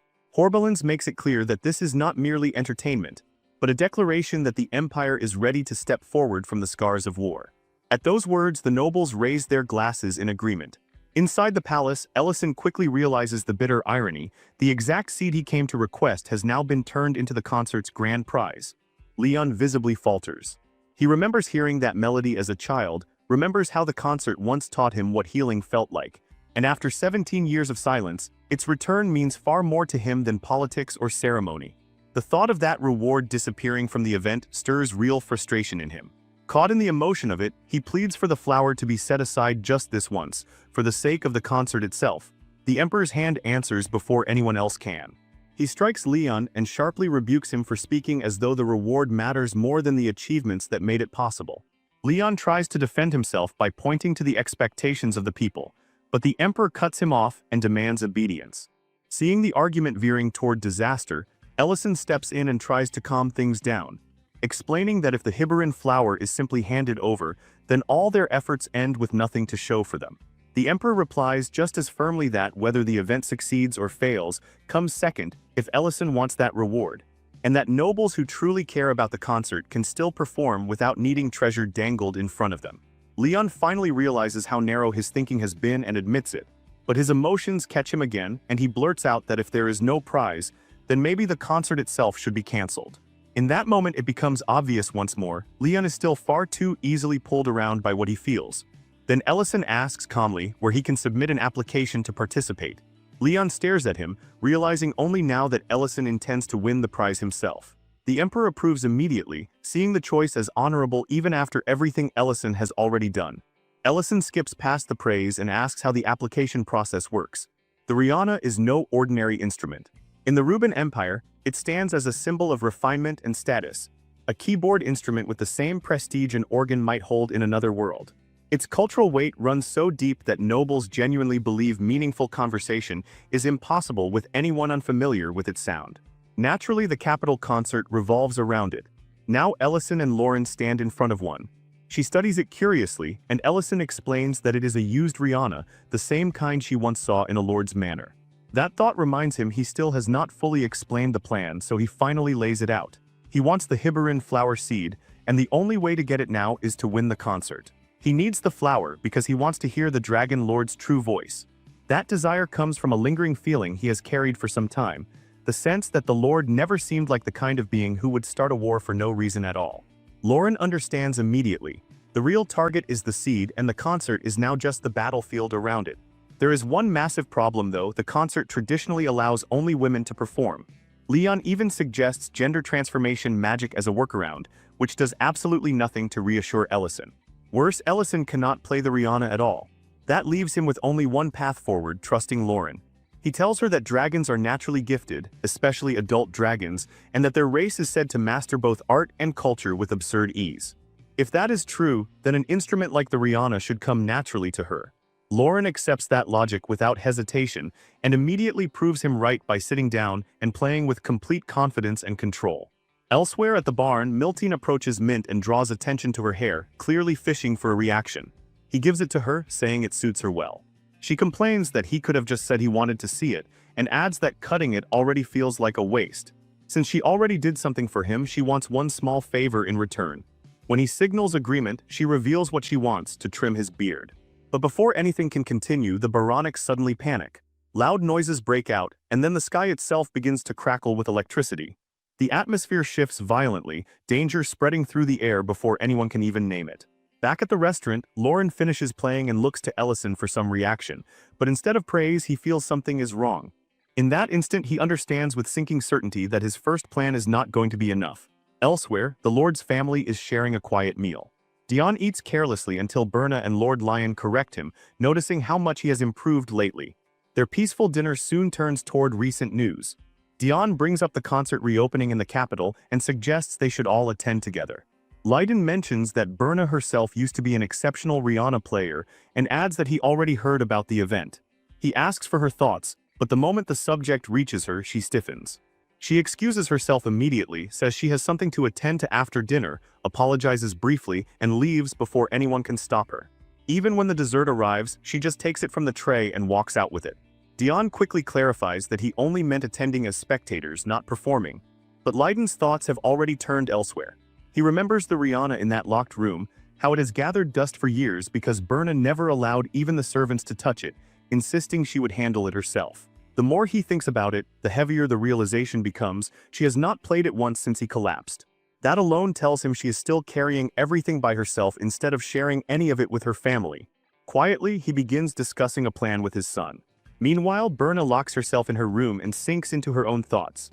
Of all the things her father once forced on her to shape her into something perfect, the Rihanna had been the only one she truly loved. She can still remember the warmth of her family clapping for her the first time she played. And even now, she cannot deny that she felt gratitude for learning music from him. But that gratitude is poisoned by another memory, his words about how no one would suspect her even if someone collapsed. That thought drags guilt straight back into her chest. Even now, with a happier life with people around her who genuinely care, she still cannot bring herself to play. The image of herself proudly touching the instrument he taught her feels revolting. She imagines Dion and Leiden looking at her with disgust. Every time she sees the Rihanna, it feels like her own sins are staring back. In her shaken mind, the instrument almost takes on a shape of its own, like a dark presence looming over her and accusing her of neglect. The pressure overwhelms her and she collapses. Lauren, who is there because of the Rihanna, notices Berna fall and immediately moves to help. At the same time, in another place, someone reviews the concert applications. Many names have already been submitted, but one entry stands out, Count Michelle Frown, a name no one recognizes. Further details reveal she is supposedly a noblewoman from distant Greek city.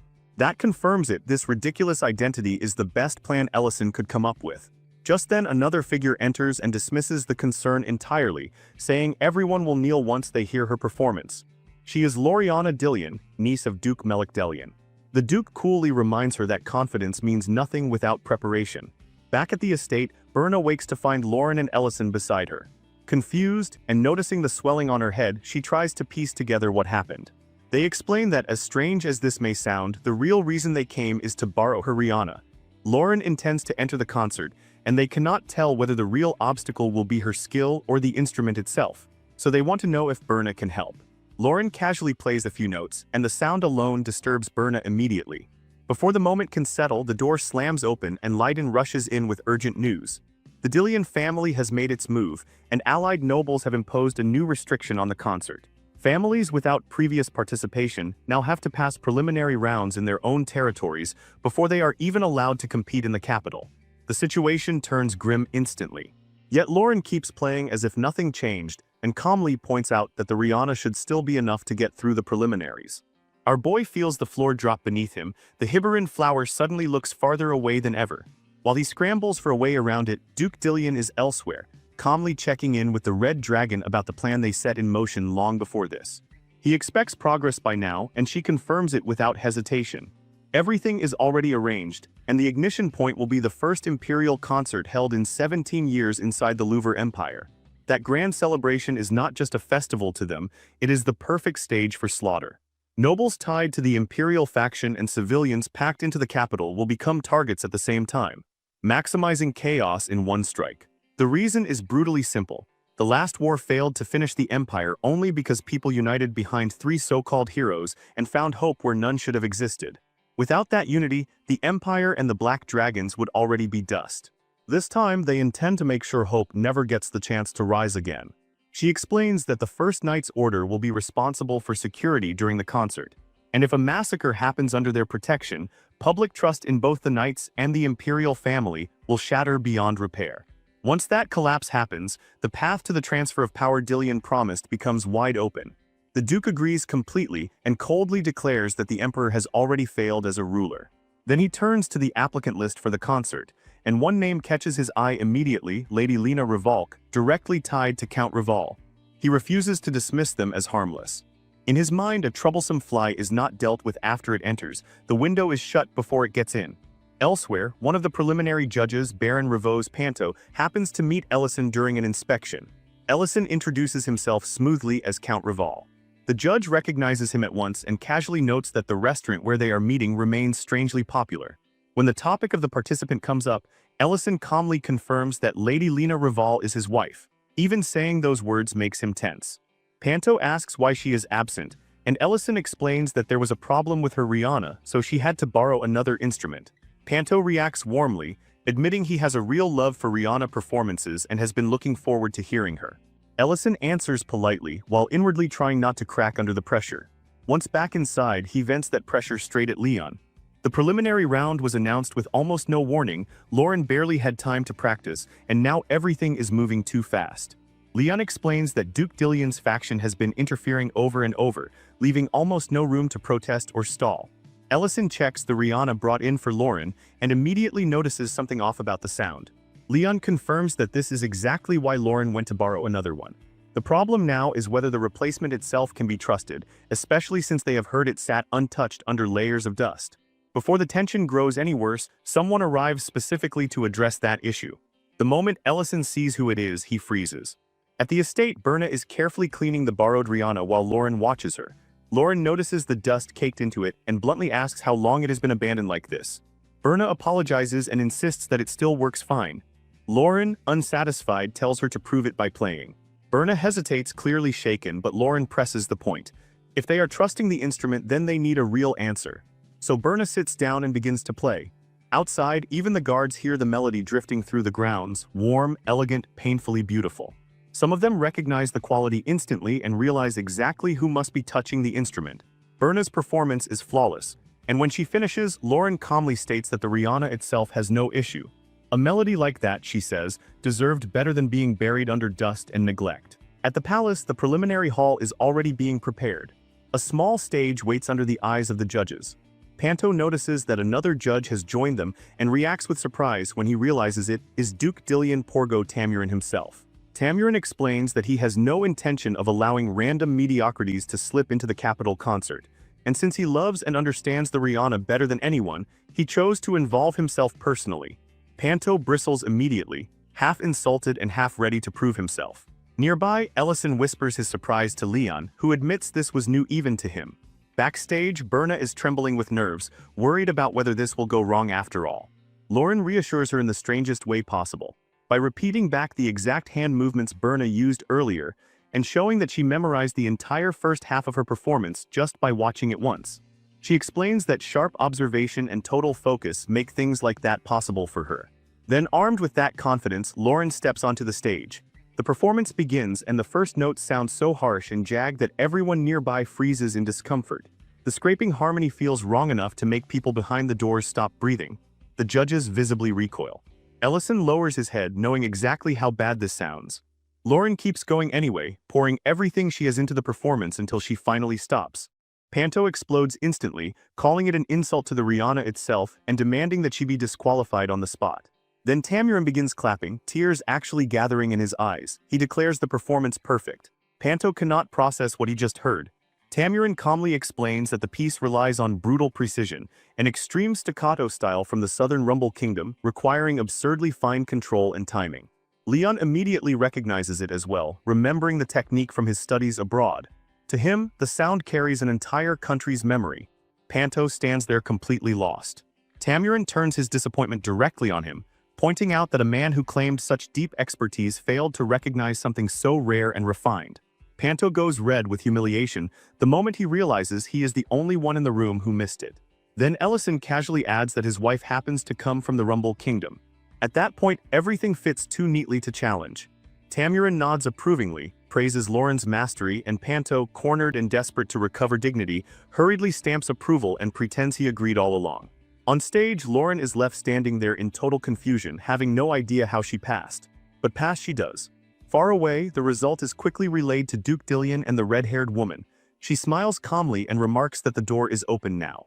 All that remains is to see what move comes next. After the preliminary round ends, Ellison explains to Lauren that somehow, against all logic, they survived it. But borrowing another Rihanna is clearly not something they can count on forever, and someone must know why the sound twisted so badly. Tamurin steps in and admits he could smooth things over this time, but it will never work once they reach the capital. Leon adds that he risked his own credibility from his years abroad just to support the explanation. Ellison agrees the problem cannot simply be blamed on careless maintenance at the venue, since instruments like these are checked beforehand. Berna grows tense, and Lauren snaps that she personally checked the instrument herself, so if something is wrong, it did not come from negligence. Berna examines the Rihanna again, pauses, then starts to play. This time the sound comes out perfectly clean. Tamurin reacts with visible shock because it should not be behaving normally now. Leon begins to suspect the issue lies not in the instrument alone, but in who is playing it. Berna gestures for Ellison to come closer so she can explain properly.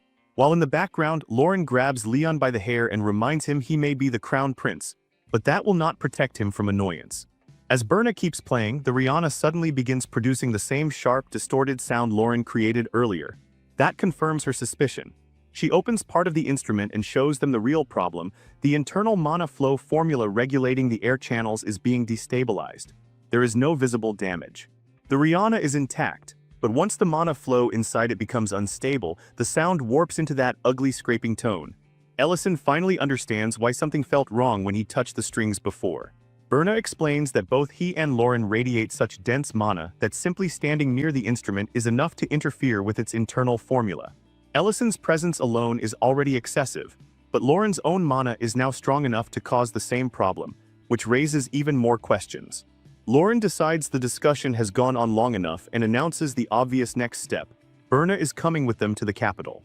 Berna is startled, but Lauren explains it simply. No one understands the structure of the Rihanna's internals better than her now, so she is the perfect person to stabilize the mana flow on the way. Besides, Lauren plans to learn more songs during the journey. Berna agrees, though she weakly mentions meetings and obligations she should not abandon. Lauren brushes that aside and says walking forward together sounds better than being dragged alone. From the doorway, Dion overhears everything and quietly tells Leiden that his mother is going to the capital. Leiden feels an almost painful relief, because this was a step he himself could never force her to take. Later, the capital of the Levern Empire, Erie's city, is already overflowing with life. Crowds fill the streets before the official opening even begins, while the First Knight's order secures every visible route. Commander Dariant orders his people to remain alert, and Ryella answers with confidence. Soon after, the Emperor's arrival is announced. Emperor Hears greets the people and remarks on how alive the capital feels. Reviving the concert after 17 years, he says, was the correct decision. Even though the official opening is still days away, so many people arrived early that they had no choice but to prepare several pre-festival events. He says he hopes everyone enjoys the long-awaited celebration, and the crowd answers with thunderous cheers. Serena stares at the packed streets in awe. Alina asks whether she has ever seen a concert before, and Serena admits she normally would not care enough about a human event to stay awake for it if she were not dragged here. Rain points out the Emperor, while Creston mutters something stupid about resisting the system and is immediately smacked for it by his wife, who tells him to stop talking nonsense in public. Alina soon spots the food stalls and suggests they take a look around. They stop at one selling stir-fried grilled noodles for 900 runes. Serena tries them and immediately praises the flavor. Alina laughs and admits the trip was worth it for this alone. Ken comments that food stalls like this are getting popular everywhere now, and his wife points out that the trend started in Dedrin and spread all the way to the capital. Then he gestures toward another stall with an absurdly long crowd gathered around it, customers shouting orders and buying multiple portions just to carry them home. That stall belongs to Ellison. He stands at the stall, quickly preparing and selling hotioc while warning every customer that the syrup inside is still dangerously hot. Rain recognizes his voice almost instantly and pushes through the crowd, stunned to find him working in the capital like some perfectly ordinary vendor. At the same time, another woman is performing on the Rihanna inside the hall, but Loriana barely gives it a glance before dismissing the whole thing as boring. Duke Dillion answers without amusement, reminding her that this is no casual stage. Certain people absolutely must not reach Eladia through this concert, which makes her victory more important than ever. He orders her to keep watch for any competitor worth noticing. Loriana accepts the task with complete confidence, convinced no one there can rival her anyway. Dillion, however, makes it clear this is serious, and she assures him she is ready to use whatever means are necessary. In her own mind, she is not just part of the plan, she is the plan. Her father's trust only sharpens that certainty. To her, no one in the Empire surpasses her on the Rihanna. Still, the pressure leaves her craving something sweet. A rich scent drifts in from the food stalls and she heads toward it, annoyed by the crowd yet demanding the best dish available. Her father warns her against eating street food, but she brushes that aside, claiming nobles should understand common culture too. Rain and Creston watch in disbelief as Ellison serves her a hotioc. Loriana studies it curiously, admitting she has never seen anything quite like it, though the smell is undeniably tempting. Ellison warns her again about the molten syrup. She bites in anyway, burns her tongue instantly, and reacts with sharp outrage. Ellison moves on reflex, handing her a cloth and wiping the syrup from her lips before she can make the situation worse for herself. He explains that the inside stays dangerously hot. Loriana stares, flushes, and accuses him of terrible manners for touching her like that. Ellison, caught off guard, says he only meant to help. That somehow makes it worse. Her mind immediately runs off into a wildly romantic direction while he rushes to fetch cold water. When he addresses her as ma'am, she snaps that she is unmarried and demands his name instead. Nervously, he introduces himself as Ozio Revolk. That sends her into full panic. She denies that any of this means anything, insists she only intends to return the handkerchief and flees. Her father is left confused, while Rain and Creston stare at Ellison like they just watched a disaster being born. He weakly insists it was only a cloth. Rain teases him for seducing nobles now and warns that Lauren is going to be absolutely furious. Ellison, already regretting everything, sarcastically names it the Revolk scandal. Elsewhere, Lauren continues practicing the Rihanna. She has figured out that controlling the mana flow around her own body helps stabilize the sound, but even then something still feels wrong. Berna returns and explains that participant pre-registration must be completed in the ballroom during the pre-festival events. Lauren admits she does not know the capital well enough to find the place, so Berna offers to guide her. Back at the stall, Ellison tells Serena and Alina that Lauren has officially entered the concert. Both of them react in shock. He then asks them, with way too much seriousness, to address him properly as Count Ozio Revolk and Lady Lena Revolk. Creston grumbles about being ordered around by nobles now, while Rain finally understands why Ellison has been introducing himself in such a ridiculous way. Serena ignores all of that and asks for more hadiak. Rain narrows her eyes and questions Ellison about the noble girl from earlier, clearly suspecting nonsense. He denies trying to seduce anyone. Alina, more hesitant, asks what he means by competition. Rain answers for him, revealing the girl's identity, Loriana Dillion, one of the highest-ranked Rihanna performers alive, famous enough to tour across entire regions and widely considered the Empire's best. Ellison corrects that immediately. The last true winner before the war, he says, was someone else entirely, Lady Byrne Drake. Inside the palace, Loriana spots Lauren standing beside Berna, and the sight alone irritates her instantly. She remembers Berna's victory in the last recital, remembers Dedrin, remembers humiliation that still burns years later. Her expression hardens at once, and she immediately assumes Berna has entered the concert too. Berna calmly clears up the misunderstanding and says she is not participating, then turns to leave without lingering. That should have ended it, but somehow it makes Loriana even angrier. Berna refusing to compete feels like a deeper insult than challenging her ever could. She grips the stick in her hand so hard it trembles. Her pride still remembers that old loss.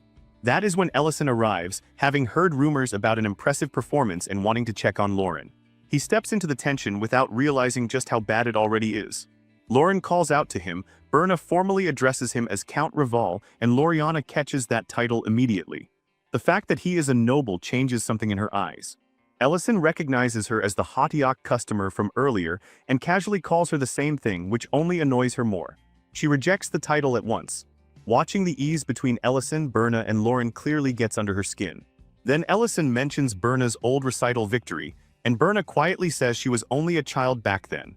Loriana's jealousy sharpens into obsession almost instantly, and she suddenly tries to force a duel into existence, demanding that Berna enter the recital. To make it worse, she stakes Ellison on the result, insisting that if Berna loses, she must leave him behind. Ellison and Berna both freeze, while Lauren's anger detonates on the spot.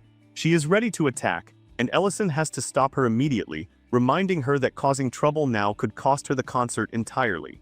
Berna resolves the misunderstanding without hesitation, revealing that she is already married and introducing herself properly as Berna Greek. The moment Loriana hears that, her emotions flip again. In her mind, Ellison becomes available on the spot. Before the madness can go any further, Duke Dillion arrives and kills the entire exchange with cold contempt. He mocks Ellison, belittles him for walking away from what he used to be, and makes it clear that a stage like this lies far beyond his reach. Then he leaves with Loriana, ending the scene by force. Only after he is gone does Berna visibly tremble, finally understanding exactly who she had just spoken to. Ellison steadies her, and without wasting the chance, urgently asks her to enter the recital. He admits plainly that he needs her help for something important. Berna hesitates, knowing she already walked away from the Rihanna once. Lauren, still furious from earlier, cuts in and snaps that Loriana had the nerve to treat Berna like she could just abandon Ellison as a wager. Ellison tries to calm her down and explains the misunderstanding started because he wiped syrup from Loriana's lips. Lauren repeats that detail in total disbelief, which only makes her anger spike all over again. Elsewhere, Loriana finishes eating the hotteok and quietly admits that it actually tastes better once it cools slightly.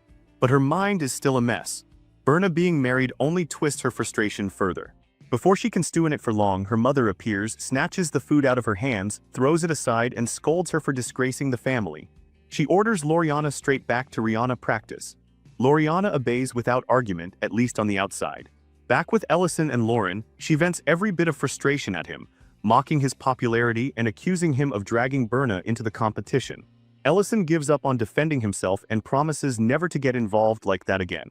Once she finally cools down enough to speak seriously, Lauren reveals the one thing that matters. She has been training hard, and even if she cannot match others in strict technical precision, she has discovered another way to perform. The confidence in her voice is steady, intense, and dangerous in the best way. She promises a performance no one in that hall will forget. At the registration area, Berna approaches quietly and asks about signing up. A subordinate explains the process and adds that experienced performers can skip the preliminaries entirely. Berna grows tense as she listens. Then a woman bumps into her, tosses out a careless apology, and takes one more look at her face. The mood changes instantly. Recognition hits, and with it comes open hostility. The woman lashes out, strikes Berna down, and sneers while exposing her identity as Count Dedrin's daughter, dragging old hatred straight back into the present. This woman is Lucian de Lelyn. She grabs Berna by the face and makes it brutally clear that someone like her has no place in the competition. Before things can get worse, a strong hand tears Lucian's grip away. Leiden steps in between them and openly condemns her behavior, making it clear that jealousy over his wife's talent does not justify public humiliation or sabotage. Berna freezes the moment she realizes he is there, fear still visible in her eyes. Leiden does not hesitate. He calls Lucian's conduct disgraceful. She snaps back and questions his authority, but before her anger can build momentum, Ryra steps in as well. Calmly and without emotion, he reminds everyone that violence is forbidden during the event and that all nobles are still subject to the First Knight's order. Lucian masks her anger with sarcasm, remarking that the Greek family now has knights standing up for them. Ryra accepts the insult like dust in the wind. Lucian throws out one final warning, making it clear that if Berna ignores her and joins the recital, she will regret it for the rest of her life. Leiden shuts that down at once. He reveals that Berna's registration has already been completed and says he is only passing through. Then he leaves Lucian with one last pointed remark, hoping Loriana does not suffer another bitter ending like before. Lucian is left standing there, dark and shaken, while the nobles around them begin doing what nobles do best, spreading rumors before the dust has even settled. People all over the venue start whispering the same thing: Berna has really entered the recital. Old memories resurface fast, especially the fact that she once won the last one. That immediately drags Loriana's name back into comparison, along with the rumor that Loriana stopped playing for a long time after losing to her. Just like that, anticipation spikes. Everyone can feel this recital is no longer an ordinary competition. As evening deepens, Rihanna melodies begin spilling from every corner of the capital, every participant pushing themselves harder than ever. Then, when the tension is stretched to its limit, the day of the recital finally arrives. Sultan D. Horn, head of the Imperial Magic School, opens the event by declaring that this concert belongs to everyone, not just the nobles inside the hall. Every performance will be projected into the main plaza, with viewing windows set up throughout the capital so the whole city can witness it. At his food stall, our boy realizes the finals are beginning and starts getting ready to head over. He wonders what kind of monsters, in the artistic sense, must be waiting on that stage. The first finalist proves immediately that the finals are on a completely different level. Even from the audience, the performance feels far beyond the preliminaries, polished, powerful, and carried by years of discipline. Emperor Leodin comments on the sheer effort behind each piece, while Tamarin answers coldly that he intends to judge without mercy. Lucian sits beside Duke Dillion and casually says the first day's standard feels low. Dillion corrects her, explaining that the truly dangerous performers are always saved for later. Then the host praises the last performance and introduces the next contestant, Mrs. Lena Rival, a first-time recital participant. That name alone sends a ripple through the entire hall. Attention sharpens instantly. Lauren steps onto the stage wearing a green dress she is visibly uncomfortable in, and the moment she appears, all eyes lock onto her. Rain quietly recognizes her at once, while Serena corrects the name in her head, Lady Lena now. Elena notices how striking she looks, but Creston is too busy worrying because he still remembers the last time that Rihanna sounded less like music and more like it was dying. Rain waves off the concern, assuming Lauren must have practiced like crazy since then. In the end, they all settle on the same choice: trust her and wait. At the judge's table, Panto's mood has completely changed. He is convinced he finally uncovered the truth. Ever since that bizarre preliminary round, he has traveled across the country and even gone as far as the southern Lombol kingdom to study Rihanna techniques personally. After all that work, he found no trace of any technique called staccato. So now he is certain the earlier performance was a lie, a trick, a fraud dressed up as innovation. And with that belief settled in his heart, he prepares to expose her before everyone. The hall falls silent. Dion watches with visible tension, wondering whether this will collapse into disaster, but Lion hushes him before he can say more. Ellison keeps his eyes on Lauren and silently tells himself she can do this. On stage, Lauren lifts her hands and already knows one thing: a normal performance will never be enough to win here. Since she already understands that the Rihanna's airflow is unstable, she makes a radical choice. Instead of fighting the flaw, she will weaponize it. In that instant, a memory hits her, standing beside Ellison in another world, both of them pausing their journey just to listen to a rock concert. That memory becomes her answer. If this world has never heard a sound like that, then that is exactly what she will give it. Her fingers move, and the Rihanna answers with a heavy, driving rhythm that sounds less like court music and more like a roaring guitar dragged through pure mana. The sound crashes into the hall like raw force. Everyone freezes. Our boy recognizes it immediately, music from his old world reborn through her hands. Rain cannot even process what she is hearing, while the Emperor feels it strike him straight through the chest. For one suspended moment, the crowd doesn't know how to react, and then the cheering begins. The rhythm drags them in whether they understand it or not. Lucian goes stiff with disbelief. Duke Dillion presses a hand to his temple. Panto breaks into tears as reality finally lands on him. The technique he denied is real, and worse, his own understanding of the Rihanna has been embarrassingly shallow. In that moment, he resolves to relearn everything from the beginning. Lauren finishes and acknowledges the audience. Even the host struggles to recover, eventually forcing out that it was an overwhelmingly powerful performance before moving on to the next contestant. Behind the curtain, Loriana feels her legs weakening. For the first time, she honestly wonders how anyone is supposed to follow that. All through the palace hallways, nobles begin whispering excitedly. No one can believe the Rihanna could produce a sound like that. As Lauren steps off the stage with Ellison, several nobles rush toward them at once, praising her, questioning her, trying to understand what they just witnessed. Lauren hesitates under the sudden pressure until Ellison nudges her, reminding her to introduce herself properly. She almost slips before correcting herself as Lady Lena Revolk. Names, titles, compliments, and questions start flying at her from every side. She is clearly overwhelmed, and Ellison sees it immediately. He steps in, explains that she is exhausted, promises answers later, and guides her away before the crowd can swallow her whole. As he pulls her along, she blushes and quietly confirms her role as his wife, and he tells her to keep going with it for now. Once they are away from the noise, he thanks her sincerely. He admits he never expected her to work this hard for his sake and apologizes for ever doubting her. She answers that this belongs to both of them, so of course she would give everything she had. She says thanks alone is not enough, and before she can say more, he cups her face and kisses her. She freezes in shock. When he awkwardly asks whether that earns forgiveness, she accepts it with a shy smile. Still blushing, she abruptly complains about how uncomfortable the dress is and asks him to help undo it, which nearly kills him on the spot. By the end of the second day, Lauren's performance has taken over every conversation in the capital. Everywhere people gather, her name comes up again. Listeners openly call the performance unforgettable. Leiden agrees, saying it hit on a level deeper than skill alone, and that it barely even feels like Rihanna music in the traditional sense. Even the hosts begin referring to her as a rising star of the entire concert. News spreads that Lady Lena Reval shocked the capital by unveiling a new style now being called the estacado method. While Loriana performs on stage, she overhears that talk, and the realization hits like poison. The technique is being attached directly to Lauren Lady Reval, Ellison's wife. Later, her mother reacts with immediate fury. She forces herself to dismiss the praise, convincing herself that people are just dazzled by something crude, something better suited to a market alley than a concert hall. She pressures Duke Dillion to act, demanding personnel, making it clear she doesn't intend to watch rivals keep rising. Dillion shuts her down at once and reminds her the plan has changed, and anything reckless now could create unwanted trouble. She pushes back, insisting she has no interest in causing chaos, only in making Lauren fail on stage. That night outside the venue, Berna is leaving when Ryra escorts her. Berna apologizes softly, explaining she only wanted to practice more and regrets staying out so late because of it. Ryra reassures her that since the concert is under the imperial family's protection, keeping everyone safe is part of their duty. She even admits she is genuinely looking forward to Berna's performance because she truly loves Rihanna music. Then, without warning, armed figures surround them. Berna instantly realizes they are trapped, panic flashing across her face. Ryra stays calm and tells Berna to duck. The attackers rush in, but Ryra moves first, a single sweep of her sword cutting them down and leaving them unable to continue.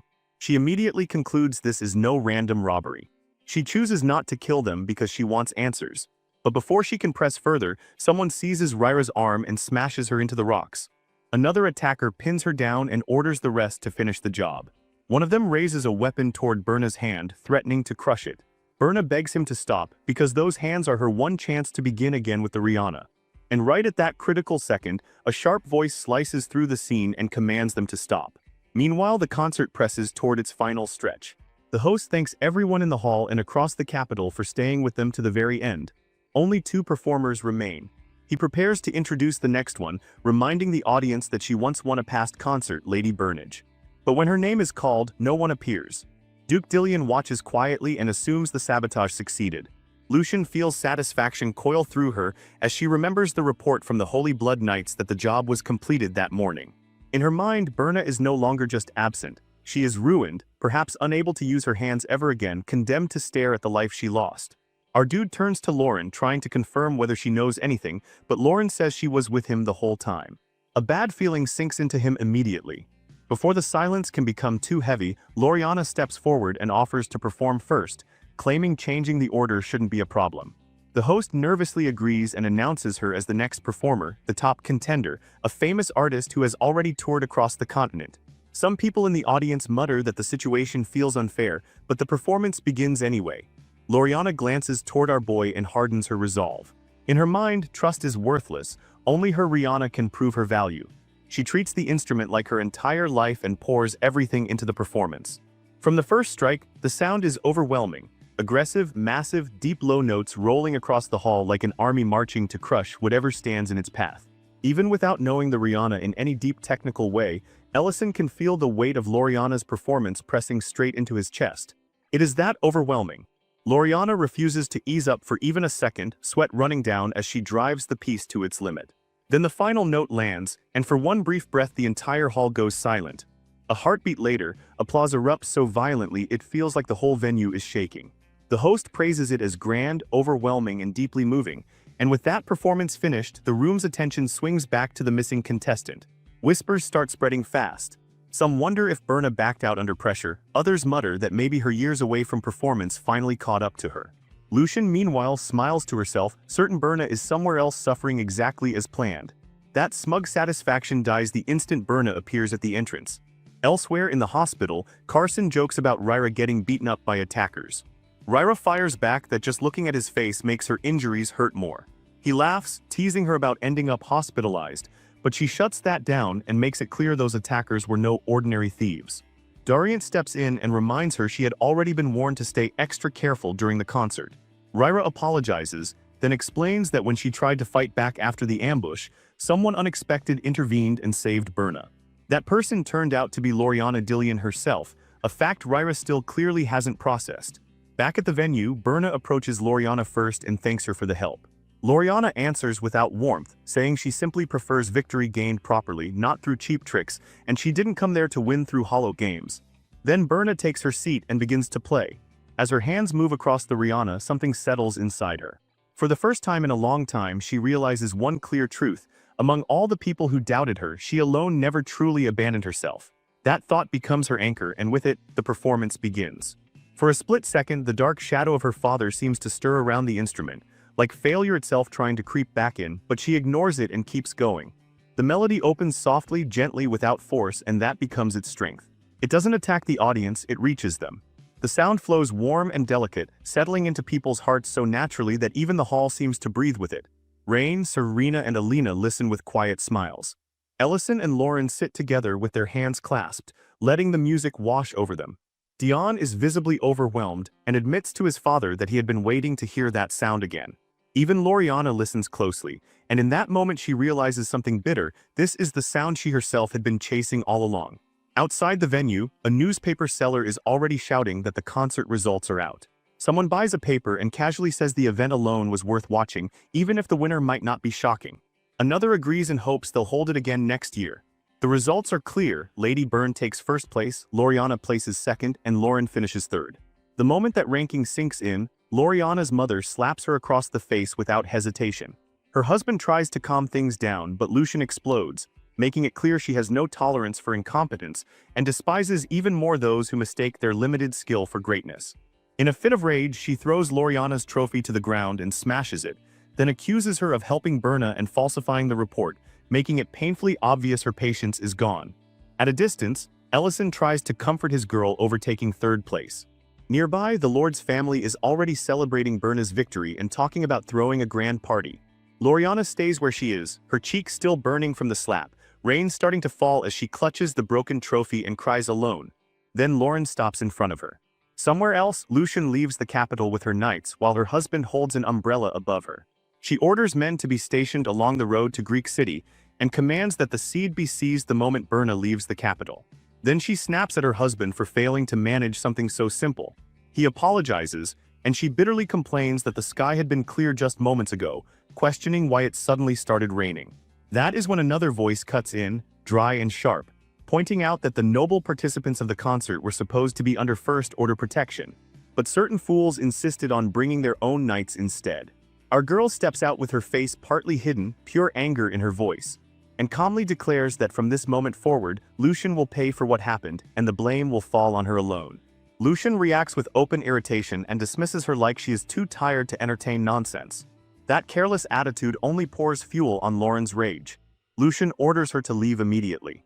Instead, Lauren steps forward and drops one soldier, then another, moving straight toward Lucian before slapping her hard across the face.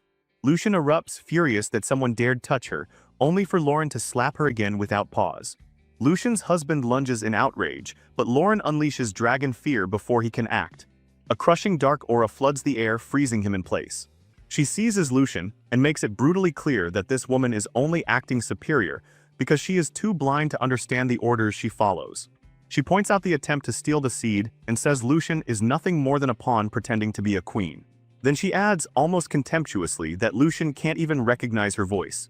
At that moment, one of the injured soldiers forces himself upright and attacks from behind. Lauren releases Lucian, turns, and counters instantly. Lightning crashes from the sky as she strikes back, hammering home the warning that those who fail to understand their place do not last long. Elsewhere, Loriana is still sitting alone in the rain, quietly crying. When someone calls her name, she tries to brush it off as if she only stumbled. The one standing over her with an umbrella is Lady Berna. Berna tells her calmly that sitting out there in the rain will only make her sick. Back at the restaurant, the main dish finally arrives. Ellison asks everyone to make space because he is bringing the star of the day, over-roasted Uga tenderloin. The three winners all sit together as the plates are set down. Lauren gets hers first and immediately tastes it, eyes widening when the juice bursts in her mouth and mixes with the rich, silky sauce. Berna agrees that the meat is unbelievably tender. Creston jokes that today is a celebration, so everyone should eat without restraint, then congratulates Lauren while admitting her performance blindsided him completely. Berna also praises Lauren sincerely, but Lauren immediately fires back that Berna herself came first. Loriana sits quietly until Berna explains with complete humility that she only managed to stand on that stage because Loriana helped her. She admits that she first learned the Rihanna under Count Dedrin's influence, because becoming better at it helped secure support from nobles. Eventually she realized she had been playing right into his hands every time she improved. That fear stayed with her so long that she became trapped in the beginning of her own story and let anxiety devour her. Then she looks directly at Loriana and says it was Loriana's help that finally allowed her to move again. Berna goes further, admitting that even while injured, Loriana never abandoned the Rihanna, and helping another competitor while still fighting for herself showed a level of devotion that left Berna ashamed of her earlier way of thinking. She openly says she wants to reach that kind of intensity herself. Serena backs that up immediately, saying the performance absolutely deserved first place and left a lasting mark on everyone there. Berna then expresses a wish to continue practicing with Loriana regularly. Loriana, red-faced and embarrassed, tries to dismiss herself as insignificant, but Creston jumps in to comfort her while his wife steadies her emotions. Meanwhile, Lauren is just awkwardly sitting there as the third-place finisher caught between them. After the meal, Golzar repairs Loriana's damaged trophy and hands it back to her. She thanks him, and he casually tells her to just bring it back again if it ever breaks in the future. A little later, Loriana asks Berna how she knew about the kind of hand injuries Rihanna players suffer. Berna answers honestly that her mother's personality made it pretty obvious, and casually mentions that she herself had been hit before. Loriana immediately apologizes on her mother's behalf. Nearby, Rain shares a rumor with her husband. She says people across the Empire have been reporting sightings of the Archmage, one of the 3 greatest war heroes. Creston notes how strange that is, considering the Archmage vanished after the war ended. Rain adds that witnesses claim the person wore an old magic soldier's uniform marked with a 9th class insignia. Creston casually remarks that only an absurdly powerful mage could carry that mark. Ellison overhears and stiffens on the spot. Creston then wonders out loud what Ellison had been like during the war. Ellison reacts instantly, insisting he was nothing but a low-ranking temporary soldier with no real title, mostly assigned to kitchen duty. Creston brushes it off and jokes that handling crowds like this must feel easy compared to war. Ellison quietly reflects that the only real difference is scale, not difficulty. His thoughts slip backward to a time when one of their operation zones turned into a temporary base. Soldiers from multiple units gathered there, and the atmosphere was tense enough that one wrong move could start conflict. Orders demanded strict neutrality and everyone obeyed. Later, he volunteered to handle meals for the visiting units. While he cooks, another worker asks whether certain parts of the vegetables should just be thrown away. He immediately answers that they can still be used and starts cooking over fierce heat, sweat running down as flames jump higher. When the food is finally done, he calls everyone in. Soldiers arrive while reporting that areas near the Hoban Plains are mostly secure now. Dariant acknowledges the report, then reminds everyone that secure does not mean safe, and to stay sharp anyway. The food is met with real praise. The soldiers admit that meals like this are the only thing making each day bearable. But not everyone says it with gratitude. Dariant overhears a few outsiders mocking the unit, sneering that they hide behind others, dump everything on one mage, and waste time playing with recipes instead of acting like soldiers. Even though they grudgingly admit the food tastes good, the insult lands hard. Rage flashes across Dariant's face and he grabs one of them by the collar, ready to escalate it on the spot. Before fists can fly, Ellison steps in from behind and shuts it down cold, reminding everyone that this place exists for eating, not for brawling.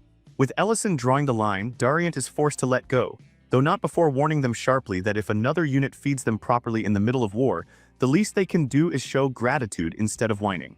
That warning only makes them dig in deeper. One soldier slams his plate onto the table, declares he has no intention of eating what he calls trash, and storms out with the rest.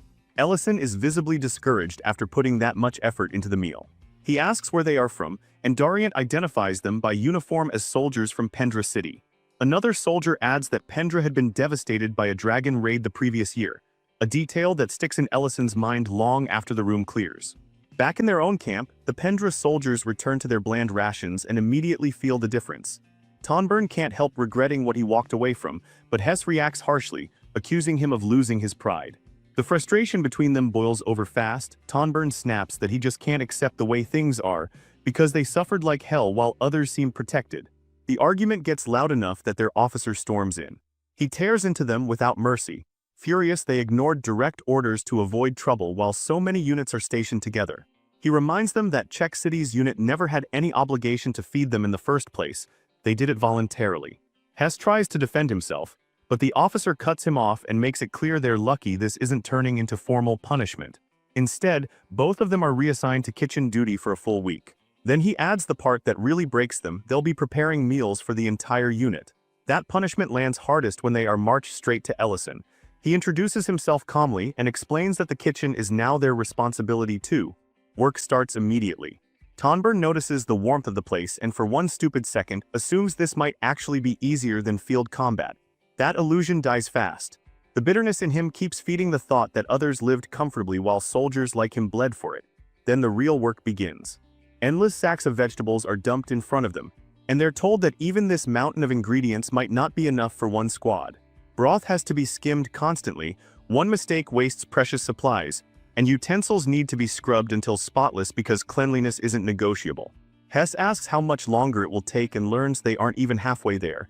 Tonburn keeps scrubbing until his hands ache. By the time the day ends, both of them are physically destroyed. Quitting crosses their minds immediately. Sleep feels like their only hope, until Hess is shaken awake before dawn by Ellison, informing him breakfast prep starts now. The worst part is realizing it's only 5 in the morning. That rhythm keeps going for days. until one morning Ellison announces a change. Since rations are too limited to allow real variety, they'll go gather ingredients from the mountains instead. He hands them a list and casually points out that foraging is still safer than frontline duty. So they head into the mountains and start identifying edible plants. Somewhere along the way, Hess remembers seeing a flash of light when Ellison woke him earlier and finally realizes Ellison is a mage. Ellison confirms it without any drama, describing himself as a combat mage who also happens to cook. He explains he was never formally commissioned, only attached temporarily. That answer makes Hess bring up the rumors surrounding the unit's famous mage. The one who supposedly rose to 5th class at insane speed, kept driving dragons back, and protected the whole operation zone. In Hess's eyes, that low casualty rate only existed because the suffering got pushed onto other places instead. The exhaustion sharpens his resentment until it sounds almost logical. Ellison shuts that down gently but firmly. He explains that their unit survives because of an expanded reconnaissance system. Monsters are tracked constantly, so the mage can be sent precisely where danger is about to hit. It's not safety stolen from others, it's a system built to distribute risk before everyone dies. It took time to stabilize, nearly collapsed more than once, and some infantry units were almost wiped out before it worked. Then he explains his own role in even simpler terms. Good food matters because morale matters, and a cook's satisfaction comes from seeing people eat well. He asks Hess directly whether more deaths would really make anything fair. Soldiers aren't fighting so they can die, and cooks don't prepare food to punish people. Good food is part of protecting them too. That finally gets through. Hess quiets down, and before Ellison leaves for other duties, he hands him a basket of gathered ingredients. Ellison checks it, spots a rare mushroom, and says the kitchen is going to be impressed. Back in the kitchen, the cooks turn those mundane mushrooms into soup, and the reaction is instant. Soldiers praise the smell before they even taste it, then start comparing the flavor to noble cuisine and openly admiring the unit. For the first time, Hess and Tonburn feel proud of what they made. That feeling lasts right up until one soldier deliberately dumps his soup and mocks it, and another joins in. The whispers spread immediately. They're the Count's personal guards. One of them spits into the bowl and arrogantly claims he just saved everyone from eating it. That pushes Hess past his limit, and he punches the man on instinct, only to get knocked flat in return. The guards laugh at him, mock the food, mock the kitchen, mock everything. And lying there on the ground, Hess suddenly sees it with brutal clarity. This is exactly what he and Tonburn had been acting like before. The shame of that realization hurts more than the punch. Then Ellison steps in and draws the line clearly. He tells Hess that his past behavior isn't the same as this, because this isn't bitterness or ignorance anymore, it's deliberate cruelty. The guards dismiss him as just a cook, and that is when Ellison reveals his mage uniform and officer status, wiping the arrogance off their faces instantly. He states flatly that he is not joking and he expects obedience. Then he explains the difference between simple dislike and real disrespect. Spilled food can be cleaned up, but once a whole pot is contaminated, it can't just be thrown away in war. One soldier starts trying to calm things down while hinting at his own importance through his armor, expecting that status to protect him. Ellison cuts that off before it forms. He conjures a magical sphere around them in an instant, dense mana crushing the air inside, and makes it clear that rank means absolutely nothing in that space. Since the pot they defiled can't simply be discarded, he decides they'll learn the hard way, by drinking every last drop of the soup they ruined. Before that punishment is fully over, Dariant returns from an attack mission and instantly recognizes the smell of mundane mushroom soup. His face shifts from excitement to disbelief when he realizes his share is gone. The two soldiers, meanwhile, are forced to choke down the soup they spat into, barely managing to swallow it. Dariant pieces together the situation fast and understands exactly what happened, though his own disappointment is almost funnier than their suffering. Later, Hess sits alone and replays all of it in his head. He finally understands that Ellison was never just some temporary magic soldier. The truth settles heavily. He is a 5th-class mage who, despite insults and humiliation, still found genuine joy in feeding people properly. That contrast completely changes how Hess sees him. He realizes that if he ever gets another chance in the kitchen, he wants to actually learn from Ellison for real. He still wants to keep serving on dispatch missions too, but that hope starts fading the moment he looks down and notices the restraints on him. A voice calls him from outside the cell, summoning him forward. His superior tells him the final disciplinary decision has been made. Elsewhere, their commander checks in with the two soldiers who spat into the soup and asks whether they're satisfied now that Hess has already been dealt with. One of them, still refusing to learn anything, insists Ellison should be punished too. That is when the commander, carrying their meals, cuts him off sharply and informs them both that they have been removed from the unit. The shock on their faces says everything. Then the man is fully revealed, Frigo Dillion, commander of the Holy Lance Knights. He makes it clear that skill matters to him, but basic conduct matters more, and they failed both. A surge of magic erupts from the man beside him, striking them down where they stand as they scream Frigo's name in panic. Back with Ellison, Dagos confronts him over interfering with the direct escorts of a noble's men. Ellison answers as calmly as ever, saying they simply failed to understand how fortunate they were, so he let them feel the consequences of their own behavior. Then he tells Dagos to control the information, as usual, and keep his name from spreading. Dagos agrees immediately. After that, he drops the formal tone and remarks that Ellison's politeness hasn't changed at all, not even after all this time. Ellison answers awkwardly that such formality is unavoidable when speaking to a 5th-class Archmage, then asks him again to stop spreading that ridiculous nickname among the soldiers. Dagos tells him that Hess was transferred out after receiving disciplinary punishment, and for a second that news hits Ellison hard enough that he immediately grabs his robe like he is about to go after him. But before he can move, Dagos adds the part that changes everything. From a staff perspective, the transfer might actually help them, because Ellison had clearly taken a liking to Hess, while the surrounding units were already too understaffed to reject anyone. That is when Hess himself arrives and formally reports his reassignment to the 3rd Battalion of the Czechia Defense Force. He looks almost absurdly eager to be working with Ellison again. Our boy can only laugh at the irony, teasing him about being sentenced straight into labor, then casually telling him to grab baskets and ingredients, because if nothing else, punishing people who waste food turns out to be weirdly satisfying. Back in the present, the moment that part of the story comes out, the whole room goes dead silent. Everyone freezes. The atmosphere shifts so hard it is almost physical. Ellison notices it immediately and starts getting uncomfortable. Then Creston points out the massive hole in the story. A 5th-class mage and staff officer could never realistically be mistaken for some lowly temporary medic, not unless everyone involved was blind or stupid. That is when Ellison realizes he has let way too much slip. Later, as Rain walks away from the restaurant, the whole conversation keeps circling in her head. Part of her is already turning it into a story, wondering what kind of man Ellison really is beneath all the cooking and jokes. Her husband tells her to let it go, reminding her that Ellison himself dismissed it as fiction, but she is not convinced at all. Then he adds one more detail. History is full of strange overlaps, including the rumor that a 9th-class Archmage once carried a temporary medic badge during the height of the war, right around the time one of the 3 human heroes vanished.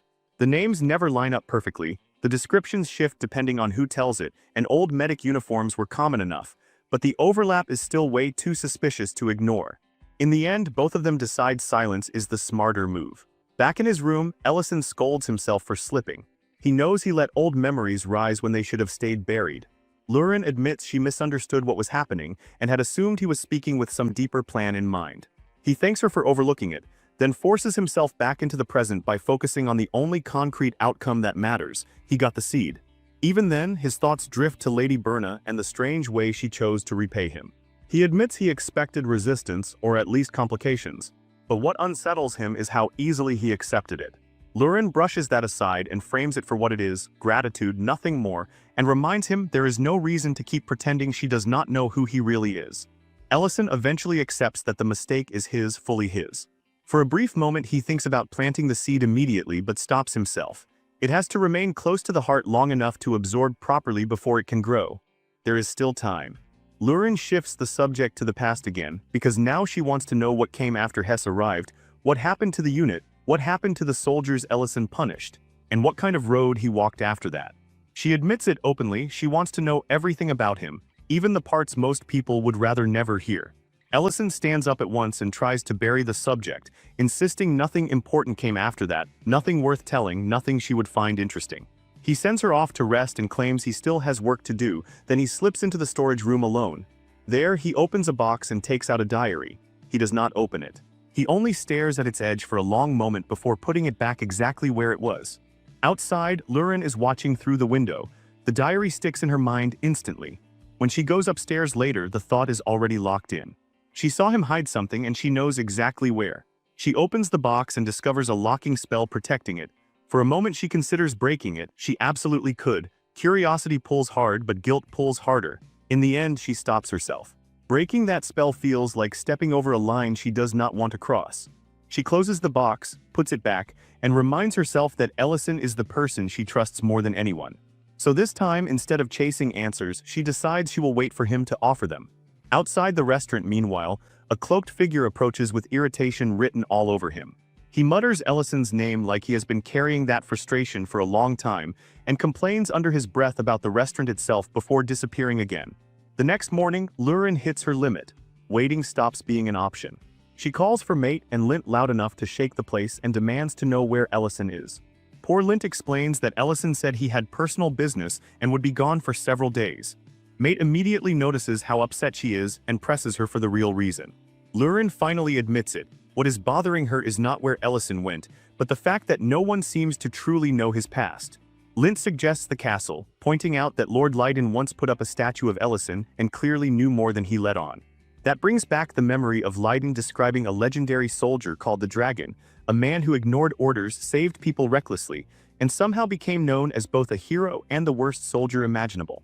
That soldier's name was Ellison, though almost nobody remembers it anymore. Lint admits that back then he did not understand the story, but now, after learning fragments of Ellison's past, the connection feels too exact to be chance. Lurin cuts the workday short on the spot. When Mate asks what to do with the boiled pork already prepared, she tells him to store it and eat it later. Outside, Creston notices the sign saying the restaurant is closed and wonders what kind of mess must have happened now. The next day, Lurin goes straight to the castle. Leiden greets her with mild surprise and says that if she had only sent word, he would have visited the restaurant himself. He understands what she wants almost immediately. She is not asking for everything, only the part that matters, the truth behind Ellison as a soldier. Then she drops the real weight of it. Ellison is a 9th-class Archmage, one of the 3 human heroes of the war. Leiden pauses, but not in shock. He accepts it far too calmly for her liking.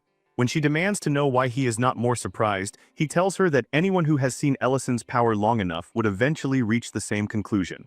Connecting a 9th-class mage to one of the human war heroes is not difficult at all. The stranger part is why almost no one else recognizes him. That answer is even worse. Leiden explains that while facial alteration magic plays some role, the real reason is that almost all official records tied to Ellison were erased. For most people, it is as if no such soldier ever existed. Lurin first assumes it has something to do with the restaurant becoming too famous, but Leiden corrects her. Ellison was branded a deserter, and once upon a time, even speaking his name could get a person punished. He was that kind of soldier. That answer ignites her immediately. She slams the table hard enough to rattle everything on it and explodes, declaring that even if he deserted, that alone could never justify erasing him from history.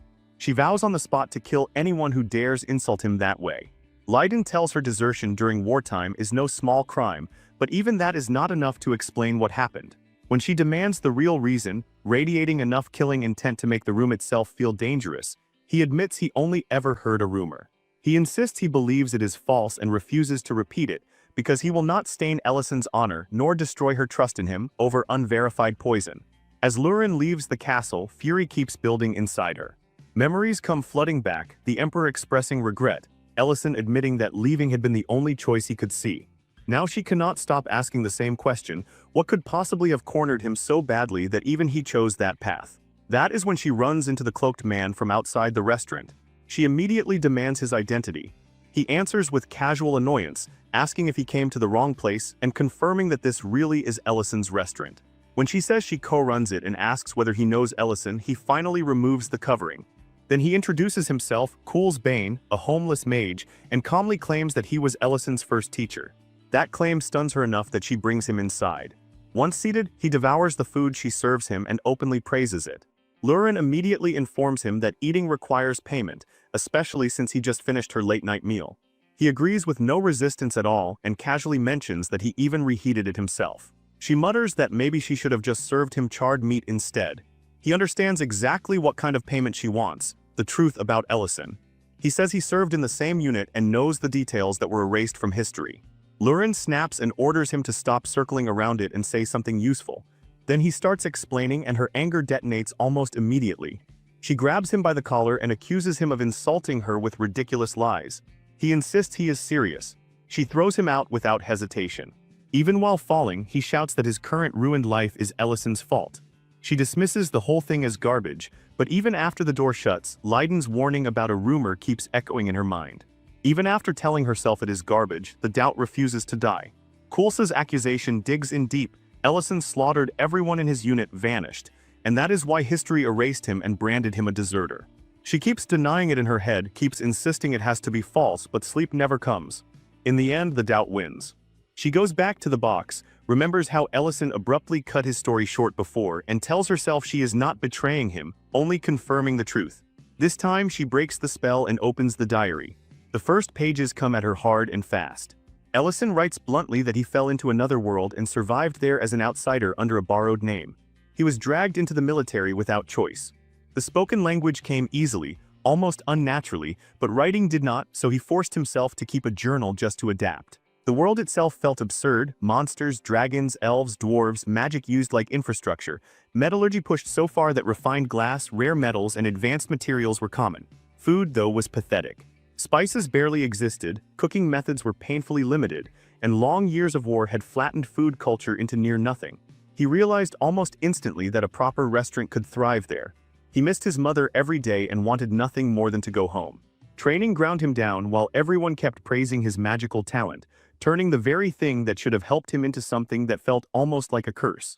The mess hall food disgusted him so badly that he started fixing it himself. Later, at the Magic Academy, he was suddenly assigned to record the names of dead soldiers. Reading that, Lurin flinches. This part she already knows or thinks she does, but she also remembers falling asleep before the entries went much deeper. The pages keep going. Ellison writes that he no longer resents the headmaster, because staying behind would have condemned him to a life of regret. He writes about meeting Ben and the others, about sharing their burdens, about finding strange, stubborn joy in watching exhausted soldiers smile at decent food and wait for the next dish like it meant something. He writes about his unit warmly, even lovingly. Lurin starts relaxing a little. The massacre rumor begins to feel more ridiculous by the page. Then the diary shifts. More recipes, more daily notes, mundane things, small things, enough to lower her guard, until she finds several pages burned away. That freezes her instantly. The next surviving line is short, ugly, and cold enough to chill her blood. It says only that those pieces of trash got exactly what they deserved. She stares at it in shock. The wording is harsh, final, furious. And worse, it is written in the language of Ellison's original world. Since she traveled there with him, she can read it too. No one else here should have written that, which means it had to be him. A memory flashes back to one of their old arguments. The trembling woman, the disrespect, the moment Lurin had thought of killing her over an insult. Ellison had stopped her then, telling her dragons were not above humans or monsters just because they were dragons, that no one should kill over arrogance or insult, and that the only real exception was when a life was in direct danger. Back in the present, that memory crashes against the line in the diary and leaves her reeling. She trusts him more than anyone, she understands the language, she knows the words are real, but she still cannot see the full shape of what happened. She can feel the story bending towards something ugly. That is when Ellison walks in and catches her with the diary open. He immediately sees what happened and questions her curiosity with no anger at first, just a quiet heaviness. Then he says he never thought she would actually read it. He calls it a boring story, one built from nothing but escape and regret, and asks her if she really wants to hear the rest. She answers that she does, so the diary opens wider and the story continues. Only a few months had passed since the previous events. Ellison had gone back to his routine when another dragon appeared near Greek City, throwing the whole region into fear again. That was when Ben and Darren arrived and smashed into the battlefield with terrifying force, opening with a powerful fire attack and following with a crushing strike that made it clear they had done this before. One of them mocked the dragon for not even being able to maintain a shield properly, saying they could handle it easily. The dragon was just about to breathe fire when magic circles bloomed around it. Both soldiers recognized the magic immediately and relaxed, because that was Ellison's signature. They admitted it had been a while. Ellison answered dryly that he kept seeing the same faces, so he had no idea why they were acting surprised. His magic split into multiple circles and rained attacks from every direction, forcing the dragon to retreat while snarling that it would return. The soldiers laughed it off and openly praised the work as the mark of a high-class mage. Ben noted that Ellison was still doing absurdly well and mentioned, hearing he had already risen to 5th class. Ellison deflected by praising Ben's reputation in return and brought up the stories he had heard about their heroics during the war. Darren shot back that Ben bragged about it constantly anyway. When they asked Ellison what he was doing there, he answered simply that he still thought of Greek City as his hometown. Ben, hearing that, warned him not to keep overextending himself for them. Ellison replied quietly that he was only doing what he could manage. He thanked them for the help and said he had to return to his own unit. They in turn had another mission area to move toward. Nearby, Leiden witnessed the whole scene and was left speechless, already starting to question who Ellison really was. At that point in his life, Ellison's days were split between cooking and missions. When he returned to his tent, Hess immediately bowed out of respect, and Ellison shut that down on the spot, telling him not to make a ritual out of something like that. Then he casually ordered him to hurry the food preparation because they had to forage for ingredients first thing in the morning. Ellison admitted in the diary that the routine was brutal, but it gave him a sense of purpose, enough that he could almost enjoy it. Hess was even learning to cook properly under him. Then the calm broke. Looking outside the tent, Ellison saw Durant arriving with urgency in his face. The commander was ready, and they had to move to a rendezvous point immediately. There had been no offensive mission scheduled, so Ellison demanded to know what was happening. Durant explained that a noble guard unit had been attacked by trolls at their operational site. Higher command had issued a rescue order, and they were being sent. Ellison demanded to know why no one told him sooner. Durant answered that he had only just gotten back, and the captain had not wanted to burden him again, assuming he was exhausted already, but now there was no choice.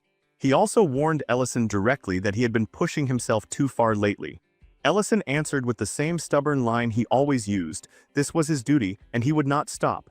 When they arrived, the situation was already ugly. Too many monsters, too many bodies, too much chaos, and the attackers were still charging without pause. Soldiers shouted for the line to hold. Someone screamed that a dragon was involved. Paladins were ordering elite troops forward and demanding to know where Ben was. Then, before anyone could stabilize anything, a beast slammed into a soldier and killed him on the spot. Ellison came in from above like a falling star, using a high-speed technique that turned the battlefield in a second. He wiped out monsters one after another and said, with a coldness that startled even the people he was saving, that he would not leave a single threat alive. Then he invoked his magic and fire surged outward in a terrifying sweep. Soldiers stared at him like they were seeing a monster in human form. One of them tried to thank him and ask which unit he came from, but Ellison disappeared from the scene before the question even finished, leaving only his voice behind. When he returned to his tent later, someone was already watching him from outside, someone who quietly judged him even more impressive than the reports had described. Inside, Ellison sat down with Durant and apologized for losing his temper earlier. Durant immediately refused the apology and tried to take the blame instead. That conversation was cut apart when someone was slammed face first onto the table between them. Ellison recoiled in shock and demanded to know who it was. The answer stunned him. It was Vane, a 5th-class mage, and he was apologizing frantically. Ellison had to ask who he even was at first. Vane, shaking, said that question was too cruel because he had been the one who taught Ellison magic during training. Only then did Ellison realize it was his old instructor. Before the moment could settle, Frigo interrupted and admitted that the entrance had been rough. He introduced himself. Ellison recognized him at once as the commander from the unit that had helped them before and asked why he was showing up so late at night. Frigo wasted no time. He declared that he had just been appointed chief mage of the Holy Spirit Knight Order, and ordered Ellison to pack and transfer into his unit immediately. Then he pointed at Vane and mocked him mercilessly, calling him trash, condemning him for hiding and retreating in battle, and saying the thing that annoyed him most was Vane's arrogance, how he strutted around like a 5th-class mage while failing to matter in real combat. Then Frigo turned all that intensity onto Ellison instead, but in the opposite direction. He praised him hard, praising his courage, his selflessness, his willingness to step in alone and protect everyone else while others hesitated. He openly admired the way Ellison put himself at the front. And because of that, Frigo decided he deserved the best treatment. He wanted Ellison to use all that power for him and for his unit. Ellison was blindsided. He reminded Frigo that he already held a secure position as an Imperial mage and asked how a transfer like this could happen overnight. Frigo's answer was the kind that ended arguments by force. His father was Duke Melikdelian, one of the 3 great dukes of the Empire, and for a family like that, personnel transfers were barely worth calling favors. Ellison understood immediately that this was not something he could block directly, so he answered dryly and told Frigo to do his best. Frigo left satisfied, confident that adding Ellison would make his unit far stronger. But later, when Frigo received the follow-up report, he learned something that hit his pride like a slap. Ellison had refused the transfer. Ellison returned to his own unit and slipped straight back into kitchen duty, thinking the whole mess would end there, but Frigo simply refused to let it die. The very next day he came back and made the offer again. Ellison turned him down again. Then Frigo started showing up every week, same offer, same pressure, same refusal. A month passed and the man was still at it, acting like Ellison's acceptance was inevitable. At one point he even congratulated him in advance for being chosen by the Holy Spirit Knight Order, as if the decision had already been made. Ellison rejected him again, more irritated every time. The deployments were already crushing him, the work never stopped, and now this noble kept showing up just to make his life harder. Worse, Ellison understood the ugly truth of it. Even Dagos had no real way to block Frigo because Frigo was backed by a duke. When Ellison finally snapped and said he needed rest because he still had a promise to keep, Frigo still did not back down. The offers kept coming anyway. Then another blow landed, one that cut much deeper. A messenger arrived with notice of a death. The principal of the Imperial Magic Academy, Bon, had died in battle. The news was being buried because it was wartime, no funeral, no public mourning, no dignity, just another loss folded into the machine. Ellison remembered Bon asking him once what he wanted to do after the war ended, and the realization that the man was simply gone hit him harder than he expected. Around the same time, Lord Dagos learned that their unit was being assigned missions outside its original jurisdiction. He demanded to know why orders like that were suddenly coming down from above. A soldier could only answer that the orders came from higher command. Ellison made his choice on the spot. He would accept every mission. Dagos warned him that it was too much, but Ellison cut him off and said it was not a request, he was taking them all. His mind had already gone back to the academy, to Bond, to the endless lists of dead, to the names that never stopped coming. He realized the next names could be his own unit members, and he refused to sit still and let that happen. Durant finally confronted Frigo directly and told him to stop coming. He pointed out that Ellison was a graduate of the Imperial Magic Academy, which meant he belonged to an independent system. Even Commander Dagos could not freely order an Imperial mage around. Only the Imperial Palace had that authority. Frigo did not take that well. He erupted, accused Durant of abusing Ellison, said the unit only kept functioning because Ellison kept covering for them, and called Durant arrogant and worthless. That argument never finished, because soldiers suddenly burst in shouting that Ellison had collapsed and needed help immediately. He was rushed to the infirmary and lay unconscious on the ground. In that unconscious state, he dreamed of Headmaster Atrabin. In the dream, Ellison demanded to know why the headmaster had gone to the front lines. He tried to explain himself too, saying he had done everything he could to reduce the names on the list, that he had failed, that he had not done enough, that he had met Ben and Darren, and made promises that narrowed his path more and more until there was nothing left but this. He tried to turn it into logic, into duty, into necessity, but the headmaster saw through all of it. Atrabin whispered that Ellison was overworking himself, and when Ellison tried to deny it, the headmaster slapped him hard and called it what it was, a lie. That blow dragged him awake. Hess was there asking if he was all right, and Durant assured him that the mission had been handled. In that moment, Ellison finally understood what Bond had really wanted from him. The headmaster had never expected him to carry the entire war on his back. So Ellison made a decision. He would stop trying to do everything alone, and he would trust his comrades more. That was when a woman stepped into the tent and announced that Ellison had been reassigned to the Holy Lance Order. She showed the official letter and added that the commander who had repeatedly pushed him into excessive dangerous missions would be disciplined. Dagos read the document with shaking hands and went pale when he saw the imperial seal. He could barely believe the emperor himself would issue something like this. One soldier pointed out that the messenger had not come directly from the palace, and Hess added that the whole thing could be forged. But none of that changed the question hanging in the air. Everyone turned to Ellison and asked if he was really leaving. He did not answer them, he just walked out. Outside, Durant caught him and asked quietly if he was truly going. Ellison confirmed that the order was real and that it came from the palace. Then, almost like nothing had changed, he told Durant not to overwork himself while he was gone and not to die. Durant drew his weapon then, not in hostility but in shame and resolve. He admitted that when Frigo had accused him of failing Ellison, he had not been entirely wrong. He had not protected him properly, even when he had the strength to try. So now he swore he would handle things differently. There would be no more dead soldiers under his watch. Dagos promised he would keep leading the unit's strategy. Hess swore he would manage the cooking and daily operations. One by one, the others thanked Ellison for everything he had done for them and told him to leave without worrying about them anymore. The farewell hit hard. Ellison thanked them too, then turned and walked away. Meanwhile, in another unit, word spread that he was arriving. Frigo heard it and lit up immediately, saying it was the best news he had heard in a long time. He had been waiting for this moment. He told his people to prepare a proper welcome for their guest. In the present, Lurin heard all of this and wondered what kind of order could have forced something like that through. She guessed people might have decided Ellison was being worked to death in his previous unit, then immediately dismissed the thought as useless. All he could do now, she thought, was accept what had happened and maybe find some way to undo the punishments laid on the old unit. She also assumed the noble must have been some greedy parasite issuing the cruelest possible orders, but Ellison denied it. When he arrived at the Spear garrison, Frigo welcomed him warmly, and before he could even settle in, two women threw themselves onto him in an intimate greeting that instantly made him uneasy. Frigo, amused, explained that Ellison's assignment there was simple rest. That was the entire point of the order. Ellison tried to push the women away and insisted that his duty was to protect the unit, not lounge around while others served him. Frigo laughed it off and said he could send them away if Ellison really wanted, but the point remained, he was here to recover, and Frigo knew how to treat talented people properly. A maid then guided Ellison to a private bath unlike anything he had seen at the front, built from rare materials and designed specifically to speed recovery. After that, she showed him to a private bedroom crafted from famous artisan wood and layered with fine fur, the kind of place meant to make a man forget war existed at all. She told him to call for anything he needed.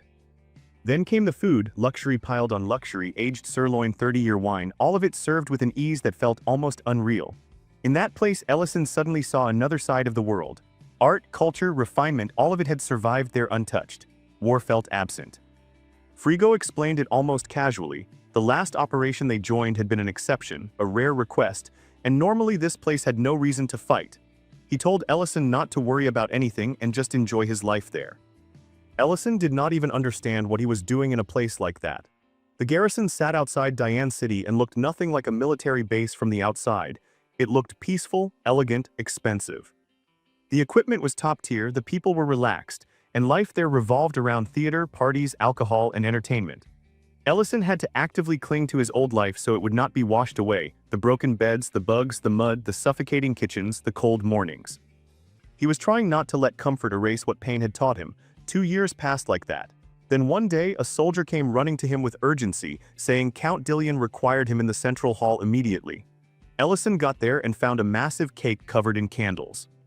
Frigo greeted him with a grin and wished him a happy anniversary, the second anniversary of Ellison joining the unit. He was genuinely caught off guard. He had not realized they considered the date special at all. Frigo explained that the whole unit wanted to celebrate the day Ellison joined them and invited him to drink. The party began, and as they drank together, Frigo admitted he wished Ellison had come to them sooner. He asked him plainly why he still would not fully open his heart to the unit. Ellison answered with rare honesty, saying this place did not truly need him. The unit functioned perfectly well without him. Frigo pushed back. He said he had seen too many talented people break after being worked into the ground, and he could not stand watching that happen again. In his eyes, gifted people deserved recognition, not punishment, and that was exactly why the Holy Spirit Knights had been formed, to gather people like that and actually reward them. Yes, some became arrogant, but that did not mean capable people should suffer more simply because they could bear it. That was the night Ellison finally opened up to him. He admitted he was grateful. Frigo laughed and said he had already known that answer before giving him his present. Then, without missing a beat, he asked if he could finally bring the women back in. Ellison rejected the idea instantly, which only made the others laugh harder. A soldier nearby commented on how absurdly persistent he still was. Frigo, delighted, said it had already been 2 years and Ellison truly belonged to the unit now. He wondered aloud if this was what joy felt like. Then he casually brought up 2 names, Mardel and Jugan. The moment Ellison heard them, everything in him changed. The names hit like a physical blow because they belonged to old friends from his academy days. The color drained from his face. In the present, Prince Leon was reading through old records and learning that Ellison had retired after 15 years as an imperial mage. The emperor suddenly appeared and pointed out that it was late, and that the nobles would be furious if they knew how much time the crown prince was wasting worrying himself over ghosts. He noticed Ellison's records in Leon's hand, and Leon admitted that almost everything old had already been destroyed. Only disaster reports still remained, and those showed a pattern. Dariant had said the remaining records were mostly tied to the Czech City unit. Then Leon found one detail that stood out sharply. After Ellison was reassigned into Frigo's unit, one mage was listed as missing. The prince realized at once that the missing name belonged to Ellison. And in that instant, he understood there had been some deeper betrayal buried in that history. Leon could not let it go. The words Madrine had given him earlier kept echoing that Ellison had been abandoned, not defeated, not lost, abandoned. So he turned on his father and demanded the truth. This time the emperor did not hide behind rank or ceremony. He admitted it plainly: he had failed. After the First Night Order collapsed and Headmaster Atraban died, the empire lost its balance, and so did he. The weight of the throne, the pressure from every direction, the threats from the dukes, all of it crushed what little resolve he had left. When one duke threatened to pull back his forces, the emperor broke and chose the easier path. He told himself Ellison would be safer under Frigo's control, that maybe it was the least harmful option left, but now he admitted the truth: he had never imagined it would rot into a full disaster. Back in Ellison's memory, the real horror arrived all at once. The names Eugene and Mardel struck him like blades to the chest. Frigo spoke about them with open contempt, calling them useless, self-righteous fools, the kind who preached about saving civilians and cutting luxuries while pretending morality alone could win a war. Then he said the unforgivable part without even lowering his voice. He admitted he had thrown them into the path of monsters on purpose and let them die there. One soldier awkwardly warned that the story might sound bad if repeated elsewhere, but Frigo only laughed. Worse, the others laughed too. Ellison stood there, unable to process how two deaths were being told like some tavern joke. The laughter itself felt like a wound. In his head he could still see the records he had written. Eugene dead at 20, body covered in bruises; Mardel dead at 19, neck torn open. Frigo dismissed both lives like they had meant nothing, then waved the whole past away, saying it no longer mattered because Ellison was here now. He had even handed him the Archmage badge afterward, like all of it was just part of the same filthy transaction. That was when Ellison also realized the deeper trap. The back-to-back missions forced on his old unit had all been part of Frigo's plan to drag him into this place. The shallowness of it, the ease with which they treated human lives as tools, made something in him go cold. And then, as if the world itself had decided to answer, the ceiling exploded. Soldiers froze, first thinking it was some misfire, then a massive red dragon crashed into view and turned the whole hall into chaos. Frigo looked up in stunned disbelief, saying he had never seen a dragon that close before, asking how one had reached this place at all. Then, without shame, he looked to Ellison with full expectation. Of course Ellison would save them. Of course that was how this worked. The dragon lunged, and Ellison did block it, throwing up a powerful spell on instinct. The soldiers burst with pride. Frigo praised him openly, bragging that Ellison's power surpassed even his father's chief mage. They told themselves the dragon could be held until reinforcements arrived, but the next second the beast shattered the barrier like paper. Frigo turned back toward Ellison, confused and furious, demanding more, demanding the impossible again. Ellison answered with silence and exhaustion, because he was done being treated like a weapon someone else owned. The dragon breathed fire and the whole place turned into a living hell. Frigo screamed Ellison's name as the flames swallowed everything, but this time Ellison did not move. The dragon struck again, the fire spread wider, soldiers started dying all around him, and he stood there holding his diary in a death grip. In that burning nightmare, the only thing left in his heart was one pitiful truth. He had never needed worship, glory, medals, or noble praise. He had only ever wanted one simple thank you for the meals he made, for the effort, for being seen. That tiny wish broke in his hands. He tore the diary pages, threw them into the flames, and watched the last scraps of that hope burn away. Soldiers cursed him then, called him traitor as the dragon kept incinerating everything, but Ellison no longer wanted to hear a single word from any of them. So he turned and walked away from the burning battlefield. Days later, Bin and Darren came searching for survivors. They found only ruin, ash, and silence.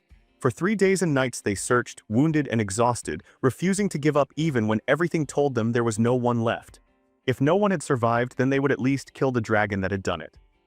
Then, in the middle of that devastation, they found Ellison alive but shattered. Bin confronted him first, asking where he had been for 2 years and why he had returned now after everyone thought he was dead. Darren wanted to know how he had survived it all.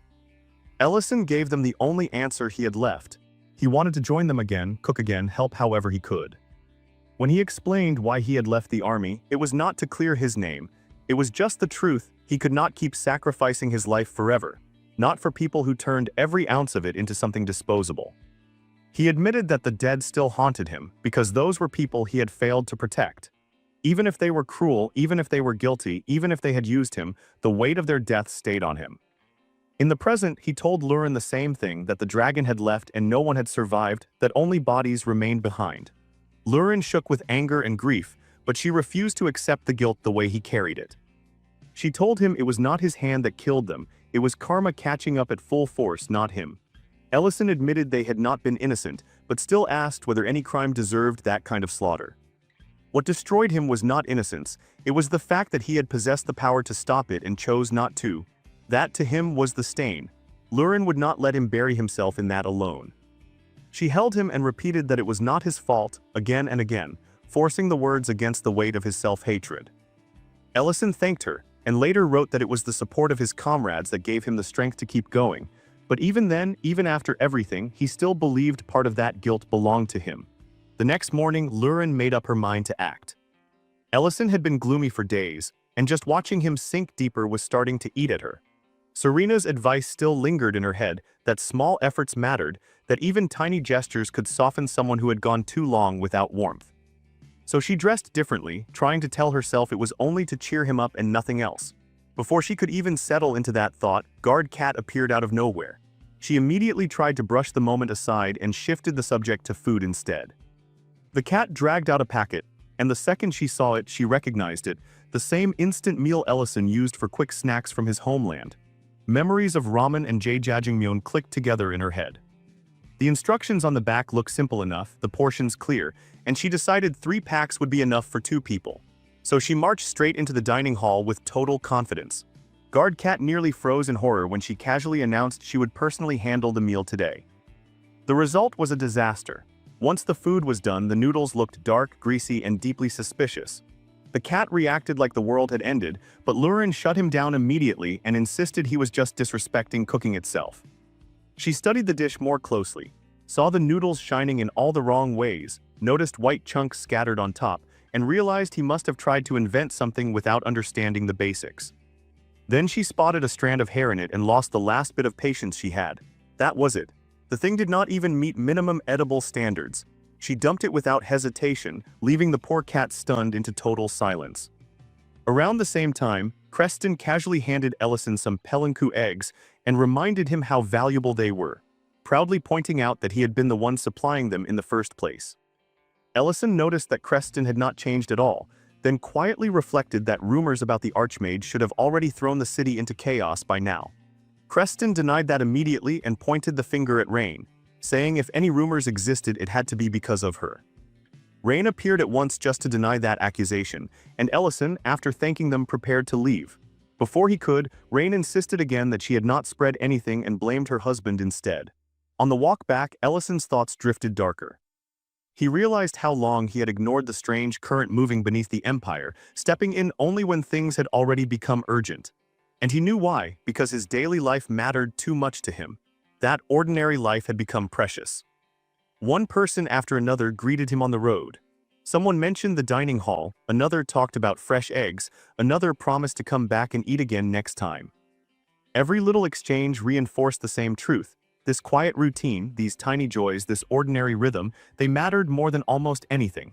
He found himself hoping it would never break. That hope wavered when he came across Alina quietly placing flowers on Siz's grave. He stopped and listened as she explained she had been planting them over time. He answered softly that Si would have liked them. That moment hit him hard because he could not ignore anymore how fragile life really was. He remembered the mistake he had made by telling too much of his story, and the fear rose again. If his true identity ever fully came out, everything he had built could collapse. Still, gratitude outweighed fear in one part of him, because despite everything, everyone around him had protected his secret. Not one rumor had escaped. After cooking pancakes, he set them on Siz's grave and walked away again, carrying that same heaviness. As he neared the dining hall, he heard Lurin's voice first, sharp and annoyed, scolding Guard Cat to hurry up and taste it properly. Ellison stepped in quietly and only got noticed when she turned mid-complaint. The moment she saw him, she rushed to explain that both the outfit she was wearing and the food in front of him were for him, a small gift, something meant to make him feel better. She tried to play it light, told him they could eat first, relax later, do whatever he wanted after that. That simple scene hit him with brutal clarity. He realized in that instant that he never wanted to lose this kind of life. Not this room, not this girl, not this ridiculous, peaceful warmth. And once he understood that, he also understood the other half of it. If he wanted to protect a peaceful life, then one day he would have to be willing to sacrifice it too. That was the cost. He laughed softly, already certain Serena had arranged this scene from the shadows and chose to sit and eat. But even while he did, he knew the moment was not unfolding the way Lurin had planned. Elsewhere, a completely different storm was gathering. Madryn arrived at the palace alongside Porgo and opened the door to find Dariant, Lidden, and Prince Leon already waiting inside. Once everyone was seated, Leon laid down the rule immediately: absolute secrecy. Nothing discussed in that room was allowed to leave it. But the meeting started awkwardly because every eye drifted toward Madryn's maid uniform. The subject clearly got under her skin, and she tried to brush it off as exaggerated gossip. That only made things worse, because Dariant calmly pulled out the written report he had personally prepared. And right in the middle of that tension, a teleportation portal tore open, and Ellison stepped into the room. Madryn could feel it all collapsing the second the conversation drifted toward his past. The moment Porgo mentioned that strange kind of magic once believed to belong only to dragons, sweat began to gather on her skin. She understood instantly that this ending had been building for a long time, and now it had finally arrived. Regret pressed down on her so hard that her whole life began to feel like one long road of choices leading straight to this room. Ellison, however, stayed calm. There was no hesitation left in him now. He explained that there was no longer any point in hiding the truth, not after everything that had happened. The room tightened around his words as he made his choice clear. He would face his past openly, and this time he would not step back. Then he dropped the final line like a blade. The return of the 9th class Archmage should be announced across the entire empire. Far away, deep inside a cave, flames gathered in someone's hands before being scattered across nearby branches, igniting them in an instant. Lady Cinti sat there without panic and calmly reported the progress of her research. The drug, she explained, was nearly complete, and the test had already produced visible effects on humans, elves, and dwarves alike. Only one final step remained. Heart transplant success had climbed past 70%, and the Star Army was continuing to grow at a steady pace. The fire spread wider, curling outward until it formed a massive ring of burning branches, and from within those flames a voice answered her. The Lord acknowledged Cinti's determination, but there was no warmth in it, only pressure. He criticized her failure all the same, and the force of his magic came crashing down on her body so heavily that sweat poured from her skin. He told her the tightening was happening directly around his heart now. Then the order came: find it, and prepare the next sacrifice, someone chosen specifically to become the vessel carrying the Lord's will. At the heart of Harass, Ellison appeared in full mage uniform, the old image of war itself returning to the public eye. He raised one hand and cast a massive projection high above the city, instantly seizing the attention of everyone below. The capital had only just come down from the fever of the concert, so the sudden appearance of a new projection overhead threw the streets into complete confusion. The same scene echoed far beyond the capital too, even in remote countryside villages like Istberg, where people could barely understand why such a high-ranking mage would bother speaking to a place so far from power. When Ellison's voice rang through the air, the 9th class emblem on his chest answered every doubt before he even finished speaking. Rumors ended right there. The legendary hero had returned, and now there was proof floating in the sky for the whole empire to see. Ellison told them plainly that he had once hoped the war's end would bring a real age of peace, but the state of the empire proved otherwise. In one city, the local lord immediately tried ordering his guards to shut the projection down, only for them to hesitate, because what they were looking at was clearly backed by imperial authority. Ellison continued, telling the people that the empire was rotting from the inside, poisoned by warmongers determined to drag the world back into chaos. He declared that he would no longer stay silent while slavery, corruption, and betrayal kept spreading beneath the surface. He had already fought once for those principles, and he refused to watch them be sold away now. His final promise hit hardest. From that moment on, he would stand behind the people openly instead of hiding in the shadows any longer. Lorien watched the broadcast from her terrace, staring at the 9th class insignia while the truth of Ellison's identity sank deeper into her chest. She noted that his voice sounded a little different than before, enough to make her suspect some kind of high magic was altering the tone. When Duke Dillion asked what she thought, she admitted the speech sounded grounded, even reasonable. Dillion dismissed it at once, calling it hypocrisy, because in his eyes a man who failed his own duty had no right to preach to anyone else. Lorien quietly answered with the Duke's own logic: those with the power to lead still had to act, even if they themselves were flawed.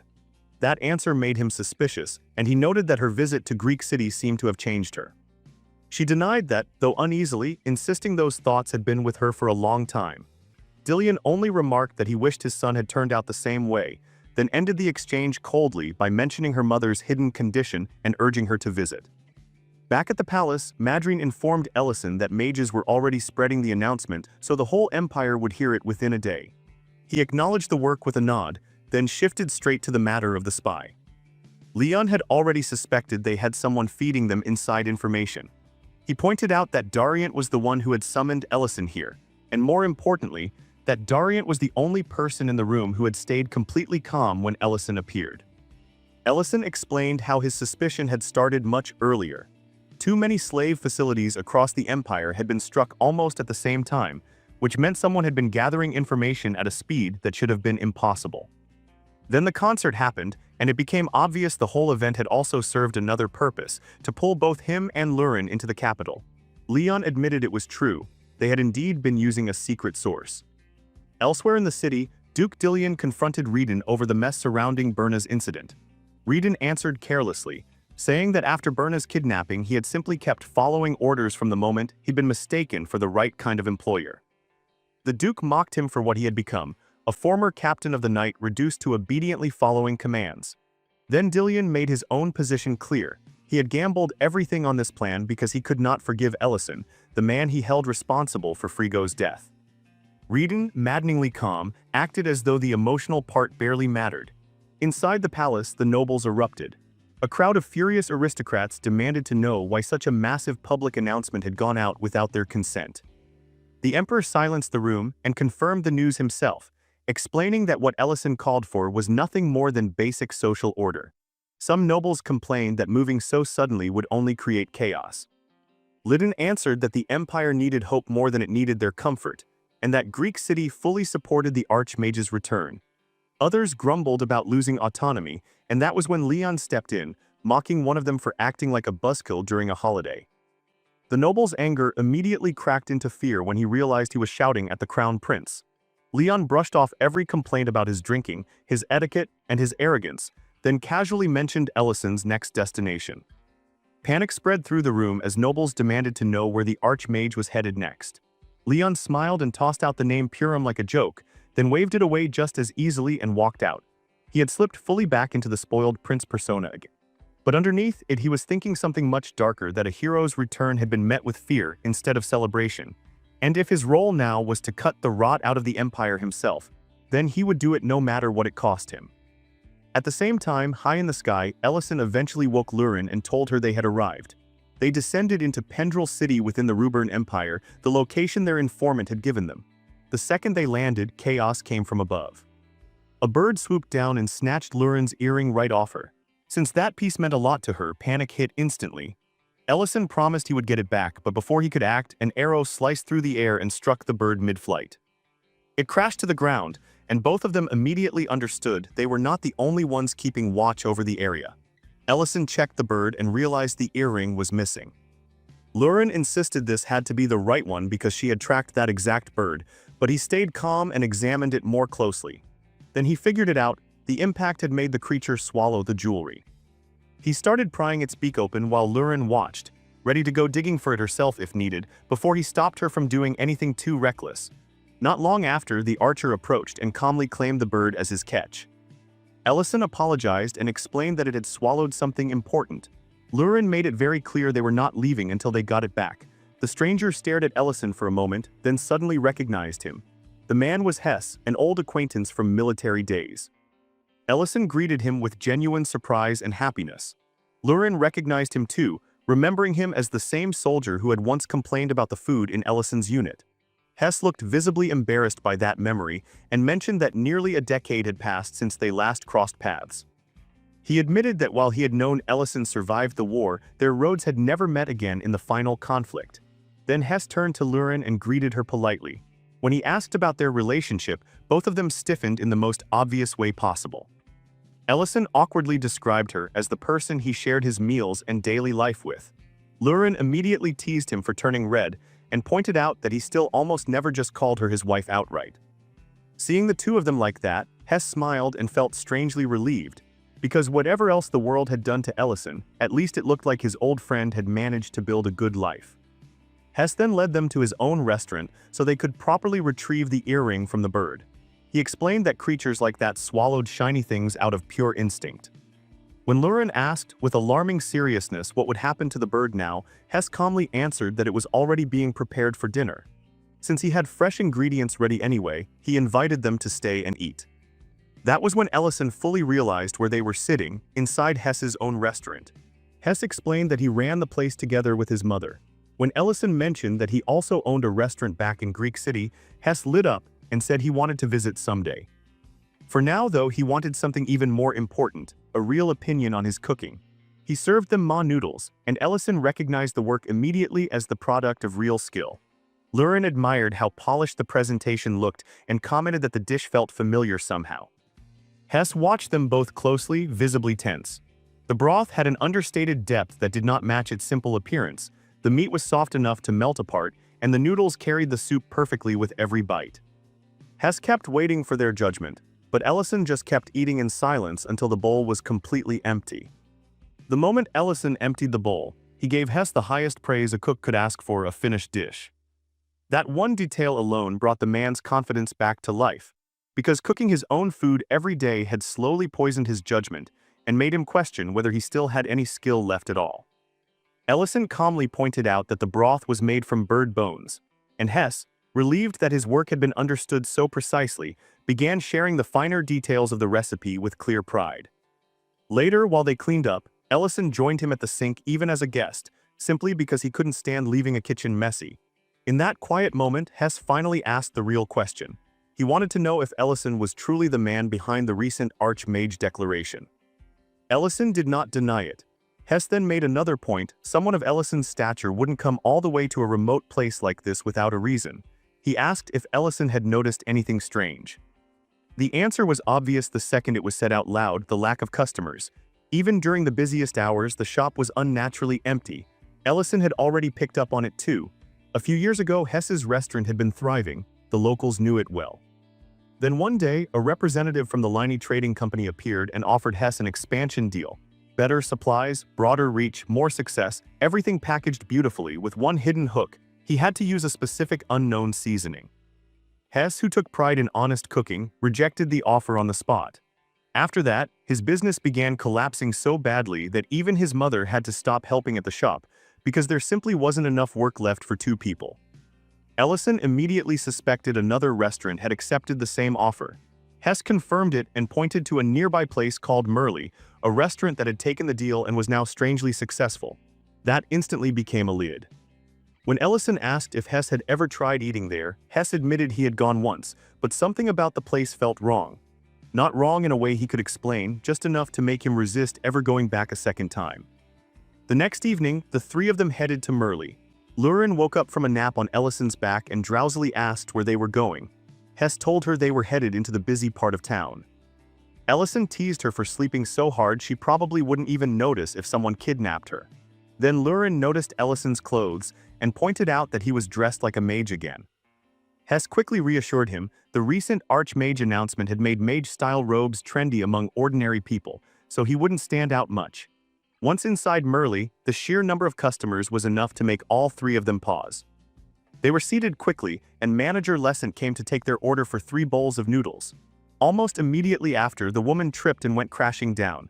Lurin wrinkled her nose, catching a nasty smell hanging in the air.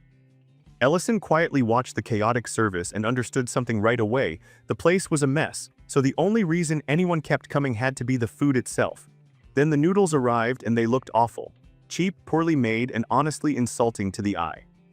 Lurin was instantly offended and demanded to see the manager. Ellison, staying true to his usual rule of never judging food by appearance alone, took a bite anyway to see whether there was some hidden charm behind the ugly plating. There wasn't. The taste hit him so hard he spat it out on the spot. Lurin and Hess tried it too, and that was where the real horror began, because while Lurin reacted the way any sane person would, Hess lit up with genuine delight. He started praising the noodles, regretting not coming sooner, even going so far as to think of his own restaurant as a failure compared to this place. Lurin stared at him in disbelief. The food was objectively terrible, yet Hess looked completely bewitched by it. From the side, the manager recognized Hess as the owner of the restaurant on the outskirts and felt a weird surge of satisfaction seeing a competitor so thoroughly enchanted by their food. Naturally, her excitement lasted all of 3 seconds before she tripped and fell yet again. That brought the chef Horai storming out. He scolded her for stepping into the dining area and demanded to know what she was doing. She apologized, explaining that she had just been curious what kind of seasoning could make a man who once hated their food become this obsessed. Horai shut her down instantly, telling her to stay away from the seasoning and just focus on making money. The second they got outside, Lurin took action the only way she knew how, by grabbing Hess and dunking his head straight into water. She kept demanding to know if the noodles actually tasted good, and every time he insisted they did, she shoved him under again. Ellison finally stopped her and started piecing things together. This wasn't standard magic, because if it were, they would have sensed it immediately. He suspected something closer to the mind control they had seen back at the ranch. Except Lurin pointed out a serious flaw in that theory. Ordinary humans usually ended up with brain damage when that kind of manipulation was pushed too far. That was when Madrine appeared, announcing that all the humiliation she endured while studying under Irantium was finally about to pay off. She took control of the situation and brought Hess home for treatment. After casting her spell, she told him to breathe deeply. The effect broke instantly. Hess snapped back to normal and was immediately disgusted by the memory that he'd been praising food that tasted absolutely awful. Madrine was thrilled, proudly announcing that the technique worked, though Ellison noticed she looked a little too surprised that it had actually succeeded. She explained that the seasoning wasn't pure magic at all, but rather a stimulant designed to force a state of blind devotion by layering multiple mental effects over the target at once. That explanation triggered an old memory for Ellison, a dangerous potion Leon had once shown him, the kind used on slaves to erase ego and force total obedience. That was enough. He decided right then to help Hess get his revenge properly. At a nearby construction site, workers were already planning to head to Merly for lunch. They admitted the place was filthy, the meat smelled off, and none of it made much sense, but for some reason they still felt an uncontrollable urge to go eat the noodles. Before they could leave, another smell caught them first, charcoal smoke, rich and sharp and irresistible. It led them straight to Ellison's new stall where he was grilling fresh bird skewers. The aroma alone was enough to break the fixation. The workers tried them and the effect was immediate. The skewers were juicy, perfectly seasoned, full of actual life, and the experience snapped them right out of the noodle obsession. Ellison understood the trick now. Hess's restaurant still had better food overall. The people just needed a stronger sensory hook to pull them away from Merly's spell. Once the skewers were sold out, he casually told the crowd that if they wanted a full meal featuring both these skewers and noodles, Hess's restaurant had a full set menu waiting. That single line sent a flood of customers rushing to the outskirts shop. Hess's mother was nearly overwhelmed with happiness seeing the restaurant packed again for the first time in years. Hess openly credited Ellison's plan and the improved menu for turning everything around. Meanwhile, Merly sat completely empty. Horai and the manager were arguing over the lack of customers when the representative from the Liney Trading Company arrived. He was furious that his investment had gone to waste and insulted the manager for her incompetence. Then he handed Horai a new box of seasoning, stronger than the last batch, and ordered him to open all the windows when cooking with it. Something interesting, he promised, was about to happen. Later, Lurin was walking back, still grumbling because Ellison had kicked her out of the kitchen for stealing skewers. Then she heard someone advertising free noodles from a new stall run by Merly's chef. She had zero interest in going anywhere near that trash, but the scent reached her before logic could. The smell hit, her eyes changed, and temptation took hold immediately. Back in the storage room, Ellison was reviewing the past 3 days of success and planning how to take down the Lena company next when Lurin suddenly rushed in, acting way too affectionate. Before he could even react, she kissed him hard. He froze, honestly wondering if this was another one of Serena's terrible lessons at work. But Lurin answered in a tone that made it very clear this wasn't normal, saying she'd eaten incredibly delicious noodles and wanted him to taste the flavor still left on her breath. That was enough for Ellison to understand what had happened. She'd eaten the new seasoning. Her frustration boiled over fast.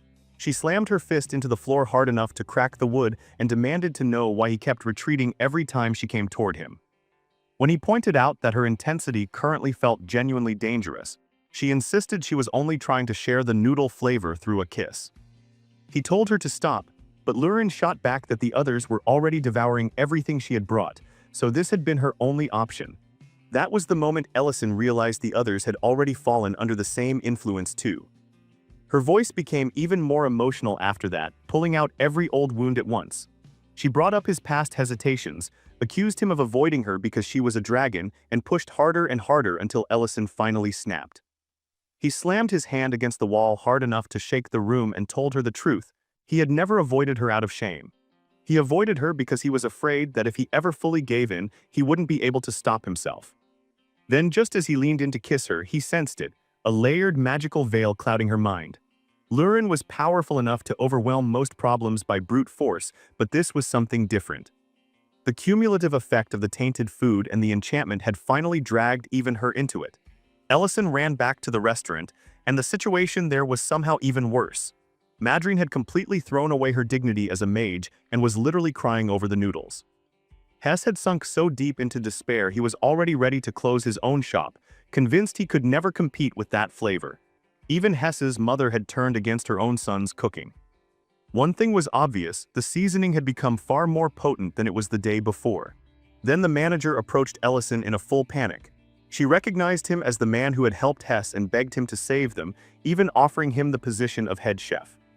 As they walked through the now quiet streets, she finally began to open up about her own past. She finally broke, and when she did, the truth came spilling out.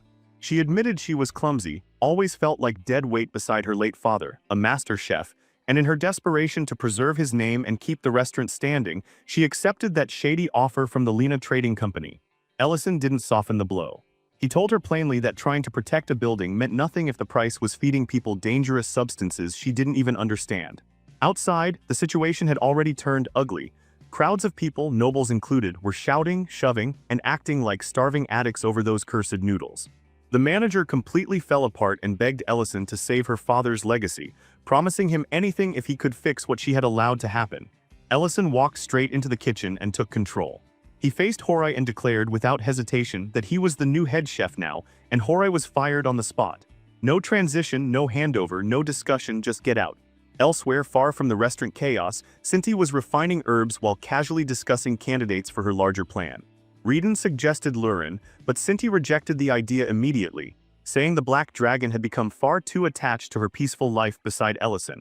In her eyes, a true vessel needed someone willing to throw everything away for a goal.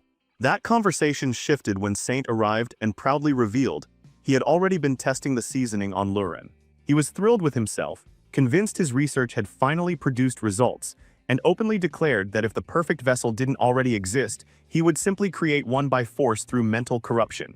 Back at Merle, the manager found herself scrubbing the kitchen clean under Ellison's direction. She reported that once the tainted broth had been thrown out, the customers eventually dispersed, though some had sunk so low they licked the floor for leftovers. Shaking, she asked when he would finally begin cooking, only for Ellison to dryly claim he had forgotten how. That nearly gave her a heart attack, because for one awful second she thought he'd tricked her into destroying her own business. Before the panic could fully settle in, Saint arrived. Ellison didn't even look surprised. He admitted he had expected Saint to appear the moment enough trouble had been stirred up. Saint mocked him immediately, calling him a troublesome hero who had run off the staff and customers just to seize the kitchen for himself. The manager, hearing all this, froze completely. It hit her all at once that the man standing in her ruined kitchen wasn't just some talented cook, he was one of the war heroes. Ellison gave her no time to process that revelation, pulling on his mage uniform and revealing far more than his face. He openly expressed his surprise that a silver dragon had chosen to involve himself in resurrecting the Dragon Lord, especially since that clan usually preferred hiding in silence. Saint dismissed any connection to his own kin with pure disgust, calling them fools who couldn't adapt and sneering that Ellison should have stayed in his quiet little city and kept pretending to be just a restaurant owner. The pressure in the room became so overwhelming that the manager began losing consciousness. That was when Ellison released a burst of mana so heavy it changed the air itself. He made one thing painfully clear: the heroes hadn't spared the remnants of the enemy because they feared them, they had spared them for entirely different reasons. The next moment, the tension broke like glass. Ellison's power blasted Saint straight out of the building. He followed Saint through the wreckage immediately, demanding answers about the base of operations and the exact plan to restore the Dragon Lord. Saint regained his footing fast and sneered that Ellison had shown his hand too early.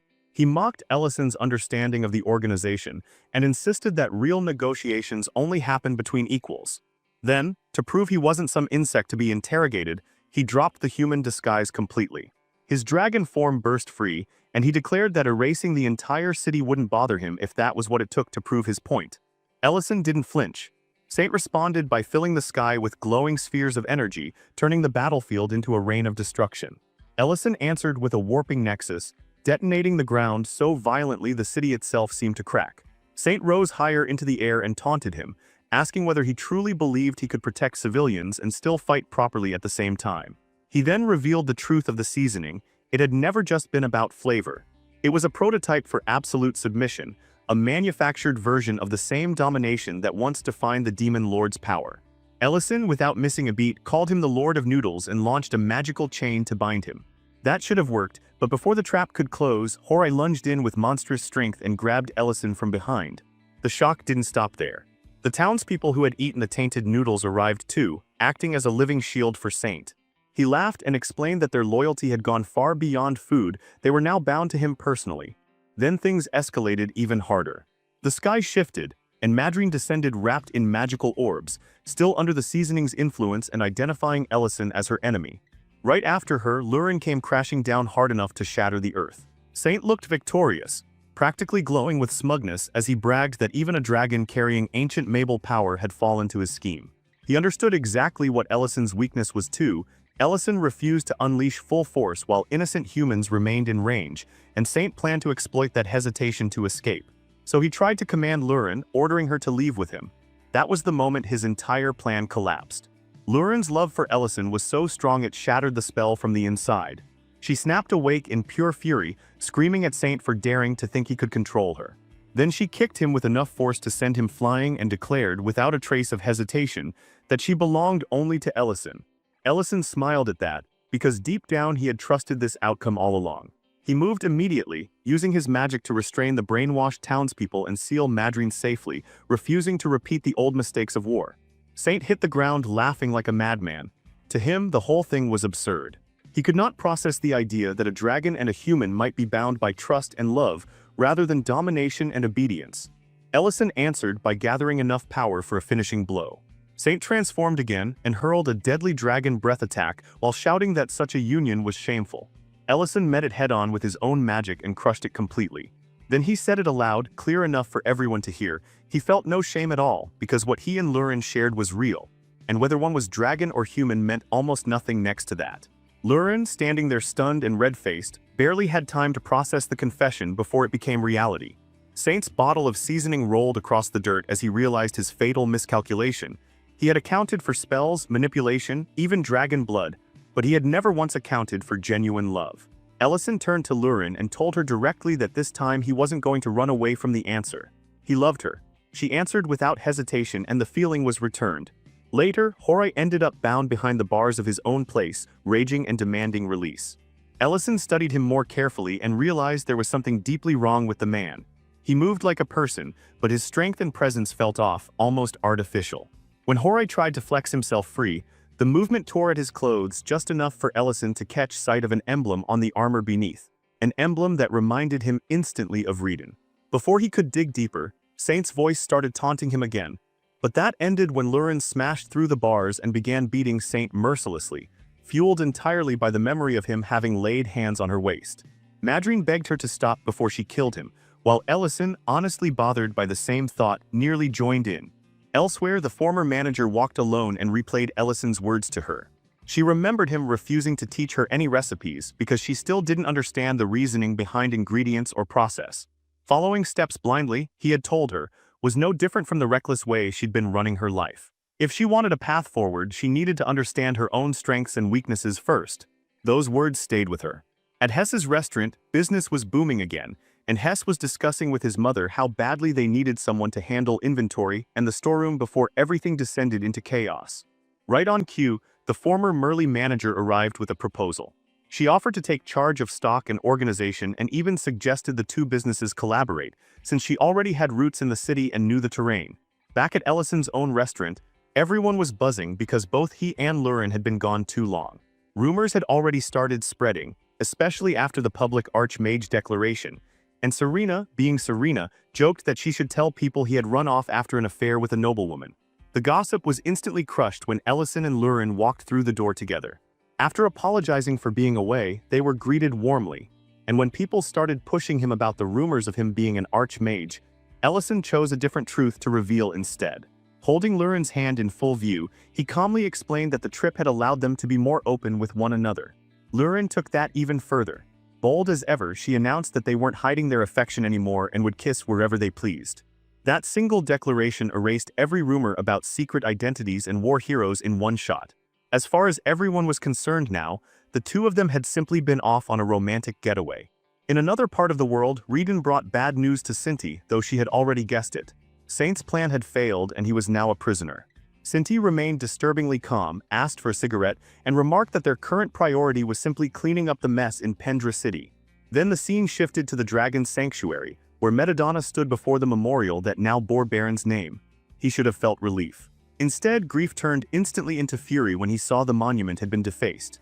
His dragon form erupted out of him, and the roar that followed drew every nearby subordinate, all of them horrified by what had been done. Inside, Dama tried to calm him down with a drink and a warning, saying that if this incident spread, it would only cause more instability. Madamada wasn't interested in caution. What sickened him most was the cowardice of it. Someone had scratched the monument in secret rather than dare face the truth openly. Dama then pointed out the uglier reality beneath it all. Nearly half the dragons in the sanctuary still disagreed with the elder's decision. What should have been a quiet investigation turns uglier when the elder finally lays out the truth. Ellison's reckless appearance at the sacred ceremony and the way he left with Lurin didn't just shake tradition. It wounded dragon pride itself. Because he declared his intentions openly instead of slaughtering other dragons to prove his right, many of them began to feel something they had never tolerated before small. For the first time, they didn't feel like the supreme rulers of life. That crack in their pride led half the sanctuary to a dangerous conclusion, that Baron had been right all along, and that Ellison had only carried her will to its natural end. The elder then turns on Dama, accusing him of planting the poison in Ellison's mind by bringing up his human lifespan in the first place. Dama is ready to answer, but cuts himself off the moment he realizes Ellison is standing there listening. Rather than fuel more rumors, he withdraws.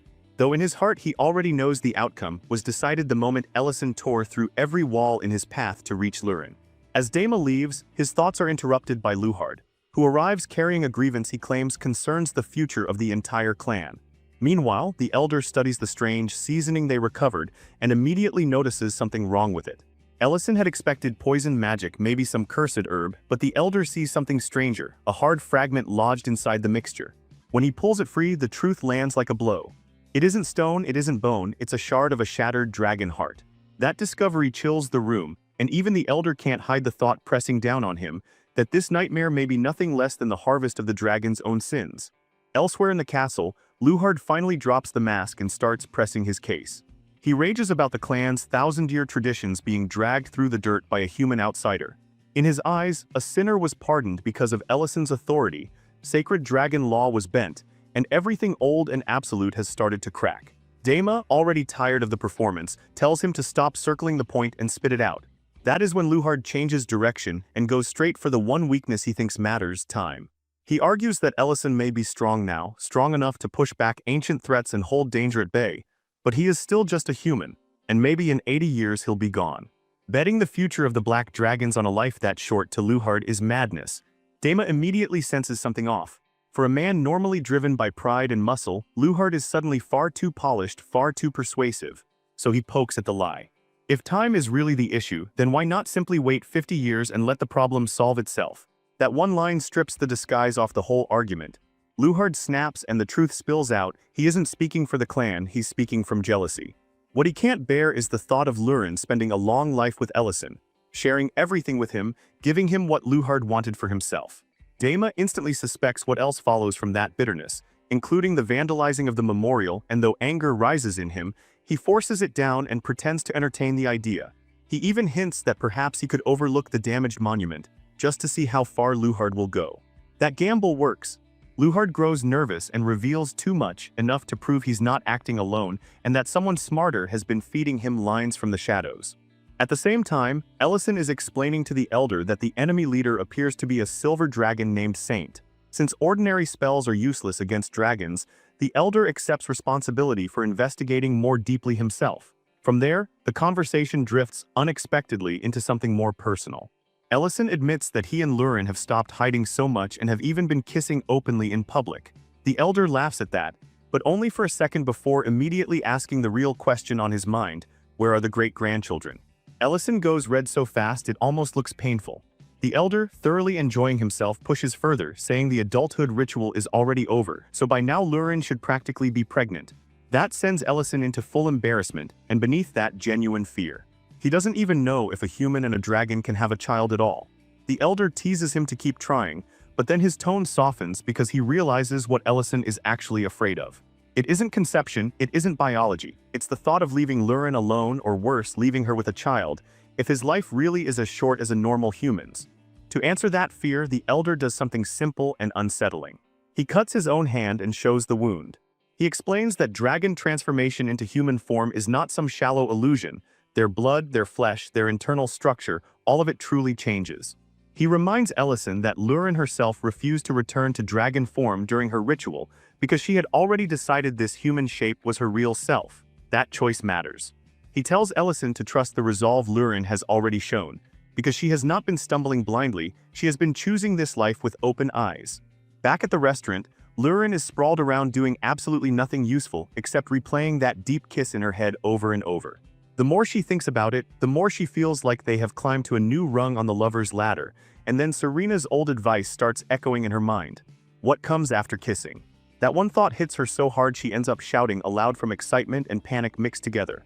Later, Mint and Miltine hear something break inside the restaurant and immediately realize neither Ellison nor Lurin is around to deal with it. Expecting trouble, Mint grabs a sword just in case. The source of the chaos turns out to be Luhard, who has smashed the entrance and is now terrorizing customers while demanding that Lurin come out. Lint tries to confront him, but Luhard dismisses every human in the room as beneath even conversation. Mint and Miltine arrive to back Lint up and warn him that if he doesn't leave, they'll report him. Luhard answers by releasing enough mana to freeze them where they stand. He doesn't even try to hide how insulting he finds it to waste words on humans. Serena steps in before things explode further, warning him that the owner of this restaurant is not someone he wants to provoke. To keep her own dragon identity from being exposed in front of everyone, she leads Luhard away into the nearby forest. There, he mocks her for spending her time as a regular customer in a human restaurant, especially one owned by Ellison. Serena fires back immediately, pointing out that Luhard is the last dragon on Earth who should talk about dignity, considering how he has been destroying human villages while pretending to hunt red dragons. That insult gets under his skin instantly, and he transforms into his dragon form. Then Lurin arrives, takes one look at him, and openly states her disgust. At the same time, somewhere else, Madrine is lingering outside a bar, uneasy about leaving the silver dragon alone even though Ellison told her to. Her nerves only get worse when a mysterious figure appears and asks about the sinner. Back in the forest, Luhard makes one final desperate attempt. He tells Lurin it isn't too late, that nothing serious could have happened yet between a dragon and a human, especially since they can't have children anyway. Lurin decides to bury him with his own assumptions. She lies straight to his face and says they have already done everything lovers do. She even claims Ellison personally undressed her sacred dress the night of the ritual, and that they spend their time tangled together in every intimate way Serena once described. Serena, hearing this from the side, is genuinely shocked that Lurin is going all in on the bluff. Lurin keeps going, telling him she only went to the sanctuary at all because she felt guilty toward Ellison, never because she had even the slightest interest in Luhard. Then she finishes him, saying that even if Ellison's life is short, she would still never belong to Luhard in this life or any other. That is the exact moment Ellison arrives, just in time to hear Luhard demand an answer from him. Luhard accuses him of selfishness, saying he is making Lurin suffer for thousands of years after he dies. Serena, cutting straight through the nonsense, reminds everyone that Luhard is the one who broke the restaurant door in the first place. Ellison doesn't argue about theories or the far future. Instead, he steps forward, wraps Lurin in his arms, and says the hard truth plainly: yes, his human life is short. But that is exactly why every single day with her matters so much. Then he lifts her into his arms and turns to leave, ignoring Luhard shouting behind them. Lurin, flustered, says he can put her down if he wants, but Ellison admits he wants to keep holding her longer. He then recalls her teasing him earlier about wanting him to know the taste of something delicious, and quietly suggests they continue where they left off. His real decision is already made. He intends to fill Lurin's life with so many happy memories that even if their time is limited, it will never feel empty. High above, Dama watches this unfold and finally understands something vital. The fact that their time may be short does not weaken the meaning of their choice, it strengthens it. For him, that is enough to trust Ellison with the future of the Black Dragons. And it also hints that Ellison's lifespan may not be nearly as simple as everyone assumes. Later, Ellison and Lurin sit side by side on the bed, in a silence so thick it almost becomes another person in the room. They both know what they were interrupted from before, and this time Ellison chooses not to hesitate first. He starts with a kiss, holding her face gently as they lean back together. For one brief moment, it seems like nothing will stop them. Then disaster strikes in the stupidest possible way. The elder's voice echoes inside Ellison's mind, demanding to know about his great-grandchildren. The sheer absurd pressure of that intrusion snaps something in him. No matter how much he wants this, no matter how much he prepared himself, the nerves and the weight of everything crash down at once, and he realizes he still can't move forward yet. The scene cuts away from that beautiful train wreck and lands back at the restaurant, where Mint is currently undergoing a transformation no one asked for but everyone immediately becomes invested in. Miltine carefully shaves off his beard, while a crowd of regulars watches like it's the greatest show in town. When she's done, everyone is stunned. Without the beard, Mint looks almost 10 years younger. That starts a whole conversation about age, which Ellison realizes he has weirdly never heard them discuss before. Mint casually reveals that he is only 34, having served 15 years in the military before the war ended. That number hits Ellison in a very uncomfortable place. He suddenly becomes acutely aware that his own face has barely aged at all, and the most likely reason is the Lord's heart. His aging isn't normal anymore. Creston, being deeply unhelpful, points out that humans start aging fast after 35. Which only feeds Ellison's growing anxiety about the gap between him and Lurin. That night he takes the problem to a deeply practical and deeply ridiculous place. Lying in bed with a face mask on, trying to preserve his skin. Lurin asks what in the world he's doing, and he explains with full sincerity that he is trying to prevent wrinkles so the visual age gap between them won't get worse. Lurin tells him plainly that she does not care what he looks like, but Ellison is already lost in the spiral. Beneath the skincare nonsense, a darker thought keeps turning in his head. He needs to find Saint and force out the truth of how that man was so certain his lifespan would be short. And as if that weren't enough already, another, even bigger problem is beginning to take shape. Saint slipping free in Pendra hits like a bad joke with real consequences. Lord Hobb, who rules the city, coolly claims there isn't enough proof to keep him locked up. Madry nearly explodes, pointing out that Saint had been manipulating minds, twisting civilians, and moving pieces for something far darker. Hobb shrugs the whole thing off, turning her own reasoning against her, saying that seasoning citizens and making them obsessed with food doesn't technically violate the Archmage's ideals. And if Ellison really is the dragon slayer everyone fears, then a man like Saint could never have posed any true danger anyway. In the end, because no law can be pinned cleanly enough to him, Saint walks out untouched, and Madryn is left staring at the aftermath, already knowing that disaster never stays quiet for long. Saint doesn't waste his freedom. He reunites with a completely wrecked Luhard, who is still emotionally shattered by Lurin's earlier claim that she and Ellison had already crossed every line lovers could cross. Saint sees that humiliation and immediately recognizes its value. He tells Luhard the only thing that matters now is who stands at the end, not who cried first, not who got mocked, only who wins. That is all it takes. Driven by bitterness and pride rot, Luhard throws away his loyalty to his own clan and offers himself fully to Saint's cause. Reedon then arrives with bad news. Their current hideout is finished. They need to move fast. In that tense little gathering, Saint finally lays out the bigger strategy. Their older experiments, jamming shards of dragon hearts into humans to create enhanced soldiers, worked too slowly and cost too much.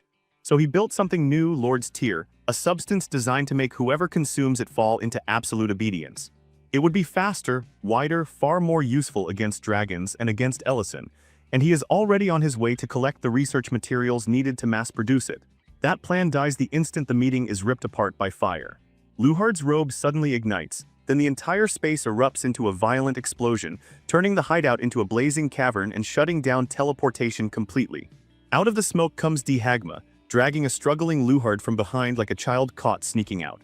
He calls him exactly what he is, a useless fool who walked straight into the hands of the people trying to resurrect the Dragon Lord. Saint and Reedon can only watch as Dihagma lays out the truth with brutal ease. Luhard is horrified, because this is the first moment he realizes he wasn't joining some noble effort to restore dragon dignity. He had been running errands for lunatics trying to restart the worst nightmare in history. Dihagma laughs right in his face, openly enjoying how ridiculously easy he had been to manipulate. Even Saint has to admit recruiting someone this stupid was a tactical mistake.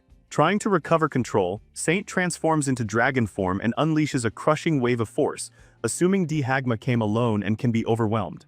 That assumption gets buried instantly. Dihagma transforms as well and puts him down with terrifying ease, pinning Saint under his claws and remarking that fatal misjudgment seems to be the silver dragon's favorite hobby. On the side, Luhard panics and begs forgiveness, swearing he never knew anything about reviving the Lord. Dihagma gives him one chance to prove that, turn on the people he had just served. Luhard lunges at Rieden without hesitation, and Rieden is forced to draw his sword to defend himself. Elsewhere, Lurin admits something important to Ellison. She knew Luhard had been manipulated from the start. Dihagma had asked her to provoke him on purpose, to drag the hidden organization into the open. She also confesses something else he once told her, that she shouldn't build her heart on false hope, because if Ellison's life really was short, then loving him only meant walking willingly into despair later.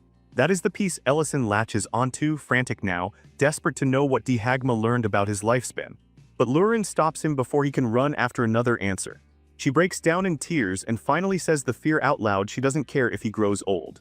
She doesn't care if time changes him. What terrifies her is that if he ever learns he really can become fully human again, he might choose to leave her just to spare her the pain of watching him die. She begs him not to chase an answer that could tear them apart and simply asks him to stay. Seeing her cry like that finally makes the damage clear to him. His hesitation has already been hurting her. So he tells her plainly that he is not going anywhere. And in that moment he decides to prove it not with theories, not with distance, but with closeness, pulling her into a moment of real intimacy instead of another promise left hanging in the air. Back in the burning hideout, Rieden and Luhard are still clashing while everything around them falls apart. Rieden realizes the operation is collapsing from every direction. The Lord's tier data is gone, their teleportation barriers are breaking. The whole thing is becoming unrecoverable. Nearby, Dihagma is taking his time with Saint in the most painful way possible, snapping joints and forcing answers out of him while asking the obvious question, why rush now? If Ellison were truly just a normal human, then the simplest plan would be to wait a few decades and let old age solve the problem. The fact that they are moving now means they already know that won't happen. Then Dihagma reveals what he found. After interrogating Hora, he learned that Rieden is actually 92 years old. In other words, Rieden is Adrian Pierce, the former Imperial Knight Commander who should be an old man on the edge of death. Under pressure, Saint finally gives up the truth. They transplanted a dragon heart into the aging commander as an experiment, and instead of killing him, it restored his youth. Since Ellison carries something far greater, the Lord's heart, the implication is unavoidable.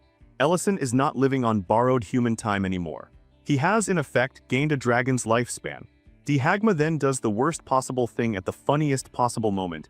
He uses a magical transmission to send that revelation directly to Ellison and Lurin while they are together in bed. He congratulates them with perfect sincerity, announcing that the burden of their different lifespans is gone. Then he immediately realizes what he has interrupted and awkwardly covers his eyes, apologizing for ruining such a romantic scene with life-changing good news. As the anniversary of the war's end approaches, someone in the palace finally reminds the emperor how much time has passed. The number catches him off guard. 2 full years have already gone by, even if the pain still feels close enough to touch. Because the empire has been relatively quiet lately, especially after the concert, he decides this is the right moment to move. He orders a festival to be held in honor of the 3 heroes who carried the war, a public act of gratitude for the people and for history. Meanwhile, life at the restaurant keeps moving. Ellison works through the evening rush, finishing plates and telling Lurin to deliver them. Their fingers brush for half a second and both of them immediately blush like idiots. Lint and Mate notice at once, because of course they do, and Lint nudges Ellison with a grin, pointing out that something about him has clearly changed lately. Ellison instantly retreats into denial and tries to change the subject by talking about how crowded the place is. Lint explains that the city is already filling up because the anniversary festival starts today. In the city square, Leiden stands before the crowd with Berna beside him and gives a speech that lands hard.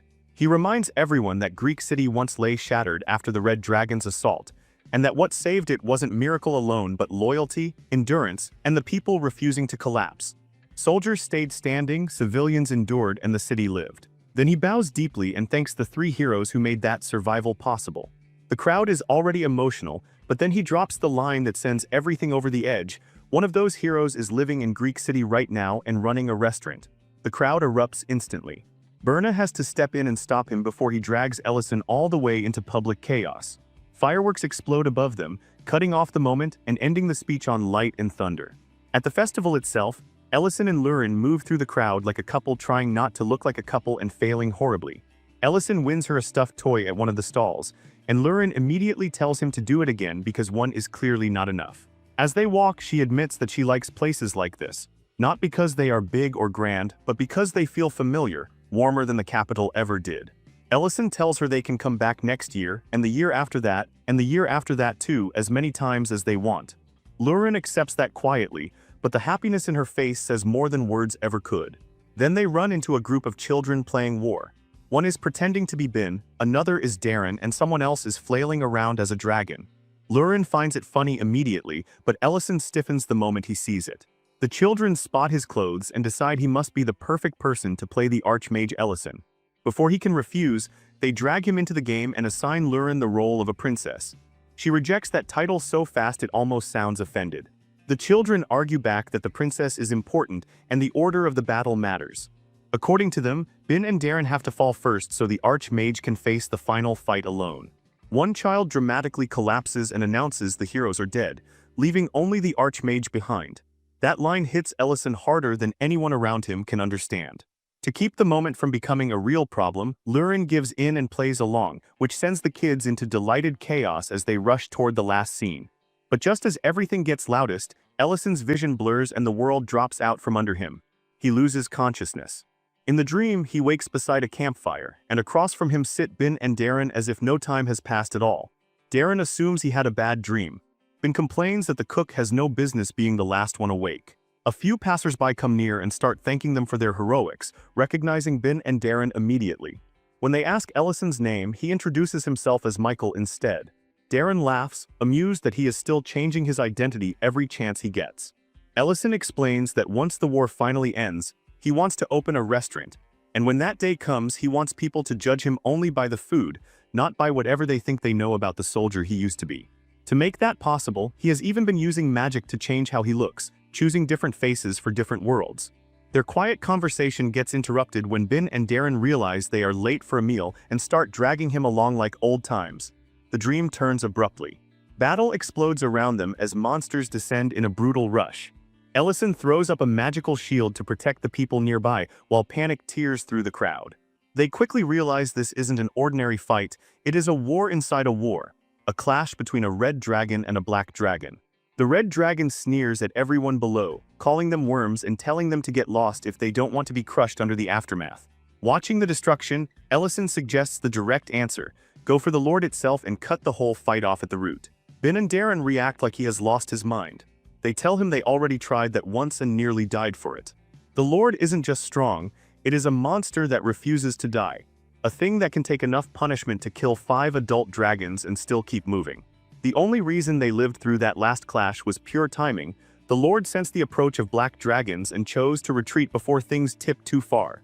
Darren catches the weight sitting on Ellison's face and can tell the war is grinding him down from the inside. Ellison doesn't deny it, he's exhausted, sick of endless bloodshed, sick of choosing who gets saved and who gets buried. He remembers Dariant once asking him to come back, clear his name and return properly. But Ellison chose a different road and ran from that path because he wanted to save people in his own way. He admits plainly that he hates the red dragons for starting all of this, and he feels no affection for the black dragons either when they can watch humans suffering and still stay distant. Seeing that fire in him, Darren hands over a special badge and tells him to stop dragging himself through life like a deserter and start moving like what he really is, a grand archmage whose power exists to protect. That moment gets cut short when word comes that a dragon is near, and suddenly Bin is nowhere to be seen. The 3 heroes split up to search, but almost immediately Ellison notices they are being pulled in circles. Darren figures it out first: a barrier is distorting the route, so they separate. Darren says he'll hold off whatever is coming while Ellison pushes forward. Deeper inside, Ellison reaches what looks less like a lair and more like a wound carved into the earth, a place no one should be able to live in. Inside, he finds a young dragon weeping beside her mother's corpse. The red dragon is already gone. The grief in that child is so violent it almost feels like a storm given shape. Then she turns on Ellison. In dragon form, Lurin attacks him instantly, screaming that he is the reason her mother is dead. The force of her magic shocks him. It is far too powerful for a juvenile dragon, closer to the pressure of a grown one. The blast erupts, Bin and Darren finally arrive, and Darren immediately realizes this is no normal child. Bin confirms it a heartbeat later. The aura pouring off her matches the ancient Mabel they know too well. Ellison understands right away that this isn't some simple tragedy, this is tangled in something much darker. Lurin charges again, vowing to kill them all. Darren warns that her power is being amplified by the Mabel, and Bin argues they need to avoid fighting her at all costs. Ellison refuses to back down and says the thing he's been holding inside for too long, that more than anyone he wants this war finished. Because all he ever really wanted was a peaceful life and a restaurant, not this nightmare. When they ask her name, she demands theirs first, and only after hearing them does she say she will allow them to keep those names until the Lord is dead. Then she takes human form and introduces herself as Lurin. Darren doesn't waste time staring, he just orders Ellison to move with her because they need to get out fast. Bin warns that they may already be walking exactly where the Lord wants them. Ellison, though, has locked himself onto one thought: if the Dragon Lord falls, the war ends. Elsewhere, the Red Dragon Lord gazes at his own heart and calls out toward the one who has the power to finish everything, inviting them forward like prey being lured into a trap. Ellison realizes that if they are going to win, they need one thing they have never truly had: a united front.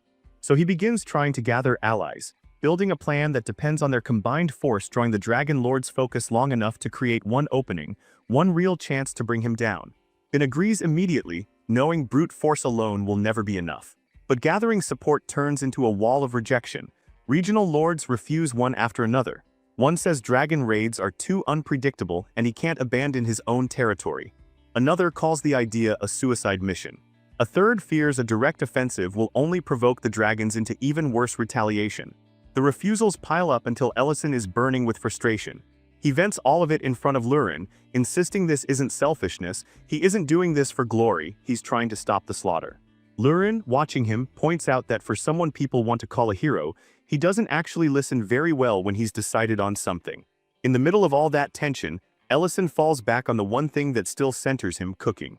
He makes lang sha with Saravine eggs, and as Lurin eats he feels it again, that his love for cooking is stronger than any desire for battle, stronger than fame, maybe stronger than the role people keep trying to shove onto him. Maybe he was never meant to look like a legendary hero the way Bin or Darren do. At the same time, Bin is having his own conversation with his people. Lilia warns him that his clan still needs him, that walking away now isn't simple. Bin explains that their leader, Lord Coulard, has grown old, and is barely keeping the region secure by borrowing power from an ancient Mabel. Humans outside the forest simply cannot match that level of threat, and the only reason the area still stands is because the dragon still avoids them for now. Lilia understands what that means, that avoidance won't last forever, and finally lets him go. Darren is already ready. So the group moves toward the castle, but something is wrong from the moment they arrive. No guards, no noise, no life, the place feels too empty. Bin suspects the signal point is wrong. Darren isn't convinced. Lurin senses the Lord's presence and rushes ahead in fury, determined to kill him. The others stop her because the silence is too perfect, the cleanliness too deliberate. Ellison sees it and thinks this is their moment, the best chance they will ever get, and in that exact breath the Lord's heart appears before them, suspended in plain sight. The truth lands instantly: the Lord has separated his own heart from his body. Bin suddenly understands the unease he felt before. Lurin transforms and attacks at once, and all three heroes unload their strongest attacks into the heart. The detonation is so massive that for one brief second it feels like the war is finally over. Then the Lord appears immediately afterward and reveals that this was exactly what he expected. He has the final ancient Mabel, and now he announces that the Age of Dragons is about to begin. Bin can only grit his teeth at how perfectly everything twisted at the moment it seemed to work. The Lord taunts Lurin, blaming her mother for her own greed, and that is enough to send her into a full rage. She realizes at once that this is the monster who killed her mother. He answers by telling her she'll see her soon. The battle explodes again. Bin and Darren leap in with her, and together they manage to sever one of the Lord's arms, but he treats it like an inconvenience, not an injury. He reminds them that this body is only a vessel. Then he covers the battlefield in fire so vast it feels like the air itself is burning. Bin curses the Lord's regeneration. Darren points out that destroying the body means nothing if it just keeps coming back. Ellison suggests attacking the protection around the heart, but Lurin shuts that down immediately, telling him such magic isn't something one or two dragons could create alone. Bin realizes then what the Lord is truly trying to do: absorb the final ancient Mabel and complete the process. He charges to stop him, Darren agrees and throws himself in to buy time, and Lurin refuses outright to become the next lord. She rushes forward as well. Ellison stares at the heart and everything narrows. He understands there is only one path left. So he attacks the heart directly and begins absorbing its power himself. That move shocks everyone, most of all the lord. Darren realizes immediately what this means. Ancient mables can only be absorbed by beings with overwhelming magical capacity. Ellison keeps pulling the power in while the lord finally sees what kind of monster he is actually facing. Not a hero in the storybook sense, but a different breed of mage entirely. Darren and Ben keep the lord occupied, buying second after second while Ellison continues merging with the power. Pushing through the pain, through the chaos, through the certainty that if he fails here, the world ends with him. He can feel it, the edge of victory, the possibility that he can end this entire war with his own hands. Even the Lord admits he never imagined a human would attempt something this insane. He explains that the theory of merging is known, but no one truly understands what the Mabel will do once it reacts to mana. It is unstable, unpredictable, catastrophic. The warning comes too late. A blinding light explodes out of the Mabel and jagged spikes burst in every direction, spearing through the battlefield. The agony nearly breaks Ellison apart, but he refuses to let his journey end in that place. He forces himself through the pain and drags the ancient power into his body completely. The wild mana lashes out, then slowly settles, and as it does, it begins mending him. For one breath, it feels like he won. He turns, desperate to tell the others to tell them it worked. And then the relief is ripped away. Those spikes didn't only hit him, they pierced both Darren and Ben. Even the Lord is stunned by what that means. As he dies, he finally understands he was never the true ending, only the trigger for something else to awaken. He confesses that after living as long as he did, he still could not understand why different races would choose to die for one another. His final regret is simple and bitter that Nash did not remain with them. Then he fades. Ellison rushes to Ben and Darren, trying desperately to stop the bleeding, calling for Lurin to help, but she already knows the truth, these injuries are fatal. Even so, the two of them barely manage to congratulate Ellison and Lurin. Lurin breaks, admitting she had focused only on surviving, thinking awakening was the only way forward. And now, she cannot understand why they protected her when she was the one most likely to die. Ben gently corrects her, telling her she never would have lived through that attack alone, and reminding her that every life matters, race doesn't change that. Darren gives Ellison a softer apology, saying they really had wanted to be the first customers at his restaurant. Ellison can't stop crying, but underneath the grief he understands the terrible truth, the war is finally over. Later, he kneels alone in the dirt with that victory hanging around him like a curse. He looks at the emptiness left behind and cannot understand why, after all of it, only the three of them had to remain there at the end. Something rotten opens inside him. He thinks of every refugee who demanded more while others bled, every leader who refused help, every dragon who watched humans die with indifference. That abandoned feeling mutates into rage so intense it almost consumes him. And in that moment, with grief and fury becoming the same thing, he screams that he will kill every last one of them. Then it happens, a violent surge of energy detonates through the castle, the whole place shaking like it might tear itself apart. Ellison's first instinct is to strike, to answer force with force, but Lurin grabs his hand before he can move and tells him to stop. She points out that the red dragons aren't attacking anymore, then pulls him forward so he can see the truth with his own eyes. What he finds completely flips the battlefield in his mind. The red dragons aren't coming for him, they're holding the line against something else, buying him the time he needs. Even the creatures he had branded as enemies are now fighting to protect the final opening. Around him, soldiers are shouting the names of the heroes they believe in. And in that moment, Ben and Darren appear beside him like echoes that never really left. They tell him to stop drowning in grief, because their deaths were not meaningless, and the ending they bled for is finally here. Darren reminds him that everyone, even those he thought would never stand together, ultimately did. That was the point, and that is exactly why they should be glad. Ellison steadies himself, lifts his voice, and makes the declaration that ends it all: the Lord is dead, the war is over. Then he lays down a new rule for the world. No race is allowed to attack another again, unless their life is truly in danger and they are forced to defend themselves. No exceptions, no special bloodlines, no excuses, the law applies to everyone. As fireworks burst in celebration of peace, the memory collapses and the story snaps back to the present. At the festival, Lurin and the nearby children are startled because Ellison is unconscious and crying in his sleep. She shakes him awake, and he slowly returns, remembering where he is not on a battlefield, but at a festival held to honor the war heroes. The children immediately start apologizing, worried that their little game somehow pushed him too far. but Ellison brushes it off and says he only drifted into an old memory for a moment. The kids beg him to finish the game, so he raises a hand and casually shows them a burst of impressive magic. Their eyes go wide. They instantly ask if the hero badge he carries is actually real. Ellison explains that the badge isn't some enchanted relic. It's a gift Bin and Darren made for him themselves through spirit arts. As he and Lurin prepare to leave, he tells them something else, that Lurin also stood in that final battle. Lurin gets nervous and quietly asks if it's really fine to say that, but they simply tell the kids to enjoy the festival and move on. Elsewhere, Leon is recognizing Madrine for the grueling work she put in at Pendra City.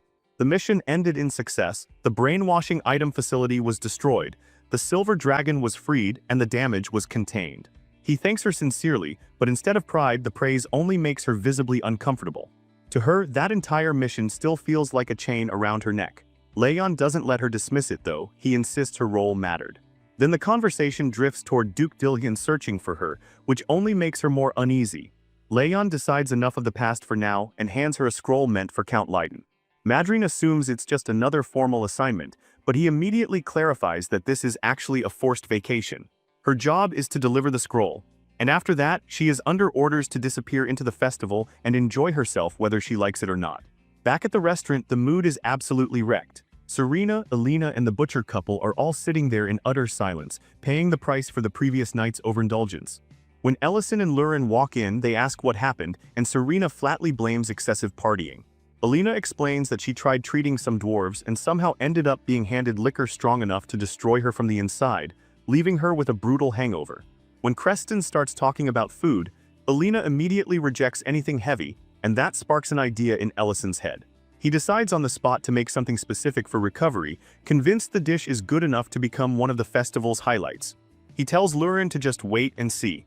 Outside, the festival is loud, crowded, and glowing with life. A performer takes the stage and thanks the audience before announcing a special musical tribute to the three war heroes, drawing immediate excitement from the crowd, especially because the singer is famous in other regions. Through that same crowd, Madrine moves nervously with her face covered, trying very hard not to be noticed. She turns down a flower girl, accepts a quick apology from a drunk man who bumps into her and almost makes it through unnoticed, until the man's friend spots her badge. The moment he recognizes her as a 7th-class mage, the mood changes. Suddenly she's being loudly praised for her service to the Empire, and the men start insisting she drink with them as a show of appreciation. Eventually she ends up inside a bar, drinking under pressure, and the alcohol starts ripping apart every wall she had left. Her guard drops fast. She begins boasting that she is the only active 7th-class mage left, and when someone brings up Headmaster Certain, she sharply corrects them, saying he's retired and no longer relevant to the battlefield. Then the conversation shifts toward heroic stories from the war, and that is where everything starts spilling out. Madrine admits she doesn't have any heroic story worth telling, because what drove her back then wasn't justice or sacrifice, it was selfish hunger for power and status.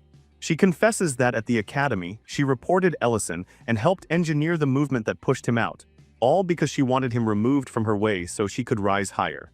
She remembers looking down on him, insulting him, treating him like trash because she had convinced herself she had to be the greatest mage alive. Now that old pride feels pathetic. As the alcohol keeps hitting her, another memory rises, the humiliation of being unable to defeat even a juvenile dragon. Her thoughts circle right back to Ellison, and she can't understand how the man who spent his time grilling meat instead of worshipping magic kept surpassing her again and again. She remembers screaming at him about power, only for him to answer with something she didn't deserve: compassion. He had told her she was free to use her strength for herself, but she had no right to block people who were just trying to move forward, and no right to decide who deserved to live. By the time she finally collapses from drinking, the truth of those words has already sunk into her. Later, she wakes up at a dining table, completely ruined, and finds Ellison waiting there with a steaming bowl of yuba guba placed in front of her. He takes one look at her mess of a state and tells her to eat.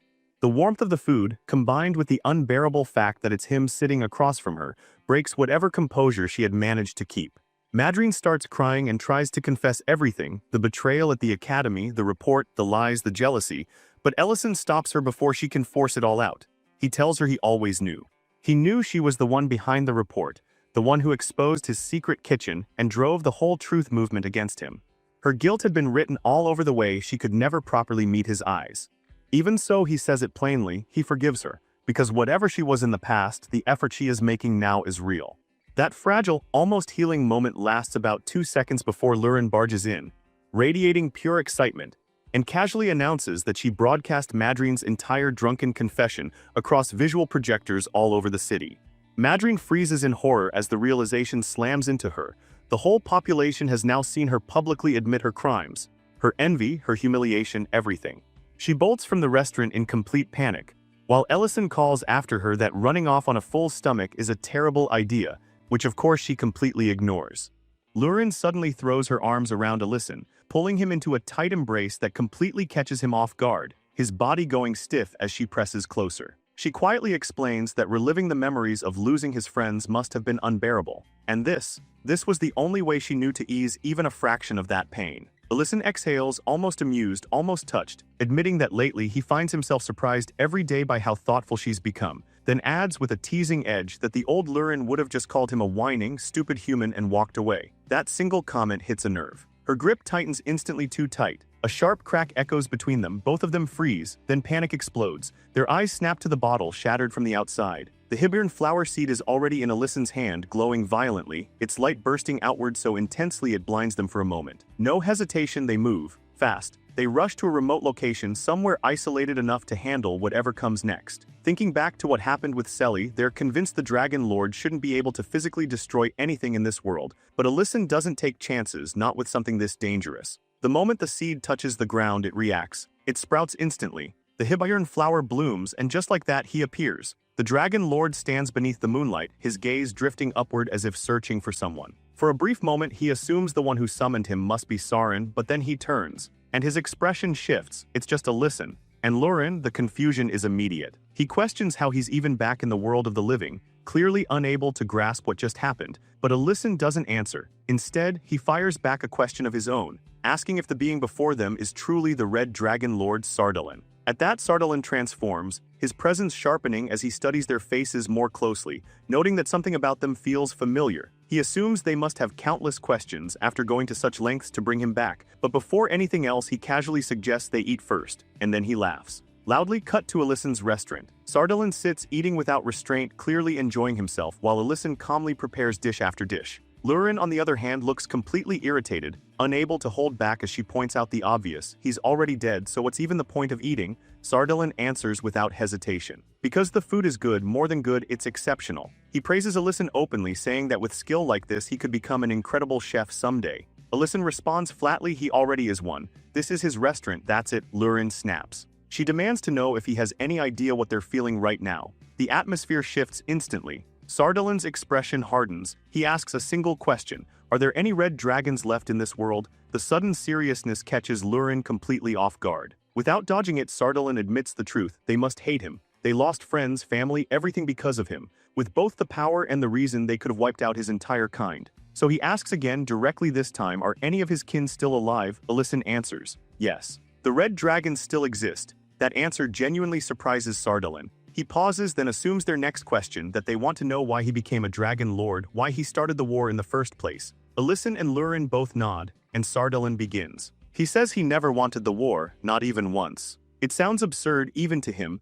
but he points out the strange coincidences. How Lurin's mother managed to steal an ancient marble at the last possible second, or how Allison's allies always arrived at Red Dragon attack sites before the Black Dragons could act. None of that was chance. He was the one who fed them that information. He wanted to be stopped. Lurin explodes again, unable to accept it. She reminds him that he was a dragon lord who had absorbed 2 ancient marbles. Who exactly did he expect to stop someone like that? Sardalin's gaze drifts, pulled back into the past. He remembers walking alone after failing to convince Sarin, bitterly complaining that the difference in their bloodlines was nothing more than coincidence, while his feelings for her were real. Eventually he collapses. All he wanted was to stay by her side. Even if it meant reliving the same farewell over and over again, he would still choose to meet her every single time. Then the sky darkens, and a voice answers him. It asks if he truly wishes to correct his twisted fate. A dark presence offers him power, the power to break old rules, to rewrite the world itself. In that moment he sees Sarin reaching out to him, and without hesitation he reaches back, a decision he could never undo. Elsewhere, Cynthia enters a cavern, cages lining the space around her. Voices beg for food, for mercy, but she ignores them, pulling her hood over her head as she joins others dressed the same. They gather before a throne built from massive dragon bones. Their goal is clear: to revive the primordial dragon. Back in the present, Sardalin's revelation shakes both Alyssum and Lurin. He admits he never met the primordial dragon himself, only heard of it in legends. The primordial Lord Valakar. But what took him over was something far worse than command. It was domination. A force that erased his will completely, turning him into nothing more than a puppet, trapping him in an endless trance. Then before his eyes the ancient marbles appeared. He begged for it to stop. He never wanted to become a lord, but it didn't matter. It was already too late. Then he felt it, Saren's presence. For a moment he hoped she would be the one to stop him, but the primordial dragon had already warned the others about her. Still, she came. Lurin's mother surged forward with overwhelming speed, aiming straight for the marble, and she succeeded. She stole it. Sardalin later learned the truth. That girl was Saren's granddaughter. He says it plainly. He owes Lurin's mother a debt he could never repay, not even in a lifetime. That's the breaking point. Lurin lunges forward and slams her fist into his face, tears streaming down as she screams that he was the reason her mother was forced into something so dangerous. She demands to know if he even understands what her mother went through afterward. She keeps hitting him, again and again. And Alyssum, watching this unfold, calmly tells her to aim for the body instead, so they can keep him alive long enough to get the answers they still need. A little later, the Dragon Lord casually asks if Lurin feels any better now, even as blood drips from multiple wounds across his face, his tone strangely calm despite the damage. Lurin doesn't answer. She moves to hit him again, but Alyssum steps in and stops her. Frustrated, she snaps that the Dragon Lord is completely useless, and surprisingly, he agrees. He admits it without hesitation, explaining that after Lurin's mother stole the marble, he was sealed once more, this time for nearly 300 years. Buried deep underground, cut off from everything, forced to wait as he slowly regained the ancient marble's power, while also suppressing resistance from other dragon lineages, his patience eroding with every passing moment. Then, eventually, Valakar declared the war. A war meant to place the entire world under the rule of the Red Dragons. The moment his seal broke, Sardalin acted immediately. He sent a signal to Lurin's mother. A quiet attempt to apologize, carefully concealed so Valakar wouldn't detect it. But something strange happened. The signal he tried to send to Saren was completely blocked by the Holy Land's defenses, yet for some reason, the one directed toward Lurin's mother went through. And that's when it clicks. Lurin realizes it was because of the gap created when she met her mother. That small opening allowed the signal to pass through. Sardalin continues, explaining that he warned Lurin's mother the discovery of the marble was only a matter of time, that there was no escaping it. The very fact that his signal could reach her meant her location was no longer safe. So he advised her to gather her entire clan to build an unbreakable defense around her, an iron fortress. But she refused. Because if the Black Dragon clan gathered in one place, the Red Dragons would launch a direct assault and it would turn into a meaningless massacre. Something she couldn't allow. That's when everything changed. That's when Lurin entered the picture. And that's when her mother began teaching her magic, preparing her, protecting her. Alyssum clenches his teeth, the weight of it all settling in, realizing the Dragon Lord had known everything from the beginning. Sardalin quietly adds that Lurin's mother cared about her clan more than anyone else, because it was the place Lurin was meant to live. The words hit harder than anything before. Lurin remembers her mother saying it was her own choice, words that meant nothing back then, but now they crash down on her all at once. The tears don't stop. She grabs Sardalin by the collar, her hands trembling as she demands the names of those who killed her mother. Sardalin closes his eyes. For a moment he hesitates, wondering if he's about to repeat the same mistake, igniting hatred in someone who's already suffered enough. Cut to the Red Dragon Holy Land. An elder questions the progress of the investigation into the remnants of the cult trying to revive the Dragon Lord. Riham lowers his head, apologizing for failing to uncover anything. The elder reminds him that even if they acted under the Lord's orders, they were still responsible for the previous war. Power that can control dragons should never exist, especially not among red dragons. Riham accepts it quietly and prepares to leave, but Baint arrives, greeting both of them. Riham then brings up something else, asking if Baint witnessed what happened in Greek City when Alyssum awakened through the third ancient marble. He calls out the absurdity of it. When a dragon absorbs 3 marbles, they're labeled a threat to the world, yet when a human does it, they're hailed as a hero. Even so, he admits their kind committed unforgivable sins. He just wishes people would acknowledge how hard they're trying now to make things right. Back at the restaurant, the mood is completely different. Sardalin is now bothering Alyssum, asking to help with cooking or at least serve customers. Alyssum shuts it down instantly, telling him that staying quiet is the most helpful thing he can do. Sardalin sighs, saying he feels bad eating for free, and also regrets saying something unnecessary to Lurin earlier. Right then, Serena and Alina walk in, casually ordering 2 bowls of gukbap as soon as they enter. Still irritated, Lurin snaps that gukbap is off the menu since the festival is over. Sardalin's attention shifts instantly. He notices Serena, a red dragon. He points it out confused, but Alyson simply explains that they don't discriminate against customers. Sardalin then asks about the festival they mentioned. Alyson explains, it's the Dragon War Armistice Commemoration Festival. Sardalin wonders aloud if Alyson's Red Dragon acquaintance is truly okay with that, because the more the heroes are praised, the deeper the resentment toward the invaders grows. Elsewhere, Rihim and Baint approach a nobleman, asking for cooperation in preventing the resurrection of another dragon lord. But the man cuts them off immediately. He mocks them, reminding them they were the ones who started the war and now they have the audacity to ask for help. He refuses outright, saying he'll never cooperate with them. Baint's patience cracks, his teeth grinding as he asks if the human has forgotten he's speaking to dragons. The noble fires back instantly, asking if they're finally showing their true nature. He dares them to kill him to break the principles set by the heroes, reminding them that the Archmage is still alive. His voice rises with anger as he shouts about the blood and tears of his people, still fresh, still not dried, all because of the red dragons. He orders them to leave his territory, and they do. As they walk away, they overhear civilians speaking bitterly, saying the red dragons should have been wiped out completely, questioning why the Archmage spared them at all. Baint stops, then quietly says they should turn back here and return to the Holy Land. Meanwhile, Lurin walks alone through the city, her mind replaying the answer she received.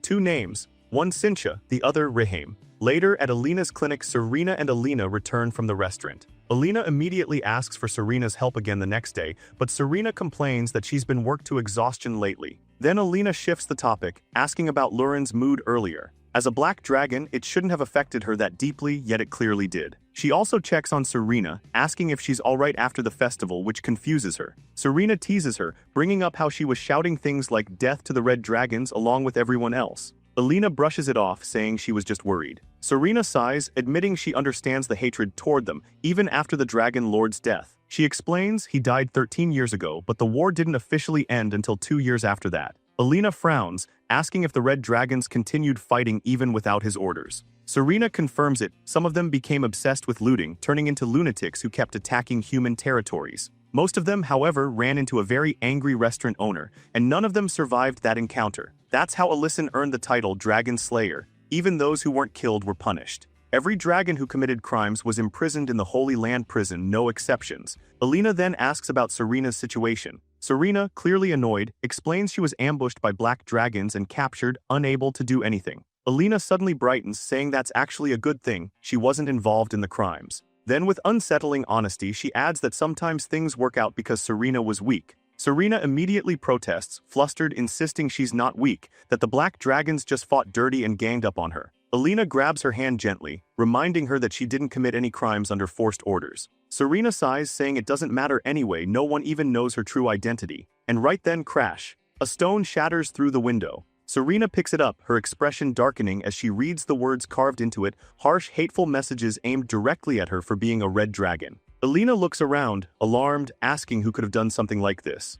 Back at the Red Dragon Holy Land, Baint returns first, sent back alone by Rihim. He hands a scroll to the Elder and reports that Rihim seemed furious after hearing the humans speak. The Elder, already displeased, says he had warned them not to take human words to heart, then asks where Rihim was last headed. Baint hesitates, then reluctantly admits it was Greek City. Before long, rumors start spreading through Greek City like wildfire. People whisper that a disguised red dragon has been living among them, that staying in human form requires feeding on human blood. Others add their own nonsense, claiming red dragons always have red hair in human form. And before long, every accusation starts pointing towards Serena from the clinic. Meanwhile, at the clinic, Serena and Alina wait in uneasy silence as not a single patient shows up. Alina assumes it's because of the rumors circling through town and tries to lift Serena's spirits, but Serena cuts her off immediately, insisting she's fine. She forces a smile, saying it's actually nice to have some peace and quiet for once. But deep down, she can't stand the thought of Alina's clinic suffering because of her, so she decides to clear up the misunderstanding herself. At the same time, Alyson and Lurin are discussing the red dragon Rihim. Alyson reminds her that Rihim was one of the dragons present when Nis tried to frame them for Serena's death. Lurin casually adds that it was also the same time Alyson absorbed an ancient marble, and that single detail stuns the Dragon Lord. Then suddenly, hurried footsteps approach. Alina and Baint both arrive at once, both asking for Alyson. Alina immediately protests that she got there first, while Baint argues that his matter is more urgent. Alina blurts out that terrible rumors are spreading all over town about Serena, and Baint cuts in, asking if anyone has seen Rihim. Meanwhile, Serena makes her way toward the restaurant alone, muttering that humans really can be simple-minded, because not all red dragons are the same. She walks in wearing her usual bright smile, fully prepared to laugh the rumors off and explain herself like it's nothing. But the moment she steps inside, the atmosphere hits her. Every customer stares at her with fear in their eyes. Then the whispering starts all over again, and with her sharp hearing, Serena catches every single word. Mate greets her warmly and mentions that Alyson is away. Renee quickly rises from her chair to welcome her too. But Serena notices it immediately, the tiny trace of fear in their faces, the hesitation they can't fully hide. She gives a nervous laugh, turns around, and says she only came to see if Alina was there. Renee tries to stop her, but Serena bolts. She had really thought she could brush it off, flick away the rumors with a playful smile, explain that she was different, and people would understand. Alina's concern had given her this small sense of safety, like maybe things would be alright. But to everyone else, she was just another red dragon. Still, she forces herself to breathe, straightens up, and puts on a brave face again. She tells herself she's a dragon, that humans can misunderstand her all they want. First, she decides she'll teach whoever threw those rocks at the clinic window a lesson. Then she catches a strange smell. And the next second she's back at the clinic, only to find it completely swallowed by flames. Serena smashes through the door without hesitation, convinced Alina is still inside, panic driving every movement. Thankfully, Alina isn't there. But as Serena stands there watching the clinic burn, a crushing thought hits her: had it really gotten this bad? Had her mere existence truly become an unbearable sin in the eyes of humans? By the time the others arrive, the fire has already been put out, but the clinic is ruined, totally destroyed. Alina, however, is more worried about Serena than the clinic itself. Lurin turns to Baint and demands to know if this is what he wanted, if Rihim won't be satisfied until every dragon of his kind is treated the same way he was. Baint pushes back, saying there's still no proof Rihim was the one who spread the rumors. Lurin fires back immediately, asking if it's supposed to be some coincidence that these rumors exploded on the exact same day Rihim entered their territory. Then, furious, she reveals that Rihim was also the dragon who killed her mother, which makes it all too easy to hold him accountable in her eyes. Elsewhere, Noel slams his hand onto a table, demanding to know how rumors like that could spread about Serena. Renee apologizes and explains that by the time they first heard them, the stories had already been exaggerated beyond reason. Noel waves his hand in frustration, saying his wife should have realized Serena wasn't human just from the way she spoke or from that unnatural red hair. Then his face drops. He admits that even if everyone else believed those lies, the two of them at least should have been people Serena could lean on in a moment like this. Then Noel says something heavier. He reveals that he knows Alyson is a great mage who lost all his comrades to the Red Dragons, and asks Renee if she truly believes a man like Alyson would treat Serena with such warmth if she were really a sinner. Renee breaks into tears, saying she wants to apologize to Serena, but Serena is already gone. The next day, the entire city talks about Serena's disappearance like it's some kind of human victory. Some laugh and say she ran away with her tail tucked. Others claim the Archmage should have killed her long ago. Their cruel chatter even turns Alina into some kind of victim in their story, as if Serena's very presence had been nothing but a nuisance. Then a few children step in and tell the old men to stop badmouthing their elder sister Serena. They insist that Serena had always treated people kindly. Not far away, a hooded figure overhears the conversation, until he's noticed. Lurin immediately calls him out, saying Rihim has a lot of nerve showing up in Greek City, then declares before everyone that he is the dragon who killed her mother. Rihim answers that he has no memory of the Dragon War, and that reply only makes Lurin angrier. She snaps that his sins don't disappear just because he can't remember them. Then she accuses him of being the one who spread the rumors about Serena too. Rihim coldly asks what if he did. He asks whether the fact that red dragons have red hair while using polymorph is some secret that should have been hidden from the world. Then he turns it back on her. He accuses Lurin of not caring when other red dragons were persecuted, but now that someone close to her is facing the same hatred, suddenly it matters. He demands to know what changes even if he was the one who revealed the truth. That's when Lurin's fist buries itself into his stomach. The impact is so brutal it blows open even the armor on his back. She tells him to just die already if that's all he has to say. Rihim is left stunned by the force of the blow, and before the city can fully react, Lurin opens a portal behind him and sends him through, dragging the fight away from the civilians. Some bystanders, startled by the noise, can only ask what that sound even was. On the other side of the portal, Rihim crashes across the ground from the force of Lurin's previous punch. She walks toward him and coldly tells him to get up again. Then she demands he tell her about the other dragon who killed her mother, the red dragon Cynthia. Rihim gives the same answer again. He says he has no memories from the war. Then, transforming into a dragon, he adds that he had only acted according to the agreement. Far above in the sky, Alyson and the Dragon Lord watch in silence. And the more Alyson sees, the more something about all of this feels wrong. Back below, Lurin keeps fighting in her human form, which Rihame takes as an insult, demanding that she show her true form. Lurin answers that her human form is her true form. Then she uses gravity magic to force Rihame's neck downward and drives a kick straight into his jaw, the impact rippling through the surrounding area. Rihame can't understand it. How could a dragon who had only just reached adulthood be this strong? He starts to doubt whether he could win even if he used every ounce of his power. His mind drifts back to the Elder's words after the war ended. The Elder had said they must take responsibility for starting the war, because too many lives had been lost by their hands.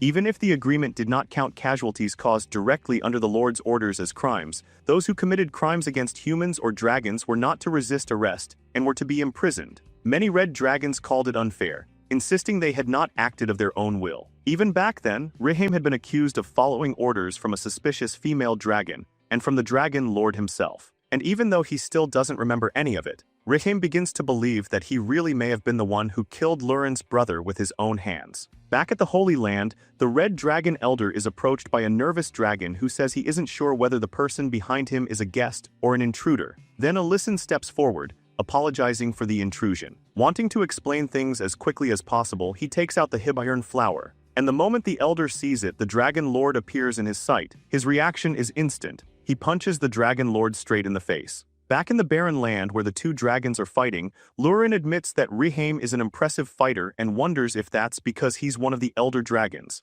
At last, Rihame says that this is enough. He tells her to inform the others that he was the one who started the fight, and adds that with the wounds already visible on her body, no one would blame her for killing him. Lurin stares at him, asking what kind of nonsense he's talking now. Rihame asks if revenge isn't what she wanted. Then he turns back into a human and says that if earning Lurin's hatred meant carrying out the Dragon Lord's orders, then he assumes he really would have done it. He tells her to finish what she came for. Lurin lunges forward and pins him down by the neck, demanding to know what game he's playing. She tells him to resist until the end, to regret his sins, to curse her. But Rihame says he's tired. He says he can't keep doing this any longer. Lurin prepares another attack. Back at the Holy Land, Alyssum asks whether Rihame really killed Lurin's mother under the Lord's orders, because that is what the Dragon Lord himself remembers. But it still doesn't add up, especially since Cynthia appears to be part of the faction trying to revive the primordial dragon. The Elder says that even if it sounds like he's trying to defend one of his own, he does not believe Rihame is the type of person who would do something like that. In the early post-war period,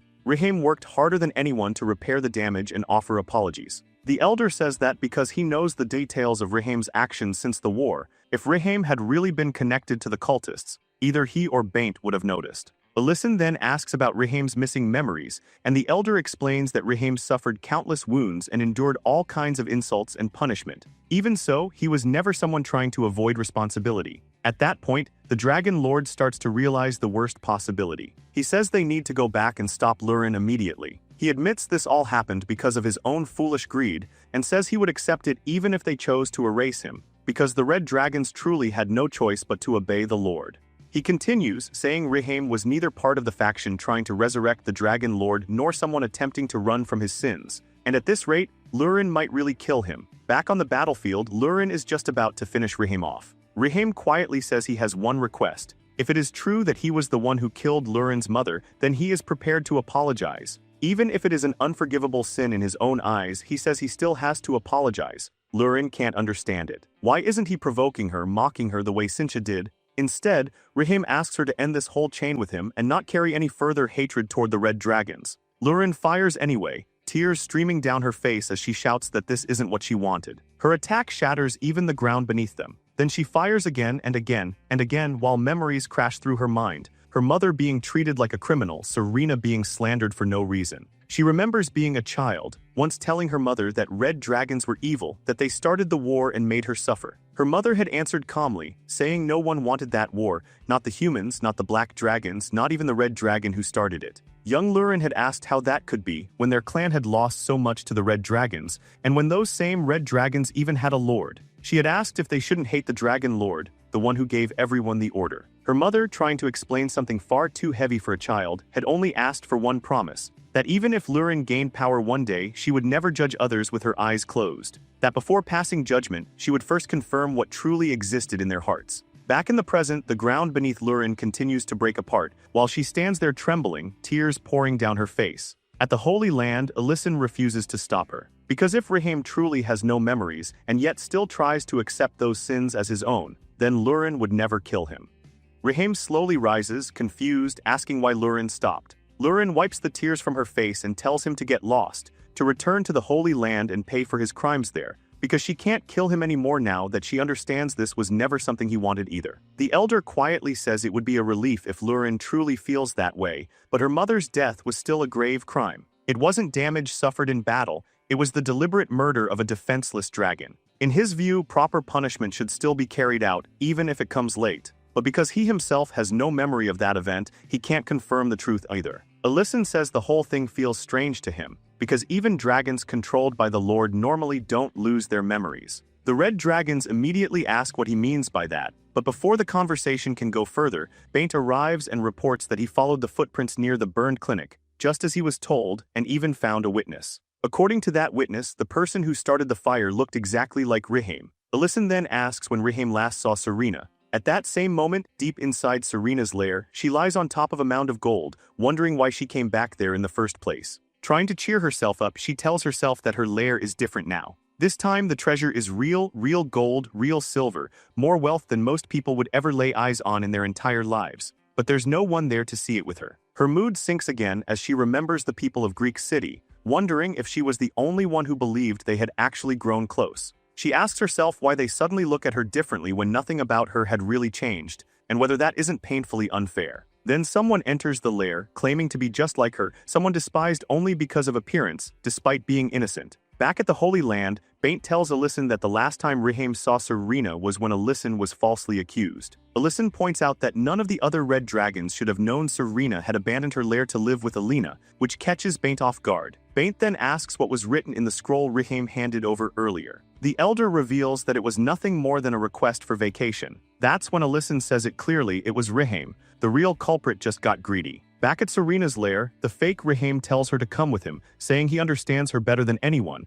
and that deep down she already knows there's nothing left for her in that city. As he speaks, the ugly insults thrown at her earlier replay in her mind. While Serena stands there lost in thought, he quietly sprinkles some kind of powder, and it begins to drag her into a trance. Step by step, she starts walking toward him. Inside her own mind, she convinces herself there's no one waiting for her back in Greek City, no one searching for her, no one who truly wants her there. And as she starts floating away with him, she suddenly hears her name being called from far away. A group of people is shouting for her from the mountains, completely out of breath. It's Riane, and Mate, and Lint. The fake Riham immediately tells her not to pay attention, warning that if she believes the humans again, she'll only end up hurt one more time. Serena, exhausted and broken, quietly agrees, saying she's tired of being abandoned. Back in the mountains, Mate asks if they should split up to search for her, but Lint says that would be too dangerous. Riane, already on the verge of tears, says there were still so many things she wanted to tell Serena. Then suddenly, a mountain lion leaps out of the bushes straight at Riane. But in the next instant,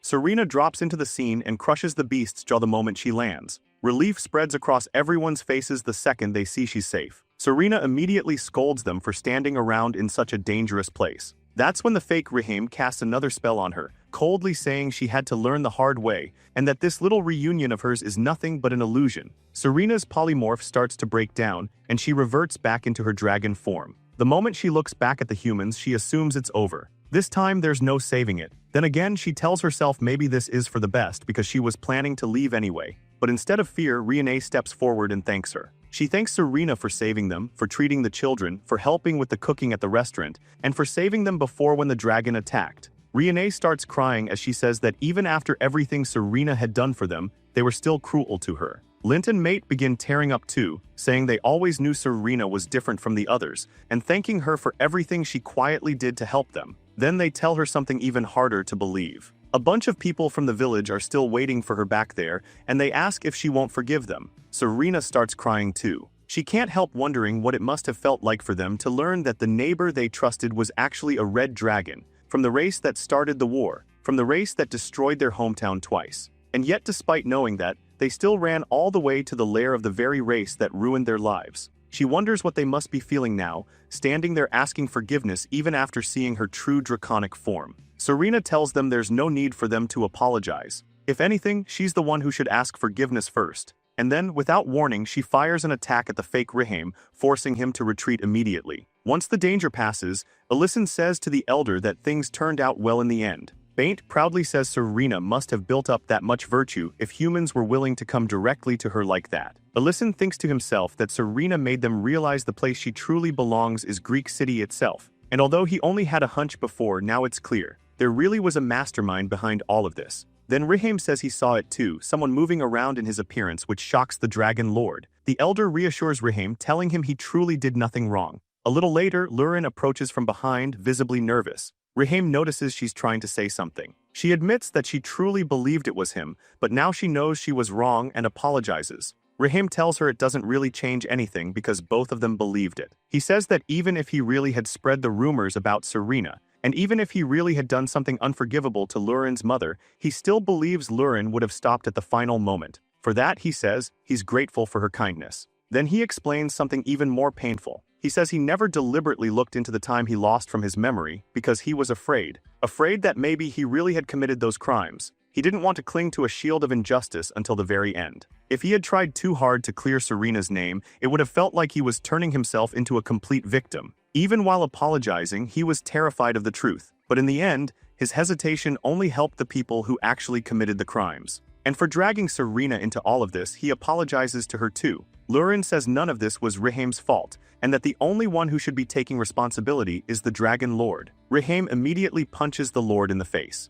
He says it was absolutely his fault for feeding everyone the wrong information. Lurin then turns on Alyssum, protesting that if he felt something was off, he should have stopped her sooner. Alyssum replies that he didn't know she was planning to beat Rihame that badly. The elder calls Baint awful for being so certain Rihame was the one who burned the house, and Baint awkwardly says he made the same kind of mistake with Alyssum too. From a short distance away, the Dragon Lord watches all of this with quiet amazement. Back at the restaurant, while every table is packed, Lurin suddenly announces that she has something to tell everyone. She says she heard the rumors spreading about Serena that her true identity is a red dragon. Then she tells them the rumors are true, every word of it. And on top of that, she says she already knew. The customers are completely stunned. Then Lurin reveals something else. She herself is a dragon too. The room instantly erupts into whispers. People start connecting her hair color and quickly conclude she's a black dragon. Riene blurts out that she knew something felt off, especially with dragons always showing up around them. Lurin continues, saying that she lost her mother to the red dragons during the war,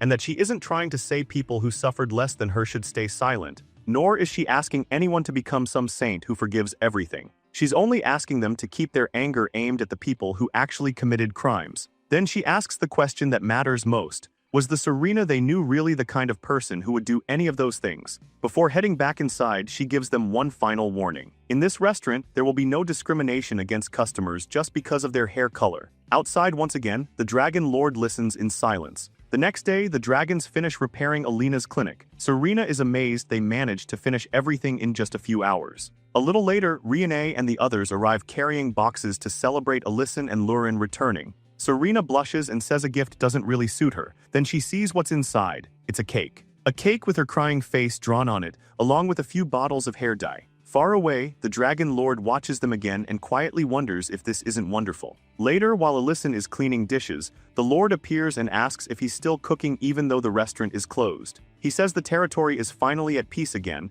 and Alyssum answers that it happened because everyone worked hard. The Lord says he knows someone who worked harder than anyone. Then he drops to one knee. He apologizes and thanks Alyssum for his patience. He says Alyssum had been holding back this entire time. Even with enough power to overturn the world, even with fury in his heart, he never used that power to force an ending. He gave everyone a chance. Even this time, Alyssum chose to listen instead of taking the easy path, the path that would have ended everything. The Dragon Lord remembers Alyssum's eyes back then, when his friends were killed, filled not only with hatred for him, but for all red dragons. Back then, he truly thought his sins would lead to his whole clan being exterminated. He even tried to apologize then, hoping his life alone would be enough to repay something, anything. But before the words could leave his mouth, his body disintegrated. Now, even after all this time, even for someone like him, someone who killed Alyssum's friends, the Lord says that if he still had any honor or treasure left, he would give it all to Alyssum. but all that remains is a pathetic fragment of a soul. So the only thing left for him to do is take away at least a little of the hatred and resentment in Alyssan's heart by disappearing before the time runs out. Alyssan tells him there seems to be a misunderstanding. He says he isn't as noble as the Lord is making him out to be. He was only trying to live up to the words of the friends who called him a hero until the very end. But in the end, he couldn't really do that very well. Now he's just a restaurant owner. Then suddenly the door bursts open. The Dragon Lord turns at once, caught by a familiar scent. It's Sarin running in out of breath. The room falls silent. After a few seconds, Sarin says Sardalin looks exactly the same as he did when he was young, while she herself has grown old. Sardalin notices that she's still wearing the crown on her head, and that sight makes him blush. Meanwhile, Alyssan quietly sets the table. Sardalin tells her that to him, she still looks exactly like she did back then. Later, Alyssan stands outside beneath the stars, thinking back on everything. The only reason he never completely lost himself to rage was because there were always people around him to stop him. Then Lurin appears carrying a pillow, asking if he isn't coming to bed yet. Alyssan tells her he'll be there soon since he still has guests right now. As he looks up at the sky, Alyssan realizes the hatred in his heart faded slowly because he was able to see the painful faces of the people he once hated, and because he also got to see the happy faces of the people he loves. Then the Hibiron flower begins to disappear. He says he's grateful to Lurin because she made saying goodbye something he could endure. Back inside, Sarin sits at the table smiling through tears as the Lord slowly disappears, and with that final moment slipping away, Sarin gives him her last goodbye. A moment later, Sarin steps outside and apologizes for making Alyssan work so late. In his arms, Lurin is already fast asleep, completely out cold while he holds her up with one arm. Sarin smiles faintly and says it looks like he's having a hard time, but Alyssan brushes it off, saying it's fine because Lurin is adorable like this. Then he asks if the meal was satisfying. Sarin's face brightens immediately, and she says it was far beyond satisfying. Alyssan tells her she's welcome at his restaurant anytime, but Sarin's expression soon turns more serious. She says there's something important she needs to tell him, and since Lurin has already fallen asleep, she asks him to leave her in the lair and come with her to the Black Dragon Sanctuary. When they arrive, Madamada notices his mother returning with Alyssan and says the investigation into the seasoning Alyssan brought them is complete. The powder, he reveals, is something called the Tears of the Lord, a substance made from shattered dragon hearts. But this was no ordinary heart. The atmosphere in the room darkens instantly. Sarin explains that this is a secret not even widely known within their own clan, something only certain elders were allowed to know. She admits she wasn't even sure whether she should be telling Alyssan this, but does so anyway. Then she asks if he knows the method for destroying an ancient marble. Alyssan answers that he was always told it couldn't be destroyed. Even the primordial dragon killer who protected the marble in the Dwarven Kingdom never found a way to break one. Sarin asks if that doesn't strike him as strange. If ancient marbles were truly indestructible, then why hadn't another lord already been reborn by now? Why weren't those marbles piling up somewhere like a mountain? Then she asks if he remembers the protective spell that had surrounded Lord Sardalin's heart. And in that instant, Alyssan starts to see where this is going. Sarin explains that the only way to destroy an ancient marble was to make a dragon absorb it, then destroy the marble together with that dragon's heart. That was the method used to prevent the birth of a new lord. Until now, the practice had been to seal together the dragon who created the ancient marble and the essence within it, and whenever a dragon who committed an unforgivable sin appeared, they would force that dragon to absorb the marble and dispose of both at once.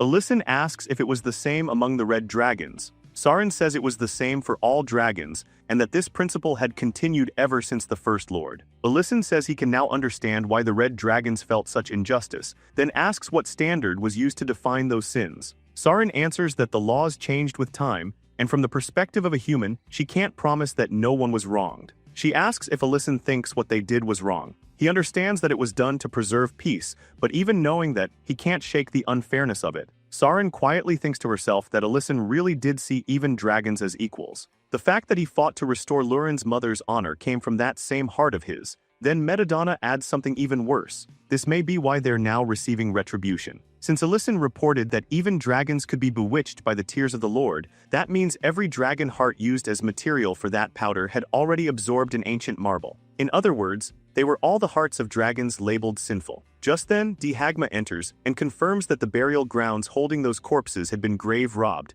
and that saint had already confessed to being involved. The detection magic and multiple barriers around the site had been disabled for a long time, and inside the burial grounds, only bones with hollow chests remained. That, Dihagma says, was also how he was able to tell Alyssan about his extended lifespan. They had been experimenting by transplanting those stolen hearts into humans. And hearing that, Alyson immediately remembers someone who had gone through exactly that. The swordsman, Reedon. Dihagma says that Reedon's real name was Adrian Paris, the former commander of the First Order Knights. But the true problem isn't just who he is. The real danger is that all of those dragon hearts are now in enemy hands. Every one of them had once absorbed an ancient marble. Since the hearts had already been destroyed once, they couldn't be used to create a lord, but they still held more than enough power to strengthen an enemy force. Dihagma says they need to find out how far those transplant experiments had gone and how many had already been completed. Meanwhile, in the enemy hideout, Duke Delian arrives and complains that things have been far too quiet lately. He says there should have been some kind of reaction by now,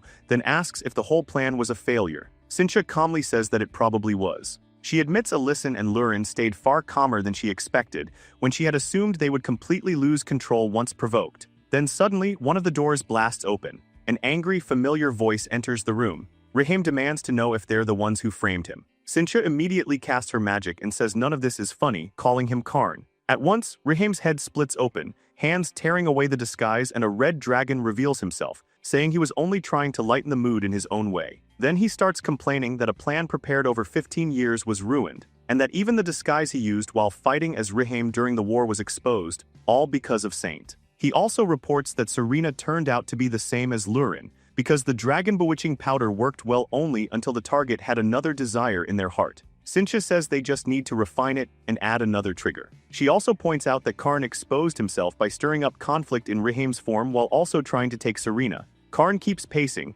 saying this is the kind of moment where he needs encouragement, not criticism. That's when Duke Delian cuts in and says Karn is far too soft. If it were him, he says, he would have killed the elf Alina, thrown the body into the burning clinic, and wiped out the villagers before they ever reached Serena. Then there would have been no choice but to kill Raheem. For a second, both Karn and Cynthia just stare at him in disbelief, asking if he's some kind of devil. Then Karn somehow thanks Delian for the suggestion and says he'll use it next time, but Cynthia immediately smacks him and warns him not to even dream of doing something that reckless. She says that no matter how deep Delian's hatred runs, there are still lines they cannot cross. Then she asks if he really thinks they've proceeded this carefully for so long because they were fools. She warns them that if Alyson ever truly lost his reason, there would be no one left who could deal with what came after. Karn says that's exactly why they should change direction and transplant the shattered hearts into a dragon instead. Cynthia argues there's still no guarantee it would work, but Karn believes they already have enough experimental results from the humans,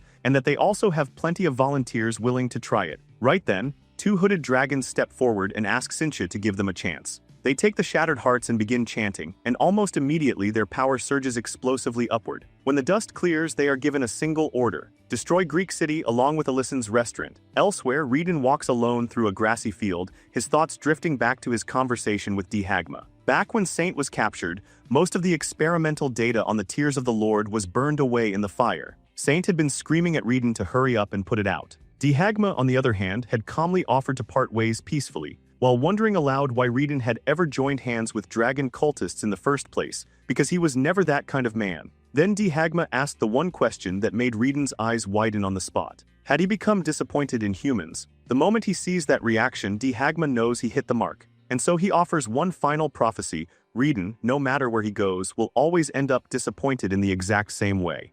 Back in Greek City, the dwarves finish building a statue of the primordial dragon killer and the hero Darren. Alyson looks up at it and calls it impressive, saying it might even become a sightseeing spot for the city someday. But when he turns to praise the other dwarves, he finds them all collapsed on the ground, looking absolutely miserable. Lurin asks what in the world happened to them, and the elder explains that dwarves simply love making things. Until recently, they had been too busy struggling just to survive, so they never had time to think about anything else. But now that the village construction was finally complete, they were living through the first truly relaxed atmosphere they'd had in a long time: no tension, no urgency, and apparently none of them knew how to handle peace without glitching out a little. Lurin immediately says that explains why the dwarves looked so weirdly bright when they heard Alina's clinic had burned down. The elder panics and swears that they were definitely not happy about the clinic burning, and Alyson cuts in, saying he might actually be able to find some work for them. Not long after, they meet Darren, and the second he hears extra hands are available, he lights up on the spot. He grabs Elder Jeltsar's hand and enthusiastically seals the deal right there. Darren explains that all of his current workers had already been sent out to repair aging buildings,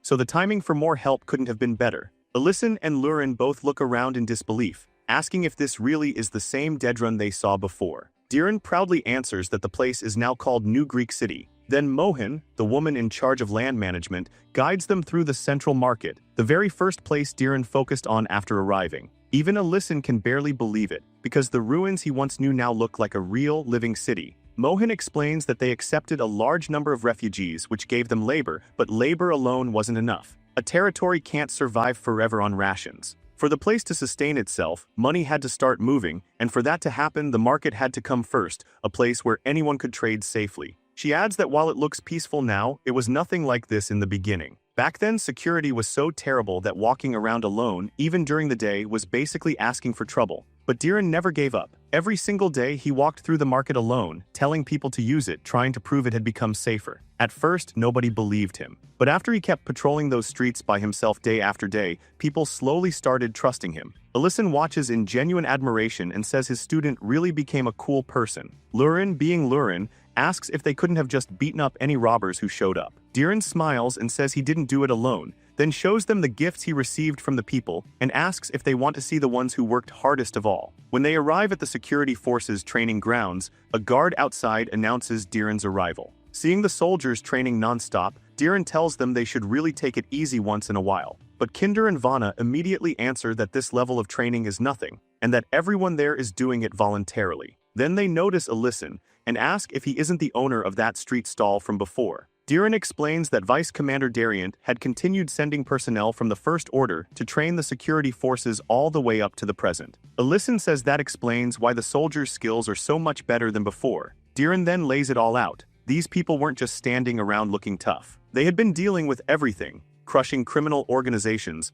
organizing patrols and arrest squads to secure public safety, and even scouting nearby monster threats. Thanks to their ridiculous refusal to stop training day and night, when they hold military exchanges with other territories, they're now evaluated at the level of apprentice knights. Alyson, half amused, says maybe Diren can stop calling him master at this point. But right then, one of the soldiers smashes several training mannequins at once and proudly says they're already beyond apprentice knight level, and that they've even beaten official knights. Then he adds with zero humility that the nobles were just brats who got mad after losing and took it out on his unit. Alyson asks who this loud one is, and Diren explains it's Goda, a soldier who stood out during the exchange event. Goda keeps going, saying that catching robbers isn't even fun anymore, and even if monsters piled up like mountains, they still wouldn't scare him. Then he says what he probably should not have said out loud, that he almost wishes a dragon would attack, just so he could finally get a real challenge. Alyson's expression shifts instantly. He tells Goda not to joke about something like that, because people who have actually faced dragons would never speak so lightly.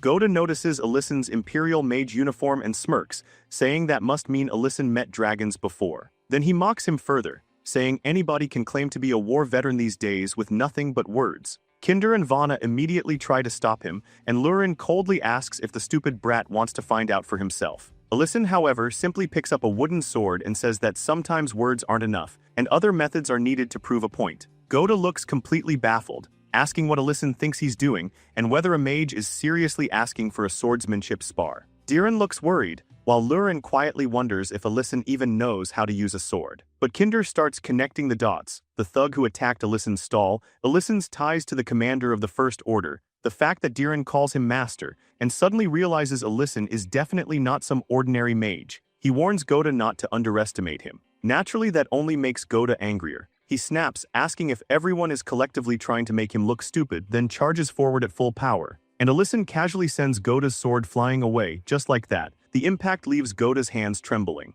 Lurin realizes that the ancient marbles didn't just affect Alyson's magic, they boosted his physical ability too. Alyson starts pressing him back, and Vana can barely process what she's seeing because she had assumed Alyson was only a mage. As the clash continues, Goda realizes something terrifying: every move he makes is getting read perfectly. Alyson is seeing through him like an open book, so Goda decides to throw in a feint, twisting his attack to catch him off guard. He goes for it and somehow actually lands a hit straight to Alyson's face. The entire place goes dead silent. Goda immediately drops to the floor in disbelief, while Alyson casually says this Goda guy might actually be able to beat a dragon one day, as Lurin blows on the bruise on his face. Diren apologizes over and over, but Alyson laughs it off, saying there's nothing to apologize for in a swordsmanship spar. Then he openly praises the soldiers' sword skills, saying that if they keep training like this, their unit might not even have to fear dragons in the future. And somehow that only makes Goda even angrier. Later that night, one of Goda's friends asks if he's still sulking over what happened that morning.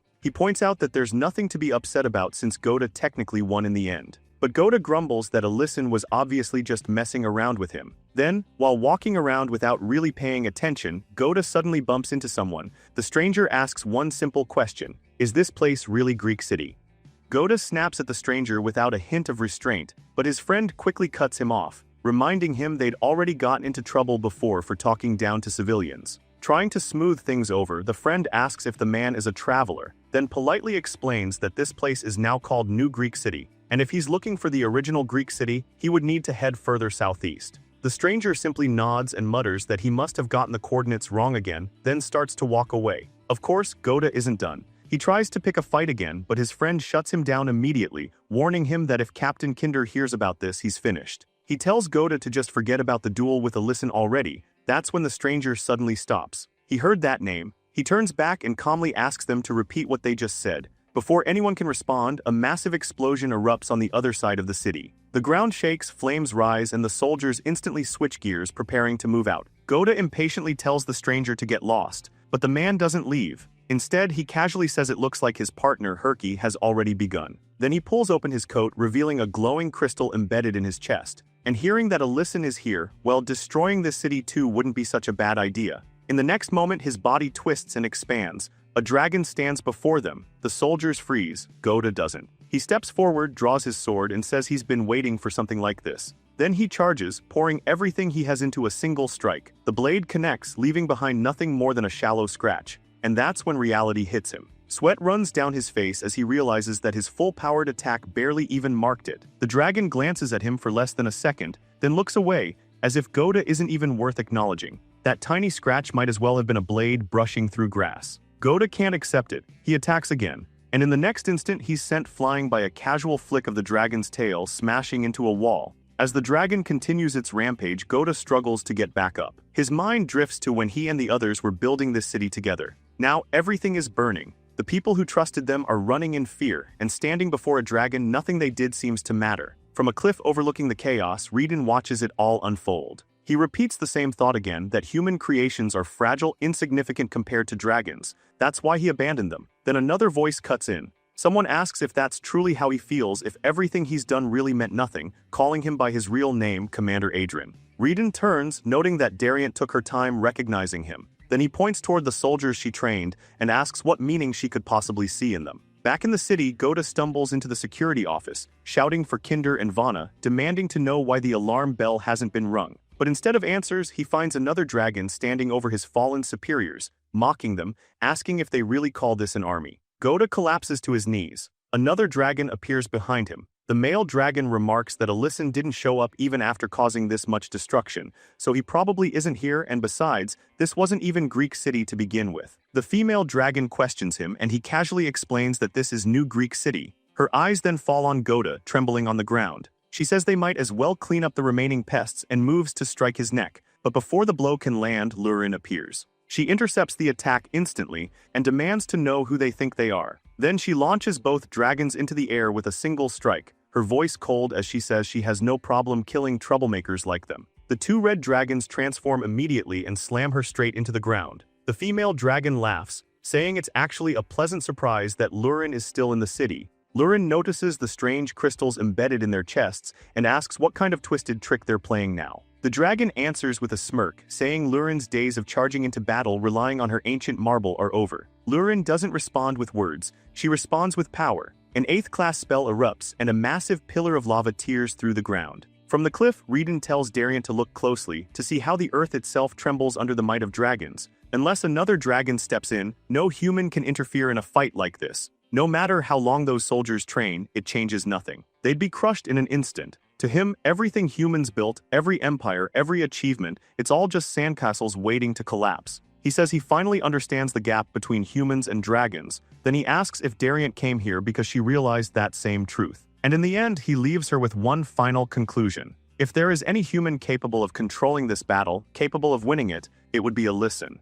The red dragon unleashes a devastating attack, but Lurin slips past it midair, weaving forward through the flames. The female dragon laughs, mocking her for being slow, striking her again without hesitation. Lurin quickly realizes something is off. These two aren't normal. Their mana, their physical strength, both are far beyond what she expected. Even for her in her current state, this isn't an easy fight. Then both dragons attack at once. Before she can react, something unnatural wraps around her, a strange shadow binding her in place. The female dragon smirks, saying Lurin was never even a match for her to begin with, and prepares another attack to finish it. On the ground, Goda trembles, frozen in fear. He feels the overwhelming power gathering behind him and knows this is it. The fight ends here. Slowly he turns, hoping that whoever wins will just ignore him, treat him like an insect again, but both dragons are staring past him. Confused, terrified, he thinks it's over, then a voice speaks from behind him. Alyson calmly remarks that the soldier held out well. Goda's eyes snap open as he notices the insignia on Alyson's chest, a 9th class badge. In that instant, it hits him.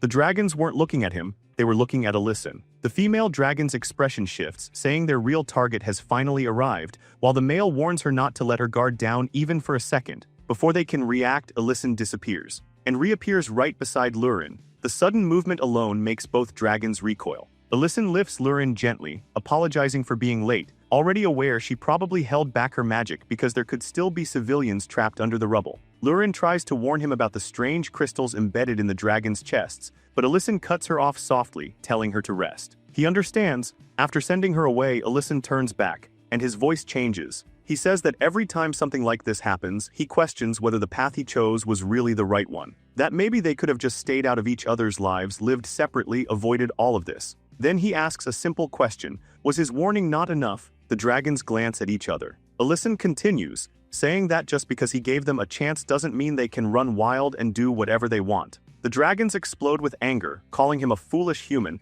telling him to read the situation. The female dragon demands to know if he really thinks he can act arrogantly here, but before she can finish, the male dragon's head drops to the ground. Clean. Instant. Alyson says that normally he would have had questions for them, but there are just too many of them now to bother listening. The female dragon panics and turns to flee, realizing too late that she chose the wrong opponent. The difference in power is overwhelming. Even for a dragon, his mana is on another level entirely. Alyson raises his hand, saying he doesn't need her arms or legs intact to ask questions, but suddenly the same shadow binding appears again, wrapping around him. He immediately notices it's coming from the corpse of the male dragon. Alyson quietly wonders if that dragon was trying to buy time for his comrade to escape. Every time he sees behavior like this, it leaves him with a strange, unpleasant feeling. Then he turns his head slightly and asks if everything is all right on the other side. Dariant answers that she's relieved to see him here. Alyson drops his disguise and asks why she's casually saying his name out loud in public. Nearby, chaos continues. A civilian rushes in carrying an injured woman, begging for a bed. The nurse responds that all beds are already full and tells him to take her to the next building. Moments later, Alyson steps into a private room, searching for Lurin. Inside, Alina is treating her. Alina quickly tells him not to look, but Lurin casually says she doesn't mind if it's him. Alyson asks Alina if he can speak with Lurin alone. Alina nods and leaves to check on other patients. The room falls silent, then Alyson breaks it. He tells Lurin she was in danger today. Lurin brushes it off, saying it was nothing, the enemies were weak anyway. But Alyson continues. People died, others were seriously injured. Lurin immediately understands what he's doing. He's blaming himself. She stops him. She tells him none of this has anything to do with the fact that he chose to forgive the Red Dragons after the war. Instead, she says that because of him, her own perspective toward others changed. Then she says something heavier. He can't afford to let his resolve waver, because she can only endure by leaning on him. She pulls him closer and tells him that he can lean on her too. A few minutes later, Alyson walks out of the room, saying he's fully recharged now, ready to go after any dragons that escaped. Dariant stops him, saying there's something else they need to discuss. Alyson says he was also curious about what Commander Adrian Paris had said earlier. Dariant lowers her voice, saying their conversation was short, but something felt off, as if his memories were all mixed together. Far away, the dragon that escaped finally lands, convinced she's far enough to be safe. Only then do her tears fall, mourning her fallen comrade. She swears she won't forgive Alyson, that next time she'll return with an army of dragons strengthened by transplanted hearts and crush everything. But before she can finish, a voice cuts through the air. Reedon stands there. He calmly observes that the dragon's mission seems to have failed. Then he says he has something to ask her. He asks if she was one of the dragons who participated in the attack on the Imperial Palace during the early days of the war. Back at the cultist headquarters, Karn clicks his tongue, saying the two dragons still haven't returned and wondering if they failed. Cynthia doesn't even look surprised, calmly reminding him that if brute force alone could solve everything, this war would have ended long ago. Karn shrugs it off, saying their failure isn't the real problem. The bigger issue is that Adrian still hasn't shown up. He makes it clear he never agreed with letting him loose in the first place, then warns that if anything goes wrong, Cynthia will be the one held responsible. Elsewhere, the surviving dragon frowns, asking why Adrian suddenly brought up the Imperial Palace attack. She recalls the incident, the early days of the war when the First Order Knights were wiped out. To her, it meant nothing more than a human squad getting crushed. But to Adrian, it was everything. He says those weren't just soldiers. They were talents he personally raised, warriors he selected and trained himself, veterans hardened through countless battles. Yet because of his own misplaced confidence, he had led most of them away from the capital, believing it would remain safe without him. Even when the king hesitated, Adrian trusted his own judgment, and that decision destroyed everything.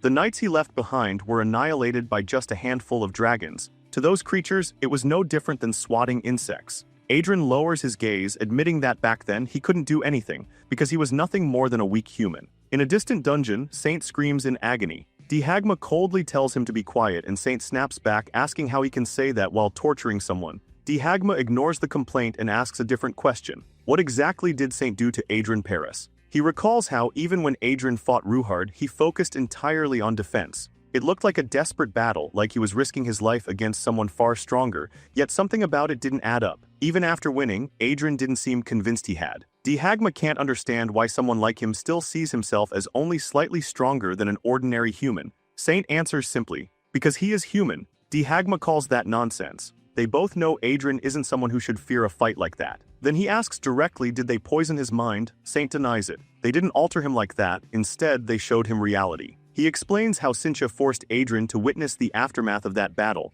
the corpses of the knights he trained, scattered across the battlefield, crushed and torn apart by dragons. She mocked him as she showed him, asking why humans couldn't understand that their battle lines meant nothing. Then she told him about Alyson, the rising hero who was said to be able to fight dragons alone, only to end up losing his entire unit to the red dragons and eventually deserting. Hearing that over and over, Adrian began to accept it, that humans were weak, that they were worthless. But even then, a voice had challenged him. Dariant reminded him that humans were not weak. She asked if he had forgotten what he himself had done, that the First Order he left behind had not simply vanished. Back in the present, the dragon glares at him, demanding to know what he's trying to say. Adrian calmly asks if the dragons truly suffered no losses when they fought his knights. He admits something strange, he doesn't seem to remember what actually happened that day. Then he asks her directly, does she remember any casualties on the dragon's side during the war? The dragon scoffs, calling him nothing more than Cinch's servant, asking if he seriously believes dragons would get hurt while crushing worms.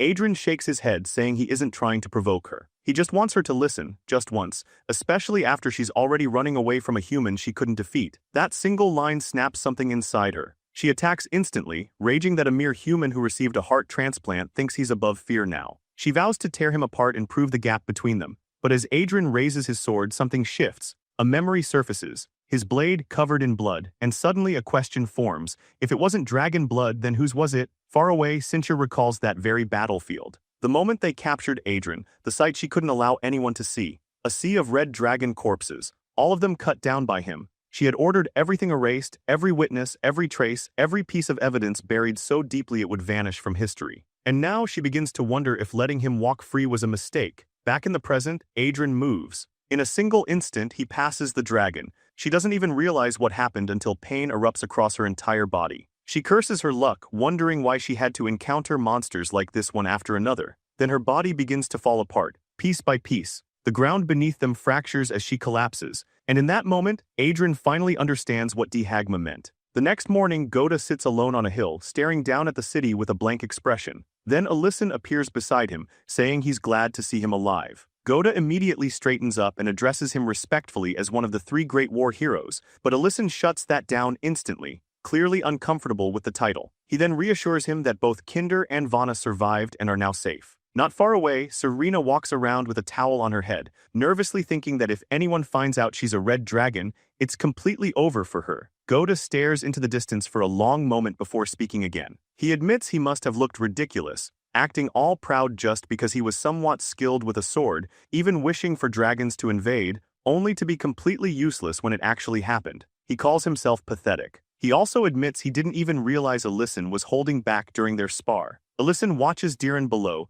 tirelessly directing the dwarves in repairing the damaged areas, saying that Diren hasn't slept for days while overseeing the recovery. Then he turns back to Gota and tells him something important. That Gota was admirable during the attack, that even after being knocked down, humans can stand back up again, over and over. And that is their greatest strength. Hidden nearby, Adrian listens to their conversation for a brief moment, then disappears. And as Alyson turns away, he casually adds one last thing. He wasn't holding back during that spar at all. He just lost control while trying to teach Gota a lesson.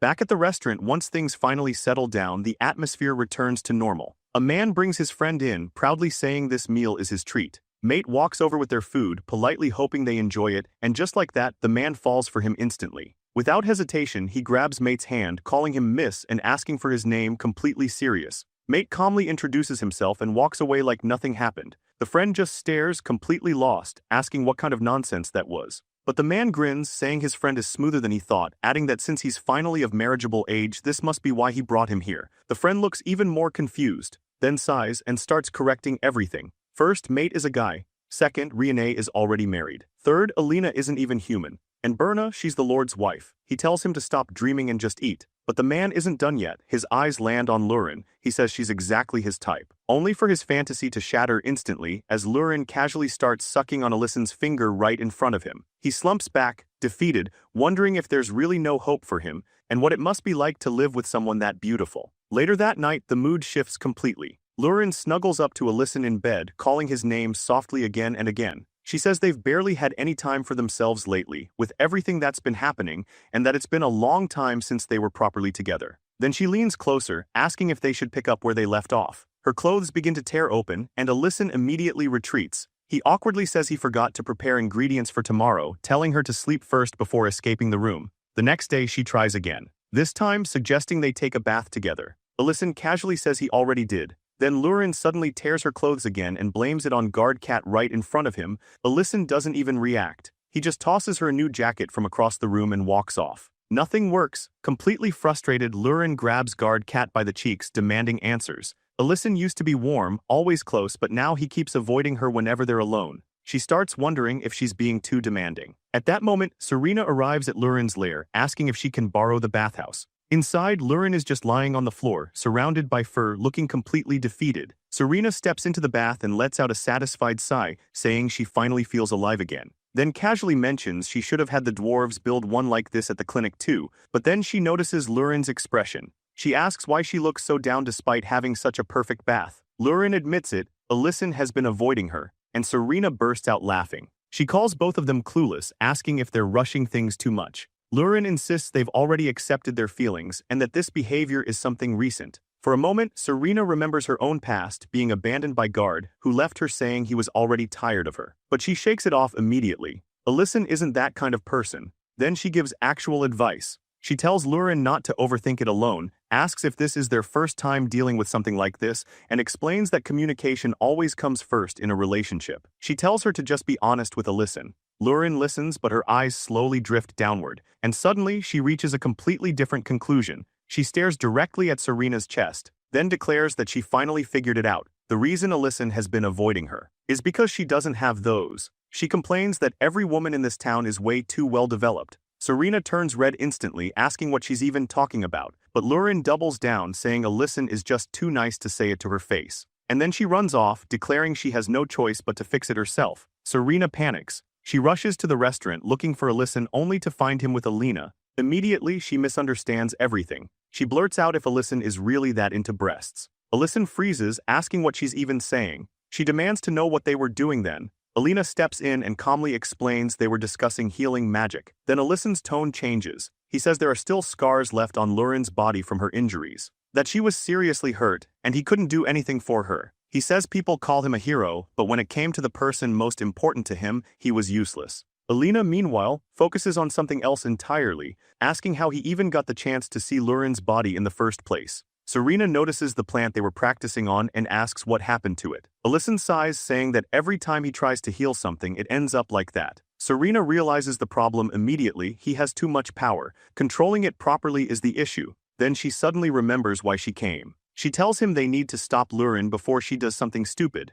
Cut to another location, the lair of a certain infamous dragon. Lurin bangs on the door, calling out Iramantom, accusing him of always being a pervert obsessed with researching women. She demands he remake her body into something that would drive Alyson crazy. Iramantom just stands there, completely confused. Lurin insists he knows exactly what she means, pointing directly at the maids nearby. Iramantom sighs and pulls out a scroll, saying there is a method, but it might not be what she's imagining. Then he tells her to gather the required ingredients first, and just like that, she sets off. In a freezing mountain range, Lurin climbs vertically across sheer cliffs, thinking to herself, dragons only grow rapidly during their sacred rite, and after that growth stops. But her mother was clearly much bigger than her. She wonders if she simply took after her father instead. Still climbing, she reaches a rare flower and grabs it, declaring that no matter what she'll make this work. That she'll become someone so stunning it surprises everyone and stand proudly in front of Alyssum. Back in the city, after hearing everything, Alyssum just stares at Serena and asks one simple question: how did she even come to that conclusion?